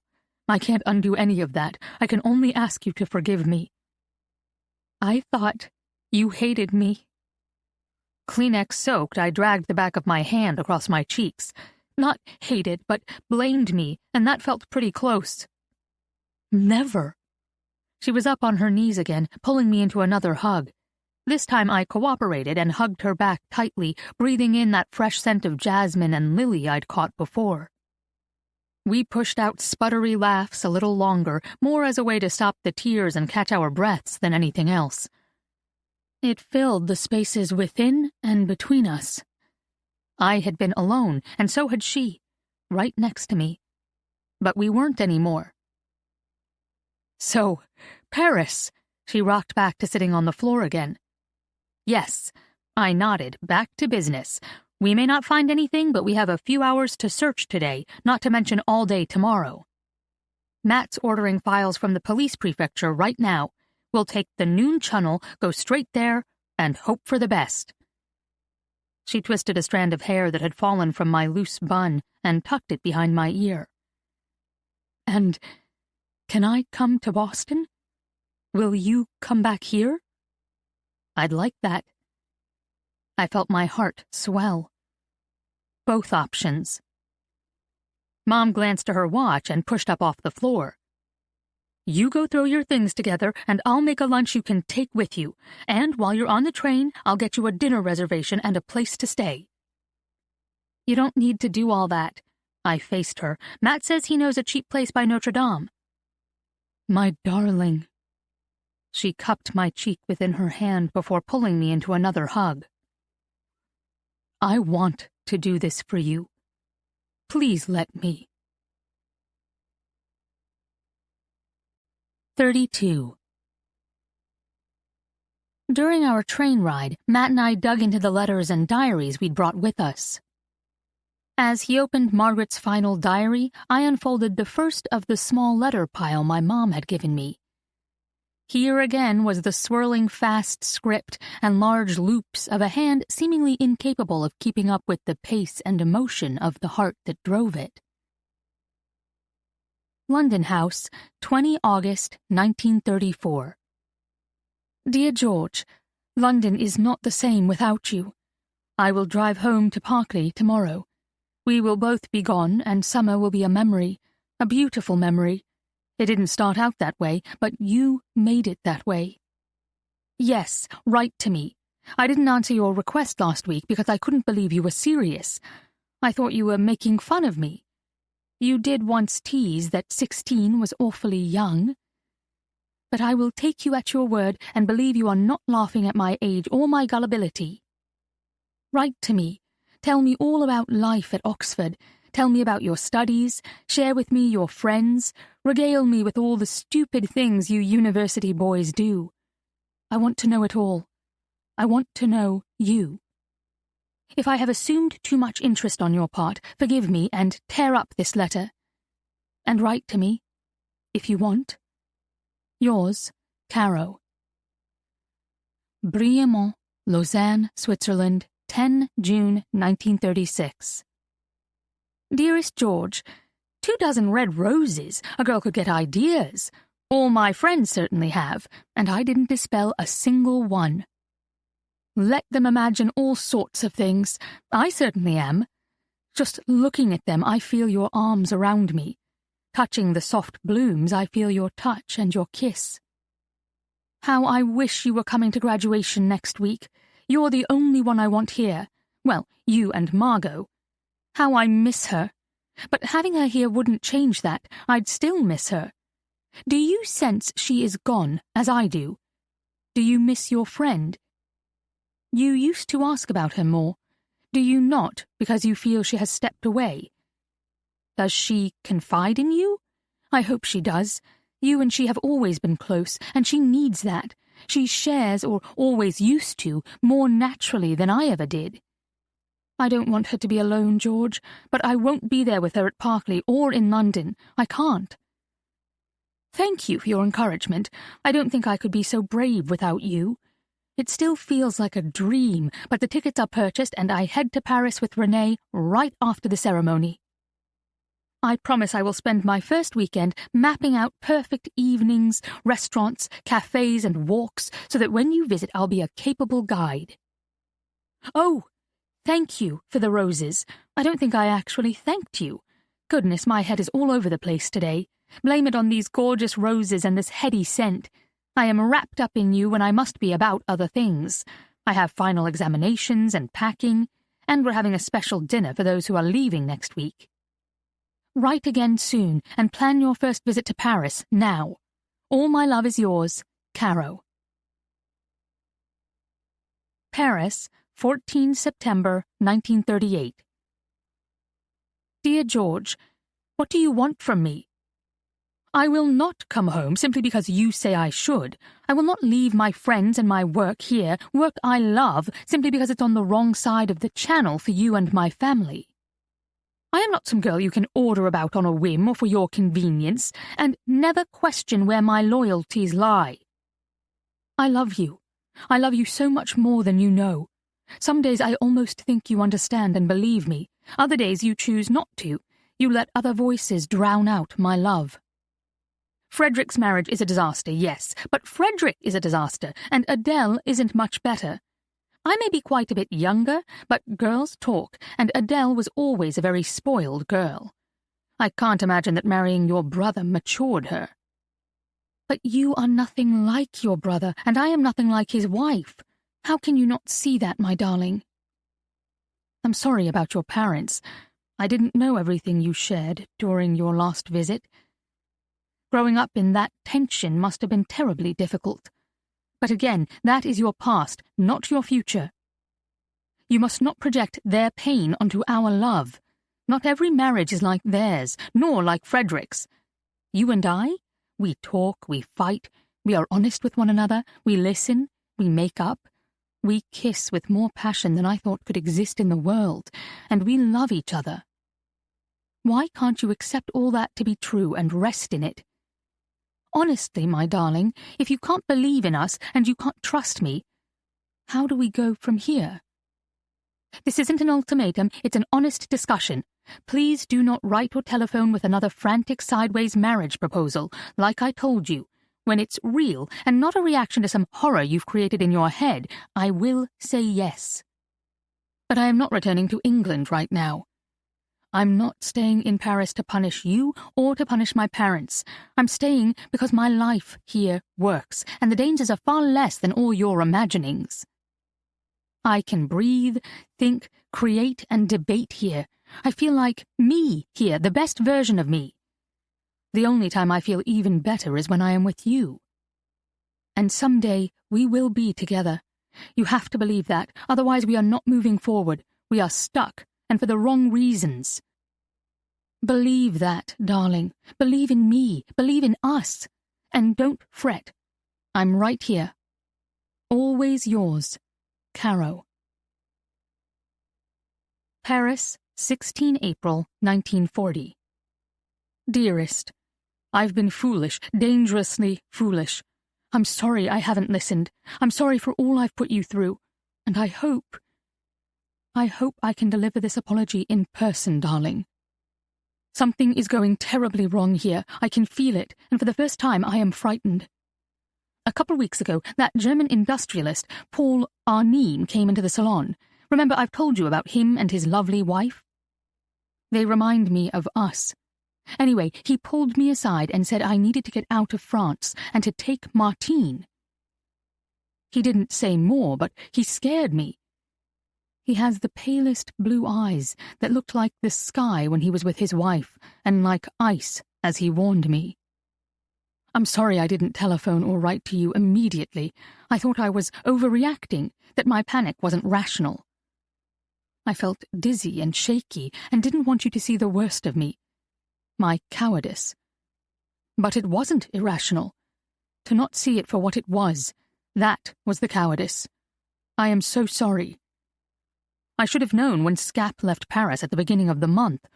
We thought it was another of her inspirational jaunts, but she's running the business from Lyon. She says she is on vacation, but instructions, telephone calls, and couriers arrive by the hour. She is not on vacation. Bettina is tense as well. She seems antagonistic now, like sides have been chosen, and she stands with her husband, a man with definite German affinities, and no longer with us. I suspect that is closer to the truth than anything we've been told. Sides have been chosen, and no one will escape unscathed. This phony war has soured to something new. The fear and tension are palpable. They thicken the air. They cling to us. The propaganda says the Germans are trying to peacefully work toward solutions, and the British, supposedly on our side, are harming us out of spite. But I know that to be false. I've sat through countless dinners with your father and mine. Only now do I trust my instincts.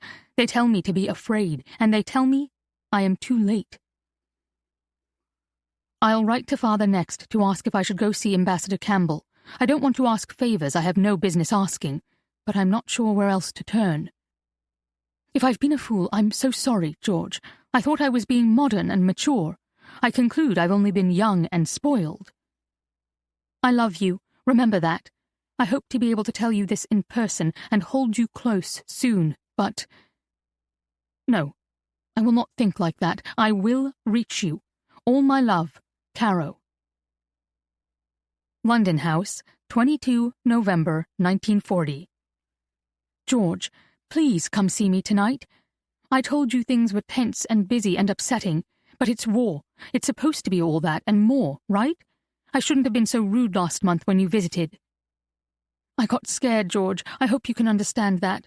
I let my dark imaginings get the best of me, and I regretted my behaviour as soon as you left for base again.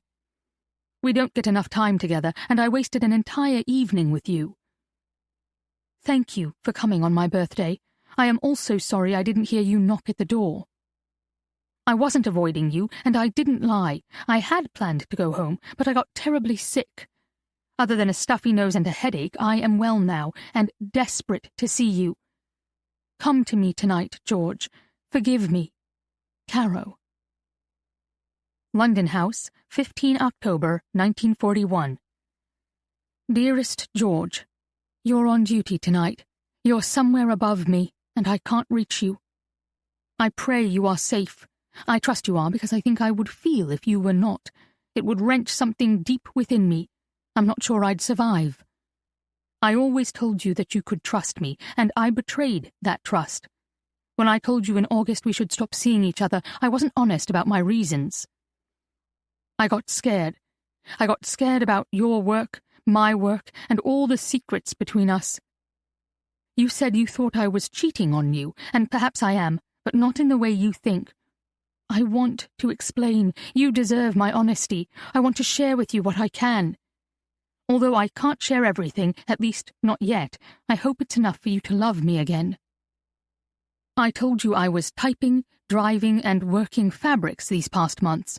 I never told you I knew or did anything that might put me in harm's way. That was my lie, my only lie.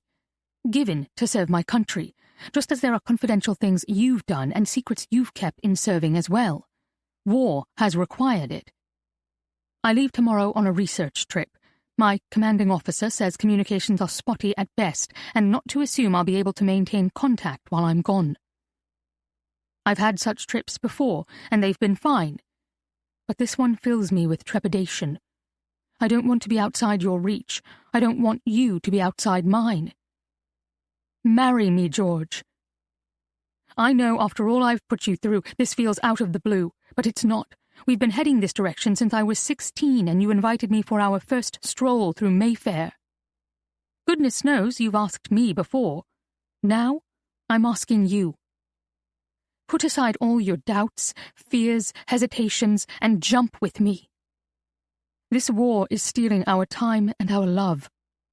And if we don't prevail, I want to leave this world as your wife with no regrets. Right now I carry so many. I regret every missed kiss and every night you aren't lying next to me. If for some reason my return is delayed, try not to worry, my love. You do that so well, but I can't have any of your mind on me during your missions. Trust I will be well, and I will race home to you as soon as I am able. If you hear anything that... Never mind. You and Margaret know me. With the two of you in my corner, I will always succeed. God bless you, my beloved. Caro. 33. I felt myself melt into the seat with my exhale, unaware I'd been holding my breath while reading. It was so tender. She loved George, always had, always would. It broke my heart again that Caro never married her George, as much as it broke my heart that he waited 9 years for her and kept the letters his whole life. He must have felt so lost and confused. From what Caro wrote, she knew he'd doubt her. He'd been taught that, modeled that, his whole life. But her letter had to have inspired hope. It was that powerful. So powerful it haunted my grandmother as well. How could such tender sentiments, written by a sister she loved to the man she married and once adored, not always bring fresh pain? I looked out the window and found myself, in the blackness of the channel, staring at my own reflection. How alike we were through the generations, I mused, how resistant to trusting, feeling, relaxing, being, loving. I shifted my focus to watch Mat through the window's reflection. He was bent over the table again, paging through his notebook, that same lock of hair having fallen over his eyes, shielding them from view. So intent. In many ways, so caring. "Have you ever been in love?" I blurted out. "I mean, have you ever had a serious girlfriend?" My rudeness and my assumptions surprised me. Or, I'm sorry, you don't have to answer. Do you have one right now? Mat's eyes flashed panic. His gaze flicked to the letters in front of me, then back to mine, full of questions. I have. Not now. Maybe one. You think you've been in love once? He blinked. Can you tell me about her?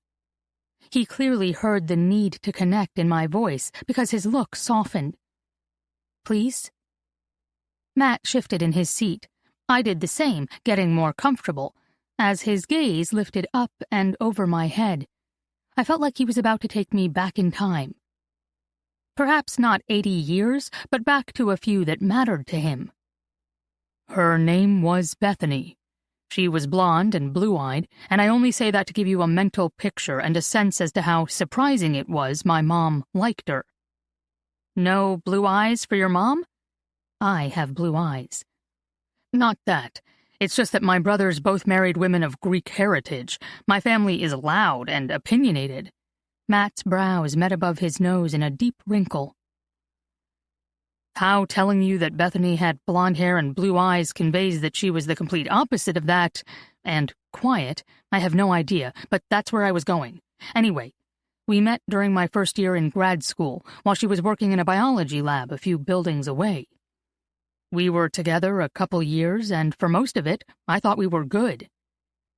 You weren't? I suspect I idealized what love should look like, rather than seeing what Bethany and I actually had. He shook his head, as if he'd phrased it wrong again. And he had. I needed less philosophy and more details. I eventually noticed, but we lived parallel lives, not interwoven ones. I'd have my day, she'd have hers, we'd recount them and spend time together, but... Mat rubbed his chin. Bottom line, I don't need someone to say, "Oh, knight in shining armor, come save me." He pitched his voice high, and I clenched my jaw to keep from giggling. He was not trying to be funny. He continued, oblivious of my struggle. But I do want someone who believes, guy I'm in love with, hold my hand because we're stronger together. I want a woman to believe that about me, with me. It's what my parents have, and without it, marriage has too many obstacles to tackle. Bethany was never going to figuratively hold my hand. She didn't need that from me, and I didn't need it from her. My mind drifted back to Mat holding my hand the night before. Saying nothing, just walking beside me, holding my hand. I hadn't wanted to let go, and felt the coldness of separation the instant we did. I coughed to cover the heat crawling up my neck. So you broke up? Not quite. Mat scrunched his face. While still dating me, she found a guy, engaged to another woman, mind you, whose hand she did want to hold. Last I heard, they married and may even have a kid by now. Ah, the Arnim issue. Mat's blush matched my own. Yes, well, I did confess my reaction was experience-born. I waved his concession away. All along you've said everything is subjective, and that's all, to a degree, experience-born, right? True, so I merely confirm my own assertions. Mat gave me a crooked smile. And you? Turnabout is fair play. He glanced down to his notebook as if unable to maintain eye contact. Any true loves? I hesitated, now understanding why he paused a few beats when I first asked him the question. We hadn't treaded into these waters. It felt like we were trespassing upon a friendship long dead, like guests at a class reunion hoping to ignite a lost connection. I wasn't sure if I had the courage for such a vulnerable life update. Yet, in studying Mat for those few heartbeats, I discovered that even after all these years, I still knew him. I still trusted him, and he was still my friend. The connection wasn't long dead. Quite the opposite. I came here for my junior year abroad. I motioned out the window. To Paris. Mat's jaw flexed. I remember. Something about his expression hit me wrong, but I skipped over it as memories of Paris and that year flooded in. My mind wandered to Caro's final letters and her love story, then back to my own, which had felt as gilded and surreal as Caro's time in Paris. I met someone. His name was Caden, and I really thought I loved him. Caden, Mat repeated. What happened to Caden? I swallowed and found the best way to explain was to simply start from day one.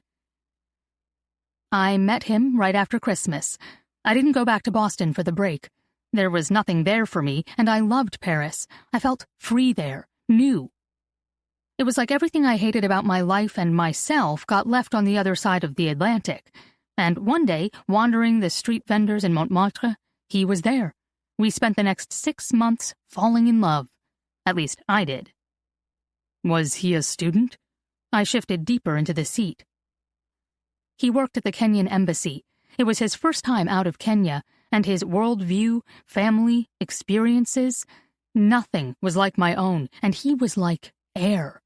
I even considered leaving school and staying to find a job. But you didn't.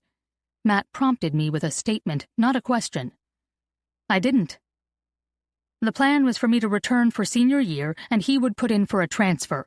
It was all very an affair to remember. We were going to meet post-graduation in New York. I was lost in the past until Mat prompted me with a soft, drawn-out, But he changed his mind. We called and texted for about a month. Then he called at the end of September. I closed my eyes, remembering that final night. He said I'd changed. I wasn't the same woman, and he wouldn't come.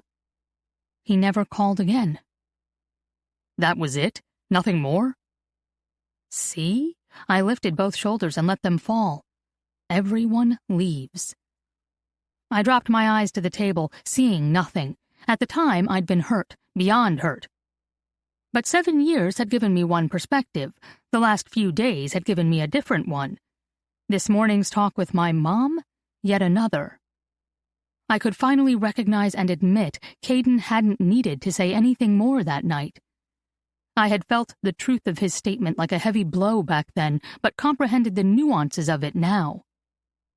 Whatever I had become, and whatever freedom I had found in Paris, it hadn't been real. I couldn't sustain it because I hadn't owned it and made it mine. I'd played a role, that of a happy, carefree young woman, and I left her in the Charles de Gaulle airport the afternoon I flew home. How alike we were through the generations, I mused once again. How resistant to trusting, feeling, relaxing, being, loving. A new thought pierced through my memories. When we met last Friday, you said I hadn't changed. What did you mean? Mat's Adam's apple lifted and sank with tension. His eyes reflected a glint of challenge. You haven't. You're exactly the same, and you still drive me crazy. I remembered that feeling, that dance between us our first 2 years in college. Mat and I had fought, laughed, argued, eaten more red vines than humans should, and always tiptoed around the fact that there was something between us, electric, exciting, terrifying. I cycled through freshman year, sophomore year, senior year. I had ghosted him. He'd been right about that. After Caden called, I had retreated, from friends and from him, just like I'd been taught to do growing up. Lived experience, as he called it. I finally got it. Mat? I waited until his eyes met mine. I'm sorry. It's okay. You were in love with him and he hurt you. And I was in love with you. His eyes widened at his sudden admission, as did mine. He quirked a shaky, almost sad smile. That can't surprise you. You had to have known. At that moment, the train emerged from the tunnel into a blaze of yellow sun, blue sky, and green fields. We were instantly thrust from our world of two back into our larger story. I opened my mouth to reply, but he cut me short with a raised hand. Don't say anything. I shouldn't have mentioned it. We can't just leave it there. Why not? That's what you did. You talk about feeling free and leaving everything bad across the Atlantic. But I was across the Atlantic, Caroline. And unlike Caden, I knew the real you, not some pretend version you tried to create. And when you came back and I asked you out, tried to reach out, then accepted that we'd only be friends, you still ignored me. You wouldn't return texts, calls, you dropped a class we planned together. Then you blew up at me one night and told me to leave you alone. So yes, I get to just leave it there, no matter what you might want to do with it. He flicked his fingers in air quotes, but he needn't have. The disdain in his voice made the quote marks audibly clear. I didn't know. Mat closed his eyes. When he opened them, all the fire was gone. What didn't you know? That I was enough. For anyone. Mat, watching me, blew out a long, slow breath. I'd say none of us are, in any relationship, until we accept the other person may simply believe we are. He then cleared his throat and changed the subject. You'd better start packing up. We'll be there soon. I started gathering our papers, tucking the letters away into my bag, checking and rechecking references, and seeing nothing on the pages in front of me. Our charade of nonchalance lasted until the train pulled into Paris's Gare du Nord. Mat jumped up to grab our bags from the rack above us when I reached out and grasped his hand. He dropped back into his seat. Before we go and start this hunt, I want to say I'm sorry again. And thank you. He tilted his head in question. I hurt a lot of people that year. I ghosted everyone. My roommates yelled at me after a couple months and we worked it out. But you are right. We had something special and I abused it. I didn't mean to, but I thought of my mom and her comment about getting lost. I did. I got down on myself and I never looked up. I'm sorry, and thank you for telling me. I shouldn't have said anything. It's in the past. He jumped up, seeming eager to put space between us. I let him go. After all, I knew he didn't believe his own line. To Mat, the past meant everything. 34. Paris took my breath away. When people say such things, they usually refer to the city's beauty, soft light, and air saturated with flowers, heat off the cobblestones, and patisseries redolent with rich chocolate. Not me. I was reminded in an instant of the freedom I'd felt, the strength and joy I'd tried to grasp, and the disparity between trying to manufacture those feelings versus allowing myself to simply trust they could be mine. I saw Paris through new eyes, or, more accurately, a new heart. Mat stretched out his hand. We doing this thing? I clasped it tight, accepting it for the olive branch it was. We are.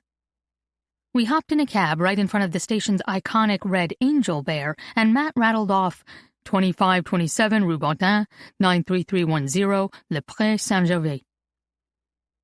While the car sped through traffic, down small streets and around monuments, I tried to absorb Paris at the car's breakneck speed. Mat chuckled. The first notes felt forced, but not the last. You look like a kid. I feel like one. I let that ending with Caden cloud my memories. I let a lot of things dictate how I felt and what I saw. I willed him to understand, and in one long look, a second of silent communication, I felt he did. It was enough. The Arc de Triomphe flew by. I twisted to catch it through the rear window. We next crossed over the Canal Saint-Martin. We zipped past the Orchestra Hall and the Philharmonic, as well as the National Music Conservatory. Mat toppled into me as the cab cornered a fast right turn and stopped at the Archives for the Police Prefecture. He jumped off as if I'd scorched him. Your shoulder. Did I hurt you? Are you okay? I assured him I wasn't hurt, but that didn't stop him from opening my taxi door, carrying my bag, and basically clearing the way for me into the building. After gaining our security passes, Mat and I found our assigned desks and the files Mat ordered for us stacked high upon them. I counted 30. I groaned. He sighed. I ordered everything from October 15 to 22. He pulled our 2 chairs close together and laid the first file before me. You ready? Ready as I'll ever be. I opened the first folder. It was structured very similarly to the British files, with a trifold cover binding, and a varied number of copy sheets bound by thin strings within. We again found ourselves slogging through hundreds of papers with only 3 hours in which to do it.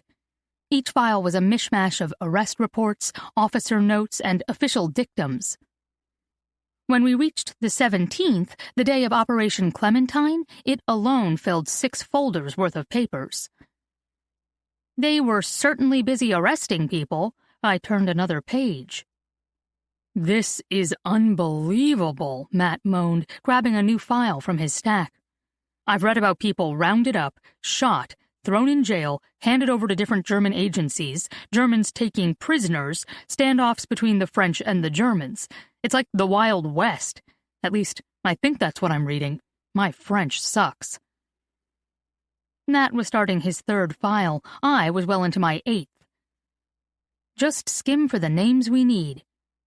We refocused on our individual piles, and now only looking for names, Mat moved through them much faster. Wait.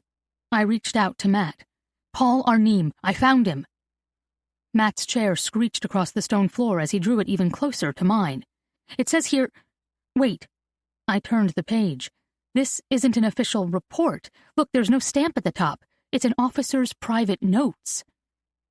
How do you know? I found a few of these in that file. I pointed to the one I had just scanned. Reading between the lines, it looks like the French police filed these reports when the Germans demanded no official record from the French. Perhaps situations in which the French got nervous, and rather than comply without question, they made unofficial notes, kind of like backup plans if there were issues later. So that means... I turned another page, then back again. Whatever happened with Arnim made the French officers on the scene uncomfortable.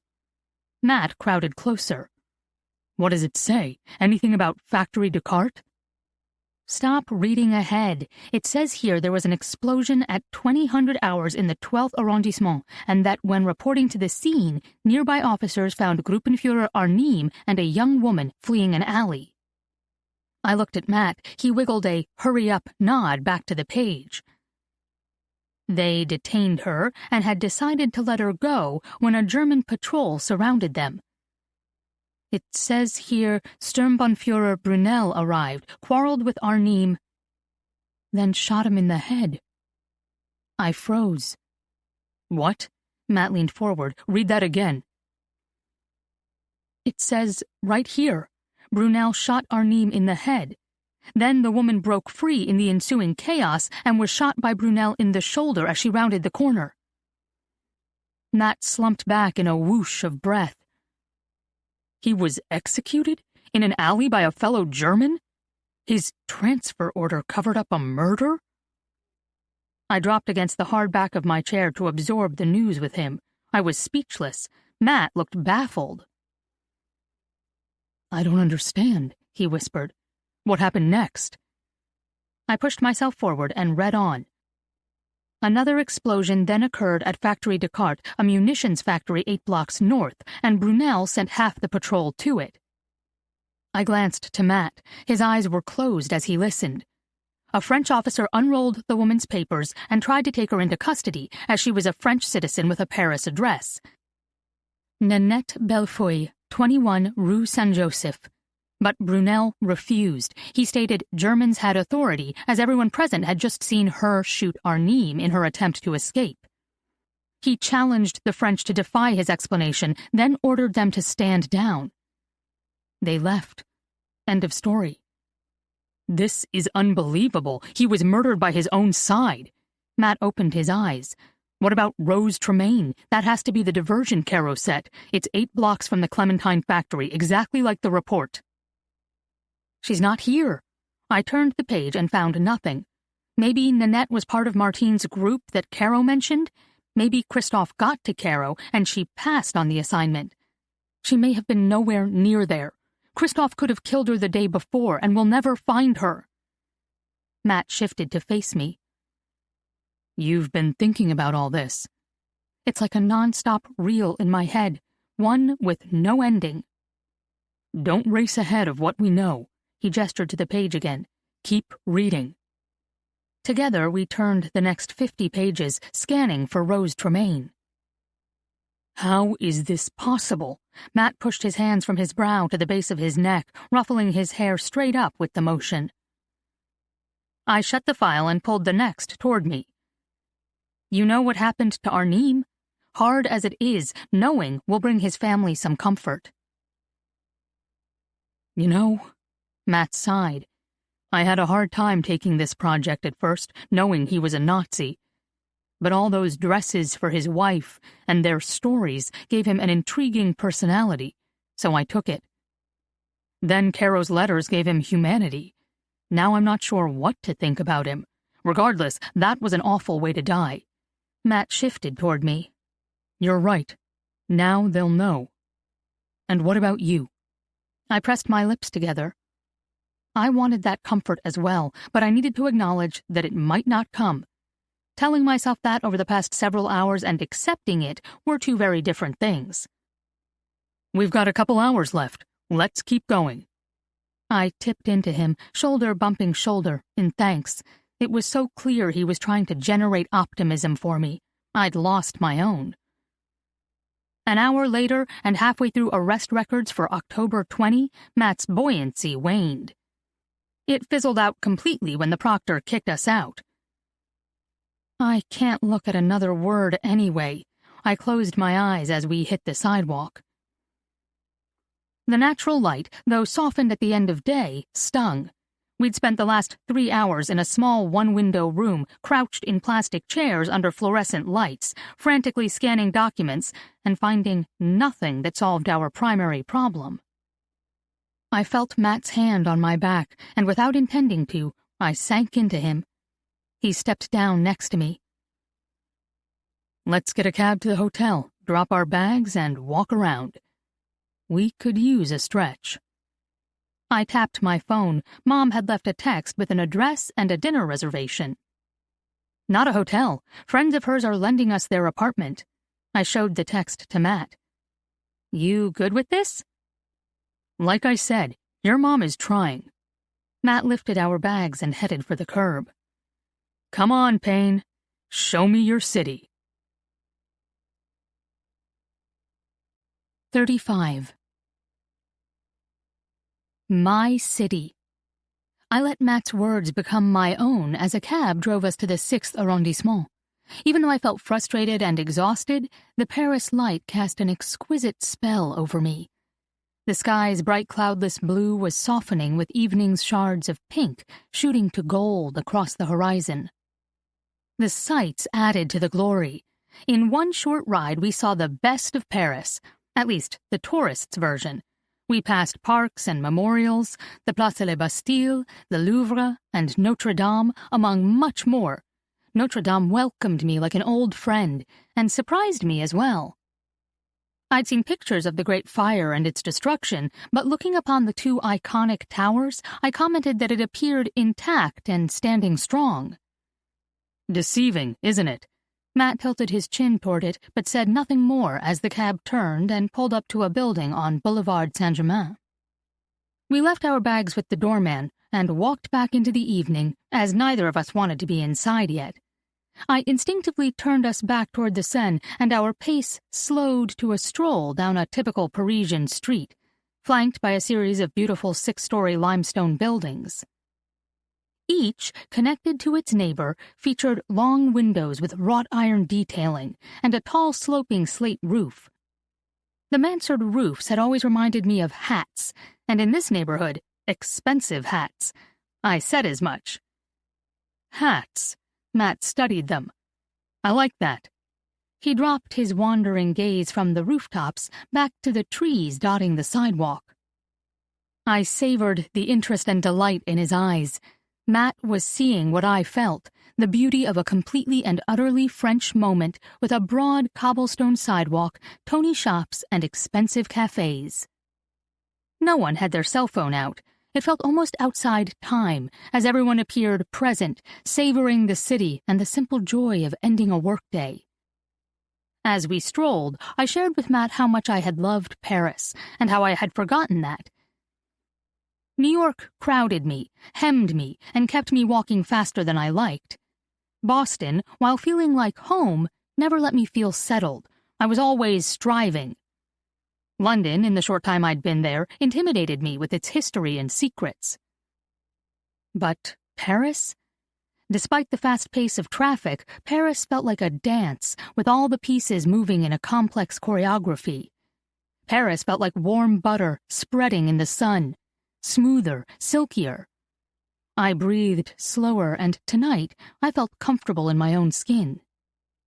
He laughed at my descriptions, but as the evening light hit the buildings on the other side of the river, warming the cream stone to a rose pink, I sensed he felt it along with me. He grew quiet.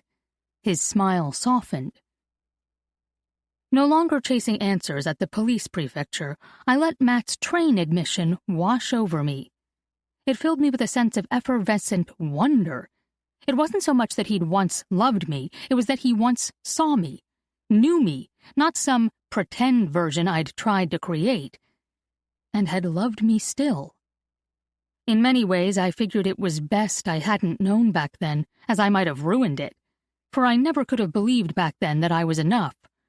As he said, I could not have accepted that another may simply believe we are. But now I knew with a deep conviction I wanted to try. I wanted to try to break that generational resistance to trusting, feeling, relaxing, being, loving. I wanted to reach out and somehow share all this, but his confession had wrought an equally powerful, yet opposite reaction in him. He kept his eyes averted, his head turned away. It felt as if he now chased the wonder of Paris and the evening to avoid the more complicated reality of me. Mat pointed beyond the bridge to the Place de Carrousel and the Louvre. Do we have time for a detour? This is all a detour. The restaurant's behind us. I laughed and continued walking. Yes, we have time. We crossed the bridge and found ourselves at the edge of the famous Tuileries Gardens at the Arc de Triomphe de Carrousel, across the street from the Louvre's pyramid. Mat gestured to the Arc. Did you know this one was built before the one on the Champs-Élysées? I kept my face blank. Even if I'd known, I wouldn't have said. The gleam in his eye told me this was important to him. He continued. The Champs-Élysées Arc honors those who fought and died in the French Revolution and Napoleonic Wars, and was completed in 1836. This one is about half its size and was finished earlier, in 1808. It celebrates Napoleon's victories from his 1807 campaigns. You're well informed. I've been writing about memorials for years, how we view them, what they mean across time. I'm still trying to break into that public forum. He looked down at me. We need to talk about the article. Now? I asked. Mat opened his mouth. I could tell from his expression that work was his next safe landing spot. Mid-exhale, he changed his mind. Later is fine. Let's enjoy Paris. I led him around the Louvre to the right, following the Seine, and soon reached the Pont Neuf Bridge. Paris's oldest bridge surprises people. It surprised Mat. It was simpler than he expected, and more beautiful. That made me smile. He pulled at my hand to stop midway across the bridge. I forget how north we are, even here. It's after 8, and the sun has a long way to go before it's gone. I'm glad. I rested my hands on the stone wall. If we'd come out of that building in the dark, it would have felt even more depressing. I needed the sun. I needed a gentle ending to our journey to find Caro. Darkness would have been abrupt and mirrored how I felt about our search. Because I couldn't help it. I was sad. My expectations had grown far beyond our abilities. It was too far to leap, and I'd missed the landing. It's not your job, my mom had said when I outlined my plan to find answers last Sunday. It was never your fault, she had assured me this morning. She was right on both counts, but when are emotions rational? If what had started a domino chain of pain, retreat, and dysfunction could somehow be reversed or reimagined, then couldn't a domino chain of hope replace and even heal it? That's how high I had aimed, because the corollary to Mat's statement that history is subjective meant that we could change it by shifting our perspective. It meant my dream wasn't impossible. If our perceptions changed our reality, our minds could also adapt to something new. As Mom had more than implied, I could stop being a prisoner of a past I hadn't understood because I no longer imagined myself to be one. Standing on the Pont Neuf, I began to wonder if it was possible, not to change my father, but to fundamentally change me. Could I reach for something new, like I had here all those years ago? This time, could I hang on to it? Not play a role, but grow into something new. I glanced to Mat, wondering if it had already begun. You aren't the woman I fell in love with. Caden had been right. I shed the courage, the optimism, the joie de vivre I found in Paris like a borrowed coat, and shrugged on the familiar, the heavy, and the ponderous, simply because I didn't understand I had a choice.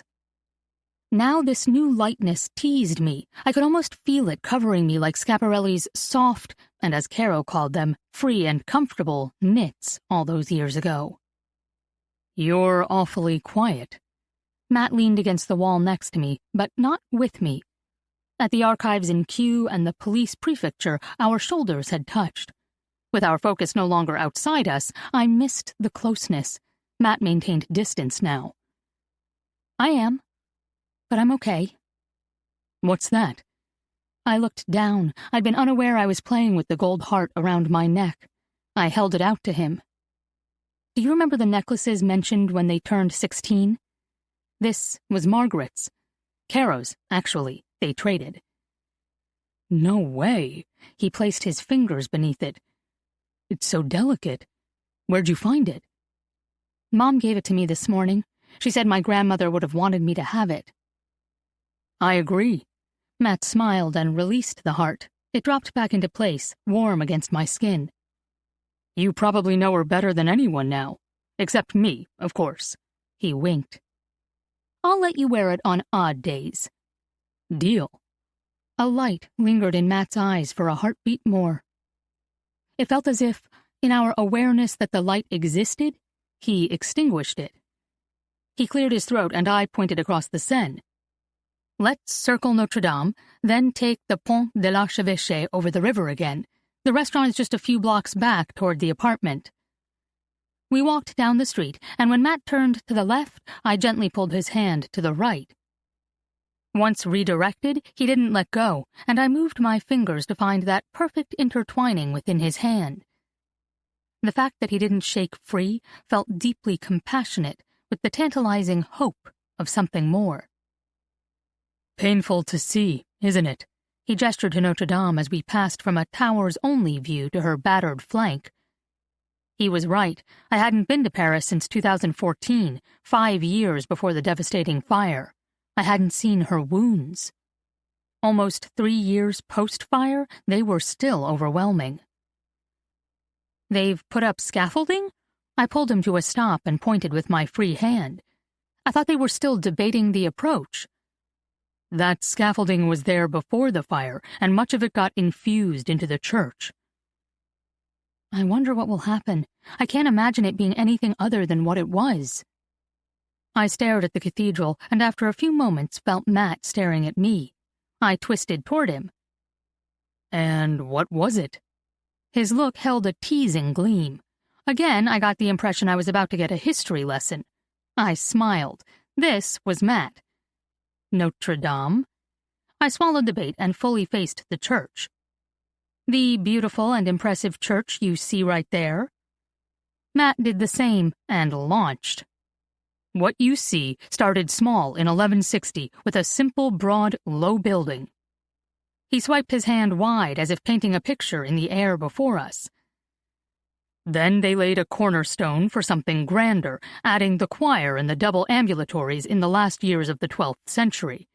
In the early 13th, they started building the spine to the west, the basic blueprint of what you see today.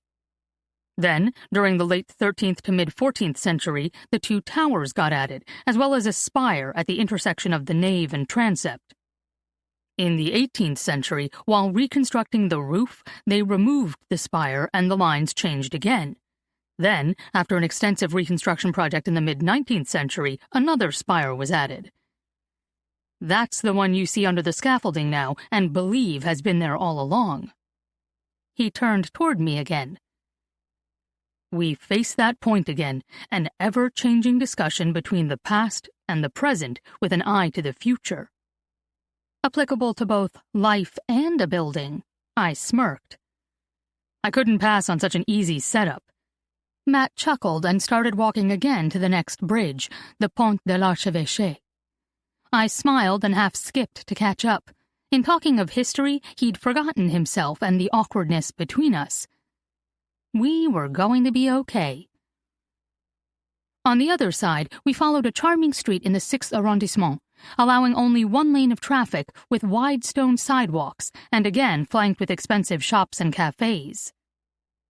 Our final turn was onto a pedestrian thoroughfare. It reminded me of Boston's Acorn Street. It was equally narrow and cobblestoned, sloping to a rise in the center. But the similarities ended there. This street was bustling with restaurants, cafes, people, and languages. Le Procope sat halfway down, like the grand dame she was, with her sidewalk tables and bright red and royal blue striped chairs. Inside we found more red. Red walls, red leather banquettes, and red and blue carpet running up her sweeping white marble staircase. I gestured to a plaque on the wall. Le Procope, Café Glacier depuis 1686. It's the oldest restaurant in Paris. Your mom must be well connected. I nodded. I'm beginning to think she might be. She always was the extrovert parent before. The words drifted away. I had no need to go back there anymore. Soon settled in the rich leather banquette of a cozy corner table, we ordered. I started with escargot and tried not to laugh as Mat gingerly pulled his first snail past its plug of parsley, butter, and garlic with a tiny fork. One bite and his skepticism vanished. He brightened and dug those buttery dollops out as fast as he could snag them. He commented he couldn't taste the snail, but loved escargot. I grinned. That's because it's only a conduit for butter, garlic, and parsley, 3 of my favorite foods. We then moved on to cassolette de riz d'agneau for Mat and filet de boeuf, sauce bernaise, and frites maison for me. Basically, a country stew and steak and fries. Every bite worked its magic, and I soon found we leaned toward each other more, smiled with greater ease, and truly laughed without holding back. The real surprise came at dessert. Before we even ordered, a chocolate soufflé and the house tiramisu arrived without prompting. "Your mother ordered these for you and paid the bill, with her compliments." The host arrived beside our waiter. Mat raised a brow in an annoying "I-told-you-so" manner. Rather than give his smug look any reply, I reached forward and snagged a bite of tiramisu. He countered with a spoon to my soufflé. "I don't think I've ever eaten so well." He finally laughed, swiping my ramekin and scooping out the final bits of chocolate. "I live on a chicken I cook every Monday and a heap of salad fixings. I can stretch the whole thing out a week." He surveyed the room, now filled with the harmonious sounds of tinkling glass, china, and soft conversation, like an orchestra playing the first notes of a perfect night. "I couldn't have imagined something like this." He looked at me and tilted his head. "But you? The London house? I didn't know that about you in college. You must go to places like this all the time." His gentle lilt lifted his sentence to a question. My mind shifted back to my Sunday arrival, reading letters with my mom, something she had quoted. "There are very few of us who have heart enough to be really in love without encouragement." Mat's tentative question was all the encouragement I needed. Not really. I cracked the door open to my childhood a little wider for him and for me. When I was young, my brother was a teenager and into every sport imaginable, and he was a good student. Weeknights were spent following his games or his studies. After he left for college, the same fall Amelia died, there weren't many family dinners. And now, fancy dinners out aren't my style, nor any of my friends. We're more of a pub burger than Neptune group. The high-end Boston Oyster Bar somehow reminded me of Le Procope. It wasn't the decor, other than the almost matching black and white tiled floor, but the exquisite attention to detail, bustling vibe, and robust prices. I had been there once, on a date, a couple years back. Now I longed to return. Mat would enjoy it. It would remind him of tonight. "And Caden?" Mat's question stopped my musings. "No special dinners here in Paris?" My heart shifted. Mat was cracking the door open to his heart as well. We were stretching beyond the topic at hand. I sipped my wine, and this time I prepared to take him back in time. I shared with him the details of that spring, wandering around museums and eating picnics. I shared with him who Caden was and who I thought I'd been in his company. And as I talked on, I realized my experience was more aligned with my aunt's than I'd accepted. Just as she had written to her sister, ideas and thoughts shared late at night about life, politics, art, along with good food and wine, had made Paris, and me in it, feel alive. It wasn't Caden as much as it was that I had stepped outside myself and my narrow perceptions of my world and my place within it. Perhaps the coat hadn't been borrowed after all. I felt my face warm. "I've been hanging around you too much. I'm beginning to believe how I think changes who I am. And I can hang on to that brighter, even happier woman I found here." "You were that woman before Paris." Mat kept his eyes trained on me. "Maybe you forgot, but I was serious when I said you hadn't changed. You still drive me crazy, and you're still the woman I fell in love with." 36. While we'd been inside Le Procope, Paris had transformed once more. This time from pale pinks and blue-graying skies with white stone and yellow street lamps to colorful restaurants, wine bars, and neon store signs brightening the black backdrop like pinpoints. Notre Dame, the Louvre, and the Place de Carrousel were all lit, and the Eiffel Tower shot resplendent with gold on the hour. Without talking about it, we found ourselves meandering back toward the Seine, making a broad loop before turning toward the apartment. Cars zipping through the streets added a sense of modernity to the night that disappeared completely across the quiet bridges. There they slowed, and the street lamps' golden glows invited us to stroll again and take in the moment. It was the evening's perfect denouement.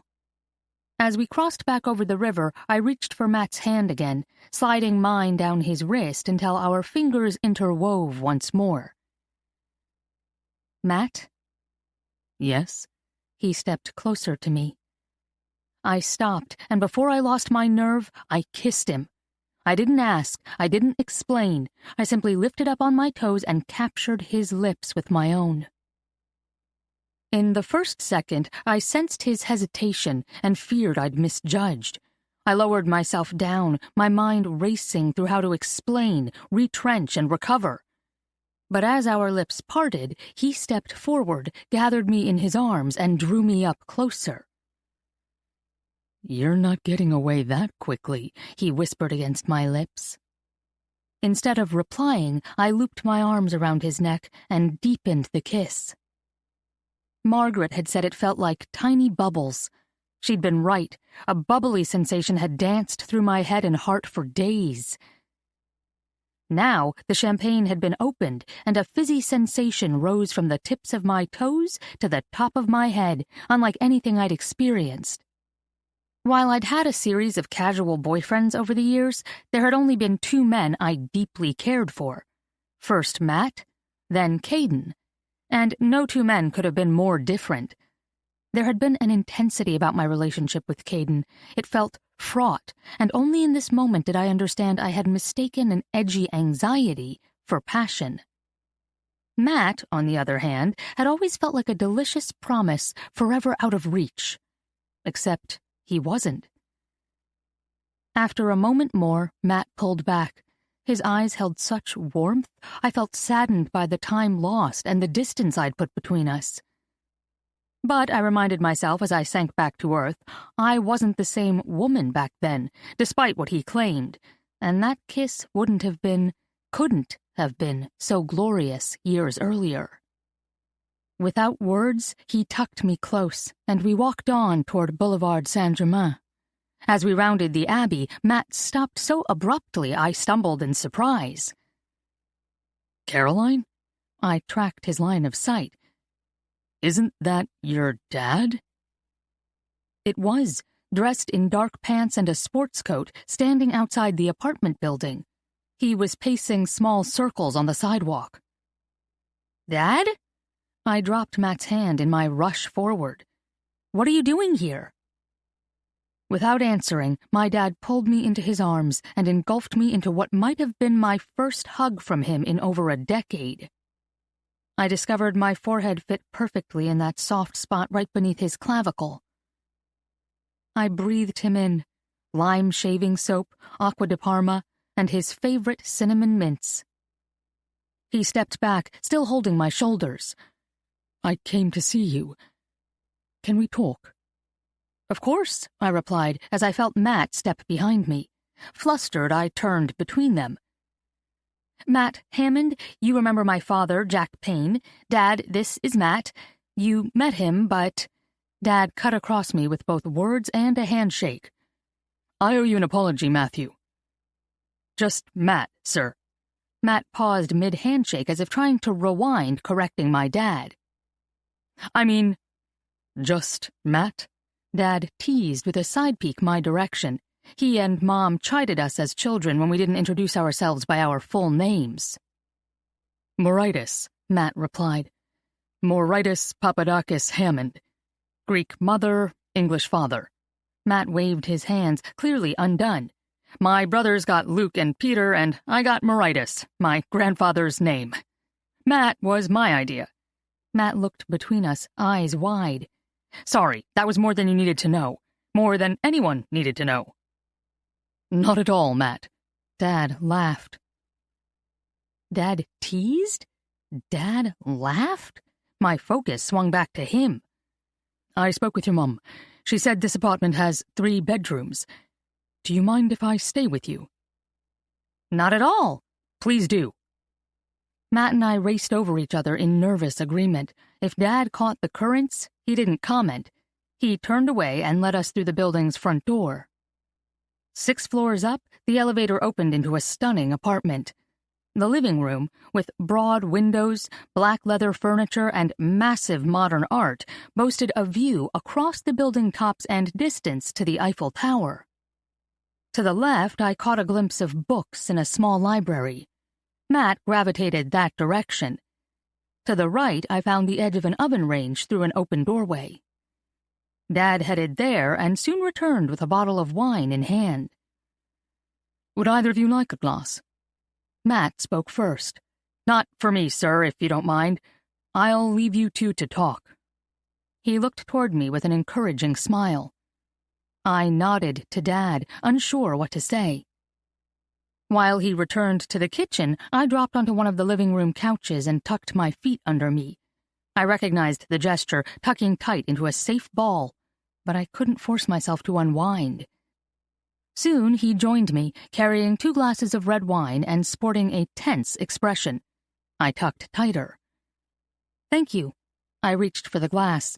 It was an amazingly big, dark, earthy red, most likely a Bordeaux blend, and chewy enough to count as a meal. Although I wasn't hungry, it was exactly what I needed, rich and grounding. I shifted my attention from the wine to the window and straight upon the top of the illuminated Eiffel Tower. The whole effect, the day, the wine, the company, and the view, was surreal. Dad still had not spoken. I turned back to him. What are you doing here, Dad? We both heard my tone. It lay between us, sad, defeated, and worn on so many levels. I also had failed to banish a note of wariness. All those feelings of light and hope I tried to envision as my own in the preceding hours vanished when faced with the reality of my dad. You're exhausted, he replied. I nodded. I was exhausted. I also felt young, hurt, and very small. In the instant he hugged me, I had realized how much I missed and still needed my dad. Breathing him in had felt like coming home. I wasn't sure I could withstand another lecture or another walking away. I scrubbed my hand across my eyes. It's been an unbelievable week, but you were right. The price has been high. I fly home first thing Friday to get to work. I'm glad you won't lose your job. Yes, well, I've been thinking about that. His lips parted. It was clear he wasn't sure what to do with that comment, but I wasn't ready to deal with it myself, so I pressed on. Why are you here? I drove to Derbyshire. It was not the answer I expected. He continued. I was headed to the airport Monday, but I can't tell you why. I ended up getting a rental and heading to Critch. I think I needed to say goodbye. He glanced at me. Speechless, I could only stare. Jason and I had endured a year of Dad saying goodbye, so this detour didn't surprise me as much as it seemed to have surprised him. We didn't stay for my mother's burial, so you didn't go, but all the Waite side of my family are buried in Critch. Generations of them. Grandparents, great-grandparents, great-greats.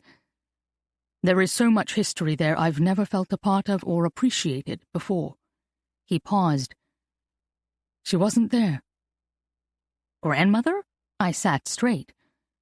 My aunt. No one had ever put up a gravestone for Caroline Waite. Not a fake one with her death marked at age 7, nor another as if she died when that letter was delivered in 1941. She simply wasn't there. It was like she never existed. Dad leaned forward, elbows resting on knees. He set his wineglass on the table in front of him and steepled his fingers together. I could see the tips of his nails whiten with the pressure. I've never been so angry in my life, Caroline, and I've carried a lot of anger through the years. Her life mattered. I don't care what she did. She lived. She was my aunt, my mother's twin sister, and she had parents who loved her, and they erased her. They erased her life like it never happened, and I can't abide that. There isn't a minute of Amelia's life I would want to miss. I could never. He stuttered to a stop and swallowed. I could never do that. I wouldn't have missed a minute of Amelia's life. Dad drew in a shuddering breath and blew it out through circled lips. It wavered between us, and his eyes glistened. It was the closest I'd ever seen my dad to tears. His Adam's apple rose and sank, catching with the strain as he thought what to say next.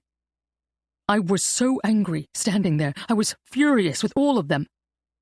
Then, this wave of red anger like nothing I've ever felt turned back on me. It's what I'm doing, isn't it? Right now. I'm erasing a life. I couldn't reply. Nothing had prepared me for this. Dad nodded as if I'd asked him to go on, as if we'd had a conversation and sat in agreement. You had the courage to ask questions and to try to understand. You came to me, and I was no better than all of them. I denied her to Mat, then to you. I wanted to erase her like they did, because that's how I was raised. Without realizing it, I towed the party line. He smiled, tiny and flat. Have you ever read The Picture of Dorian Gray by Oscar Wilde? I nodded and felt the clenching in my chest ease. This was the Dad I knew. I still couldn't speak, but felt a yielding in my eyes and posture. He saw it, or at least sensed it, for he blinked in acknowledgement. My family was like that. We looked so perfect, all hiding a secret no one could bear, corroding us from the inside. Until you tried to understand. Your motives were good. You were trying to protect me. But what did I do? I turned on you. I haven't been a very good father, Caroline. In that instant on Monday, as I realized I wouldn't miss a minute of Amelia's life, I recognized I've missed a lot of yours, and I'm throwing my own away. He paused again. That sounds like a powerful visit. It was not the most sensitive thing to say, or even what I wanted to say, but it was the only thing that occurred to me. Dad chuckled. It cracked through the tension surrounding us. Not one I want to go through again. I once read a biography of St. John of the Cross. I gather he went through a 45-year dark night of the soul. One afternoon was enough for me. He reached for his glass, drank deeply, then returned his attention to me. I'm no better than my own grandfather, I guess. Caro wrote he could only see one of them. After Amelia's death, I could only see her, the one I'd lost. That's how I've measured most things in life, by what I've lost. Amelia felt like one thing too many, and I decided no more. Look at the loss that has led to. You've read the letters? I went to see you this morning to apologize, and to say a lot of this. Your mum said I had just missed you again. I didn't expect her to, but she invited me in and walked me through a selection of the letters and diary entries you'd found. She even invited me back to read them all. He smiled at something warm and private. She also fed me a marvelous lunch. When did your mum learn to cook? I felt my first genuine smile since hugging my dad break free, thinking of Mat and his Alice Waters comment. I think she went through your dark night of the soul a few years ago and came out a chef. Dad stilled, pondering this statement, but didn't ask anything further. Instead, he looped his hand in a small circle, as if resetting our conversation back to the letters. I never knew my mother had scarlet fever. I never knew what she was like as a kid. I only knew her after years of loss. She also had one too many, I expect. He nodded to me. Your mum said you remind her of a young Margaret and maybe an older Caro. You would have done what she did. Dad smiled with affection, and my breath caught in my throat. "Run off with a Nazi?" I prompted, half joking, half testing. I wasn't sure how much he'd read, how much he believed, and where we had landed on the lie his family carried for years. "Pursued a good cause with courage," he countered. I felt myself nodding, not in agreement, but in silent recognition that we'd gotten somewhere new. I bit the corner of my lip to keep myself from getting teary. When that didn't do the trick, I widened my eyes to dry away the pricking sting. I was someplace I never thought I'd be, and someplace I never wanted to leave. With my dad. Reality overshadowed the warm glow within a few heartbeats. "It's over," I shrugged. "We found what happened to Paul Arnim, the Gruppenführer mentioned in the note. He was shot by a fellow Nazi officer on October 17, 1941. But we didn't find Rose. That was Caro's alias. There was nothing about her at all, even though she was in Paris that night for an SOE operation. Did Mom tell you about that?" "She did. So she really was a spy." "A British one, yes. Perhaps one of the very first. Matt and I believe she orchestrated the note to her family because she wanted the SOE clear of any backlash for letting her work with them." I leaned forward. You see, those were early days, and losing someone like Lord Ariska's daughter could have ended the whole thing. So rather than put anyone at risk, we think she scripted that note. And whatever happened to her, she also scripted that, as well as she could. I sank into the soft leather as the search and the day drained away. Nothing in the SOE files indicates they ever got a clue to her whereabouts. Her letters to Margaret imply she buried secrets within them. "I'm sorry, Dad. We don't know her as well as Margaret did. We can't follow the clues. We've probably missed most of them." Dad pushed off his couch and joined me on mine. He sat close, angled toward me, his knee touching mine. "Don't be. Please. This is enough." "It's not. I can't give you the ending. I can't make this right. You asked me to quit." He held my gaze within his own. "None of this. How we got here was never your fault or your responsibility." He pulled me close. "You've carried so much." I squeezed my eyes shut. "Believe it or not, I know how you feel." A small gargled laugh escaped.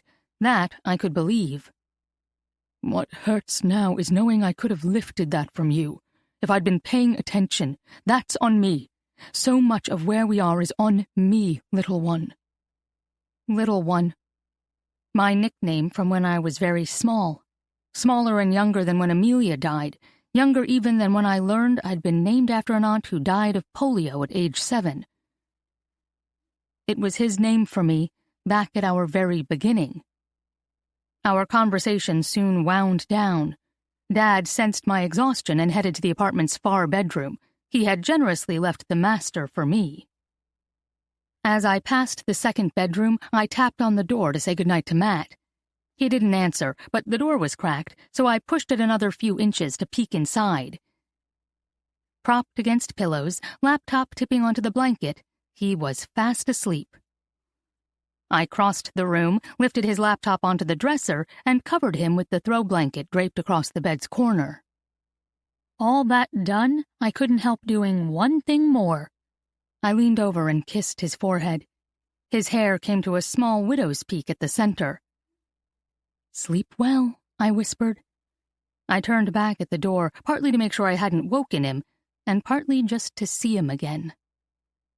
Somehow, in a short amount of time, he had become deeply important to me. Or maybe I was remembering he always had been. "Good morning, Sleeping Beauty." Matt met me at the doorway to the kitchen with a cup of coffee. He was fully dressed and inordinately chipper for 7 o'clock in the morning. "How long have you been awake?" I reached for the cup he stretched my direction. "A couple hours. How'd you sleep?" "Surprisingly well." I blinked, aware of our close proximity. We hovered together in the narrow doorway. "I came in and covered you with a blanket last night. I hope you don't mind." Not at all. He mussed his hair with his free hand. The scar on his chin flashed in the morning light. Thank you. I never woke till 5. I tapped his scar. The gesture felt warm and intimate. I pulled back, again unsure if I'd overstepped, and assumed. Did you ever win? Of course. His hand grazed over mine as he reached to trace the scar himself. After Luke gave me this, they were scared not to let me win sometimes. His hand moved from his chin to my shoulder. His eyes morphed from the delight of feisty memories to tender concern. Speaking of falling, how's this shoulder today? The day after is always the worst. Not bad. Slightly sore. The accident felt like a lifetime ago rather than 2 days. Those 2 days had changed everything. I turned into the kitchen when something in our conversation nudged me. Spinning back, I bumped into him, a bit of coffee splashing on both of us. What did you call me? Just now, when you handed me the coffee. Sleeping Beauty? Mat replied. He stared at me, first in question, then in wonder. Sleeping Beauty. He repeated the name as if it danced between us, just out of reach, out of memory. Sleeping Beauty. I gave the name conviction, grounding it for us both. Briar Rose. She picked her own nickname. When you said that last night about yours, it was like a trail I couldn't follow. You picked your own nickname, just like C.S. Lewis, and just like Caro, Rose Tremaine. Caro even said she might do that. She wrote it. I held my hand out to him in a wait here gesture, set my coffee on the counter, and ran for my phone and notebook. Racing back to the kitchen, I leafed through the notebook. She said she was glad about Margot Moo simply coming into being, but that, here, Nanette Belfoy. I found the November 14, 1932 notes. Claire insisted on role play for French lessons. Caro picked Nanette Belfoy after her doll, and Margaret picked Bébé Dupont. I leaned against the counter. It was all there, in the letters. The report noted it as well. Her papers were rolled. I leafed through the notebook's pages so fast I tore the edge off one. September 5, 1939, she wrote about rolling papers into the support panels of bras, like Martine used to hold up the lobster dress. Then, again, papers, there's something else. I paged through my notes, knowing that Caro had left another clue. She had written something in a letter that had made little narrative sense, something about papers and identities. Here, I nudged close into Mat to share the page. She wrote about that man in London who carried 2 sets of identity cards so that when arrested his real identity couldn't be found. He could remain anonymous. The story makes no sense until you see she was leaving her trail of breadcrumbs. Every story had significance. So she, what, destroyed the rose papers as soon as she got in trouble in Paris, then pulled the string and released the Nanette ones? If she was in real danger, yes. But Arnim knew her real name, and it doesn't explain why he was shot. I don't know. I shrugged. Mat was right. But she is Nanette. I waited. My last sentence was not a question, but I needed Mat's agreement. It was beyond clear, yet I still needed him on board. He dropped his eyes back to my notebook, brows furrowed in concentration. Brunel shoots Arnim, point-blank range, execution style, and then shoots Caro and takes her into custody. If she didn't die from that wound, whatever happened to her next was probably horrible. He accepted Caro was Nanette. I looped an arm around him in a half-hug, and without thinking planted a quick kiss at the corner of his mouth. We can find her, right? You said the Germans kept meticulous records. What would Brunel do? Question her? Torture her? Send her to a concentration camp? All of the above, if not immediately execute her. Mat pushed away from the door jamb. I need my computer. I followed him as far as the living room. Dad sat on one of the couches reading. We found her. There was no stopping my tears this time. She really did leave every clue necessary if one knew her well enough. I stopped short. And knew they needed to look. Mat returned, dropped on the couch across from Dad, and started typing. The Errolson archives are the most comprehensive. If she went to any German camp under the name Nanette Belfoy, we have a good chance of getting a hit. The report said she was from Paris, right? Not another village? I found my picture of the police report on my phone. Yes, Paris. I bet she'd kept her lies to a minimum. Fake name, fake city, but real birth date. He was talking to himself rather than to us. Done. He shut his computer. His elation lasted an instant and ended in a groan. Flipping his laptop open again, he continued. I'm not thinking. They have the most complete records, but not the fastest. Who is faster? Dad asked. The U.S. National Archives. Name, city, birth date, enter. He stared at his screen a few seconds, then looked up. One record found. Only one? I dropped next to him. It's her. It has to be. Can you open it? There's the rub, Mat grimaced. Errolson will give us the most complete information, but it can take 4 to 10 months. We can instantly see a match in the U.S. National Archives, but it still takes a couple months to get the file. Unless? I drew the word long to prompt him. I've made friends with a tech guy at the archives over the years. He may just... Mat started typing again. This time I didn't interrupt. After a few minutes, he closed his laptop and looked between Dad and me. We simply stared back. Now we wait. He nodded to each of us. We still sat staring. We found her. You both get that, right? We don't know the details yet, but by getting that hit, we know she was a victim of Nazi persecution, not a traitor and not a defector. If you had any doubts, sir, banish them. No. Dad burst out into a laugh. It rushed out of him like a valve released of pressure. I don't have any doubts at all. You should open an official inquiry in Britain, Mat continued.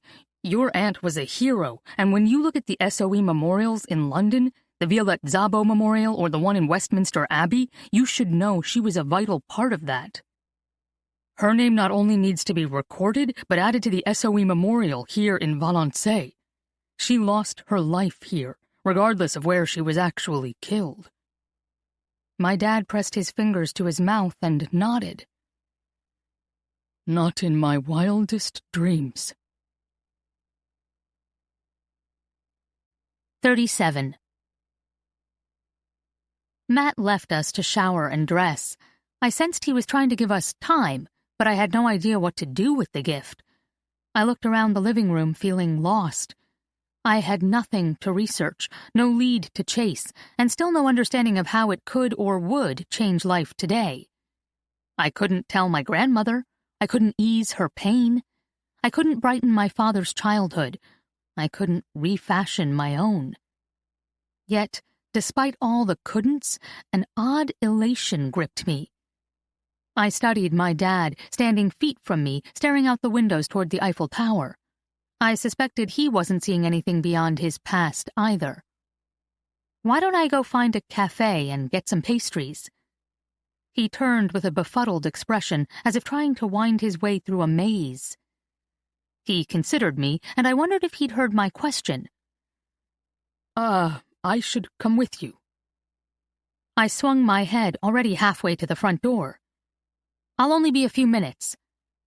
I needed out. I needed to breathe. I wasn't sure what I needed.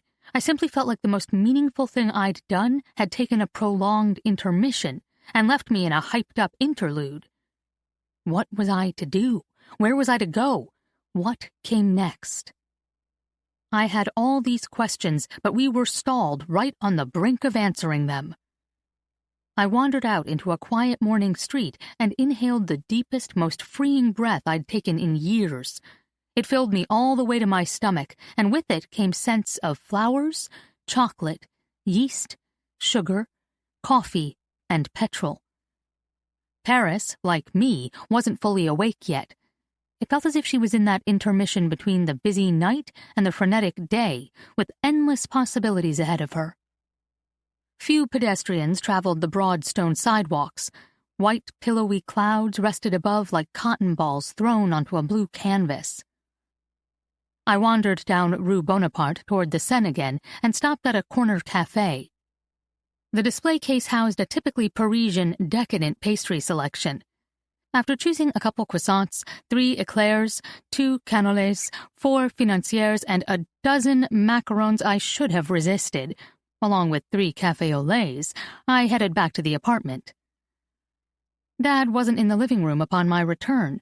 I caught sight of his profile in the small library and thought he'd retreated there to read. I placed the pastry box in the kitchen, transferred the coffees to proper café bowls, and headed to deliver his. Dad and Mat, sitting close and talking, was such an unexpected sight I stopped short by the door. Dad glanced my direction, nodded to Mat, then pushed himself out of the brown leather chair. "I called your mum. She'll be here around noon. I'll let you two talk." As he passed me in the doorway, I handed him his coffee. "Thank you." "Mom, what's going on?" I joined Mat. "I was gone for 20 minutes. "He read my article, called her, then basically gave me an interview. He added a lot of good stuff, Caroline. Would you like to read the first draft?" "It's written?" "I'm submitting it tomorrow.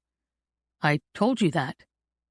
Mat's words were slow and measured. He wasn't asking permission or a question, but I sensed he wanted my support. He needed me on board, and I accepted, even embraced, that he needed me just as much. "Yes," I lowered myself into the chair my father had vacated. "I do." I handed him his coffee and he handed me his laptop. I sat and read. Not an article, but a story. The story of a lie, pain, and a family. A story of misperceptions, misunderstandings, and loss. A story of heroism, resilience, hope, and truth. Throughout it all, Mat sat silent. I cried. He said those things? There were quotes from my father about his solitary and shadowed childhood, the pain of losing Amelia, even his dark night of the soul. There were also comments about me, how proud he was, how grateful, and how he felt 3 generations later that I'd brought light back into his world. "It's different from what you expected?" At my nod, Mat sat back. "Caro taught me a few things these last few days. While so much is perspective, it's not ultimate truth. In many ways I've been doing history a disservice by claiming it is. She was right about Lewis and his BBC talk. Some truths, some absolutes are above perception. I hope that comes across." Powerfully. It's what makes what we went through, what we fashioned for ourselves, all the more real and painful. No one got out of their own way to see what was rather than what they perceived it to be. "Will you comment?" My nod inspired a bright smile. "Then, if we get the file, I'll add it to the end. The National Archives guy texted me. He'll try to get it to us today." "It's the middle of the night there." "Yeah, I woke him up. Who doesn't put their phone on Do Not Disturb at night?" 38. Mom arrived with lunch. I stopped at one of my favorite places, Pontechou on Rue de Pontechou. She set down the bags. "It's a wonderful Japanese spot. Do you like Japanese curry, Mat?" While he answered, she kissed me on the cheek, then darted over to Dad to do the same. Her nervous energy bounced her between us like a pinball. "Then, after lunch, let's go to Maison Schiaparelli. Don't you think that's fitting?" she chirped. "Didn't it close in 1954? Mat shook his head, and I remembered that was where he made his initial connection between his research subject and my aunt. Mom replied, "It reopened in 2012 at the same address Schiaparelli left it, 21 Place Vendôme. We can wander the boutique and imagine what it was like in Caro's day. It'll be fun." And it was. When the doorman opened the door, I felt like Cinderella, in her scullery clothes, trespassing at a royal ball. The gap between Schiaparelli's haute couture and my world felt vast, but the feeling only lasted as long as my walk to the small anteroom at the back of the salon. On my way there, I sensed that the grandeur of it swept over us all. Scap's black and white knit sweater with its iconic bow rested front and center. The design that started an empire. Fantastical handbags, hair combs, and accessories filled every shelf and display case. And the dresses? Color upon color, embroidery, glass beading, extraordinary stitching. Everything was more splendid than I could dream, and pricier than I could imagine. "Wow," I whispered to my mom. "Was it always like this?" "Always. Schiaparelli was the avant-garde designer of the day, of the world. This is Paris." My aunt was part of this. My yearning to find her in all this directed my gaze past the decadence on display to the history on the walls. Pictures from today, Kate Blanchett, Ella Balinska, Joan Smalls, Amelia Clark, Michelle Obama, all dressed in gorgeous couture gowns, were displayed near the front. But as I walked back in the salon, I also walked back through time. Pictures transported me to the 50s, the 40s, the 30s. Wallace Simpson, Mae West, Katherine Hepburn, and Marlene Dietrich, all as Caro described, adorned an entire wall of the small back anteroom. There was Wallace Simpson in the lobster dress, not at a showing, but at a fitting, with young women surrounding her, displaying other dresses while their co-workers measured and served her. There was another of a mannequin, I'd read that's what they called models in the 30s, wearing the Tears dress, and another displaying what must have been the ephemeral butterfly dress Margaret couldn't bring herself to wear. Caro had been right. The butterfly dress became one of Schiaparelli's most famous creations. There were also pictures of openings and parties. There was one with young women in ice cream cone hats, the opening of the circus collection. Caro had written about that night as well. I looked closely and felt certain I spotted her in the foreground of one of the black and white photographs. I was probably only seeing what I wanted to see, but then again... "Dad, Matt, Mom," I whisper-called to each of them. There were so few people in the boutique, each heard me, turned, and hurried my direction. "Do you think that's her?" I pointed to a young woman with short dark hair, dressed in a black calf-length dress, like all the others, with a cone hat on her head. A radiant smile brightened her eyes. "Could it be?" "Oh my, maybe."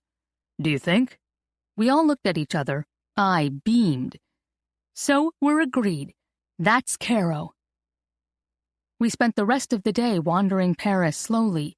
Mom was so anxious that Dad not overdo it that we sat in more cafes than we wandered the sights. One could say we saw Paris one café au lait at a time. And despite my spending a year here before, Paris felt more complete, more inviting and more bubbly, my new favorite word, than I remembered. The sky's blue had deepened to a resplendent cerulean, and while sitting at a table in the Tuileries Gardens, I could not imagine a more wonderful moment or day. All my angst and discontent over our lack of answers had oozed away, probably helped by coffee and sugar, but certainly by the company as well. My history with Paris had been fast, exciting, young, and passionate. This was an older feeling, more secure, yet more enticing, like watching a flower open to the sun. I sensed I could capture this feeling and hold tight. I could hold tight because as I looked around the table, I wasn't alone, and perhaps never had been. We found Caro. A contented sigh escaped, one that only Matt, sitting close on my right, heard. He winked. I blushed. Dad shifted his attention from the Rue de Paris, Paris's towering Ferris wheel, to me. "I've asked your mom to accompany me to Berlin." "Berlin?" Rather than answer me, he looked to Matt. "You said it could take months until we know anything, and all roads lead to German records. I know a little German, I can hire a translator, and I can continue to search. We can even drive to Arleston for a couple days." He glanced to Mom, me, then back to Mat. "I don't have months." I tried to interject, but Dad stayed me with a waved hand. "We're going only for a few days. Jason needs me in New York by next Friday for an appointment at Sloan Kettering. I don't have months because I have work to do. But let's be honest, I may have squandered my best result by now. My no decision was a decision, though perhaps not the right one." I nudged Mat. He looked to me, and an unspoken conversation passed between us. "You should tell them." "I don't want to raise their hopes if it doesn't come through." "You should still tell them." The conversation might have sounded completely different in Mat's head and involved dinner or questions as to why we kept reaching for each other and pulling away all day. But I suspected I was right because of what he said next. "I asked a friend for a favor, and he's trying to send us the U.S. Archives file today. We may have answers soon, without need for Berlin." Mat pulled his phone from his pocket and placed it on the table between us. "That's why I keep checking my phone. I'm not trying to be rude, just eager." Dad gestured to it. "Check again." 39. As we wandered back to the apartment, we stopped at a grocer and a poulterer to make dinner ourselves. Upon entering, Mom and Dad headed to the tiny kitchen, and Mat retreated to the apartment's office to edit his article. Last in the door, I watched them go their separate ways, wondering how so much could change so fast. In the span of less than a week, no aspect of my life looked the same. Family, love, past, present, future. Love? I watched Mat drop into the library's leather armchair. Yes, love. I turned toward the kitchen. One glance and I knew I'd been right about Acorn Street and small houses all along. I watched as my parents bumped around each other, laughing and chatting while unpacking our groceries. I joined them and soon found, after a fitful and giggle-inducing start, that the three of us moved well in and between the kitchen's tight spaces. I even discovered that my dad and I didn't have only one conversation topic, my failures, between us. We were conversant across several others. "How long until dinner?" Mat filled the doorway. Mom answered while I poured Mat a glass of wine. "It's in the oven, but it needs a full hour. I can get you something to nibble if you're hungry." "No, thank you." Mat stepped from the doorway, inviting us into the living room. "If you're not busy and we have time." I got an email. Mom and Dad trailed him into the room. I followed. "The email?" He nodded first to me, then looked to both my parents in turn. He spoke to my dad. "Shall I open it?" "Yes, please." Mat, laptop tucked under his arm, positioned himself on the couch between me and my dad. Mom sat on my dad's far side. I glanced around, wondering if anyone was breathing. I wasn't. The first PDF page was a copy of an old form, a mixture of a printed form and handwritten information. Cream paper, black ink, shadowed and smudged. Mat slid to the floor, allowing us to tuck closer behind him. Nanette Belfoy, Paris, France, registered 25 October 1941, number 398869. "Would that have been tattooed on her arm?" Dad asked. "No. This is a registration form for Ravensbrück. Tattoos were unique to Auschwitz." Mat scrolled his cursor down as he scanned the information. "She was brought in on a train from Drancy and was assigned to Block 1. He pointed to a red triangle on the page. "This means she was a political prisoner, which is how they classified the French resistance." He twisted back to face me. "The rolled papers. She really did sell her story." "What happened next?" Mom leaned forward. "She was assigned construction work for the men's camp next door." "I didn't know Ravensbrück housed men." Mat shifted to answer my dad. The men's facility opened in 1942. There was also a facility for children. He clicked on the next page. Personal effects and description. 22 years old, 5'8". As we thought, she gave them her real birthday.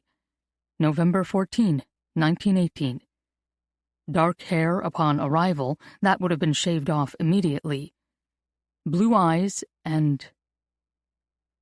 He stopped, and I poked his shoulder. A 4-inch scar on her left forearm. Oh. I pressed my fingers to my lips. I knew we were right, but it's her. I looked over Mat's head to my dad. Christoph, the guard at Schiaparelli's, cut her arm on a June 1941 mission. She wrote field notes for the SOE files about that night and how it happened. Margaret also wrote about it in her diary. Caro told her she'd cut it on a wire, and Margaret knew she was lying. Mat continued. It also says she came with a necklace, which again would have been taken immediately. A gold heart. My mother wore one, my dad whispered. I never saw her without it. I pulled the necklace from beneath my blouse. Dad's eyes caught it and held. That's it. How? Margaret gave it to me before she died, and I passed it on to Caroline, if that's okay. Mom's solicitous respect didn't escape any of us. I'm so glad you did that. He clasped her hand and squeezed it before letting go and tapping Mat's shoulder. What happened to her? Did she make it out? Mat clicked through PDF pages on his computer. My German isn't great, and this is really long. They kept scrupulous records. Skip to the end, if you can. Right now, I want the punchline. Mat slowly scrolled past several pages of handwritten notes. It's here. He tapped a line with his finger. She was shot December 25, 1942. Christmas Day. I'm so sorry. Mat lifted and dropped his shoulders. I can't make it all out. I'll need to use a translator. But there is something about singing. Singing? Maybe Christmas carols? Officers came to enforce order. Ungehorsam. I've seen that. Disobedience? Insubordination? Maybe she challenged an officer. She survived over a year there. I sighed. She survived only a year there. My dad rubbed a hand across his eyes. What would this have changed for my mother had she known? Could she have... He glanced between Mat sitting on the floor and me sitting at eye level. Could she have found her? Without the files, with only the letters in her diaries and her memories, could she have done it? Mat looked to me. I needed to be the one to answer. While I wasn't sure, I felt I knew these women well and what was possible. Even what was not. No. Technically, the information was all there. With tenacity and imagination, she might have guessed at the truth. A slim might. But Caro was asking a lot of her sister. There were natural misunderstandings between them. But she couldn't have found her and saved her, if that's what you're asking. That was not possible. Oh, what a tangled web we weave, when first we practice to deceive, Dad said, quoting Walter Scott. I held out a hand. It wasn't her fault, Caro's or Margaret's. That was Caro's job, and it was important, and in leaving her clues, she was trying to respect a vow of secrecy while sharing her life with her sister, the only way she could. Caro never could have anticipated the length and the pressures of the war, or Margaret's grief, and the trauma of then losing their father only months later. Life simply carries misunderstandings along with consequences. Of anyone, I figured the three of us could understand that. Mom's soft expression told me she did. And even if she had deduced any part of this, who was Margaret going to contact to confirm it? Mat picked up my baton. She knew nothing about the SOE. No one did, not then. Caro did the best she could to reveal herself, but she had no idea what Margaret was up against. Mat turned to face my dad more fully. Not only that, the final SOE files, including much of their work in France, weren't declassified until 1998. What about my dad? He was in the RAF. He had to know something about the intelligence world, the old boys' network, something. Couldn't he have found the truth if he'd wanted? I thought back to the letters. While Caro loved her George, she protected him. She kept him at arm's length, even broke up with him to keep him from worry. Anger is better than worry, she'd told her sister on numerous occasions. It was Margaret she trusted, Margaret alone. I shook my head. Dad sank back, his thoughts miles away. No one spoke. We were waiting on him. Maybe it's chauvinistic thinking, but we need to believe we can protect our families. It strikes very hard when we realize we cannot. Mom reached over and took my dad's hand this time and squeezed. She didn't let go. I watched their hands for a moment, and a peace I had never known filled me. It was time to lay some things down: hurt, pain, blame, and grudges. And studying Mom, Dad, and even Matt, I knew it was time to pick other things up and hold them tight. Mom rose to check on dinner. Matt moved over to the dining table and started cutting and pasting large blocks of the PDF pages into a translation program. Dad crossed the room to the window and waved his hand toward me, inviting me to join him. Tears flooded his eyes. Thank you, Caroline. I see things so differently now. And they are good, aren't they? They can be good. They will be. He chuckled softly. But I gestured to his face. Don't mind me. They're happy tears. He swiped at his eyes. They're also tears for what might have been. But for you, all this could have gone another way. You could have quit when I asked, and I wasn't headed anywhere good, was I? He drew an arm around me, securing me close. Yes, these are joyful tears. You have a beautiful name, by the way. I laughed at that, and was surprised I could do so without a tinge of sarcasm or cynicism warping the notes. We haven't been so sure about that these last 20 years, have we? His second arm reached out, and I found myself tucked into a hug. Dad rested his chin on top of my head. We are now. 40. The next morning, I found Mom already in the kitchen and Matt and Dad sitting together at the dining room table, translating Caro's records from German. After dinner, Matt and I had walked them through our notebooks and pictures from both the British National Archives and the Paris Police Prefecture.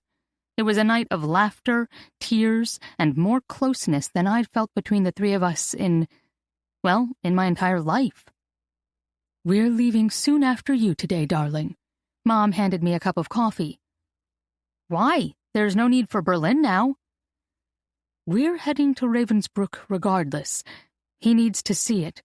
Goodness, I need to see it. I love Caro almost as I loved Margaret. We need to do this for her. And for us. I leaned against the counter, watching Dad through the open doorway. Is he going to be okay? Mom followed my gaze, a thoughtful and loving expression lighting her face. He's better than I've ever seen him. Can you feel it? She peeked at me before returning her focus to Dad. There's been a weight on your dad as long as I've known him. This morning, it's gone. It is simply gone. From last night? She lifted a shoulder. I think it started at the graveyard in Critch.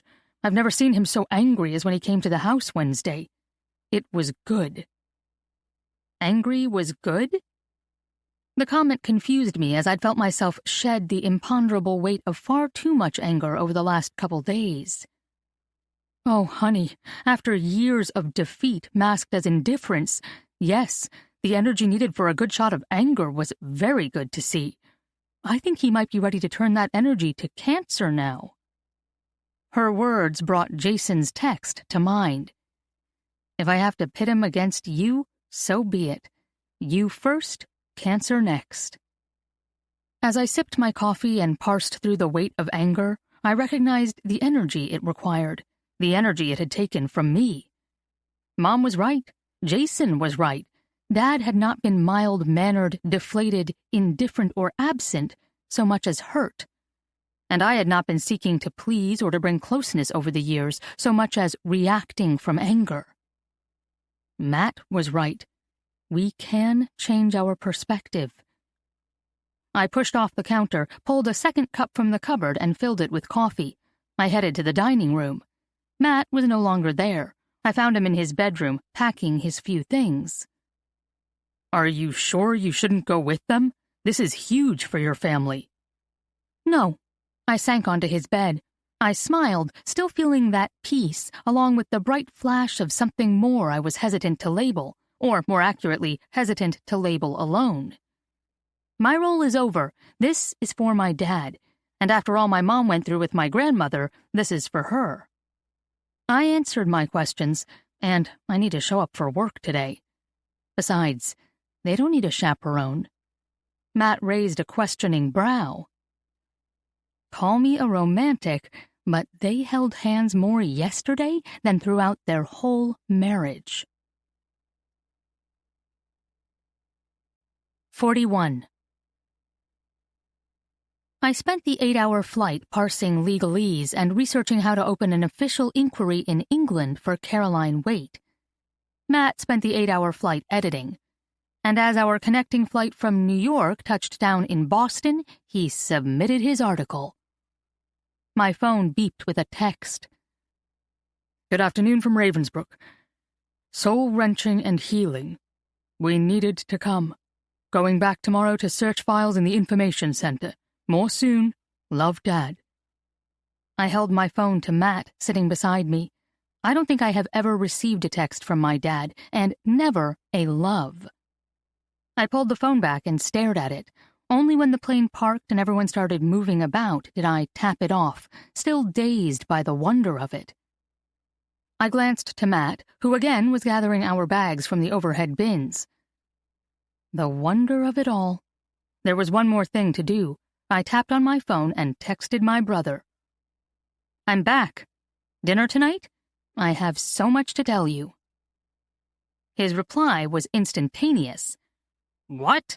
Dinner? Yes. Come to the house. I can't wait to hear. Talked to Dad. He sounds great." Mat dropped back into his seat. "What now?" "If I'm lucky, I'll make that 2 o'clock staff meeting. Then I'm going to return to Georgetown in the fall and finish my JD. "You are?" "Yes. It was something you said about truth, perspective, and truth. That's where I'll find the tools to think through those questions and help in the ways I want to help."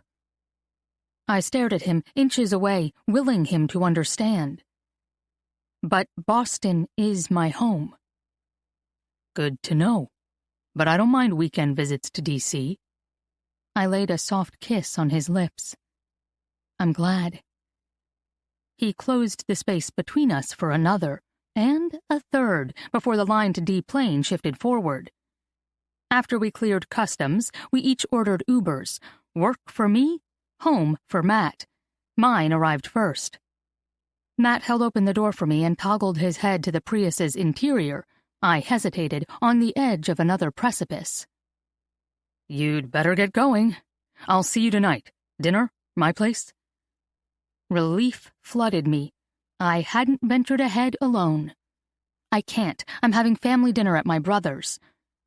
Mat's eyes clouded, and I quickly covered his hand on the car's door rim with my own. "Will you come with me?" The clouds cleared. "Absolutely."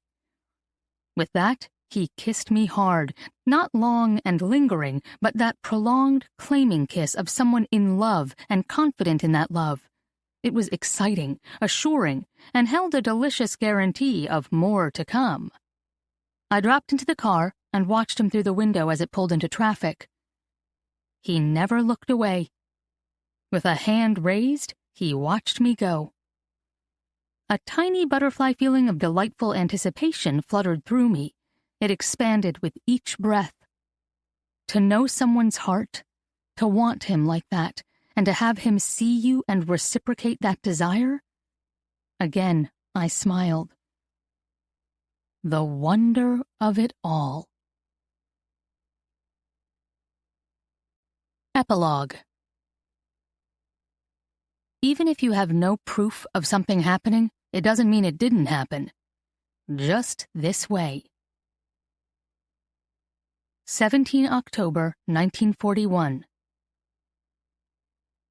Staring at Christoph, it was Caro's last conversation with Frank Nelson that filled her mind.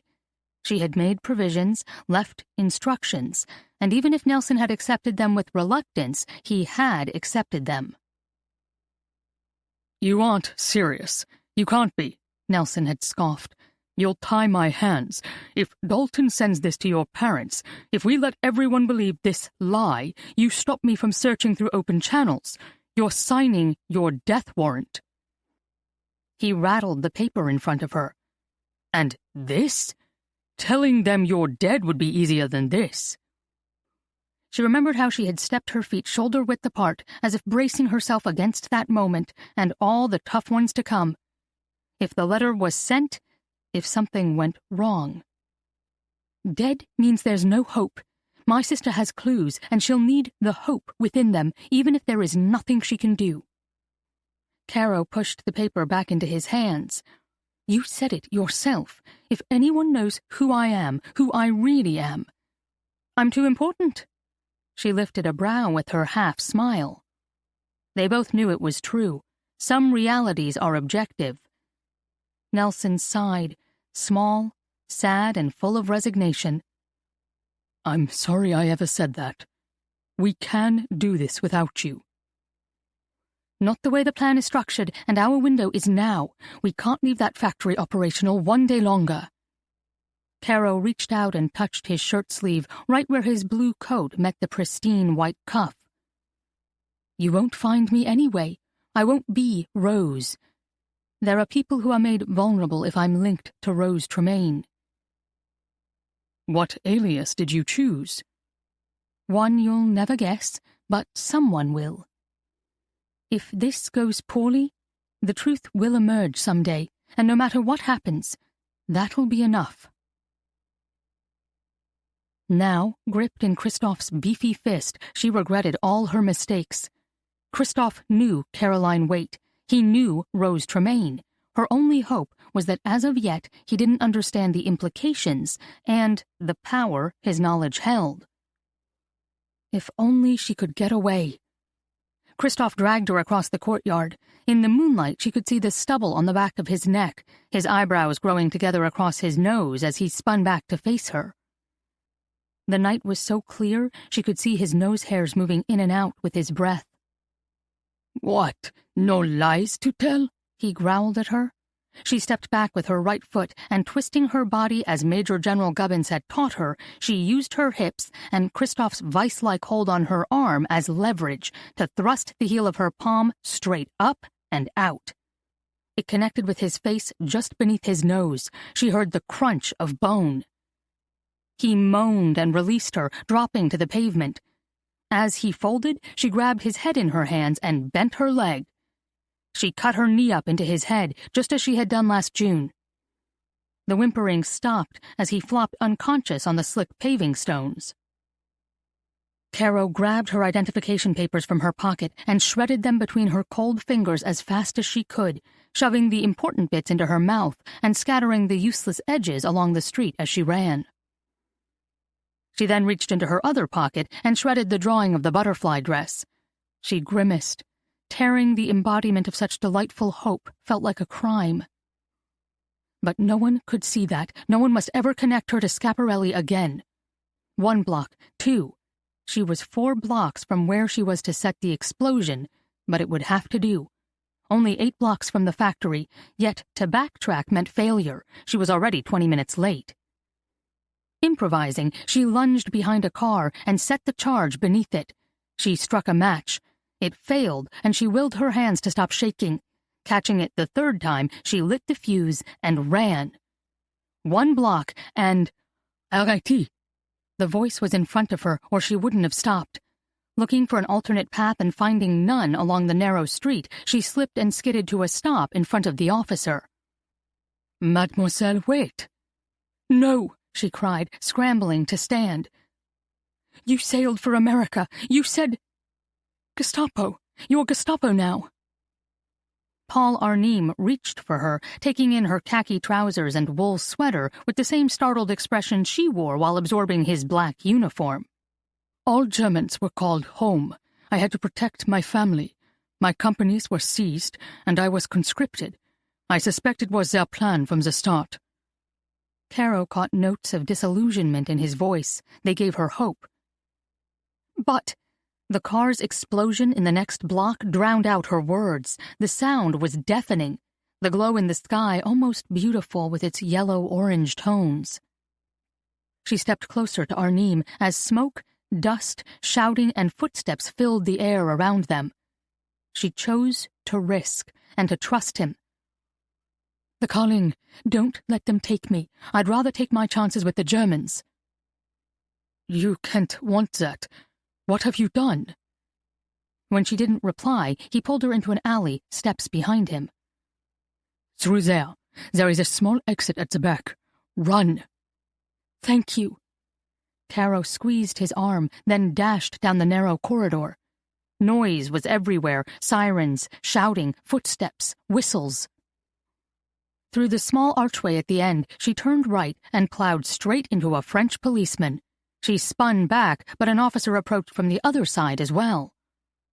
One short young man, dressed in brown, grabbed her by the arm. "Pourquoi cours-tu? Que ces passagers tirent ici?" Why are you running? What is happening here? While trying to keep on her feet, Caro reached her free hand up under her sweater and pulled at the tiny thread. The papers dropped into her hand, and she slid them, spreading them as flat as she could on the way down, into her trousers pocket. "Rien. Je suis perdue," she pleaded. "Un tel bruit. Je suis effrayée." He most likely wasn't going to believe she was lost or that the loud noise frightened her, but she couldn't think of anything else. Perhaps he would simply let her go. After all, they had bigger problems tonight, or soon would, than a lost woman. The officer shrugged and loosened his grip, only to tighten it the next instant as Arnim raced through the alley's opening behind her. In fluent French, he shouted to the soldiers, "She is a German person of interest. Leave her be." The officer let go. Caro sagged with relief. The street was clear to the river behind her. She still had plenty of time to make it across and to the rendezvous point. Arnim nodded to her, and she ran. Within half a block, a piercing whistle blew, and the scene changed again. German soldiers surrounded her from every direction. They pushed at her, shouting words she couldn't understand. After a few moments of being jostled between the men, she saw a senior officer, tall and officious, push through the circle they'd created. He briefly looked her over, head to toe. Steel eyes, no emotion. He motioned for a young guard to hold her. Caro pushed down her defiance and let only a very true fear show in her eyes. "What is going on?" He spoke English to her. She kept her face blank. He switched to German and said something more as he reached outside the circle and yanked Arnim within. Arnim straightened as he addressed the man as Sturmbannführer Brunel. Caro sensed he was explaining his actions and pleading for the right to bring her into custody. 2 sharp words from Brunel silenced Arnim, and Caro felt his will crumble as his body slumped. She had no idea what had been said, but its effect on Arnim was devastating. One flash of silent communication, and Caro knew they were both in trouble. Brunel caught the look, and without another word, unholstered his weapon and shot Paul Arnim between the eyes. Caro gasped, and the soldier released his grip for an instant. It was all she needed. She kicked at his shin and ran. A loud "Halt!" and a shot split the night. She didn't stop. She ran faster, and as she rounded the corner, another shot rang out. She was thrown to the ground, her shoulder on fire. Caro rolled onto her back the moment the factory blew. The ground trembled beneath every inch of her as she watched the sky light with a bright yellow followed by a deep cloudy smoke that blocked the stars. Dust and rubble fell like rain. She curled onto her good shoulder to keep the debris from hitting her eyes. Through the pain, she felt her lungs empty with relief. They had succeeded. With that, her mind turned to more personal matters, and she frowned in the quiet space created by the chaos. It was as Reverend Foley said, she thought. Your life flashes before your eyes. But not quite like he said either, for it wasn't what she had done that flooded her mind as she watched her blood trickle into cracks between the cobblestones. It was what she had left undone. Never marrying George, never letting him in on what she could share of her secrets, and therefore never letting him all the way into her heart. Never apologizing to her father for their distance and for fighting him long after she should have stopped. Never forgiving him for his humanity, never hugging Margaret so tight she'd never doubt her love. Margaret. She could see her sister so clearly, her twin, her better half. Sturmbannführer Brunel loomed above her. With slow precision, he brought his jackboot down on her injured shoulder, turning and pressing her whole body into the street as he crushed it to the ground. "What do we have here?" he said in English. She didn't react to his words. She kept her eyes shut tight. "Qu'avons-nous ici?" He repeated his question in French. Caro opened her eyes. She let her tears and every ounce of fear and pain pour out. A spark of triumph passed through the man's gaze. "French traitor." He gestured to a younger soldier who dug into Caro's pockets and pulled out her papers. Without questioning her or noting it, he unrolled them by smoothing them flat against his knee. "Nanette Bellefeuille, Paris, Rue Saint-Joseph." Caro pressed her lips shut, banishing English from her mind. When the torture comes, she told herself, cry out in French and no one will know. No one must ever know. Brunel pointed to the soldier, stiff words matching stiff gestures. The young man, years younger than herself, she guessed, grabbed her by her hurt arm and hauled her up. The pain sent bright shards of light through her vision. She couldn't catch air. He held her papers to his torch. She stopped herself. Lampe de poche. Not torch, not flashlight. Lampe de poche. She recited the words again and again as the soldier dragged her to a car. French words, French thoughts. Shoved inside, she toppled across the leather back seat. The officer leaned in, his face lit by the high flames from the factory 8 blocks away. "You knew Gruppenführer Anim, I suspect." He spoke a formal, book-learned French. "He was soft, questionable loyalties, weak. Not so with me. You and I are going to get to know each other very well, Mademoiselle Bellefeuille." Nanette squeezed her eyes tight against more tears. "This is too risky, even for you. I'm not certain it's worth your sacrifice," Nelson had remarked in his office. She'd been so quick, so sure in her reply. "Of course it is. It's the right thing to do, an absolute, and it's worth any sacrifice. I knew the dangers the day I walked in your door." But had she? She wondered now what was true and what was bravado. She pushed herself upright in the car's back seat. Yes. Confirmation and a deep conviction settled within her. Peace flooded in behind it. A peace so enveloping, Caro felt her emotions shift. The small smile she felt curve her lips surprised her, as did the change in her tears. No longer crying from pain or fear, she felt them trail down her cheeks in what felt close to joy. It was enough. She had done well. And someday, she thought, the truth would come out, and that would be enough too. More than enough.